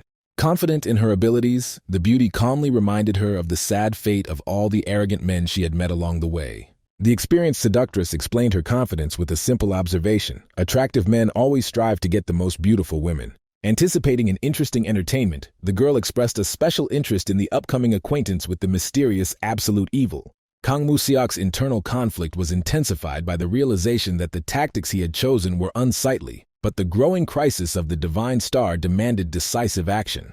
Discussing effective methods of discrediting an enemy, the conspirators considered a love scandal to be the ideal tool for undermining the reputation of a rising star. Understanding the vulnerability of any high position strengthened their confidence that strength alone was not enough to maintain the heights achieved. The conspirators particularly emphasized the vulnerability of a man of humble origin, who suddenly rose to unprecedented heights of social status. Exploring the first floor of the dungeon put the hero in front of a difficult choice between many mysterious doors, each of which could hide the unknown. The unusual mechanics of the open dungeon made Ju-hyuk slightly uneasy, as choosing the right door seemed to depend solely on the player's luck. Carefully analyzing the situation, the hero clearly realized the problematic nature of the mechanics, based primarily on the luck indicator. A deep understanding of the game mechanics suggested that the choice of the correct door was determined randomly according to the value of the luck characteristic. Ju-hyuk's disappointment was further heightened by the realization that the dungeon, which cost him 55 trillion gold coins to access, was strange. The observant Se-song immediately noticed her companion's uneasiness caused by his critically low luck stat. The girl confidently offered her help, mentioning her own impressive luck rating of 48 stat points. Surprised by the unusually high value of the characteristic, Ju-hyuk inquired about the method of achieving such an impressive result. The girl's calm answer about the purposeful development of this skill raised additional questions from the interested interlocutor. The heroine's unusual decision to invest non-refundable characteristic points into a parameter that was non-standard for her class was explained by simple curiosity. The experienced player understood that such a distribution of characteristics contradicted the generally accepted strategy for developing Mariana's class. The unexpected benefit of a high luck stat in the current situation made the hero reevaluate the unusual choice of his companion. Activating the special skills greatly increased the girl's luck stat to 77 points, surprising Ju Hyuk with the unexpected effect of his enhancements. The responsibility of the moment filled Se-song with a special excitement, as for the first time in a long time, Ju Hyuk completely trusted her abilities. The desire to justify the trust placed in her and earn the praise of her mentor gave the girl additional determination in completing an important task. Mariana's incredibly high luck score allowed her to accurately identify the correct door, which immediately swung open for the researchers. The news of Randall's unexpected arrival in South Korea greatly disturbed Kang Moo-hwan, who considered the timing of his appearance to be extremely unfortunate. Assistants suggested a possible secret meeting between an influential guest and the mysterious absolute evil on the country's territory. Despite offers from other alliances to keep Randall's entourage under surveillance, the cautious Kang Moo-hwan rejected the risky idea of surveillance. The thoughtful Kang Moo-hwan proposed an alternative solution in the form of a formal request for security for the influential foreign guest. The leader carefully analyzed the increasingly complicated situation where the existing problems with absolute evil were compounded by the unexpected appearance of Randall. Thoughts about the reasons for Randall's personal visit, not satisfied with the agreement on Olympia, were interrupted by an important message from Karma with new instructions. Following the instructions received, Kang Moo-hwan ordered the organization of unofficial security through the Blue House and cooperation with the police to control movements. The quick obedience to the orders of the Sons of the Heavenly Ruler showed that even the mighty Karma was showing serious concern regarding Randall's visit. Understanding diplomatic obligations required the South Korean government to ensure the safety of the high-ranking guest, something Randall himself was well aware of. In parallel with the main events, preparations were underway for the acquisition of a radio broadcasting station, the completion of which the butler reported to his master. Pleased with the fulfillment of his long-held desire to visit South Korea, Randall received official notice from the Blue House of the provision of government protection. While aware of the difficulty of refusing official protection, the influential guest was more concerned about the short-sightedness he had noticed in Korean society. Choosing his words carefully, the butler suggested that higher powers had deliberately created an environment that limited long-term development prospects. Randall's interest in Korea's progressive educational system was coupled with a reluctance to delve into the problematic aspects of local society. Personal acquaintance with the situation strengthened the influential guest's confidence in the need for serious changes under the leadership of the mysterious absolute evil. Having reached the second floor of the dungeon, the researchers found themselves in a space that created the deceptive impression of going beyond the underground territory. A careful analysis of the surrounding area allowed Ju Hyuk to notice the structural similarity of the territory with the already familiar Taurus field. While pondering the peculiarities of the $55 trillion dungeon, the hero suggested its possible connection to the main scenario of the absolute evil. The lack of prior information about the area prompted the group to continue their exploration, closely studying the surrounding area for a better understanding. An unexpected earthquake disrupted the calm flow of exploration, forcing the travelers to be wary and prepare for possible danger. The alarmed explorers noticed the approach of a huge army, whose appearance instantly changed the atmosphere of calm exploration of the territory.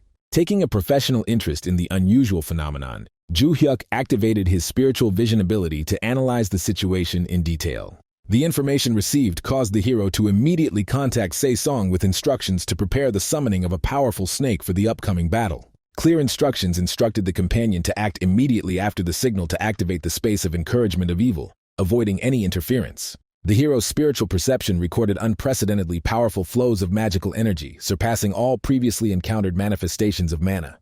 The uniqueness of the situation was emphasized by the unprecedented concentration of energy formed by the fusion of many less powerful sources. Understanding the danger of air attacks from a strong enemy, Ju Hyuk focused on preparing for the inevitable clash with the approaching threat. The approach of the cavalry, surrounded by a powerful aura of pressure, indicated the appearance of a serious enemy that required maximum concentration of forces. Ready for an immediate start to the battle, Ju Hyuk carefully watched the actions of the approaching cavalry, assessing possible developments. An unexpected turn of events occurred at the moment the cavalry stopped, when instead of attacking, the warriors gave a solemn greeting to the Lord. The tense anticipation turned to surprise as the cavalry leader dismounted and knelt, initiating a systemic check of Lord Taurus's status. The rapid development of events and the unexpected subordination of the cavalry caused genuine surprise in Ju Hyuk, who was closely observing what was happening. Even Se-song and Rufendal, who were used to unusual events, were surprised by the unexpected turn of events, realizing the special significance of the appearance of the cavalry. The cavalry commander's sudden warning of the need for immediate action interrupted the moment of general surprise at what was happening. The alarming message about the approach of a monster of incredible power made everyone present instantly focus on the impending danger. The mention of a legendary monster, known only from ancient records of the Imperial Library, emphasized the exceptional nature of the event. The sudden attack, which instantly destroyed the defenseless Rufendal, was the first sign of the approach of an unprecedented threat. Ju Hyuk, who instantly reacted to the death of his satellite, quickly determined the direction of the attack, looking attentively into the dark sky. The rapid change in the surrounding space was accompanied by an ominous darkening of the sky and the appearance of a threatening black sun. The majestic appearance of the ancient demon dragon, showing its readiness to attack, left a lasting impression on everyone present. The system's historical background reported the existence of the ancient Balrog exclusively within the borders of the Urfi's empire, where its appearance always brought great destruction. The system notification about the appearance of the legendary Balrog caused Mariana to be genuinely delighted by the grandeur of the powerful monster's presentation. Ju Hyuk's professional interest was aroused by the fact that Balrog unexpectedly appeared here, after 200 years of absence of any information. Attentive observers noted the rapid increase in the scale of events that accompanied each new step of the legendary hero. An attempt to perform a standard check on the enemy ended in failure, which testified to the exceptional nature of the creature that had appeared. The monster's unusual abilities, which made it difficult to track its movements even with the help of the spiritual eye, confirmed the exceptional danger of the enemy. Comparing the upcoming battle with his previous experience of fighting against 200 users, Ju Hyuk realized that he needed to seriously prepare for the confrontation. The unexpected appeal of the kneeling cavalry to the Lord contained an insistent request for an immediate retreat from the battlefield. An important warning revealed the danger of the fief's location being discovered by the Balrog if the Overlord's presence continued in the territory. A practical approach to the situation prompted Ju Hyuk to discuss with Lee Ju-ran the possibility of immediate relocation and the details of the subsequent plan of action. An organized retreat of the entire group, accompanied by cavalry, was carried out through the airspace towards a safe fief. The attentive Mariana noted the creation of a powerful defensive barrier formed by the combination of the cavalry's magical powers and Ju Hyuk's abilities. The final order from the cavalry commander about the proximity of the castle was accompanied by an order to maintain maximum speed of movement to the final destination. A careful analysis of the dungeon's features allowed Ju Hyuk to discover several important patterns in the organization of the space. The first feature was a powerful Balrog, who purposefully pursued the cavalry to discover the location of the main fief.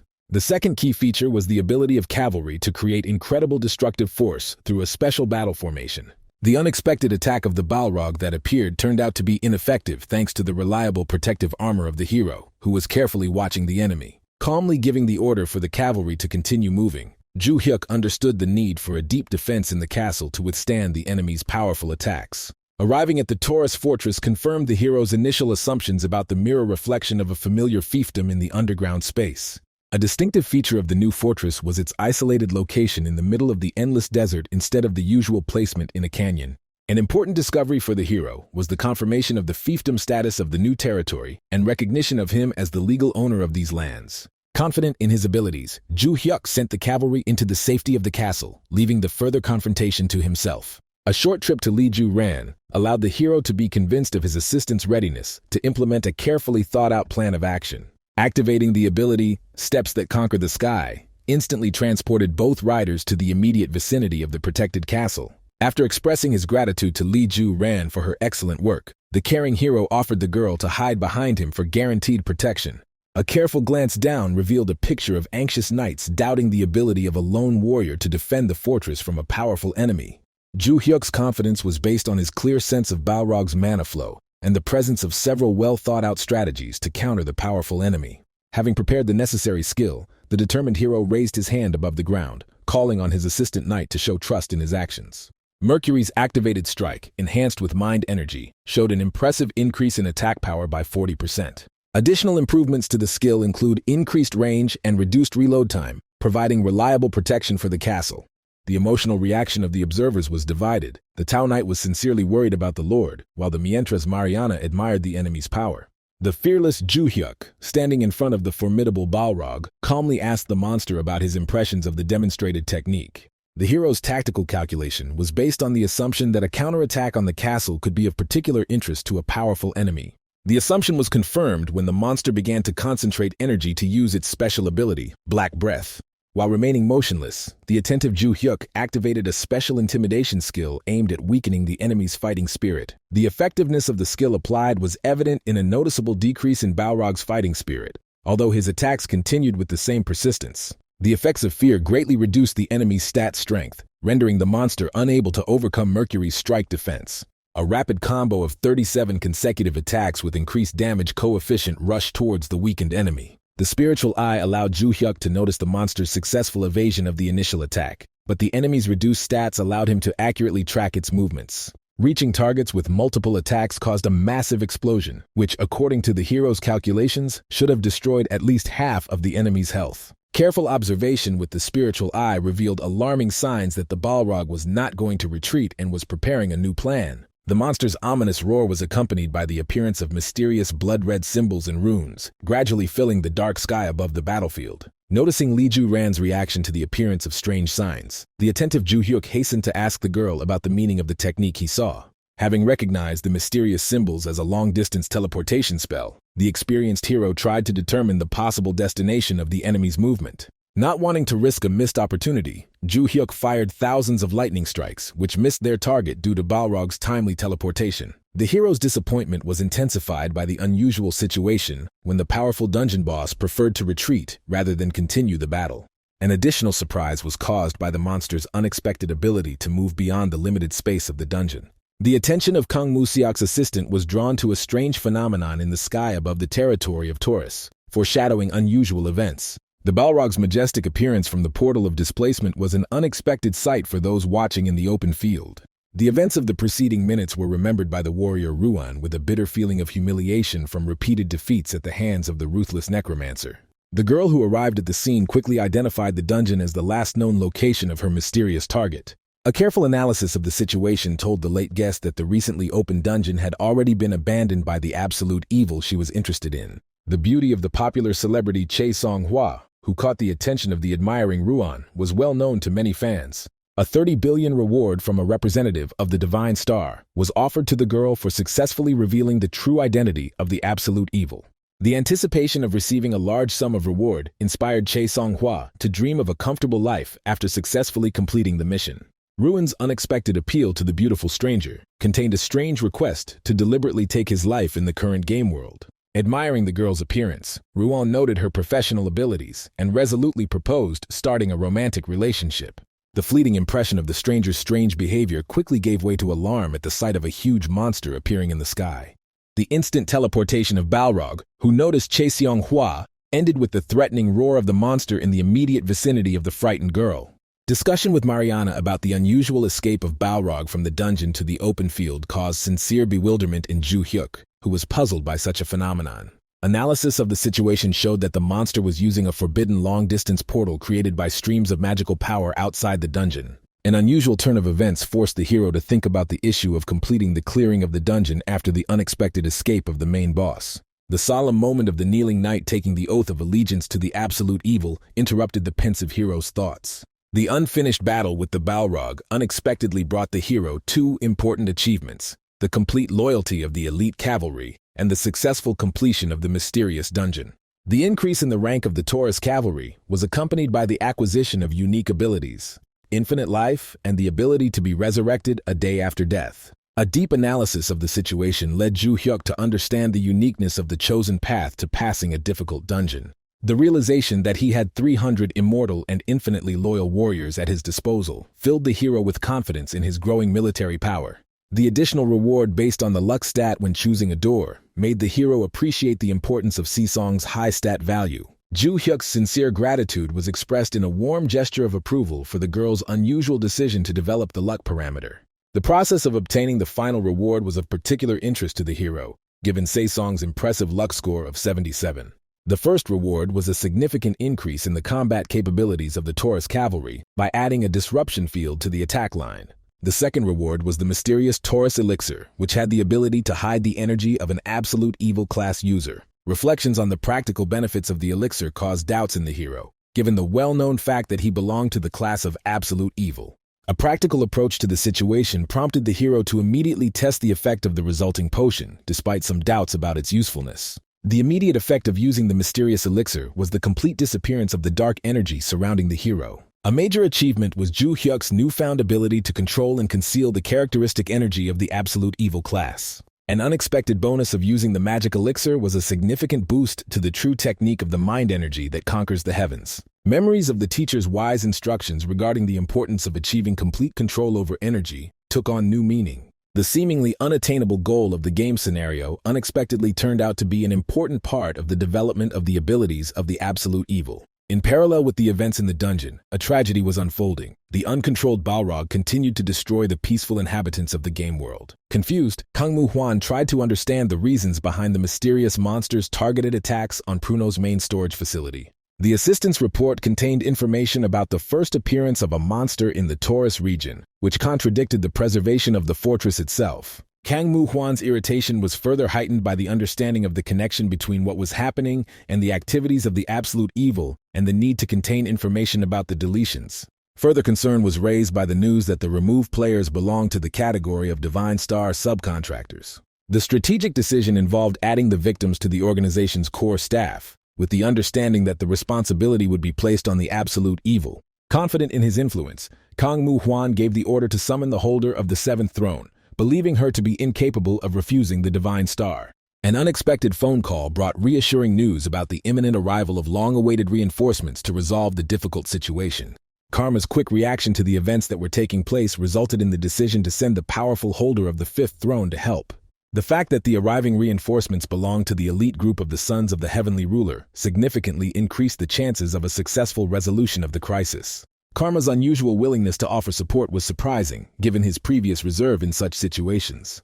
The sudden appearance of the Balrog after 200 years of absence became the main topic of discussion in the Empire of Erfis. A comparative analysis of the monster's behavior showed significant differences from the previous Balrog, especially in its tendency to avoid direct confrontation. Careful observation revealed that Balrog's attacks were selective, preferring to attack only unprotected player territories. The casualty statistics showed alarming figures. Out of 30,000 players who died, about 0.01% were permanently deleted. A preliminary assessment of the situation indicated a relatively low danger to the Empire, leaving the solution to the problem to the discretion of the players. The Balrog's destructive activity continued with an attack on another fiefdom using his deadly black breath. The knight's heroic efforts to concentrate defensive mana on the castle walls were complemented by the commander's determined intention to personally lead the defense. The defender's determination was strengthened by the awareness of the importance of protecting the academy located in the rear with its defenseless students. Concerned aides tried to warn the Union leader against the risk of permanently deleting a character during a battle. The responsibility of an adult to the younger generation gave the defender the determination to prevent the possible removal of the students. The approach of the Balrog's next attack caused panic among the mages, who tried to find shelter from the deadly influence. The timely arrival of Ju Hyuk, accompanied by the teleportation-capable Lee Ju-ran, brought about significant changes in the course of the battle. The arrival of Koko, carrying Se-song on his shoulders, allowed the confident hero to offer the defenders of the fortress complete trust in their help. Unexpected results from completing the dungeon included a significant increase in the hero's ability to control the true mind energy technique. The need to solve the problem of the escaped Balrog was complicated by a lack of understanding of the reasons for the selectivity of his attacks, which bypassed certain fiefdoms. The hero's curiosity extended to the choice of the direction of further movement of the unpredictable enemy. The seriousness of the situation was heightened by the growing number of innocent casualties in the absence of active countermeasures. Lee Ju-ran's important message about being able to track the monster's location, thanks to the installed mark, greatly improved the situation. The girl's unique ability allowed her to track the movements of a marked subject using characteristic flows of magical energy. The well-timed use of a special skill while Balrog was preparing to teleport went unnoticed by Ju Hyuk, who was caught up in the battle. A demonstration of the system interface confirmed the ability to track the monster across continents thanks to the installed mark. The data obtained indicated the presence of Balrog in the area of Pruti, where the strategically important main grain storage facility was located. The fact that the attacked fief belonged to the Divine Star determined the hero's next goal, seeking to return the escaped monster worth 55 trillion. Teleportation to Pruta revealed to the heroes a picture of complete destruction. The once prosperous city lay in ruins after a devastating attack by a monster. A preliminary assessment of the situation showed that the Divine Star leadership had decided to retreat, leaving behind many dead. Timely contact with Serdian allowed Ju Hyuk to obtain important information about the appearance of the Balrog and the current developments. A detailed report revealed the scale of the destruction: 30,000 dead as a result of the devastation of the territories of Leith and the Divine Star Union Pond. Analysis of the monster's actions allowed us to guess its future route based on systematic attacks on the cities of the Union. The unexpected appearance of Balrog in the controlled territories caused serious concern to Zhang Gongjin, who was closely monitoring the situation. After receiving the alarming news, Zhu Hyuk immediately requested Li Juran to urgently teleport to Cardia, waiting for the continuation of the important report. Serdian's strategic analysis indicated that it was undesirable to add the depopulated Pruta to their possessions in the current political situation. Public opinion associated the appearance of the Balrog with the actions of the absolute evil, based on the fact that the monster escaped from a controlled dungeon. Using information about the removed players allowed the Divine Star to begin a new stage of the information war for public opinion. Further tension was added to the situation by the news that a representative of the Holy See had been sent to confront the destructive Balrog. The updated data indicated the participation in the operation of a powerful holder of the fifth throne among the highest church hierarchs. Understanding the situation prompted Serdian to insist on the need to anticipate the arrival of a powerful enemy in the conflict zone. Putting aside plans to capture Pruta for the future, the determined hero organized the immediate movement of the entire group to the territory of Cardia. The team's coordinated actions allowed for precise teleportation to provide timely assistance to Zhang Gongjin. The instant activation of the space of evil and the encouragement of evil allowed Mariana to quickly deploy her necromantic abilities. The first to enter the battle was the strongest representative of the undead, a mighty snake, who successfully used paralyzing magic against the Balrog. Zhang Gongjin's surprise at the successful immobilization of the monster was combined with Mariana's understanding of the temporary nature of the spell's effect. The tactical solution involved asking Li Juran to teleport directly over the paralyzed enemy's head. The successful transfer allowed Zhu Hyuk to prepare a powerful blow of retaliation against the monster that dared to escape from the guarded dungeon. The automatic activation of the intimidation effect preceded the decisive, fatal blow to the weakened enemy. The impressive fall of the defeated monster caused sincere admiration in Zhang Gongjin, who was watching the battle. The unexpected help of absolute evil in the fight against a dangerous monster capable of destroying even the strongest players exceeded all expectations. Particularly impressive was the apparent ease of victory over a formidable opponent, achieved with a simple but effective blow. The successful completion of the battle refuted the Divine Star's accusations, and the timely video recording of what was happening strengthened the hero's position. The positive reaction of the audience was reinforced by the historical significance of the event, the first successful hunt for the legendary Balrog in the vastness of Olympia.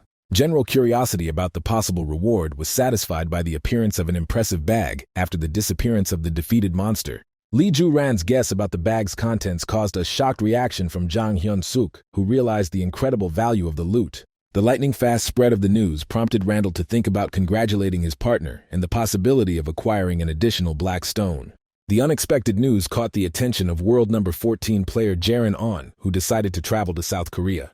The live broadcast of the moment the bag of black stones was received ensured that the information was widely disseminated across the global network. The previous policy of the Korean government and the Grand Alliance to define absolute evil as a social evil required revision. A noticeable change in the situation has transformed the passive position of foreign powers in relation to the mysterious absolute evil. The impressive achievements of a relatively low-level hero gave rise to speculation about the possibility of obtaining additional black stones. The rapid growth of the absolute evil's influence has prompted the world's best players to take active steps to establish close contacts. The historic achievement of the first successful Balrog hunt was complemented by receiving an incredible reward containing over a dozen black stones. Zhu Hyuk's satisfaction with the reward he had received was combined with curiosity about Randall's possible reaction to the new offer. The excited Zhang Gongjin's gratitude for saving Cardia received a modest response from the hero about the naturalness of helping a business partner.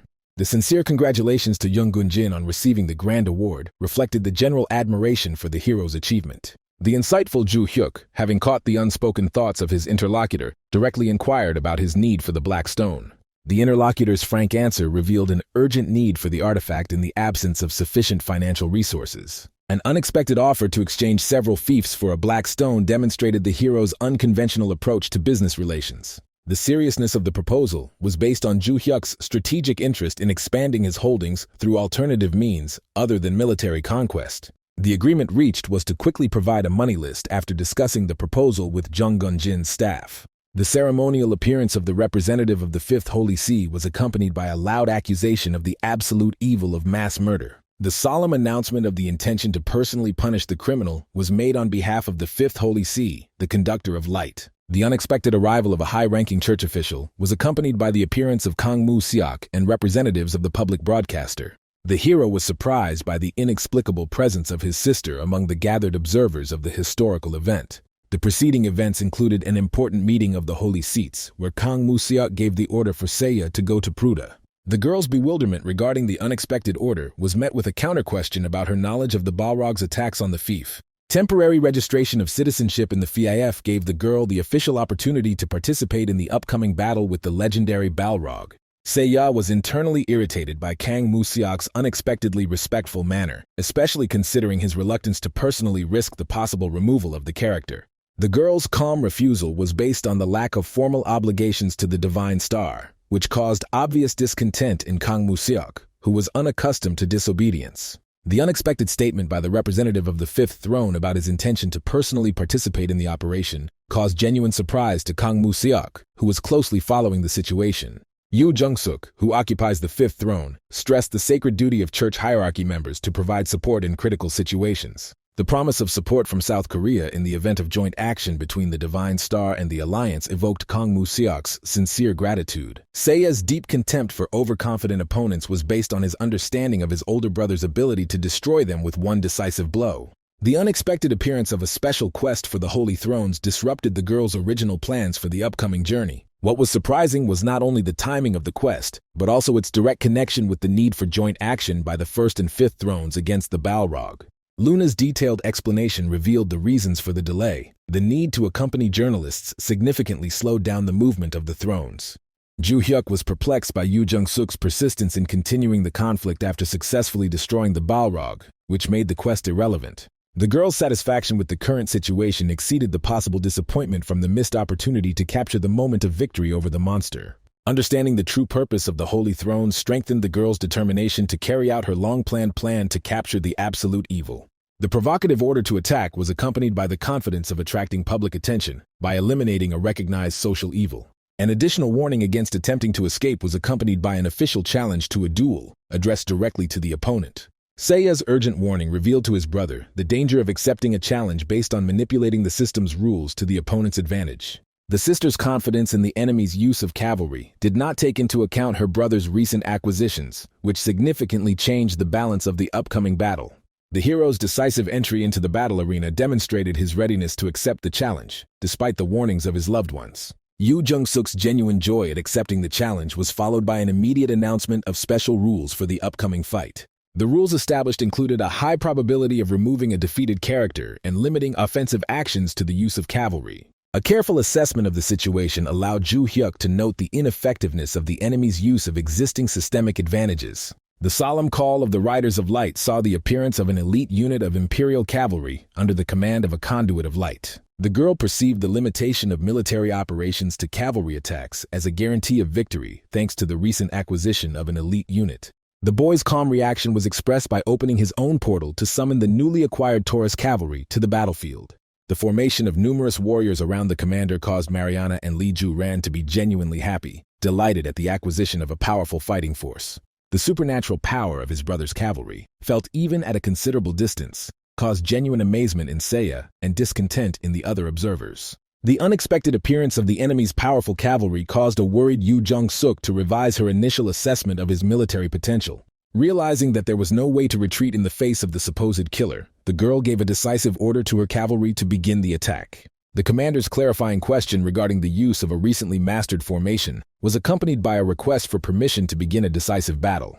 The immediate execution of the received order was accompanied by careful preparation of the warriors, who put on protective helmets before the upcoming battle. The completion of the formation preparation was marked by the activation of the special skill, Destruction Field, which significantly increased the combat capabilities of the squad. Yu Chung-suk's confusion was further increased by the observation of her own warrior's passivity, unable to offer adequate resistance to the enemy. Additional bewilderment was caused by the incomprehensible disorganization of their own knights, who unexpectedly broke formation by clashing with each other.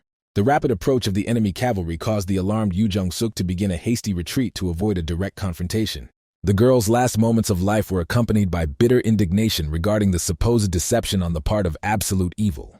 Ju Hyuk was genuinely perplexed by the unfounded accusations of deception, demonstrating the obvious short-sightedness of his defeated opponent. The live broadcast of the convincing victory caused confusion among recent supporters of the Fifth Throne, who were confident in the effectiveness of the changed rules. The public humiliation of a self-confident young woman who invited journalists to cover her triumph provoked a mixed reaction from the watching audience. The active discussion by viewers of the possible actions of the remaining holy sees reflected the uncertainty of the further development of the situation. Seiya's internal conflict was expressed in the need to choose between formal obligations and the desire to avoid open confrontation with his brother. Jaren's unexpected attack on Kang Mu-seok caused everyone to be surprised by the unpredictability of the famous fighter's actions. The enemy's astonishing progress in combat skills, achieved over several months, caused genuine surprise to the experienced Jaron. Seiya's confusion was further compounded by his lack of understanding of the reasons for Jaren's appearance and the need to determine his own position in the changing situation. Kang Mu-seok's confusion regarding the attacker's reckless actions was further enhanced by his apparent disregard for the possibility of gaining Chaos Site status. The appearance of the legendary solo player, known for his record number of winning matches, caused a significant stir on the Korean server. A sudden memory of the recent news about the Black Stones helped Kang Mu-seok understand the reason for the mass arrival of world celebrities. The ongoing battle with Jaren attracted the close attention of Ju Hyuk, who was closely watching the developments. The worldwide broadcast of the video featuring the Lord hastened the arrival of interested buyers of the Black Stones, confirming Serdian's predictions. An analysis of the situation suggested that Jaren's choice of the first target could indicate his intention to demonstrate support for the opposing side. Preliminary expectations of an interesting fight with a famous fighter were replaced by some disappointment from the demonstration of an unexpectedly low level of the opponent. The drawn-out duel ended with the swift intervention of Ju Hyuk, whose single blow completely crushed his opponent, who had already sworn to reveal the identity of the ultimate evil. The practical Seiya took advantage of the ensuing commotion to evacuate the journalists, using the pretext of protection from the supposed wrath of the ultimate evil. After confirming his sister's safety, Ju Hyuk realized the need to prepare for the arrival of new guests, heralded by Jaren's appearance. The ceremonial meeting in the castle of Cardia began with the hero's sincere gratitude to all those present for their timely visit. A careful look noted the presence of prominent personalities, attracted by the opportunity to acquire black stones at a reasonable price. The fair terms of the negotiations were emphasized by the absence of local unions that followed the Divine Star's sentiments and preferred to distance themselves. Serdian's formal introduction as a plenipotentiary representative was accompanied by an explanation of his right to speak on behalf of absolute evil. Serdian's diplomatic greeting emphasized the special status of the guests, who had traveled long distances for important negotiations. The strategic need to preserve some of the black stones was explained by the unpredictability of the situation in the country and the need for reliable weapons. Randall's timely intervention helped calm the crowd's outrage by revealing the true state of affairs in Korean society. The persuasiveness of the argument was supported by reference to the personal experience of an influential entrepreneur in local conditions. A case in point was the acquisition of a media company that led to unfounded accusations and numerous investigations. The close control of the media by the government and the major unions demonstrated the existence of a massive conspiracy. Randall's authoritative confirmation of the veracity of the words of the absolute evil's assistant significantly strengthened the position in the negotiations. Chung Gong-jin sincerely regretted the selfish policies of large alliances that created international complications with their actions. The Justice League captain's speech was based on a deep understanding of the situation surrounding the absolute evil in South Korea. The mention of the existing agreement was accompanied by an important remark about the existence of a significant number of controlled fiefs. Representatives of the Chinese Black Rose Union and Black Knight Laurent emphasized the superiority of their own territorial holdings. The Icelandic Swordsmen's Union proposed to discuss territorial issues with the American government, citing the prior approval of the Chinese authorities. Jung Gong-jin was surprised when the confidential agreements regarding the exchange of fiefs for black stones were publicly discussed. Careful observation of the behavior of the unusually pleased Serdian caused mixed feelings in the hero, who was closely following the situation. The appearance of a real money devil perfectly corresponded to the plans to acquire the necessary 300 fiefs for the development of the estates. The hero's thoughts focused on the possible development of the further scenario intended for absolute evil.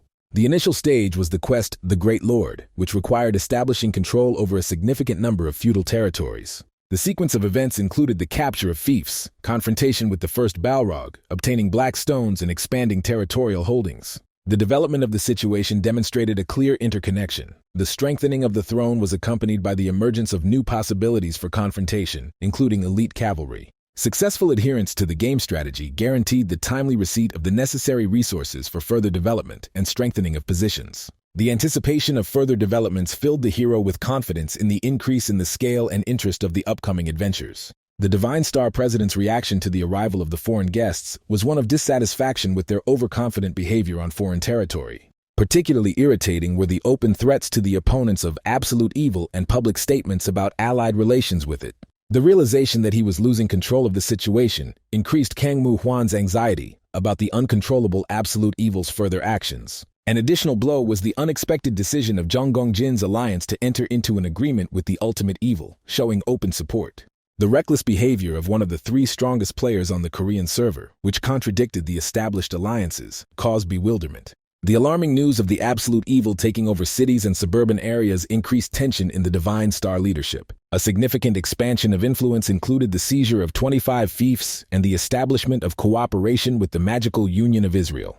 The bitter realization of the consequences of untimely counteraction increased Kang Mu-hwan's disappointment with the current unfavorable situation. A thorough analysis of possible options did not allow us to find an effective solution to correct the rapidly deteriorating situation. Mariana's unexpected meeting with Seiya was accompanied by a serious conversation that required special attention to the topic under discussion. Mariana's straightforward admission of sympathy for her interlocutor's brother caused genuine surprise in Seiya, who had never heard such revelations. The seriousness of the girl's intentions was combined with confusion regarding further actions to achieve the desired development of the relationship. Having limited herself to offering meat instead of advice, Seiya did not notice an observer named Eves lurking nearby.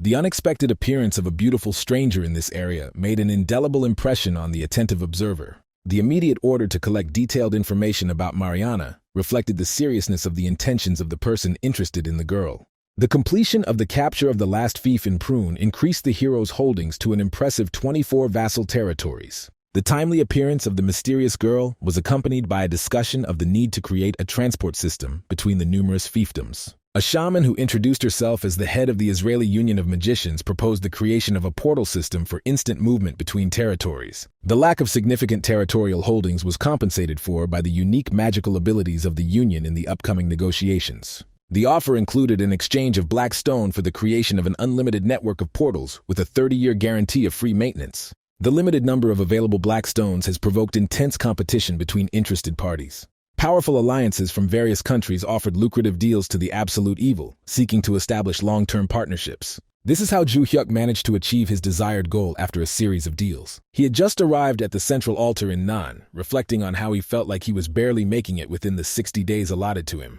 But it took him only 6 days to do everything, and now he had 300 fiefdoms and 8 million inhabitants. At this moment, the altar began checking the ownership of fiefs and counting the number of residents, after which he was congratulated because the quest Great Lord was completed. Nan's capital expanded and he was promoted to Great, but it also began to check foreign fiefdoms. The required number of civilians, equal to 3 million, was increased almost threefold, and he earned an achievement that extended to his force everywhere. But now, he has received the reward of ensuring the viability of the Sky Devil's shelter field.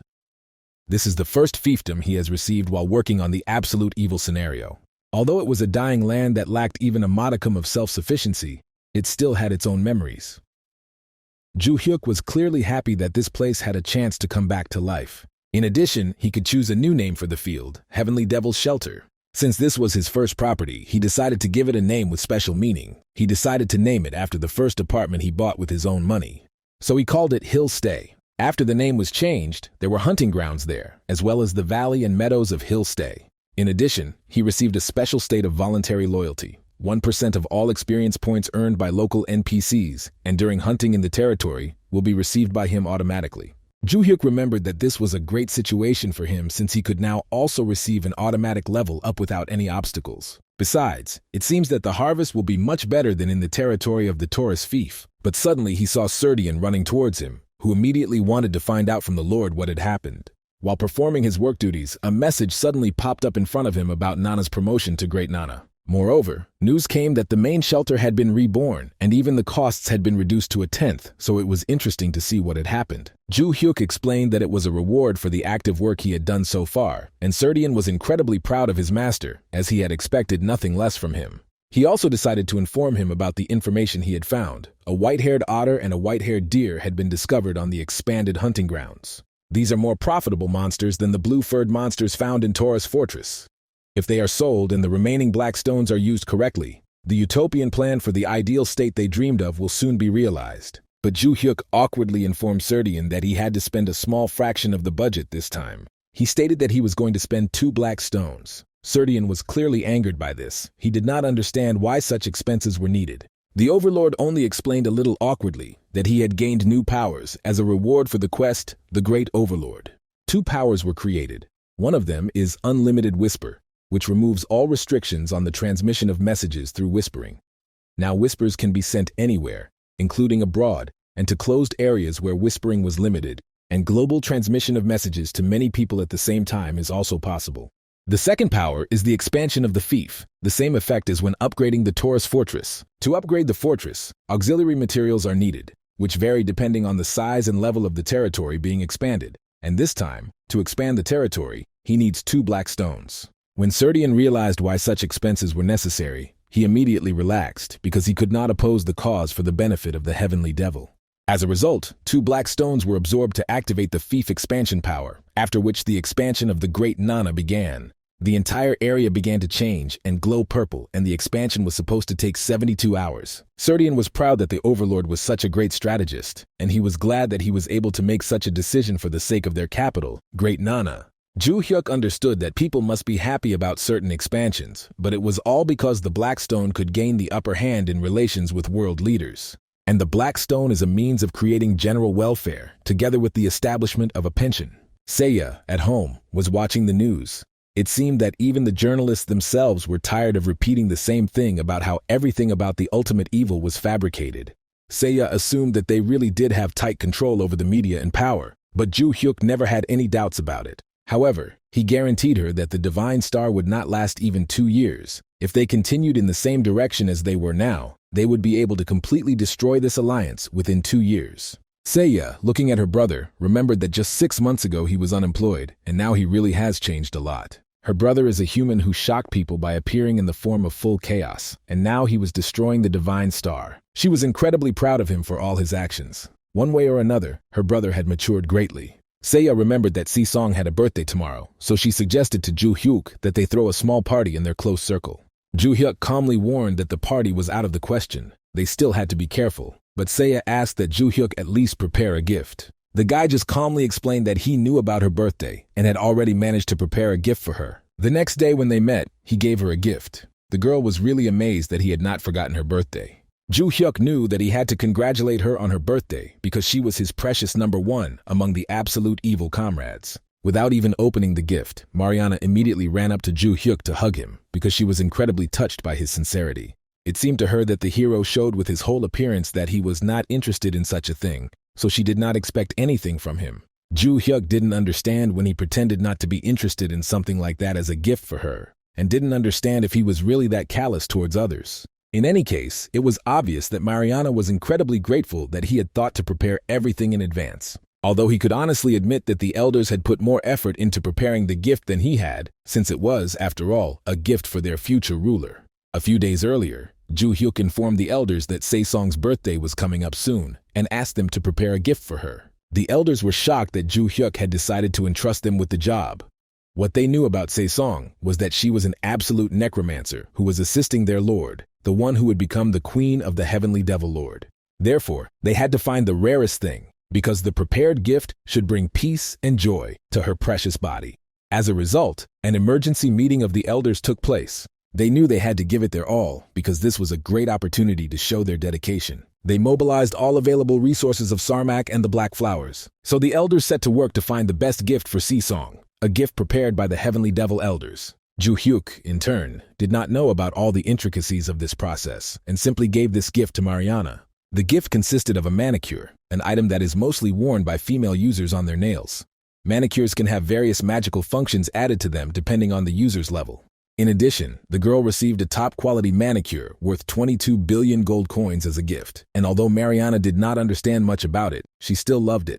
At this time, Ju Hyuk decided to go to the lands in order to understand whether a new dungeon had appeared here. Besides, they didn't notice any road or monsters here. There was absolutely nothing, no matter how much they looked through the undeveloped territory. Soon, Ju Hyuk jumped on Coco and decided to check everything from a bird's eye view. Coco was glad that today it was just the two of him and the Overlord, because he usually rewarded him with a bunch of goodies if he did his job well.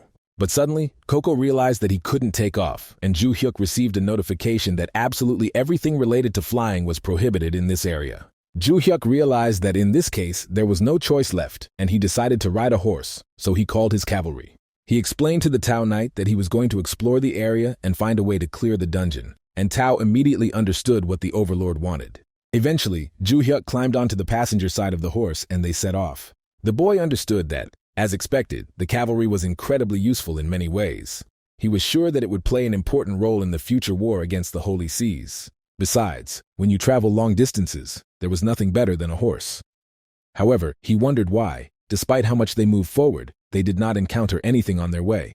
At times like these, it would be great to have something like a radar to survey the area. But then he saw something appear on the horizon.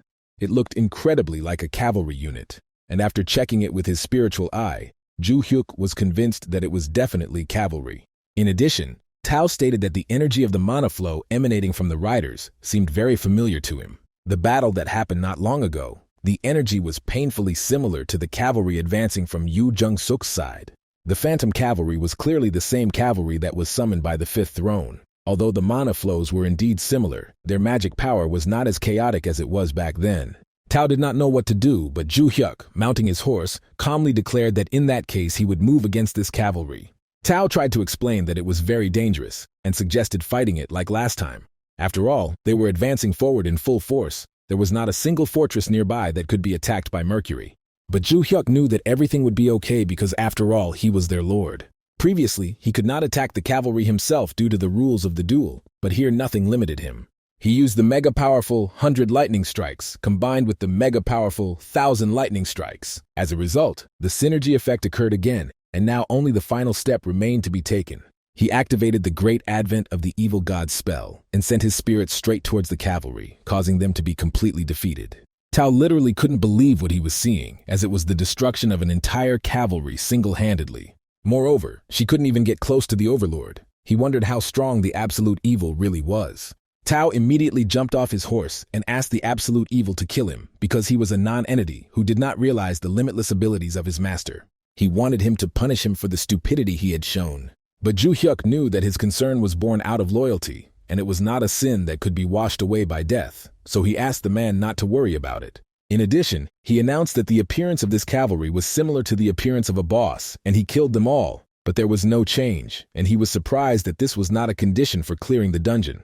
He decided to explore the area a little more, when he suddenly saw that the cavalry had resurrected. He realized that this was the second phase of the attack or something like that. Ju Hyuk was happy with this, since there was no need to go anywhere, so he prepared for battle. He understood that his enemies could attack as much as they wanted, and with such determination he destroyed the resurrected cavalry. And after the destruction she rose again, and this was repeated many times, and he coped with this task again and again. Watching this battle, Tao realized that the Overlord was truly magnificent. He single-handedly dealt with all the advancing cavalries, and even Coco was slightly surprised by what he saw.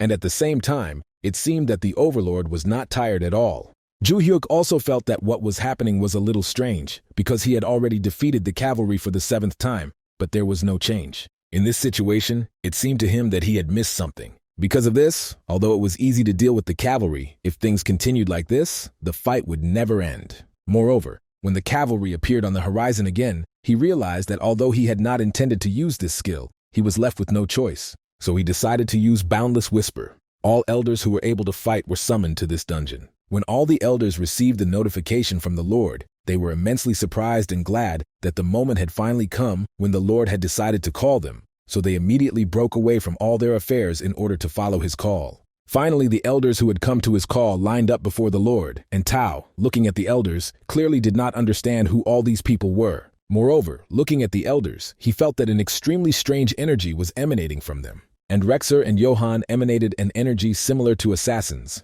They were like ghosts. Their presence was completely imperceptible, and it was impossible to even roughly imagine their strength.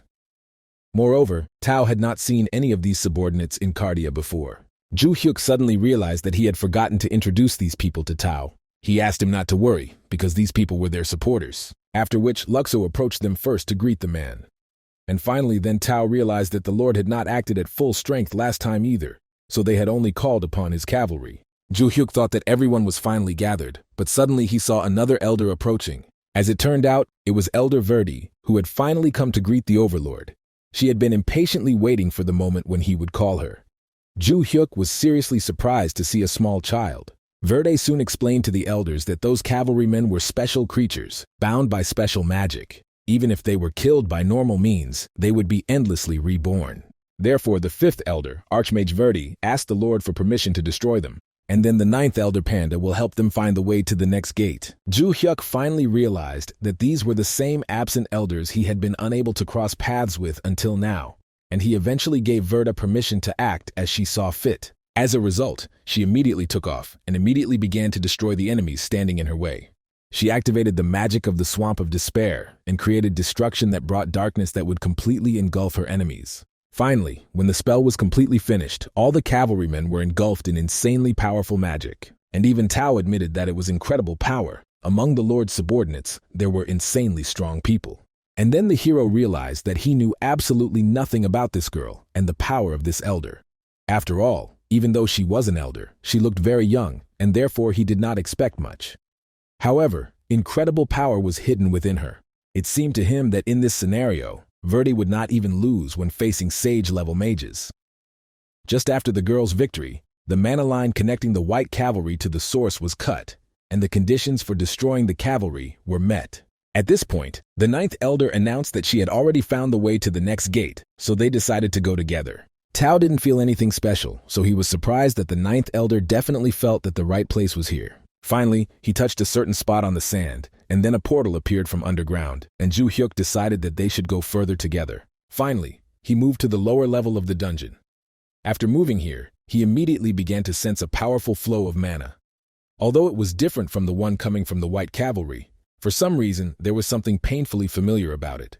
Tao also felt the power of hostile energy here. At that moment, the Lord was disturbed by Verdi because she felt mana, which was madly spoiling her mood. This did not bode well because these were enemies.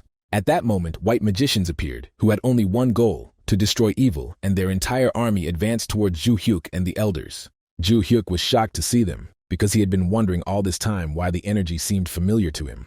He finally understood the reason. This flow of mana is similar to that coming from his sister, one of the people sitting on the holy thrones. The magical power of the holy thrones is the opposite of darkness and demonic origin, so it is not surprising that Verdi felt bad. Previously, they encountered the Olympic cavalry of the fifth throne, and now it is the turn of the mana used by the seventh throne. Most likely, this dungeon was created so that the absolute evil could gain experience in the war against the holy thrones in advance. At this time, white magicians cast a spell of white dragons, which were supposed to punish evil. White dragons also had the attribute of divinity. Ju-hyuk did nothing for now, deciding to simply observe. Luxo stepped forward first and explained to the overlord that it was a dangerous force, completely incompatible with them, and he wanted to block their path. But Ju-hyuk stopped Luxo and reminded him that he was the Lord, the one who leads the elders, and not the other way around, so he asked Luxo to trust him. After which he activated the evil space and the encouragement of evil, and marks appeared above everyone's heads. All bonuses were applied to creatures in the evil space that possessed the attributes of evil and darkness. Luxo also realized that he must have felt the incredible power that filled their bodies. Rex had already experienced such a power once. It was a completely different power, unlike all the others, because it was a power granted to them by the Lord. Johann decided to go on the attack first, and they rushed together with Rexer in order to glorify their Lord. While watching Rexer and Johann fight, Luxo realized that he previously felt like he was blocked by a wall, which is why he couldn't get stronger. But now it felt like this wall had been completely destroyed. The skill even changed the fighting style of the second and third elders, who always stuck to secret battles. Luxo realized how strong their lord's power really was. Luxo and the rest of the elders also decided to go into battle, because if it was about such power, then they could do anything. For Verdi, the hardest thing was to control the incredible power that had accumulated in her body. She decided to concentrate on the attack, because if we were talking about white mages who were completely incompatible with them, this did not present any problem for her at all right now. So she activated a skill called Granting Eternal Peace, and a huge three-headed dragon appeared behind her. As a result, the fight has now become more even. Dragons against dragons and elders against white mages. Watching this, Ju-hyuk understood that the compatibility of light and dark energy made no sense. After all, if the opponent was strong, then all that was needed was to become even stronger. This was called absolute power. Moreover, at this moment, since his charisma had exceeded 100, the system congratulated him on the fact that he had created the skill greatness of the monarch.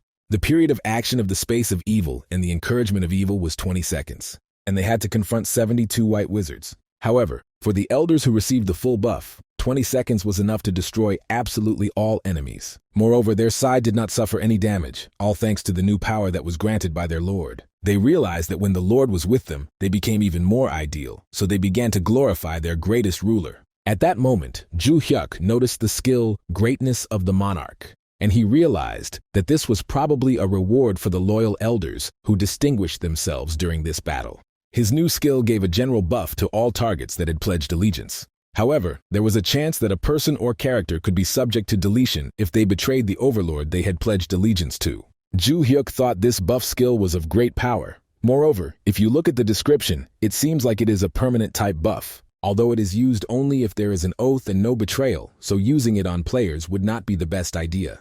Turning to the elders, he decided to find out if they had all sworn an oath of allegiance to him, and apparently they unanimously answered yes. Ju Hyuk understood that the elders would never betray him, because they were loyal, and asked them to swear their loyalty to him again. Then they all had an oath of allegiance, in which they promised to be loyal to the monarch without any lies or betrayal. Coco immediately voted first, and although he had no idea what was written there, it was clearly something good. As a result, oath number 1 was taken. Verde was amazed that there was a line here too, so she quickly swore allegiance as well. The rest of the elders did not understand what they needed to do, and while they were thinking about the oath to the Lord, they had already missed the time for first and second place. But at that moment, while the others were taking the oath, the 9th elder discovered something strange, because despite the fact that they had destroyed all the mages, new streams of mana began to appear. At one point, the magicians became alive again and began to chant their goal again, to destroy evil. At this point, Verde realized what they were planning to do and stood before the overlord, warning him that their attack was incredibly dangerous. They used a magic circle using their own body as a conductor. It would be a mana explosion called self-destruction. Therefore, the elders immediately began to cover Ju Hyuk with their bodies in order to save him. The guy understood that he was too confused, and he didn't know what was going on with him, but for the elders, an explosion of this scale was clearly dangerous. Therefore, he was simply obliged to protect them at all costs. Luxo believed that he was dying and asked that the overlord be sure to survive and avenge them. But suddenly they noticed that they were all safe and sound, because the Lord had managed to protect them at the last moment with his skill. Ju Hyuk was extremely happy that he managed to activate the skill at the last moment. It was a dangerous situation in which he could lose several elders whose defense was extremely weak. However, at the moment when the wizards self-destructed, they all gained a ton of experience points and leveled up due to defeating their opponents. And at the same time, the Absolute Evil's exclusive defensive skill, Evil God's Defense, was activated. To be honest, he was really lucky this time, and so he decided to remember that the Holy Seas had another chance to turn the tide of the battle. Soon, Ju Hyuk went home to watch the news, which announced that an unprecedented mass layoff was taking place. The country's leading unions, led by the large union of the Divine Star, are carrying out a large-scale restructuring, closing their branches in the city. The Divine Star emphasizes that the union situation has become grave due to the social chaos caused by the absolute evil. Seiya was afraid that her brother would be at a disadvantage again after such news spread, and he himself understood this. However, they say that since they have capital, they will cut off all economic flows, but if that happens, people who are desperate to make a living will not be able to side with them. And since their dirty deeds are being exposed one after another, they are trying to shift all the blame onto Ju Hyuk himself. Seiya didn't understand what they should do in such a case. In this situation, instead of answering, the brother only asked the girl if she knew why he acted so passively.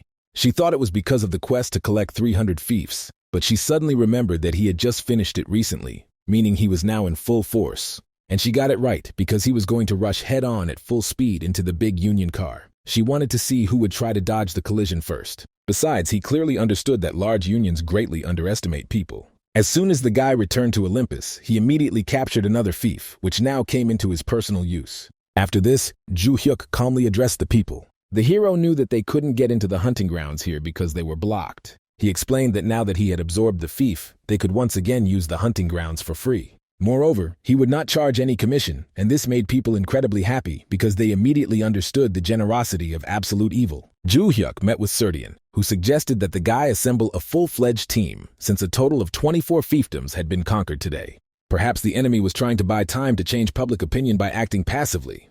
However, now the Overlord has begun his conquest with incredible speed, so the enemy must be taken by surprise again.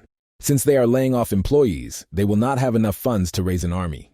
On the other hand, the laid-off people will create new forces in the hunting grounds opened by Ju Hyuk. Thus, people awaken and begin to look at the world with clear eyes, which made the elder incredibly happy. He thought that this was enough for today, but suddenly he received an urgent notification from the system. Around this time, Mariana was lying quietly on her bed, wondering what color nails to choose this time. The nail polish that Ju Hyuk gave her was just amazing. She didn't have to go to a nail salon because the color would automatically change to whatever she wanted. But suddenly the phone rang, and it was Chan, who started asking where the girl was now and asking her to stay where she was. In addition, the manicure that Mariana received as a birthday gift, a top-of-the-line manicure worth 22 billion won, had several built-in functions. One of them was intended to protect the personal safety of high-ranking noble NPCs or users. That's why when Ju Hyuk received the alert, he immediately realized that something was wrong with Si-Song, as an unknown object had been detected that threatened the safety of the manicurist. And in the end, this function did its job perfectly at the most unexpected moment. Therefore, Ju Hyuk immediately arrived at the multi-story building where Mariana lives. There he found a camera, but the girl said that she had only left the apartment for a short time. He realized that this camera had been installed in such a short period of time, so he decided to call the police first. When Eve found out about this, he knew that he was definitely finished, because installing hidden cameras is a serious crime. He already imagined what accusations would be brought against him, which he would certainly not be able to deny. Ju Hyuk knew that whoever installed these cameras was truly crazy, and he clearly didn't expect anything like this to happen. However, now that he has openly committed such a serious crime, he will not be able to get away with it. But suddenly the girl decided to ask Ju Hyuk if the conversations she read on the internet were true. The internet was saying that this manicure cost several billion, and she thought it was too much, so she wanted to return it back to Ju Hyuk. Although he knew that this item was not cheap, he decided to use a special method to purchase this item so that she did not have to feel burdened by anything. Ju Hyuk insisted that she keep the manicure. He thought that her personal information had been leaked because of that incident, so it was necessary to have something like that for her own safety. The girl became very worried because in order to prevent data leakage, they had not even met outside the house until now. Ju Hyuk calmly said that they were still sitting in the cafe now and had not met online until now, only to intentionally hide their identities. But now that such a major incident had broken out, it would be extremely difficult to hide their identities. Mariana was clearly feeling uneasy, but Ju Hyuk reassured her, since he felt limited anyway due to the fact that he was only active online, and now he needed to properly crush the enemy in person. As soon as Ju Hyuk entered Olympus, Luxo immediately came to him with a report on the hills and valleys of the new territory. After the Overlord used that skill, certain changes occurred in their lands. New boss monsters have been discovered, the black-furred deer and the black-furred otter. It has been confirmed that these monsters appear at regular intervals and that defeating them has a high chance of dropping a black stone. One of these black stones was brought to the Lord as proof. We also directly examined the hunting grounds and cross-checked this information. As a result, Ju Hyuk ordered the creation of a systematic hunting guide to ensure a stable supply of black stones. Ju Hyuk knew that thanks to the skill he got as a reward for clearing the dungeon, he had managed to get an unexpected supply of black stones. If he didn't have this skill, the risk would have been great. But he had a reward for clearing the dungeon, the skill Light of Absolute Evil, and the boss monsters and kill rewards in the hunting grounds he used had changed. He also asked Serdian whether all their preparations were complete and received an affirmative answer. Now that the Lord had the ability to supply black stones stably, no one would dare harm him. Therefore, there was nothing more to fear. The time had come to show the world the true greatness of the Lord. Soon, the president of the Justice Union was contacted by the commander regarding the scandal involving Helen's leader, and he realized that it was a very unusual scandal. According to the investigation, the victim in the case had a manicure, so the subject is designated as an absolute necromancer, and the person who protected her and reported the incident is considered absolute evil. It is not yet clear whether his involvement in the case with Helen's manager is a coincidence or whether there are hidden agendas involved. But the commander also received new information. It had just been revealed that the absolute evil could provide a constant supply of black stones. Now he has the most unique ability in the world. Even if they have to send CIA agents, they must protect this man at any cost. Ju Hyuk, the ultimate evil, is able to ensure the supply and demand of black stones without interruption, and his announcement has once again turned the world upside down. Israel immediately issued a statement that if the Lord so desired, they could provide assistance at any time. Iceland, however, stated that if anyone dared to harm the absolute evil, they would declare war on Korea. China, however, stated that it considers absolute evil to be its brother. The entire world became even more steadfast in declaring their support for the ultimate evil. And then came the even more shocking announcement that Ju Hyuk was forming the Ultimate Evil Alliance. Soon, even the YouTube channel showed members of the Union of Absolute Evil, Mariana, Ju Hyuk himself, Markin, and of course, Rufendal. When Kang Moo Hwan saw the news, he knew that Ju Hyuk was clearly going to attack them openly, and he knew that he had to attack back, but he couldn't understand how this guy was able to ensure a steady supply of black stones. He must have discovered a hidden hunting ground. Anyway, he created an alliance, exposed all his comrades. He said that the girl that Eves of Helen disturbed was an absolute necromancer. It turns out that Mariana from the Union of Absolute Evil was also a commoner, and the person who was with this girl was none other than Absolute Evil. Kang Moo Hwan knew that he didn't care whether it was everything else or these two. He just couldn't leave them alone. If the foreign scoundrels continued to bother him, he would use his last resort. Suddenly, Kang Moo Seok received a notification that Chae Song-hwa had gone to Runa to meet with the ultimate evil. If it was this woman, he was ready to say that she was capable of bringing absolute evil down to the very bottom. In addition, Kang Moo Seok also received an application for the 7th throne, and this commoner was the absolute evil's sister. At this time in Rune, Ju Hyuk summoned Lee Ju Ran and Se Song, and he already guessed that he knew the reason why he summoned them. Because of that incident, their personal information was revealed to the Grand Alliance, so the bodyguards given to them by Randall will accompany them until the Grand Alliance is defeated. He also warned that they should keep in mind that US and Chinese CIA agents will also provide security in case of an emergency. After which he also gave Seiya some varnish and asked her to apply it and not remove the coating again, that it was for safety reasons. She thanked her brother, but was worried whether everything would be okay with the guy. Ju Hyuk explained that as for him, he had already made all the preparations. At that moment, one of his assistants came running and said that he needed to visit the reception room for a short while. Ju Hyuk didn't understand if the elders had come. The matter was different. He said that a woman of indescribable beauty wanted to see him. As a result, once he met with Chae Hwa Song, she stated that it was a great honor for her to meet the Lord, and then introduced herself. Ju Hyuk also recognized this celebrity. He did not understand how she could get here, so he decided to find out what business brought her to him. She happily explained that she had been given a special quest and decided to show it to Ju Hyuk. He saw the quest to gain the Lord's trust, and Ju Hyuk realized that it was definitely not a lie. He was curious about who gave out this quest. More importantly, he didn't understand how anyone would dare let a user into the Lord's castle to complete a quest. It was literally absurd, especially now that there are rumors in the media about his meetings with Si Song. A famous girl decided to come to him, using the powers of charm. While Chae Hwa-sun was begging for a way to gain the Lord's trust, the guy just smiled slyly and said that it would be very difficult for the girl to do so. But she happily declared that she was ready to do anything to win his trust. Besides, she was happy, believing that her plan had succeeded, and no matter what the absolute evil was, in the end it was a toy in her hands. Ju Hyuk warned her that his concern would hurt her a little. Chae Hwa-sun just laughed, not understanding what he was talking about. But after one basic hit, she died instantly. Ju Hyuk reminded her that he warned her about something like this. He also began to interrogate the girl about why she used the charm, but she pretended until the very end that she did not understand what the Lord was talking about because she came to gain his trust and love. In the end, Ju Hyuk walked away and warned the girl that if she was too self-confident, she could try to visit again, but this time he would definitely introduce her to the absolute necromancer. He honestly admitted that the girl's appearance was indeed beautiful, but he did not understand what was so special about her. Mariana, in his opinion, was much more beautiful. He soon went to Jonggong Jin's factory, where he told them about their new research and how the black stone helps them detect any loyal elements and even block physical attacks. Ju Hyuk happily reported that everything worked as it should, because he really had recently been able to block the mind manipulation skill with the black armor. The effect was clearly evident. It was a series of armor developed by the Alliance that used monster stones. Among them, Ju Hyuk wore a prototype, an armor using black stones. Although he was unable to see through Chae Hwa-seong's charm with his spiritual vision skill, he was able to clearly sense her attack thanks to the effect of the black armor. He was able to thoroughly prepare for defense, and after Serdian's words that the divine constellation was clearly hatching a conspiracy, Jonggong Jin was clearly relieved that their products were useful. Moreover, since the armor was made of black stones, it acquired a touch of symbolism. He admitted what the innovation department itself had announced, that the armor could be worn in the real world, like a manicure. Even though it was a prototype and made of a single black stone, they could only make 100 sets of armor. There was already a flood of armor requests from the upper class all over the world.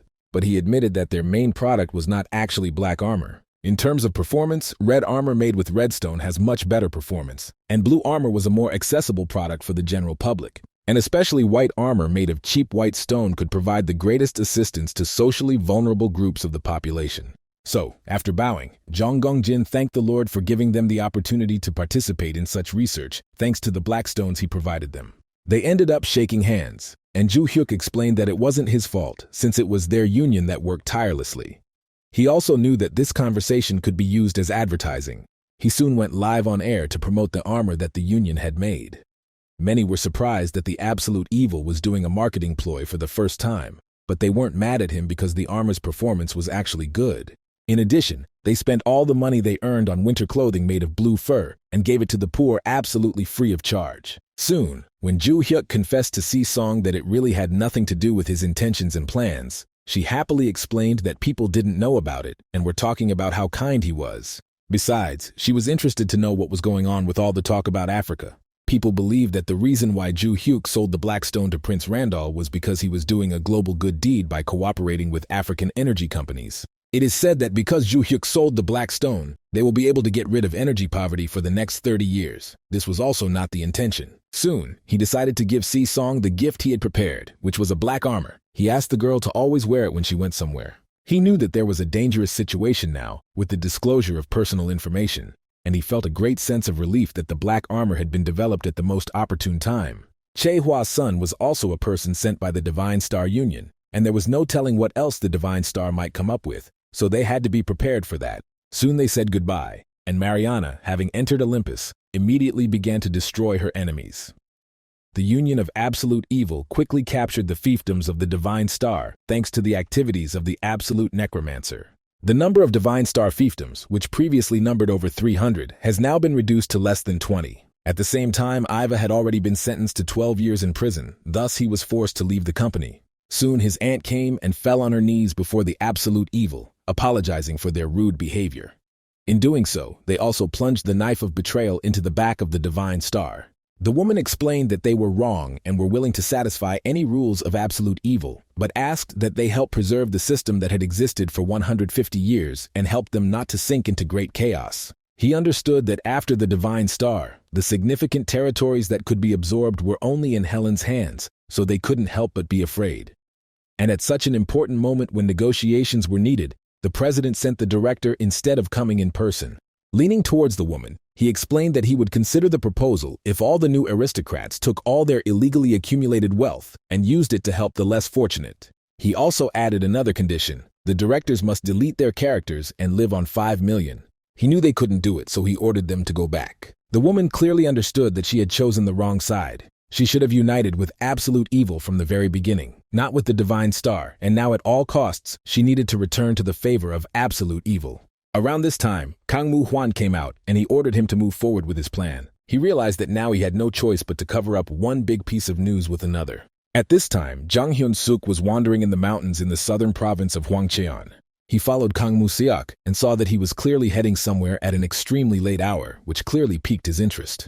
A few hours ago, Jang Hyun-suk went out to buy something to eat as usual.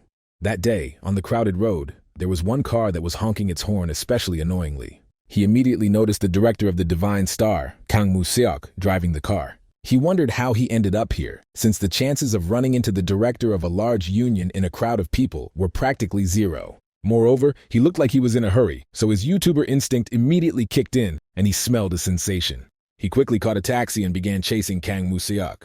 The boy soon realized that Kang Mu-seok had deliberately chosen a quiet road and left the car, continuing on foot. He wondered why he had done all this. He had a bad feeling, because the man was clearly up to something, and he could not lose sight of him under any circumstances. At that moment, he heard Kang Mu-seok promise that the monster gate would be launched right now. Before Jang Hyun-suk could even blink, Kang Mu-seok disappeared from sight. Jang Hyun-suk only had time to be surprised when Kang Mu-seok appeared behind him, wanting to ask the guy why he was so actively following him, after which he hit him. Jang Hyun-suk realized that he was the guy who was hosting the channel of Absolute Evil. Besides, as Kang Mu-seok knew, Prince Randall had assigned him a guard, but he still followed him without warning anyone. Kang Mu-seok knew that sometimes there were pigs and dogs that died too early because of their curiosity. Jang Hyun-suk just laughed at Kang Mu-seok for thinking he was the boss. He reminded them that the citizens were the bosses of this country, not a nobody like Kang Mu-seok. This seriously angered the man, so he pointed his dagger towards the guy, realizing that it was clearly time for him to set some rootless plebeian straight, and since he had such a desire, he was ready to fulfill it. The events moved to a school that was located in the same province. There stood and waited a guy. Finally, he saw his friend coming out of school, and she awkwardly asked the guy if he had been waiting for her for long. As it turned out, he had just arrived, so they moved on without any awkwardness. The girl happily explained that she had been suddenly called by the teacher, who had detained her. At this time, Yuchul looked at her tiny hands with embarrassment. He wondered if they could be friends if they walked home holding hands. He wanted to awkwardly ask her about it, but when he turned around in shock, he noticed that the girl was already in the arms of a huge monster. With all her might, she begged the guy to run away, after which the monster shoved the girl into his mouth and slammed it shut. As a result, the Republic of Korea was plunged into chaos. It was a small town in the southern province where one morning monsters appeared, an unprecedented situation where monsters appeared in the real world. Citizens who heard the news of the disaster gathered in shelters and waited for help, but a problem arose.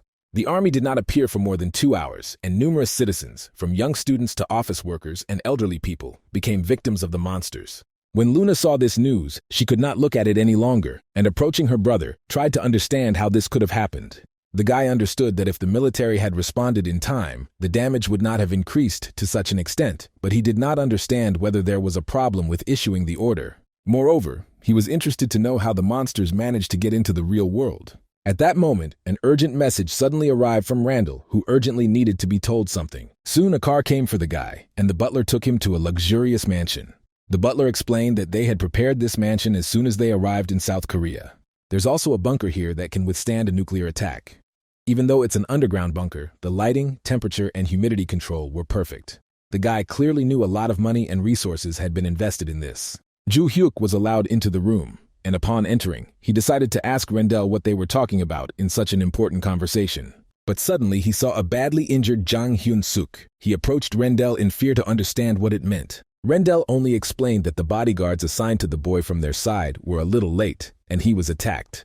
Ju Hyuk asked who did this to him, and Rendell coldly said that the culprit was the director of the Divine Star named Kang Moo-seok. Although Jang Hyun-suk found himself in an extremely dangerous situation, he managed to survive thanks to the support of the red armor. Ju Hyuk looked at the guy in surprise and didn't understand why it was necessary to go so far. But instead of explaining, Randall handed him the tablet, knowing that once Ju Hyuk saw the video, he would understand everything himself. The video was recorded by Jang Hyun-suk's camera. Suddenly he saw a portal, and the same monsters he had seen on the news coming out of it. As it turned out, Kang Moo-seok had stabbed Jang Hyun-seok, who was chasing him. Before he was stabbed, Jang Hyun-seok had driven Kang Moo-seok to an emotional breakdown, and then he fought desperately even when the angry Kang Moo-seok stabbed him several times. During this life-or-death struggle, Jang Hyun-suk managed to install a small camera that was attached to Kang Moo-suk's shirt. Everything Kang Moo-seok did last night was recorded and automatically transferred to the tablet. The item developed by the Divine Star that artificially creates monsters was brought by Kang Moo-seok and activated in the real world. Ju Hyuk clearly didn't understand why the hell it had to come to this. He turned a blind eye to the fact that they treated citizens like mongrels and pigs, but he couldn't ignore the problem, saying that they were nothing but moral monsters. He swore that he wouldn't let them get away with it. Rendell wondered if Kang Moo-seok was really one of the self-proclaimed nobles. He did not understand why the government was so slow to respond, and what kind of report was needed in such an urgent situation that the response could be so delayed. Ju Hyuk clearly understood that this was someone's plan, and it was terribly shocking. Otherwise, there was no way to explain what was happening. Someone was clearly playing dirty. Rendell realized that in this case, not only the Divine Star, but also politicians were involved in this incident. The enraged hero asked the prince not to dwell on this matter. Ju Hyuk clearly understood that these assholes would not stop at what they had done, and the surest way to shut them up was to reveal the truth, even if it meant touching on those behind their backs. Soon, Kang Moo-seok spoke to the others, explaining that he, as an adult, felt a great responsibility. Since the Divine Star is a union created by humans, they promised to do their best to fulfill all the duties to humans. He is a man of caution, but still something had to be said. He asked to turn on the video, and immediately announced that the video he was showing had not been manipulated in any way. The location where the video was filmed was in the mountains, right next to the place where the disaster occurred, and in front of all the people was a world not in the game, but in reality. It was a very important scene when the man went down on his knees. After this, the silhouette of a presumably muscular orc appeared from the portal. Kang Moo-seok tried to gather more information about the personal details of the person captured on camera. but the video only ended on a scene where the face of absolute evil was clearly visible. That's why he considered him the culprit. The absolute evil left Olympus around the time this video was filmed, which was the main evidence. Therefore, experts came to the conclusion that something was brewing in this world. The captain of the Justice Union also watched this performance with attention. He decided to check the data that the absolute evil had left Olympus, but according to their data, he was on Olympus, although it was not possible to determine the exact location. They wondered where the guy was when such accusations were being made against him. Meanwhile, he arrived at the Swordsman's Union Island to meet his ally. The man immediately greeted the absolute evil, and the latter thanked him for the warm welcome. By the time the absolute evil arrived, the man had already prepared items that matched his request, and the boy understood that this time he would also remain in his debt to him. He also immediately asked the man if he had seen the video released by the Divine Star. He suspected that the man might have lost all desire to sell him anything, but Ju Hyuk promised that if the Divine Star's claims were true, he would give him all the black stones he owned. The man immediately realized that the absolute evil had a card that would turn the whole situation around, and he asked that Ju Hyuk contact him at any time if he needed help. They were ready to make any sacrifice for him. Right after the Divine Stars Union released the video, all of Ju Hyuk's family members moved into a new house. When they saw it, no one could believe that it was really a house in which they could live. The house they arrived at had the same features as the mansion that Rendell lived in. The mansion was designed so that the personal protection of the family was the top priority, making intrusion nearly impossible. Once Ju Hyuk's identity was revealed, preparations were made under Serdian's direction. Rendell helped with choosing a suitable location for the mansion and preparing the defense. In addition, with the help of the Magic Union, it was decided to send Ju Hyuk and Seiya's parents on a trip to Switzerland, which they had dreamed of all their lives. One day, Ju Hyuk will, of course, admit that he is absolute evil, but now he could not tell his parents about it because he was afraid that they would be too shocked. So the parents went on a trip to Switzerland, and Ju Hyuk was arrested at that time. This was predictable because the Divine Union called him absolute evil. Reporters were flocking in, and breaking news was breaking about the urgent arrest of a man who was absolutely evil. At this moment, when the entire situation was being broadcast live and the entire country's attention was focused on this incident, Ju Hyuk walked confidently without closing his eyes. One of the reporters approached the guy with tears in his eyes, not understanding how he could walk with his head held high when countless innocent people had died. But Ju Hyuk just calmly turned his gaze to the tearful and angry citizens and explained that they would be able to watch the whole truth about the incident on the Absolute Evil TV channel. They didn't understand whether Absolute Evil was still promoting its YouTube channel even in such a situation. But suddenly they saw that an unexpected broadcast had started on the channel. The broadcast featured a young man named Jang Hyun-suk, and the headline stated that the real culprit of the disaster was a Divine Star. He addressed his respected viewers and admitted that he had filmed the video they would see at the risk of his life. In this video, Kang Moo-seok's face was clearly visible, and it was also clearly visible that he stabbed Jang Hyun-suk. They realized that the guy was only able to survive thanks to the armor he was wearing, and they didn't understand what Kang Moo-seok had decided to do. Everyone realized that he was the one who was responsible for summoning the monsters. In addition, people realized at one moment that the absolute evil was falsely accused. They were wondering why the Divine Star had released the video, and now they understood the reason why the absolute evil had remained silent all this time. Now, the Divine Star had fallen into a literally perfectly laid trap. The truth was quickly revealed, and the Divine Star Alliance did not have time to resort to any tricks.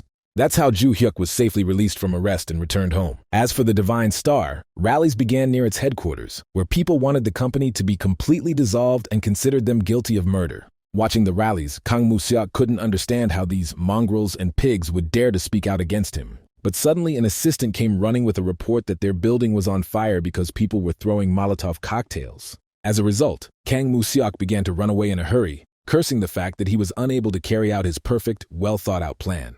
But soon he saw people who began to climb into the building and approach him with bats. In the end, Kang Moo-seok was unable to escape punishment and was arrested. He was also subsequently taken into custody. But the anger of the citizens towards the two rich men who had committed the terrible massacre did not subside even after they were arrested. It can be said that being in prison was even safer for them than being free. He didn't even understand what exactly he had done wrong, because he believed that the death of a few pigs and mistakes was not such a big problem. Kang Moo-hwan also understood this and explained to Kang Moo-seok that the problem was only that he was caught red-handed. Besides, Kang Moo-hwan had already used all he could, but public opinion was so heated that it was difficult to justify his actions. They might have to spend a few years in prison, but they could be released under a special pardon, and then they could start all over again, because they were aristocrats anyway. Soon it was announced that the president of Divine Star and director Kang Moo-seok had been arrested, and Seiya had a question. Can she now join her brother? Joo-hyuk also thought that the time had already come, and besides, everyone already knew that she was his younger sister. But she had a question. She wondered if they were doing everything right and how soon the Divine Star would fall completely. The answer was obvious. The leaders were behind bars, and public opinion was against her. But suddenly Mariana knocked on the door and asked to talk to Joo-hyuk, so Luna quickly left them alone. Left alone, Mariana awkwardly handed Joo-hyuk the cookies and explained that she was into cooking and baking, so she baked these cookies for him. Besides, recently she really saw how Joo-hyuk worked and how nervous he was, so she decided to please him. The guy happily declared that he would eat it with pleasure, and after that, the embarrassed girl quickly left. Soon, Joo-hyuk sat down at the computer and, as promised, began to eat cookies. He decided to look at the recent news. They wrote that the union with a 150-year history had collapsed on its own, since most of the union's members had left their posts, which made revival impossible. But there were still many unresolved questions, and Joo-hyuk still didn't fully know who exactly his enemy was. There was clearly someone even more powerful behind the Divine Star. After joining the game, he found himself in Taurus's fortress, where the elder reported that he had discovered something in the basement. The door was very cleverly hidden, so it seemed to be an ancient creation of an experienced craftsman. He assumed that this was the work of an NPC of the Empire Master level, or higher. Most likely, it was a storage-type space. After putting all the facts together, Joo-hyuk clearly knew that there must be something important there if it was a top-tier NPC structure. In prison, Kang Moo-hwan told Kang Moo-seok that they still had 100 million gold coins left. This was the hidden power of the Divine Star, the secret storage that Kang Moo-seok's great-grandfather ordered. He asked the master from Rufus to do this 100 years ago. So if they took these 100 trillion gold coins, they could return. This was the best news that Kang Moo-seok had heard so far, because over the past few days, he had begun to think that there was no hope for them. Besides, he clearly remembered the time he spent in the common cell before moving to solitary confinement. He never expected that there would be those malicious bugs there. He didn't understand why those media creatures were doing this to the aristocrats, and swore that he would definitely kill them with his own hands. Kang Moo-hwan told his grandson not to worry, because they would return to their original place. The vault is designed so that no one except a direct line descendant of the Divine Star can open it. If one does not have skills equivalent to that of a master, one will never be able to enter, even if one summons the great-grandfather of absolute evil. But as it turned out, by this time the Ninth Elder had already managed to unlock the lock of this vault. The hero expected nothing less from the Ninth Elder, although he himself was surprised that opening a secret vault created over 100 years ago was so easy. Over the past 100 years, not only reality, but also the world of Olympus had experienced significant technological progress. Moreover, Panda, as the Elder was called, was a high-level, master-level NPC, so it was not surprising that he was able to break through this defense. At this time, Rufendal informed his owner that he had already smelled money, so he asked that the work of collecting awards be left to his pet, since he was a collector. Joo-hyuk remembered that Rufendal was famous for being a defense mage, but it turned out that he had changed his specialization. He didn't even know that there was such a character class before. Although the description of the hidden class said that it could be used to collect everything, which seemed ideal to him, but Joo-hyuk understood that since the class was not hidden and no one used it, it was obvious at first glance that it was not the best class. Rufendal was interested in when the owner had become so active. It seemed that his activity had increased since he had defeated Balrog. He was even pleased to see that his master had become so active. But so many events began to happen around him that at some point Rufendal even missed the Oath of Allegiance because he was waiting for the expiration of the penalty for death. This resulted in a great loss for him, and he ended up in 7,007th place when he used to be in first place. As a result, his position as a pet was in jeopardy, so he wanted to regain it with all his might. At this point, the Ninth Elder explained that they could enter, but suddenly the stone stated that the blood connection of the direct line of the Divine Star was not confirmed, and the entry of outsiders could be dangerous. So the door asked if they really wanted to enter the Master's secret vault. Joo-hyuk realized that the vault belonged to a Divine Star, and so he ordered everyone to consider themselves as going on a dungeon raid from now on, as this journey could be quite dangerous. After that, the doors opened and they walked in. The Ninth Elder also sensed the possible presence of traps, so he decided to go ahead. He also thought about the fact that the message clearly said something about the creator of the Master. Master is a title given by the Empire. Only those who have achieved exceptional achievements in each field or possess outstanding skills can receive it, and it is considered an honor to receive recognition of one's skill from the Empire. The ninth elder was a high-ranking NPC, so he had to find the optimal path, and he put his pride on the line, deciding to reveal all the secrets of this place. But at that moment, Coco suddenly rushed forward, and although he was asked not to behave so frivolously, he went in search of the smell. This smell was so delicious that Coco could not be stopped, and the frightened panda tried to stop him. But Coco didn't respond, so the hero asked Panda not to pay any attention to Coco, because this was not the first time something like this had happened. Moreover, Ju Hyuk immediately remembered that this was indeed not the first time this had happened. Something similar had happened in the cave, where Coco had also rushed forward. Eventually he reached a dead end, after which he began to shout using the king's roar, thus once again fulfilling the conditions for opening a new passage. After this, it became obvious to Ju Hyuk that the bird had special abilities to find passages. Panda, watching this, could not believe his eyes. Finding the right path is not such an easy task, because it was necessary to study the terrain, mana flows, the location of objects, wind flows, humidity, smells, and only after taking into account all factors can a decision be made. So he couldn't believe that he had actually lost to some bird. Besides, Rufendal was also angry, realizing that some bird had once again decided to take his place as the #1 pet. Li Juran watched all this in surprise, not understanding what was going on with Panda and Rufendal, and why they were competing with the bird like that. But suddenly, when they came to a new passage, an unknown voice praised them for having managed to go far enough, but asked them to go back. And despite the fact that the keeper of this vault had a soft heart, so he did not kill them at the first gate, but at the second, they will definitely meet death. But Coco didn't react to this again. Instead, he activated a large-scale dig around himself and hit 3 tiles, causing gems to appear from them, which he happily ate.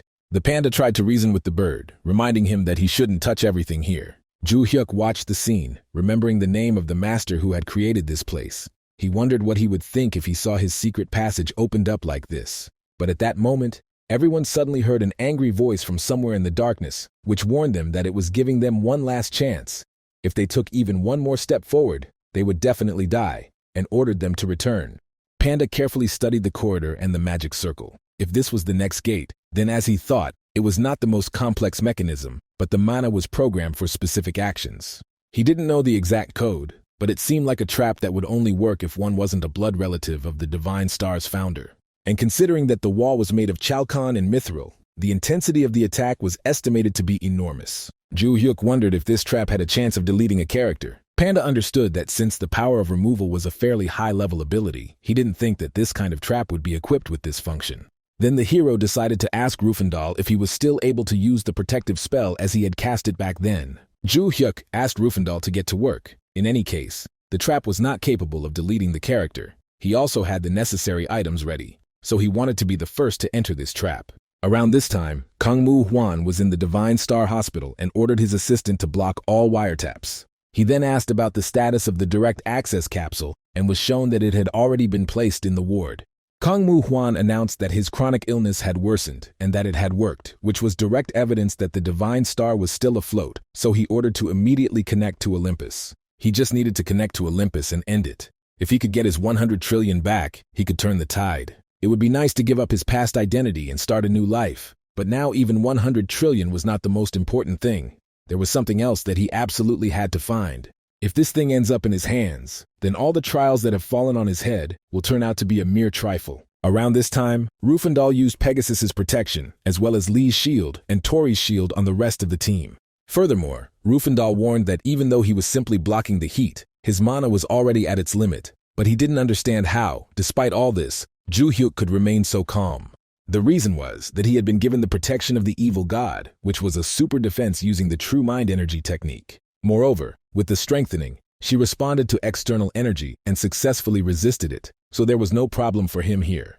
Ju Hyuk himself understood that this was indeed a huge force. The most effective means against any creature for which life is important is fire, so the creator clearly made a good choice. However, since this technology was 100 years old, it was even weaker than Ju Hyuk had imagined. Rufendal, while guarding everyone else, continued to watch Ju Hyuk in surprise, and it seemed as if he wasn't hot at all. Moreover, it was clear to the naked eye that the Lord's mana was superior to the mana created by the Master. No matter how much it was strengthened and supplemented by the skills of the Master who created this trap, the amount of mana and its quality were clearly at different levels, which in principle was to be expected from the ruler. The ninth elder glorified the Lord with tears in his eyes, and Rufendal only became wary, not understanding whether the man was also aiming for the position of first pet. Li Ju Ran looked at these men with displeasure, not understanding what had come over them. Besides, she now thought that it was much more difficult for Ju Hyuk, since he was making his way alone. But suddenly the flame went out. Somewhere in this place the trap completely ended its action, so he suggested moving to the next door. But suddenly in this place he saw a pile of gold along with precious stones. He didn't understand whether the vault had opened so unexpectedly, and even suspected that it could be another trap. At that moment, Rufendal and Coco raced towards the gold, one to eat and the other to collect everything. At this moment, Panda realized that the Lord had overcome all the doors, and it seemed that all the accumulated power had been expended against the protection of the evil god. Coco, meanwhile, was happily stuffing his belly, happy that he had now become the owner's pet, and as a result, his devotion increased. At that time, Li Ju Ran was simply amazed that such a fortune was hidden in this place. Even her father didn't have such capital. Moreover, if this was a secret savings, then she wondered how many resources the Divine Star had squeezed out of the common people to accumulate all this. At this point, Rufendal decided to use the power of the magical collector, and all the funds were immediately transferred to Ju Hyuk's account. Rufendal tried so hard that the owner did not even bend over for a single coin because he did not want to allow this. Panda, watching this, was clearly proud that this immature upstart was weaker than him. This behavior touched even the ninth elder himself. But at that moment, unexpectedly, Rufendal received a notification. He was informed that he had completed a hidden quest and received the vocation of the ninth capital, so he was offered to open a hidden class and become the successor of the ranger. But he only thanked her for the offer. He was completely satisfied with the position of a magic collector. Panda understood that this was true devotion. Ju Hyuk was also happy that the storage room opened without any problems, but at the same time, he was a little upset because there were so many items that he had prepared after spending a lot of money. But suddenly he found a ring on his hand. He had recently bought this ring in Iceland. This is a divine rank item, the Inferno Pair Ring, worth 4 trillion gold coins. He realized that the Inferno Twin Ring was resonating, so he pointed it towards the gold coins and it immediately responded. He finally understood what he had discovered, and he was right when he did not believe that the secret vault of the Divine Star contained only gold. Finally, the chest appeared before him, and he realized that the Divine Star had certainly not expected anyone to get all the way here. But at that moment, Kang Mu Huan appeared behind him, ordering the smelly plebeian to stop and not dare to touch the box. Not only did he frame and confess, but he also decided to have a hand in the family fortune. He was curious about how they got here and warned that everything that was here was definitely not collected for them. That's why he decided to come here and take back what was rightfully his. Kang Mu Huan understood that this piece of trash from the common people was not even close to him. Not only had he interfered with their plans up until now, but he also decided to do some last shit when he was already being arrested. But for now, everything was fine, because he had not yet managed to get his hands on everything, and the hero could take as much gold as he needed. All he had to do was take with him the box that was behind the guy's back. If he had god-level items inside, he could start all over again overseas. That was the reason he came here. So he rushed at Ju Hyuk and tried to attack him to take the box away. Ju Hyuk retreated from the attack, and also did not understand why the president of the Divine Star was attacking. He knew for sure that he could not defeat him alone. But he immediately realized that the target was that very box. He was curious about why the man needed this box. That's why he used his super speed to move and take the box right in front of the man's eyes. Kang Mu Huan realized that he had succeeded, because now that all of Ju Hyuk's attention was focused on the divine ranked item, he took out a knife to pierce his body. After he succeeded, he laughed happily, knowing that his plan had succeeded. Ju Hyuk had been too careless here, which was why he had met his end. He had long known that he could hide the flow of mana, but Ju Hyuk was only interested in what Kang Mu Huan had done. He explained that the name of this item was the Heavenly Punishment Dagger. It was a divine level item. Its peculiarity was that it deletes the character after he has been damaged. Ju Hyuk wondered why. Even if he had used that dagger on him, he was still alive. If it was deleting, shouldn't it have been a full-scale damage? So it wasn't necessary to do a slash?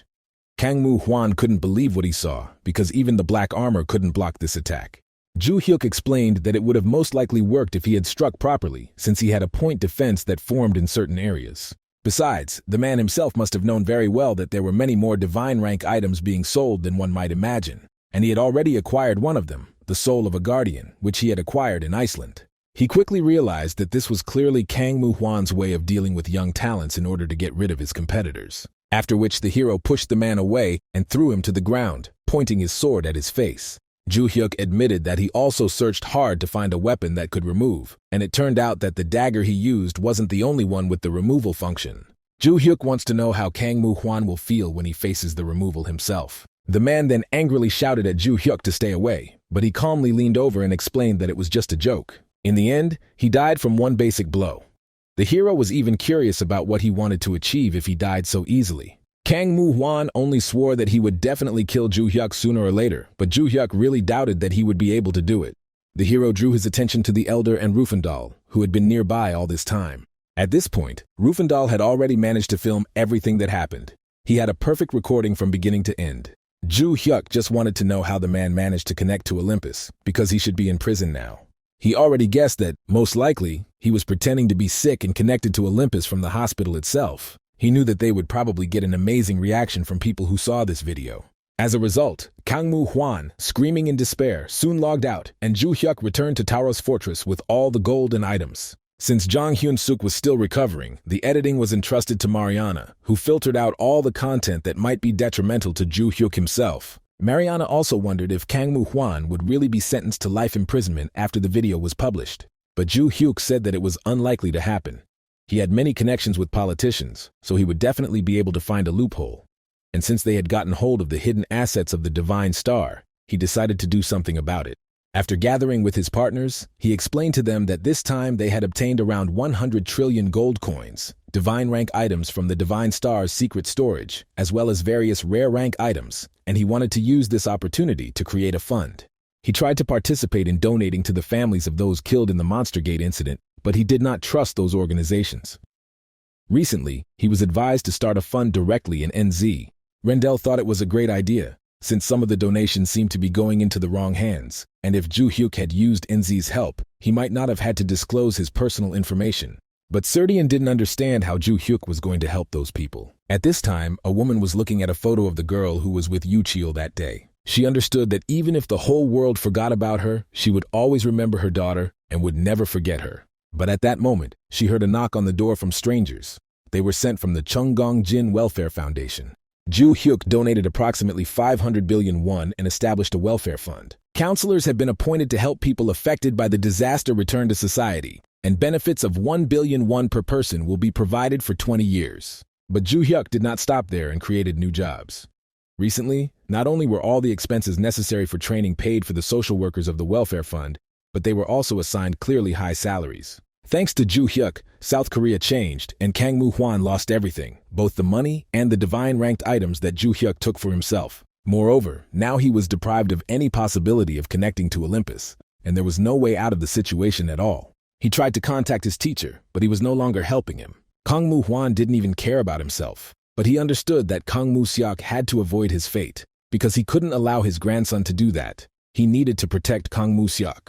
Soon after the Ju Hyuk Welfare Fund was established, its activities began in earnest. But suddenly, the Minister of Employment and Labor called Ju Hyuk, and he contacted him as a representative of the fund. He soon announced that the fund's activities needed to be scaled back. Naturally, the foundation was currently performing many tasks, and they were also trying to hire people for jobs that were limited. Considering the other companies and alliances supporting South Korea, the salary amount needed some adjustment. The same was true for the dungeons, which were now open for free. The minister didn't know whether Ju Hyuk was aware of this, but such actions were stifling other unions. In short, he decided to divide everything between himself and live in peace and quiet. Besides, the man understood that the absolute evil only needed to deflate a little. If he as a minister had his say, then he would listen. Besides, the man reported that Ju Hyuk's management methods were a little out of line with reality. But suddenly, Ju Hyuk said that if the minister was the person in charge of employment, then he should use his common sense and just thank him. The government was run on the income from the fief, and moreover, with reduced taxes there was no mechanism for stealing money, so he did not understand what the problem was. He asked the man to go online and find out what public opinion was currently, and the man clearly had no right to tell him anything now, but should, on the contrary, thank him with all his heart for everything he had done. After that, the man disconnected. Ju Hyuk didn't understand how the minister could act like he had never logged into the internet, and he hoped that the minister would at least say some stingy compliment. He understood that if the minister behaved like this, then things were probably even worse in the government. The minister was clearly furious that some young guy dared to teach him. Besides, the problem was that he insisted that he could easily convince the absolute evil, but if his superiors found out about it, then he would definitely face severe punishment. But he had something to report to Mr. Nam, so he called and informed Karma that his attempt to convince the boy had failed, and that he clearly did not have the makings of a member of the nobility. The man was clearly disappointed that he had failed to convince the absolute evil. He had been trying to act in moderation all this time, but he couldn't cope with it, so it was time to deal with this problem more seriously. He believed that there was a limit to the fighting ability of absolute evil. It was for this reason that he watched silently from the sidelines, but he realized that he had been too lenient towards him.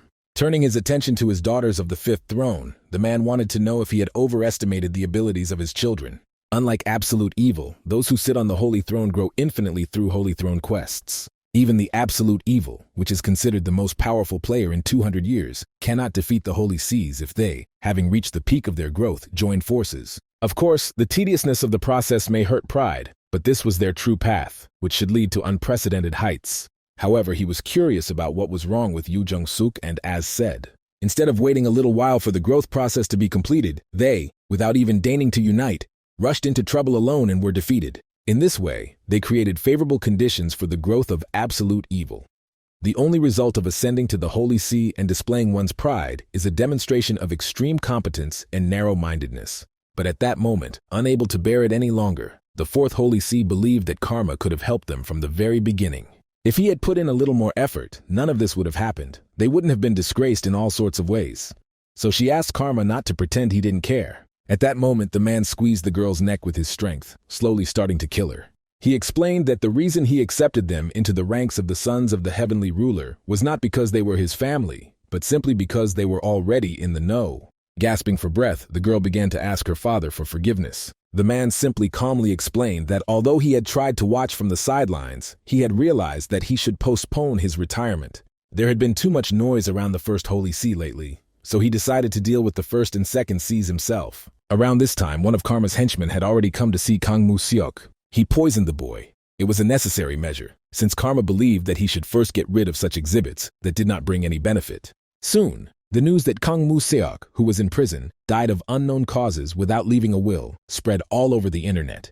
Kang Mu-hwan knew that his grandson should not have died such a death, and he did not understand how the boy could have passed away before him. Moreover, up until then, Kang Mu-seok had never suffered from any chronic illnesses, so there was no reason for him to die suddenly. He knew it was a clear attempt to cover his tracks, and it was obvious. After this, the man, still crying but now in rage, began to walk away. He understood that all this time he had been crawling before the sons of the heavenly ruler, but clearly not for such an end. Soon he came to Karma, who had already heard the news, and expressed his condolences to the man. He wondered if it was normal for him to be here all this time, since he was still supposed to be serving his prison sentence. But instead, Kang Mu-hwan just angrily demanded to know why he killed his grandson. He couldn't understand if he had forgotten everything they had done for him until then, while under his wing. Or perhaps they coveted the place of the one sitting on the holy throne, which is why they did this to his grandson. Taking a sip from the bottle that had once been given to him, Karma explained that it was simply time to deal with his grandson and asked Kang Mu-hwan to leave, as he did not wish to talk about anything.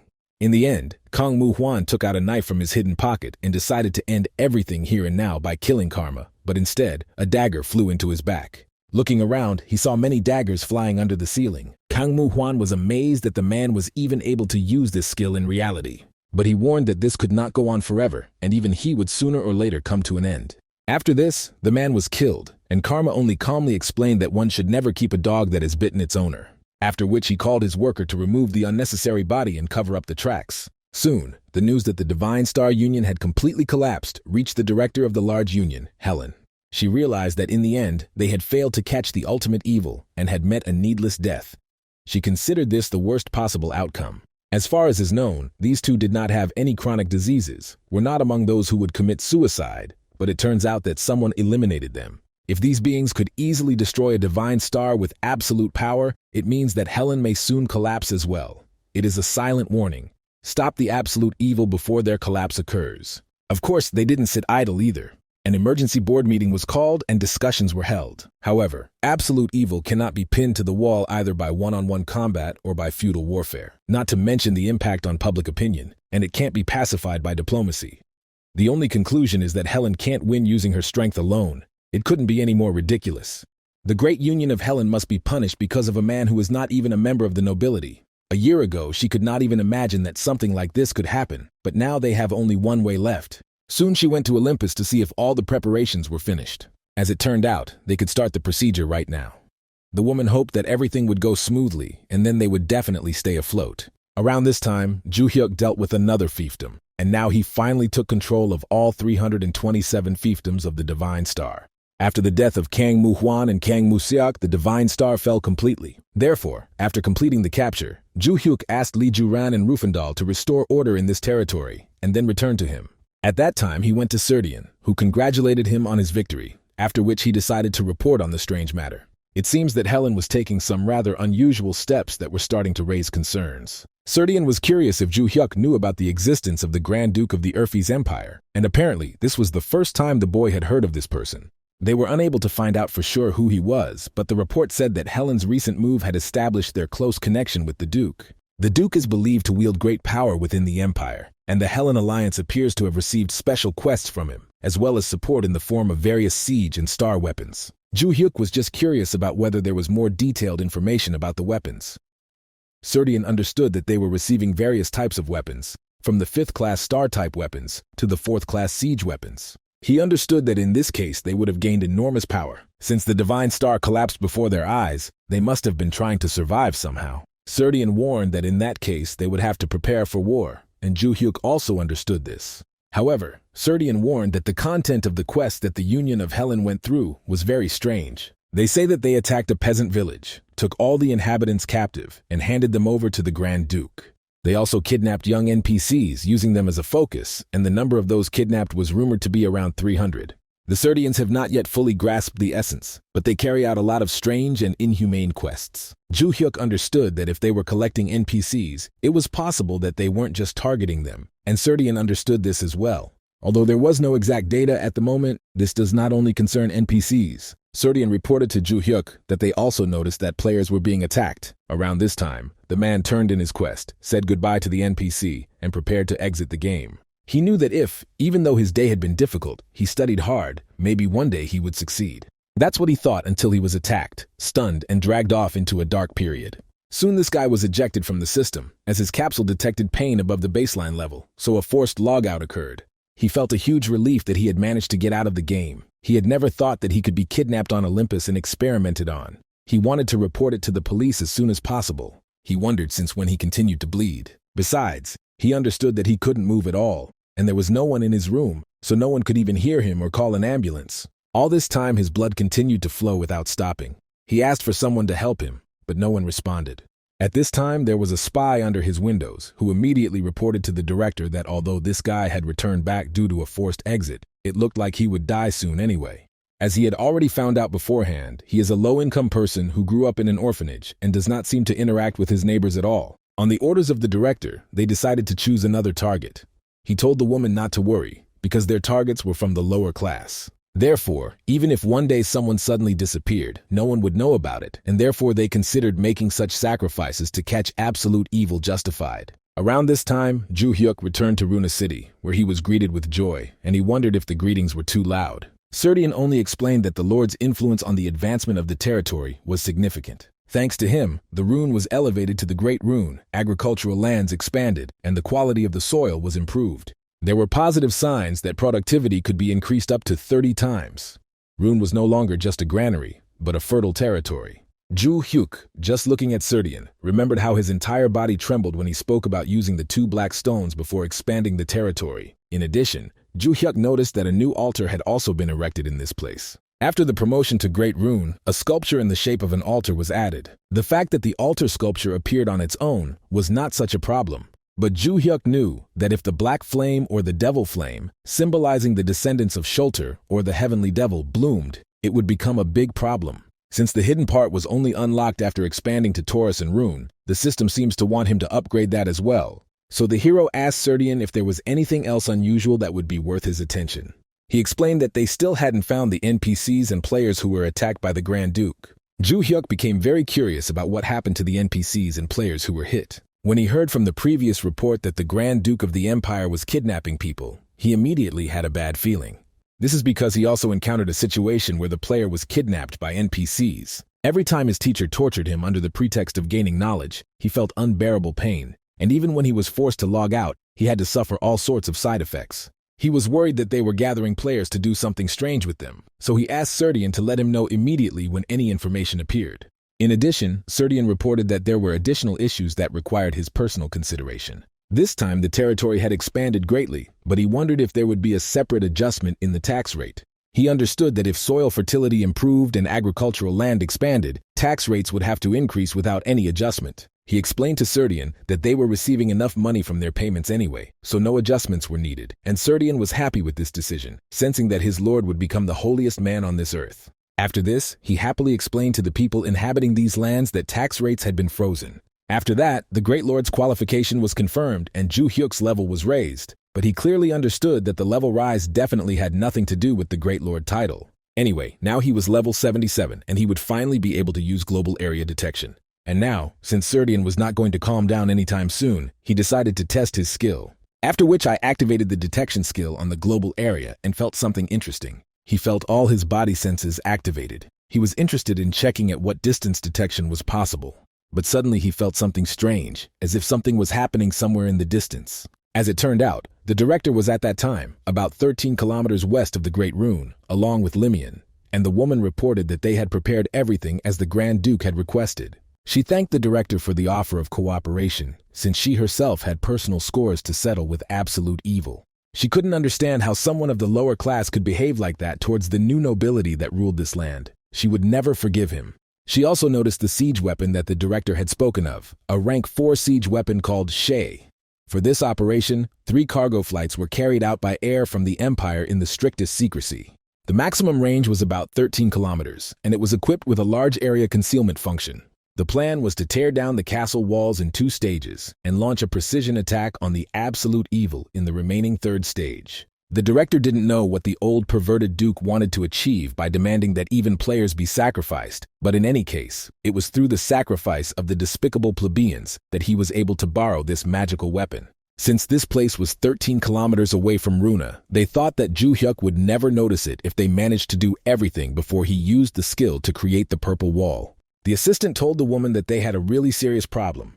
Absolute evil had entered the Shay site, and the woman couldn't believe it. Shay currently had the large area concealment function activated, so she was confident that they would never be caught. She decided to make a change in strategy, and she ordered the weapons to be switched to close-range attack mode. Now she was sure that the guy clearly didn't understand what he was dealing with yet, so they had to hit him first before he noticed them. Finally, the first sight started and the setup was complete. In close range mode, and there were a couple of seconds left before launch. Once the launch was made, they all thought that the absolute evil would definitely be defeated. Ju Hyuk just calmly watched the approaching attack, realizing that they really did have a very good magic weapon. But after Ju Hyuk was hit by a volley, the woman realized in shock that the target was not destroyed. Ju Hyuk, approaching the enemies with displeasure, decided to ask if they were really planning to attack his fief with this weapon. He considered this to be a kind of declaration of war, and in that case, he was also declaring war on the Hellen Union and offered to fight them once. In the end, on a hill located 13 kilometers west of Rune,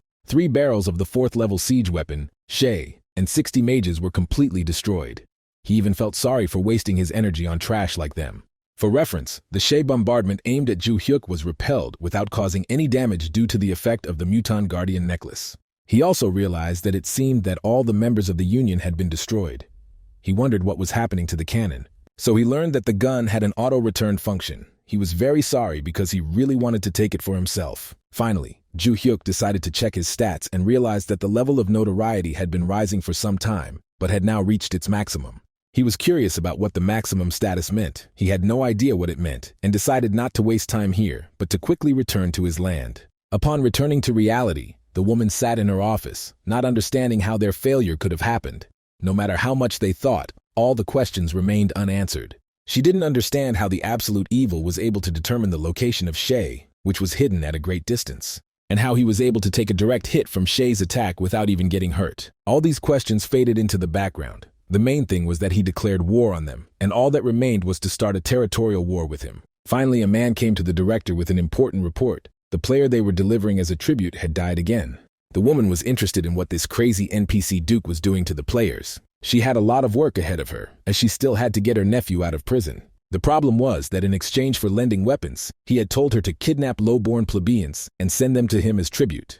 This could not continue like this. She needed a more reliable way to maintain victory, after which she handed the phone to her assistant and ordered him to contact all the people on this list. The man didn't understand. Were these really the extreme measures? And it was like this. The director asked to convey that the Aaron Union had officially asked for cooperation. Soon, Ju Hyuk decided to go to the Great Nan. He was still thinking about those bastards because of Alina who lent this magic weapon in exchange for players. He hoped that that fight had shown them that something like that definitely wouldn't work on him and that they would stop behaving like that. Anyway, the most important thing now is the hidden part. After all, the hidden part is only unlocked after expanding the 3 branches, and since it is related to the flame, it can be considered as the events of the ultimate evil main scenario. So he decided to get his reward. To his surprise, this time the flames began to react violently to the appearance of absolute evil. He checked that the conditions of the hidden part were satisfied. In addition, as a reward, he was given a new item corresponding to the level of the flame. In addition, to complete the quest, it was necessary to strengthen a set of paired inferno rings, after which he summoned both rings and realized that he had bought 1 ring in Iceland and that he had received the second by pure chance while exploring the secret vault of the Divine Star. The fact that you could enhance 2 items at once was a real jackpot. One way or another, since he was being offered to enhance divine rank items, it meant that it had to be done. So he decided to look at the conditions of this upgrade. But when he saw the price that was required for the upgrade, he literally couldn't believe it. What kind of crazy money was he being asked to spend on some altar? Soon he called Si-Song over and thought about how awkward it would be to tell her that he was going to give her a ring. But soon he awkwardly handed it to her, and she realized that it was a couple ring. And she also heard that if they kissed, the set effect would be activated. While the girl was admiring the ring, he received a notification that, despite the strengthening of the paired ring set, in order to use all its functions, it was necessary to activate the effect. He was worried, because even if it was a strengthened divine rank item, how could he even ask for another kiss? It seemed to him that Si-Song would definitely not agree, but the guy decided that he still needed to behave a little more simply, so he still found the strength to ask about it. At this time, Si-Song asked if anything terrible would happen since he gave her a pair ring, such an expensive divine-ranked item. But the guy only asked, was Si-Song really going to take the ring and run away with it? Obviously, she didn't want that and promised that such a thing would never happen. The guy awkwardly explained that one way or another, they just needed the system to recognize them as a couple, but asked that Si-Song not force herself if she felt uncomfortable. But instead, Si-Song immediately rose up on her toes and simply kissed the young man. Eventually, after this, it was confirmed that they were wearing Inferno pair rings, and they were registered as a couple, and the pair ring set effect was activated.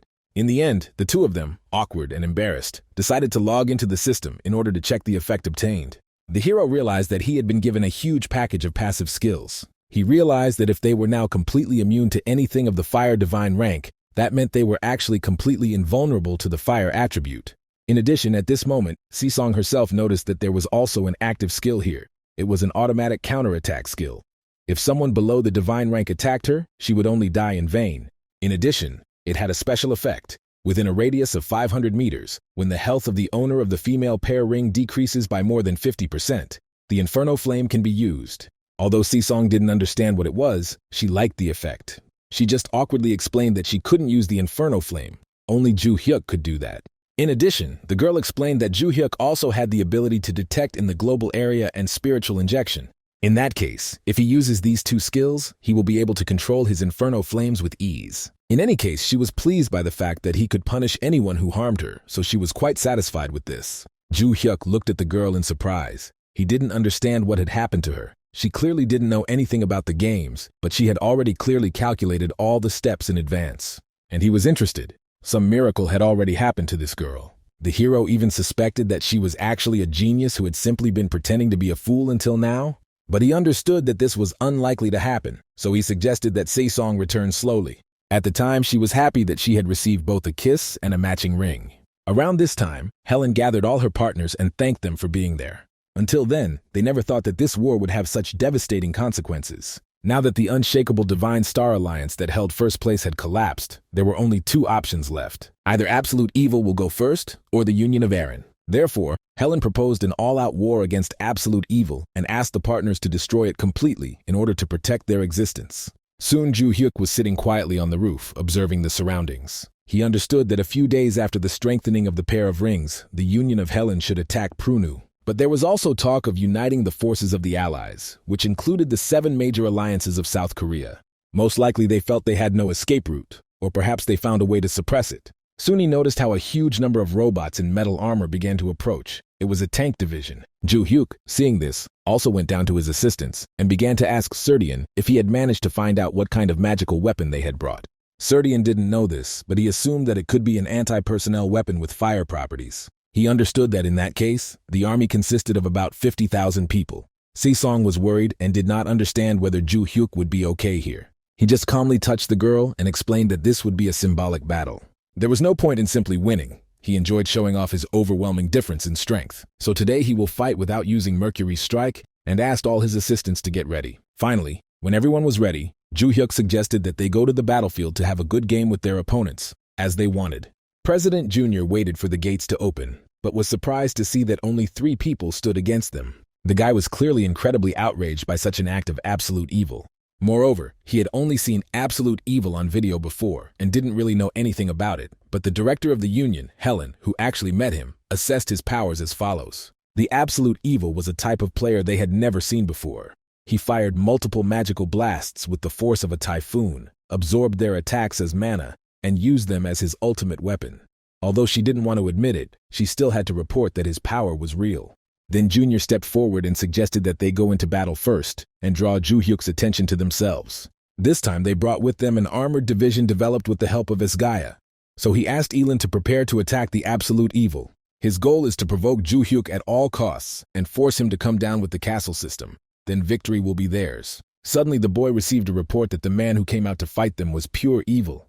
He was currently approaching and entering the range. Junior then ordered everyone to get into position, as now they had a chance to tie him up without the ability to move or fight. After this, a mass shooting began, in the end of which they failed to hit the enemy. Then Junior realized that he had come out specifically to say hello to them, and was trying to show that no matter how hard their big union tried, it was useless. After finishing the attack, Ju-hyuk calmly walked out, waving the evil god's protection at himself. After that, he calmly approached the guy and understood that he clearly knew that he could not kill him, and understood that he clearly must have a reason to attack like that. The boy just started to worry, not understanding how after such an attack, Ju-hyuk didn't have even a single scratch.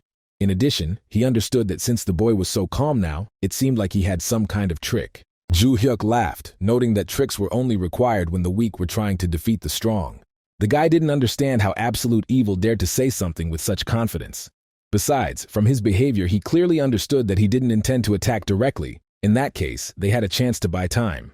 And at that moment, the director of the Union, Helen, ordered her magicians to quickly finish their preparations, because if the president of the Union, Gendai, was dragging out time, this was their chance. By this time, the mages had finished their preparations, and 3 barrels of the 4th-level anti-personnel weapon called Vulcan were ready. When all preparations were completed, Director Ellen warned Ju-hyuk that this would be the end for him, and then ordered the anti-personnel weapons to be activated. After that, a flame lit up under Ju-hyuk. It was so huge that even Junior himself felt quite hot. Helen, watching this, hoped that Ju-hyuk would be baked enough.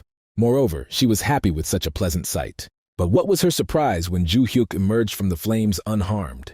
Moreover, he immediately headed to the director. The hero himself noted quite well how smart his advisor was.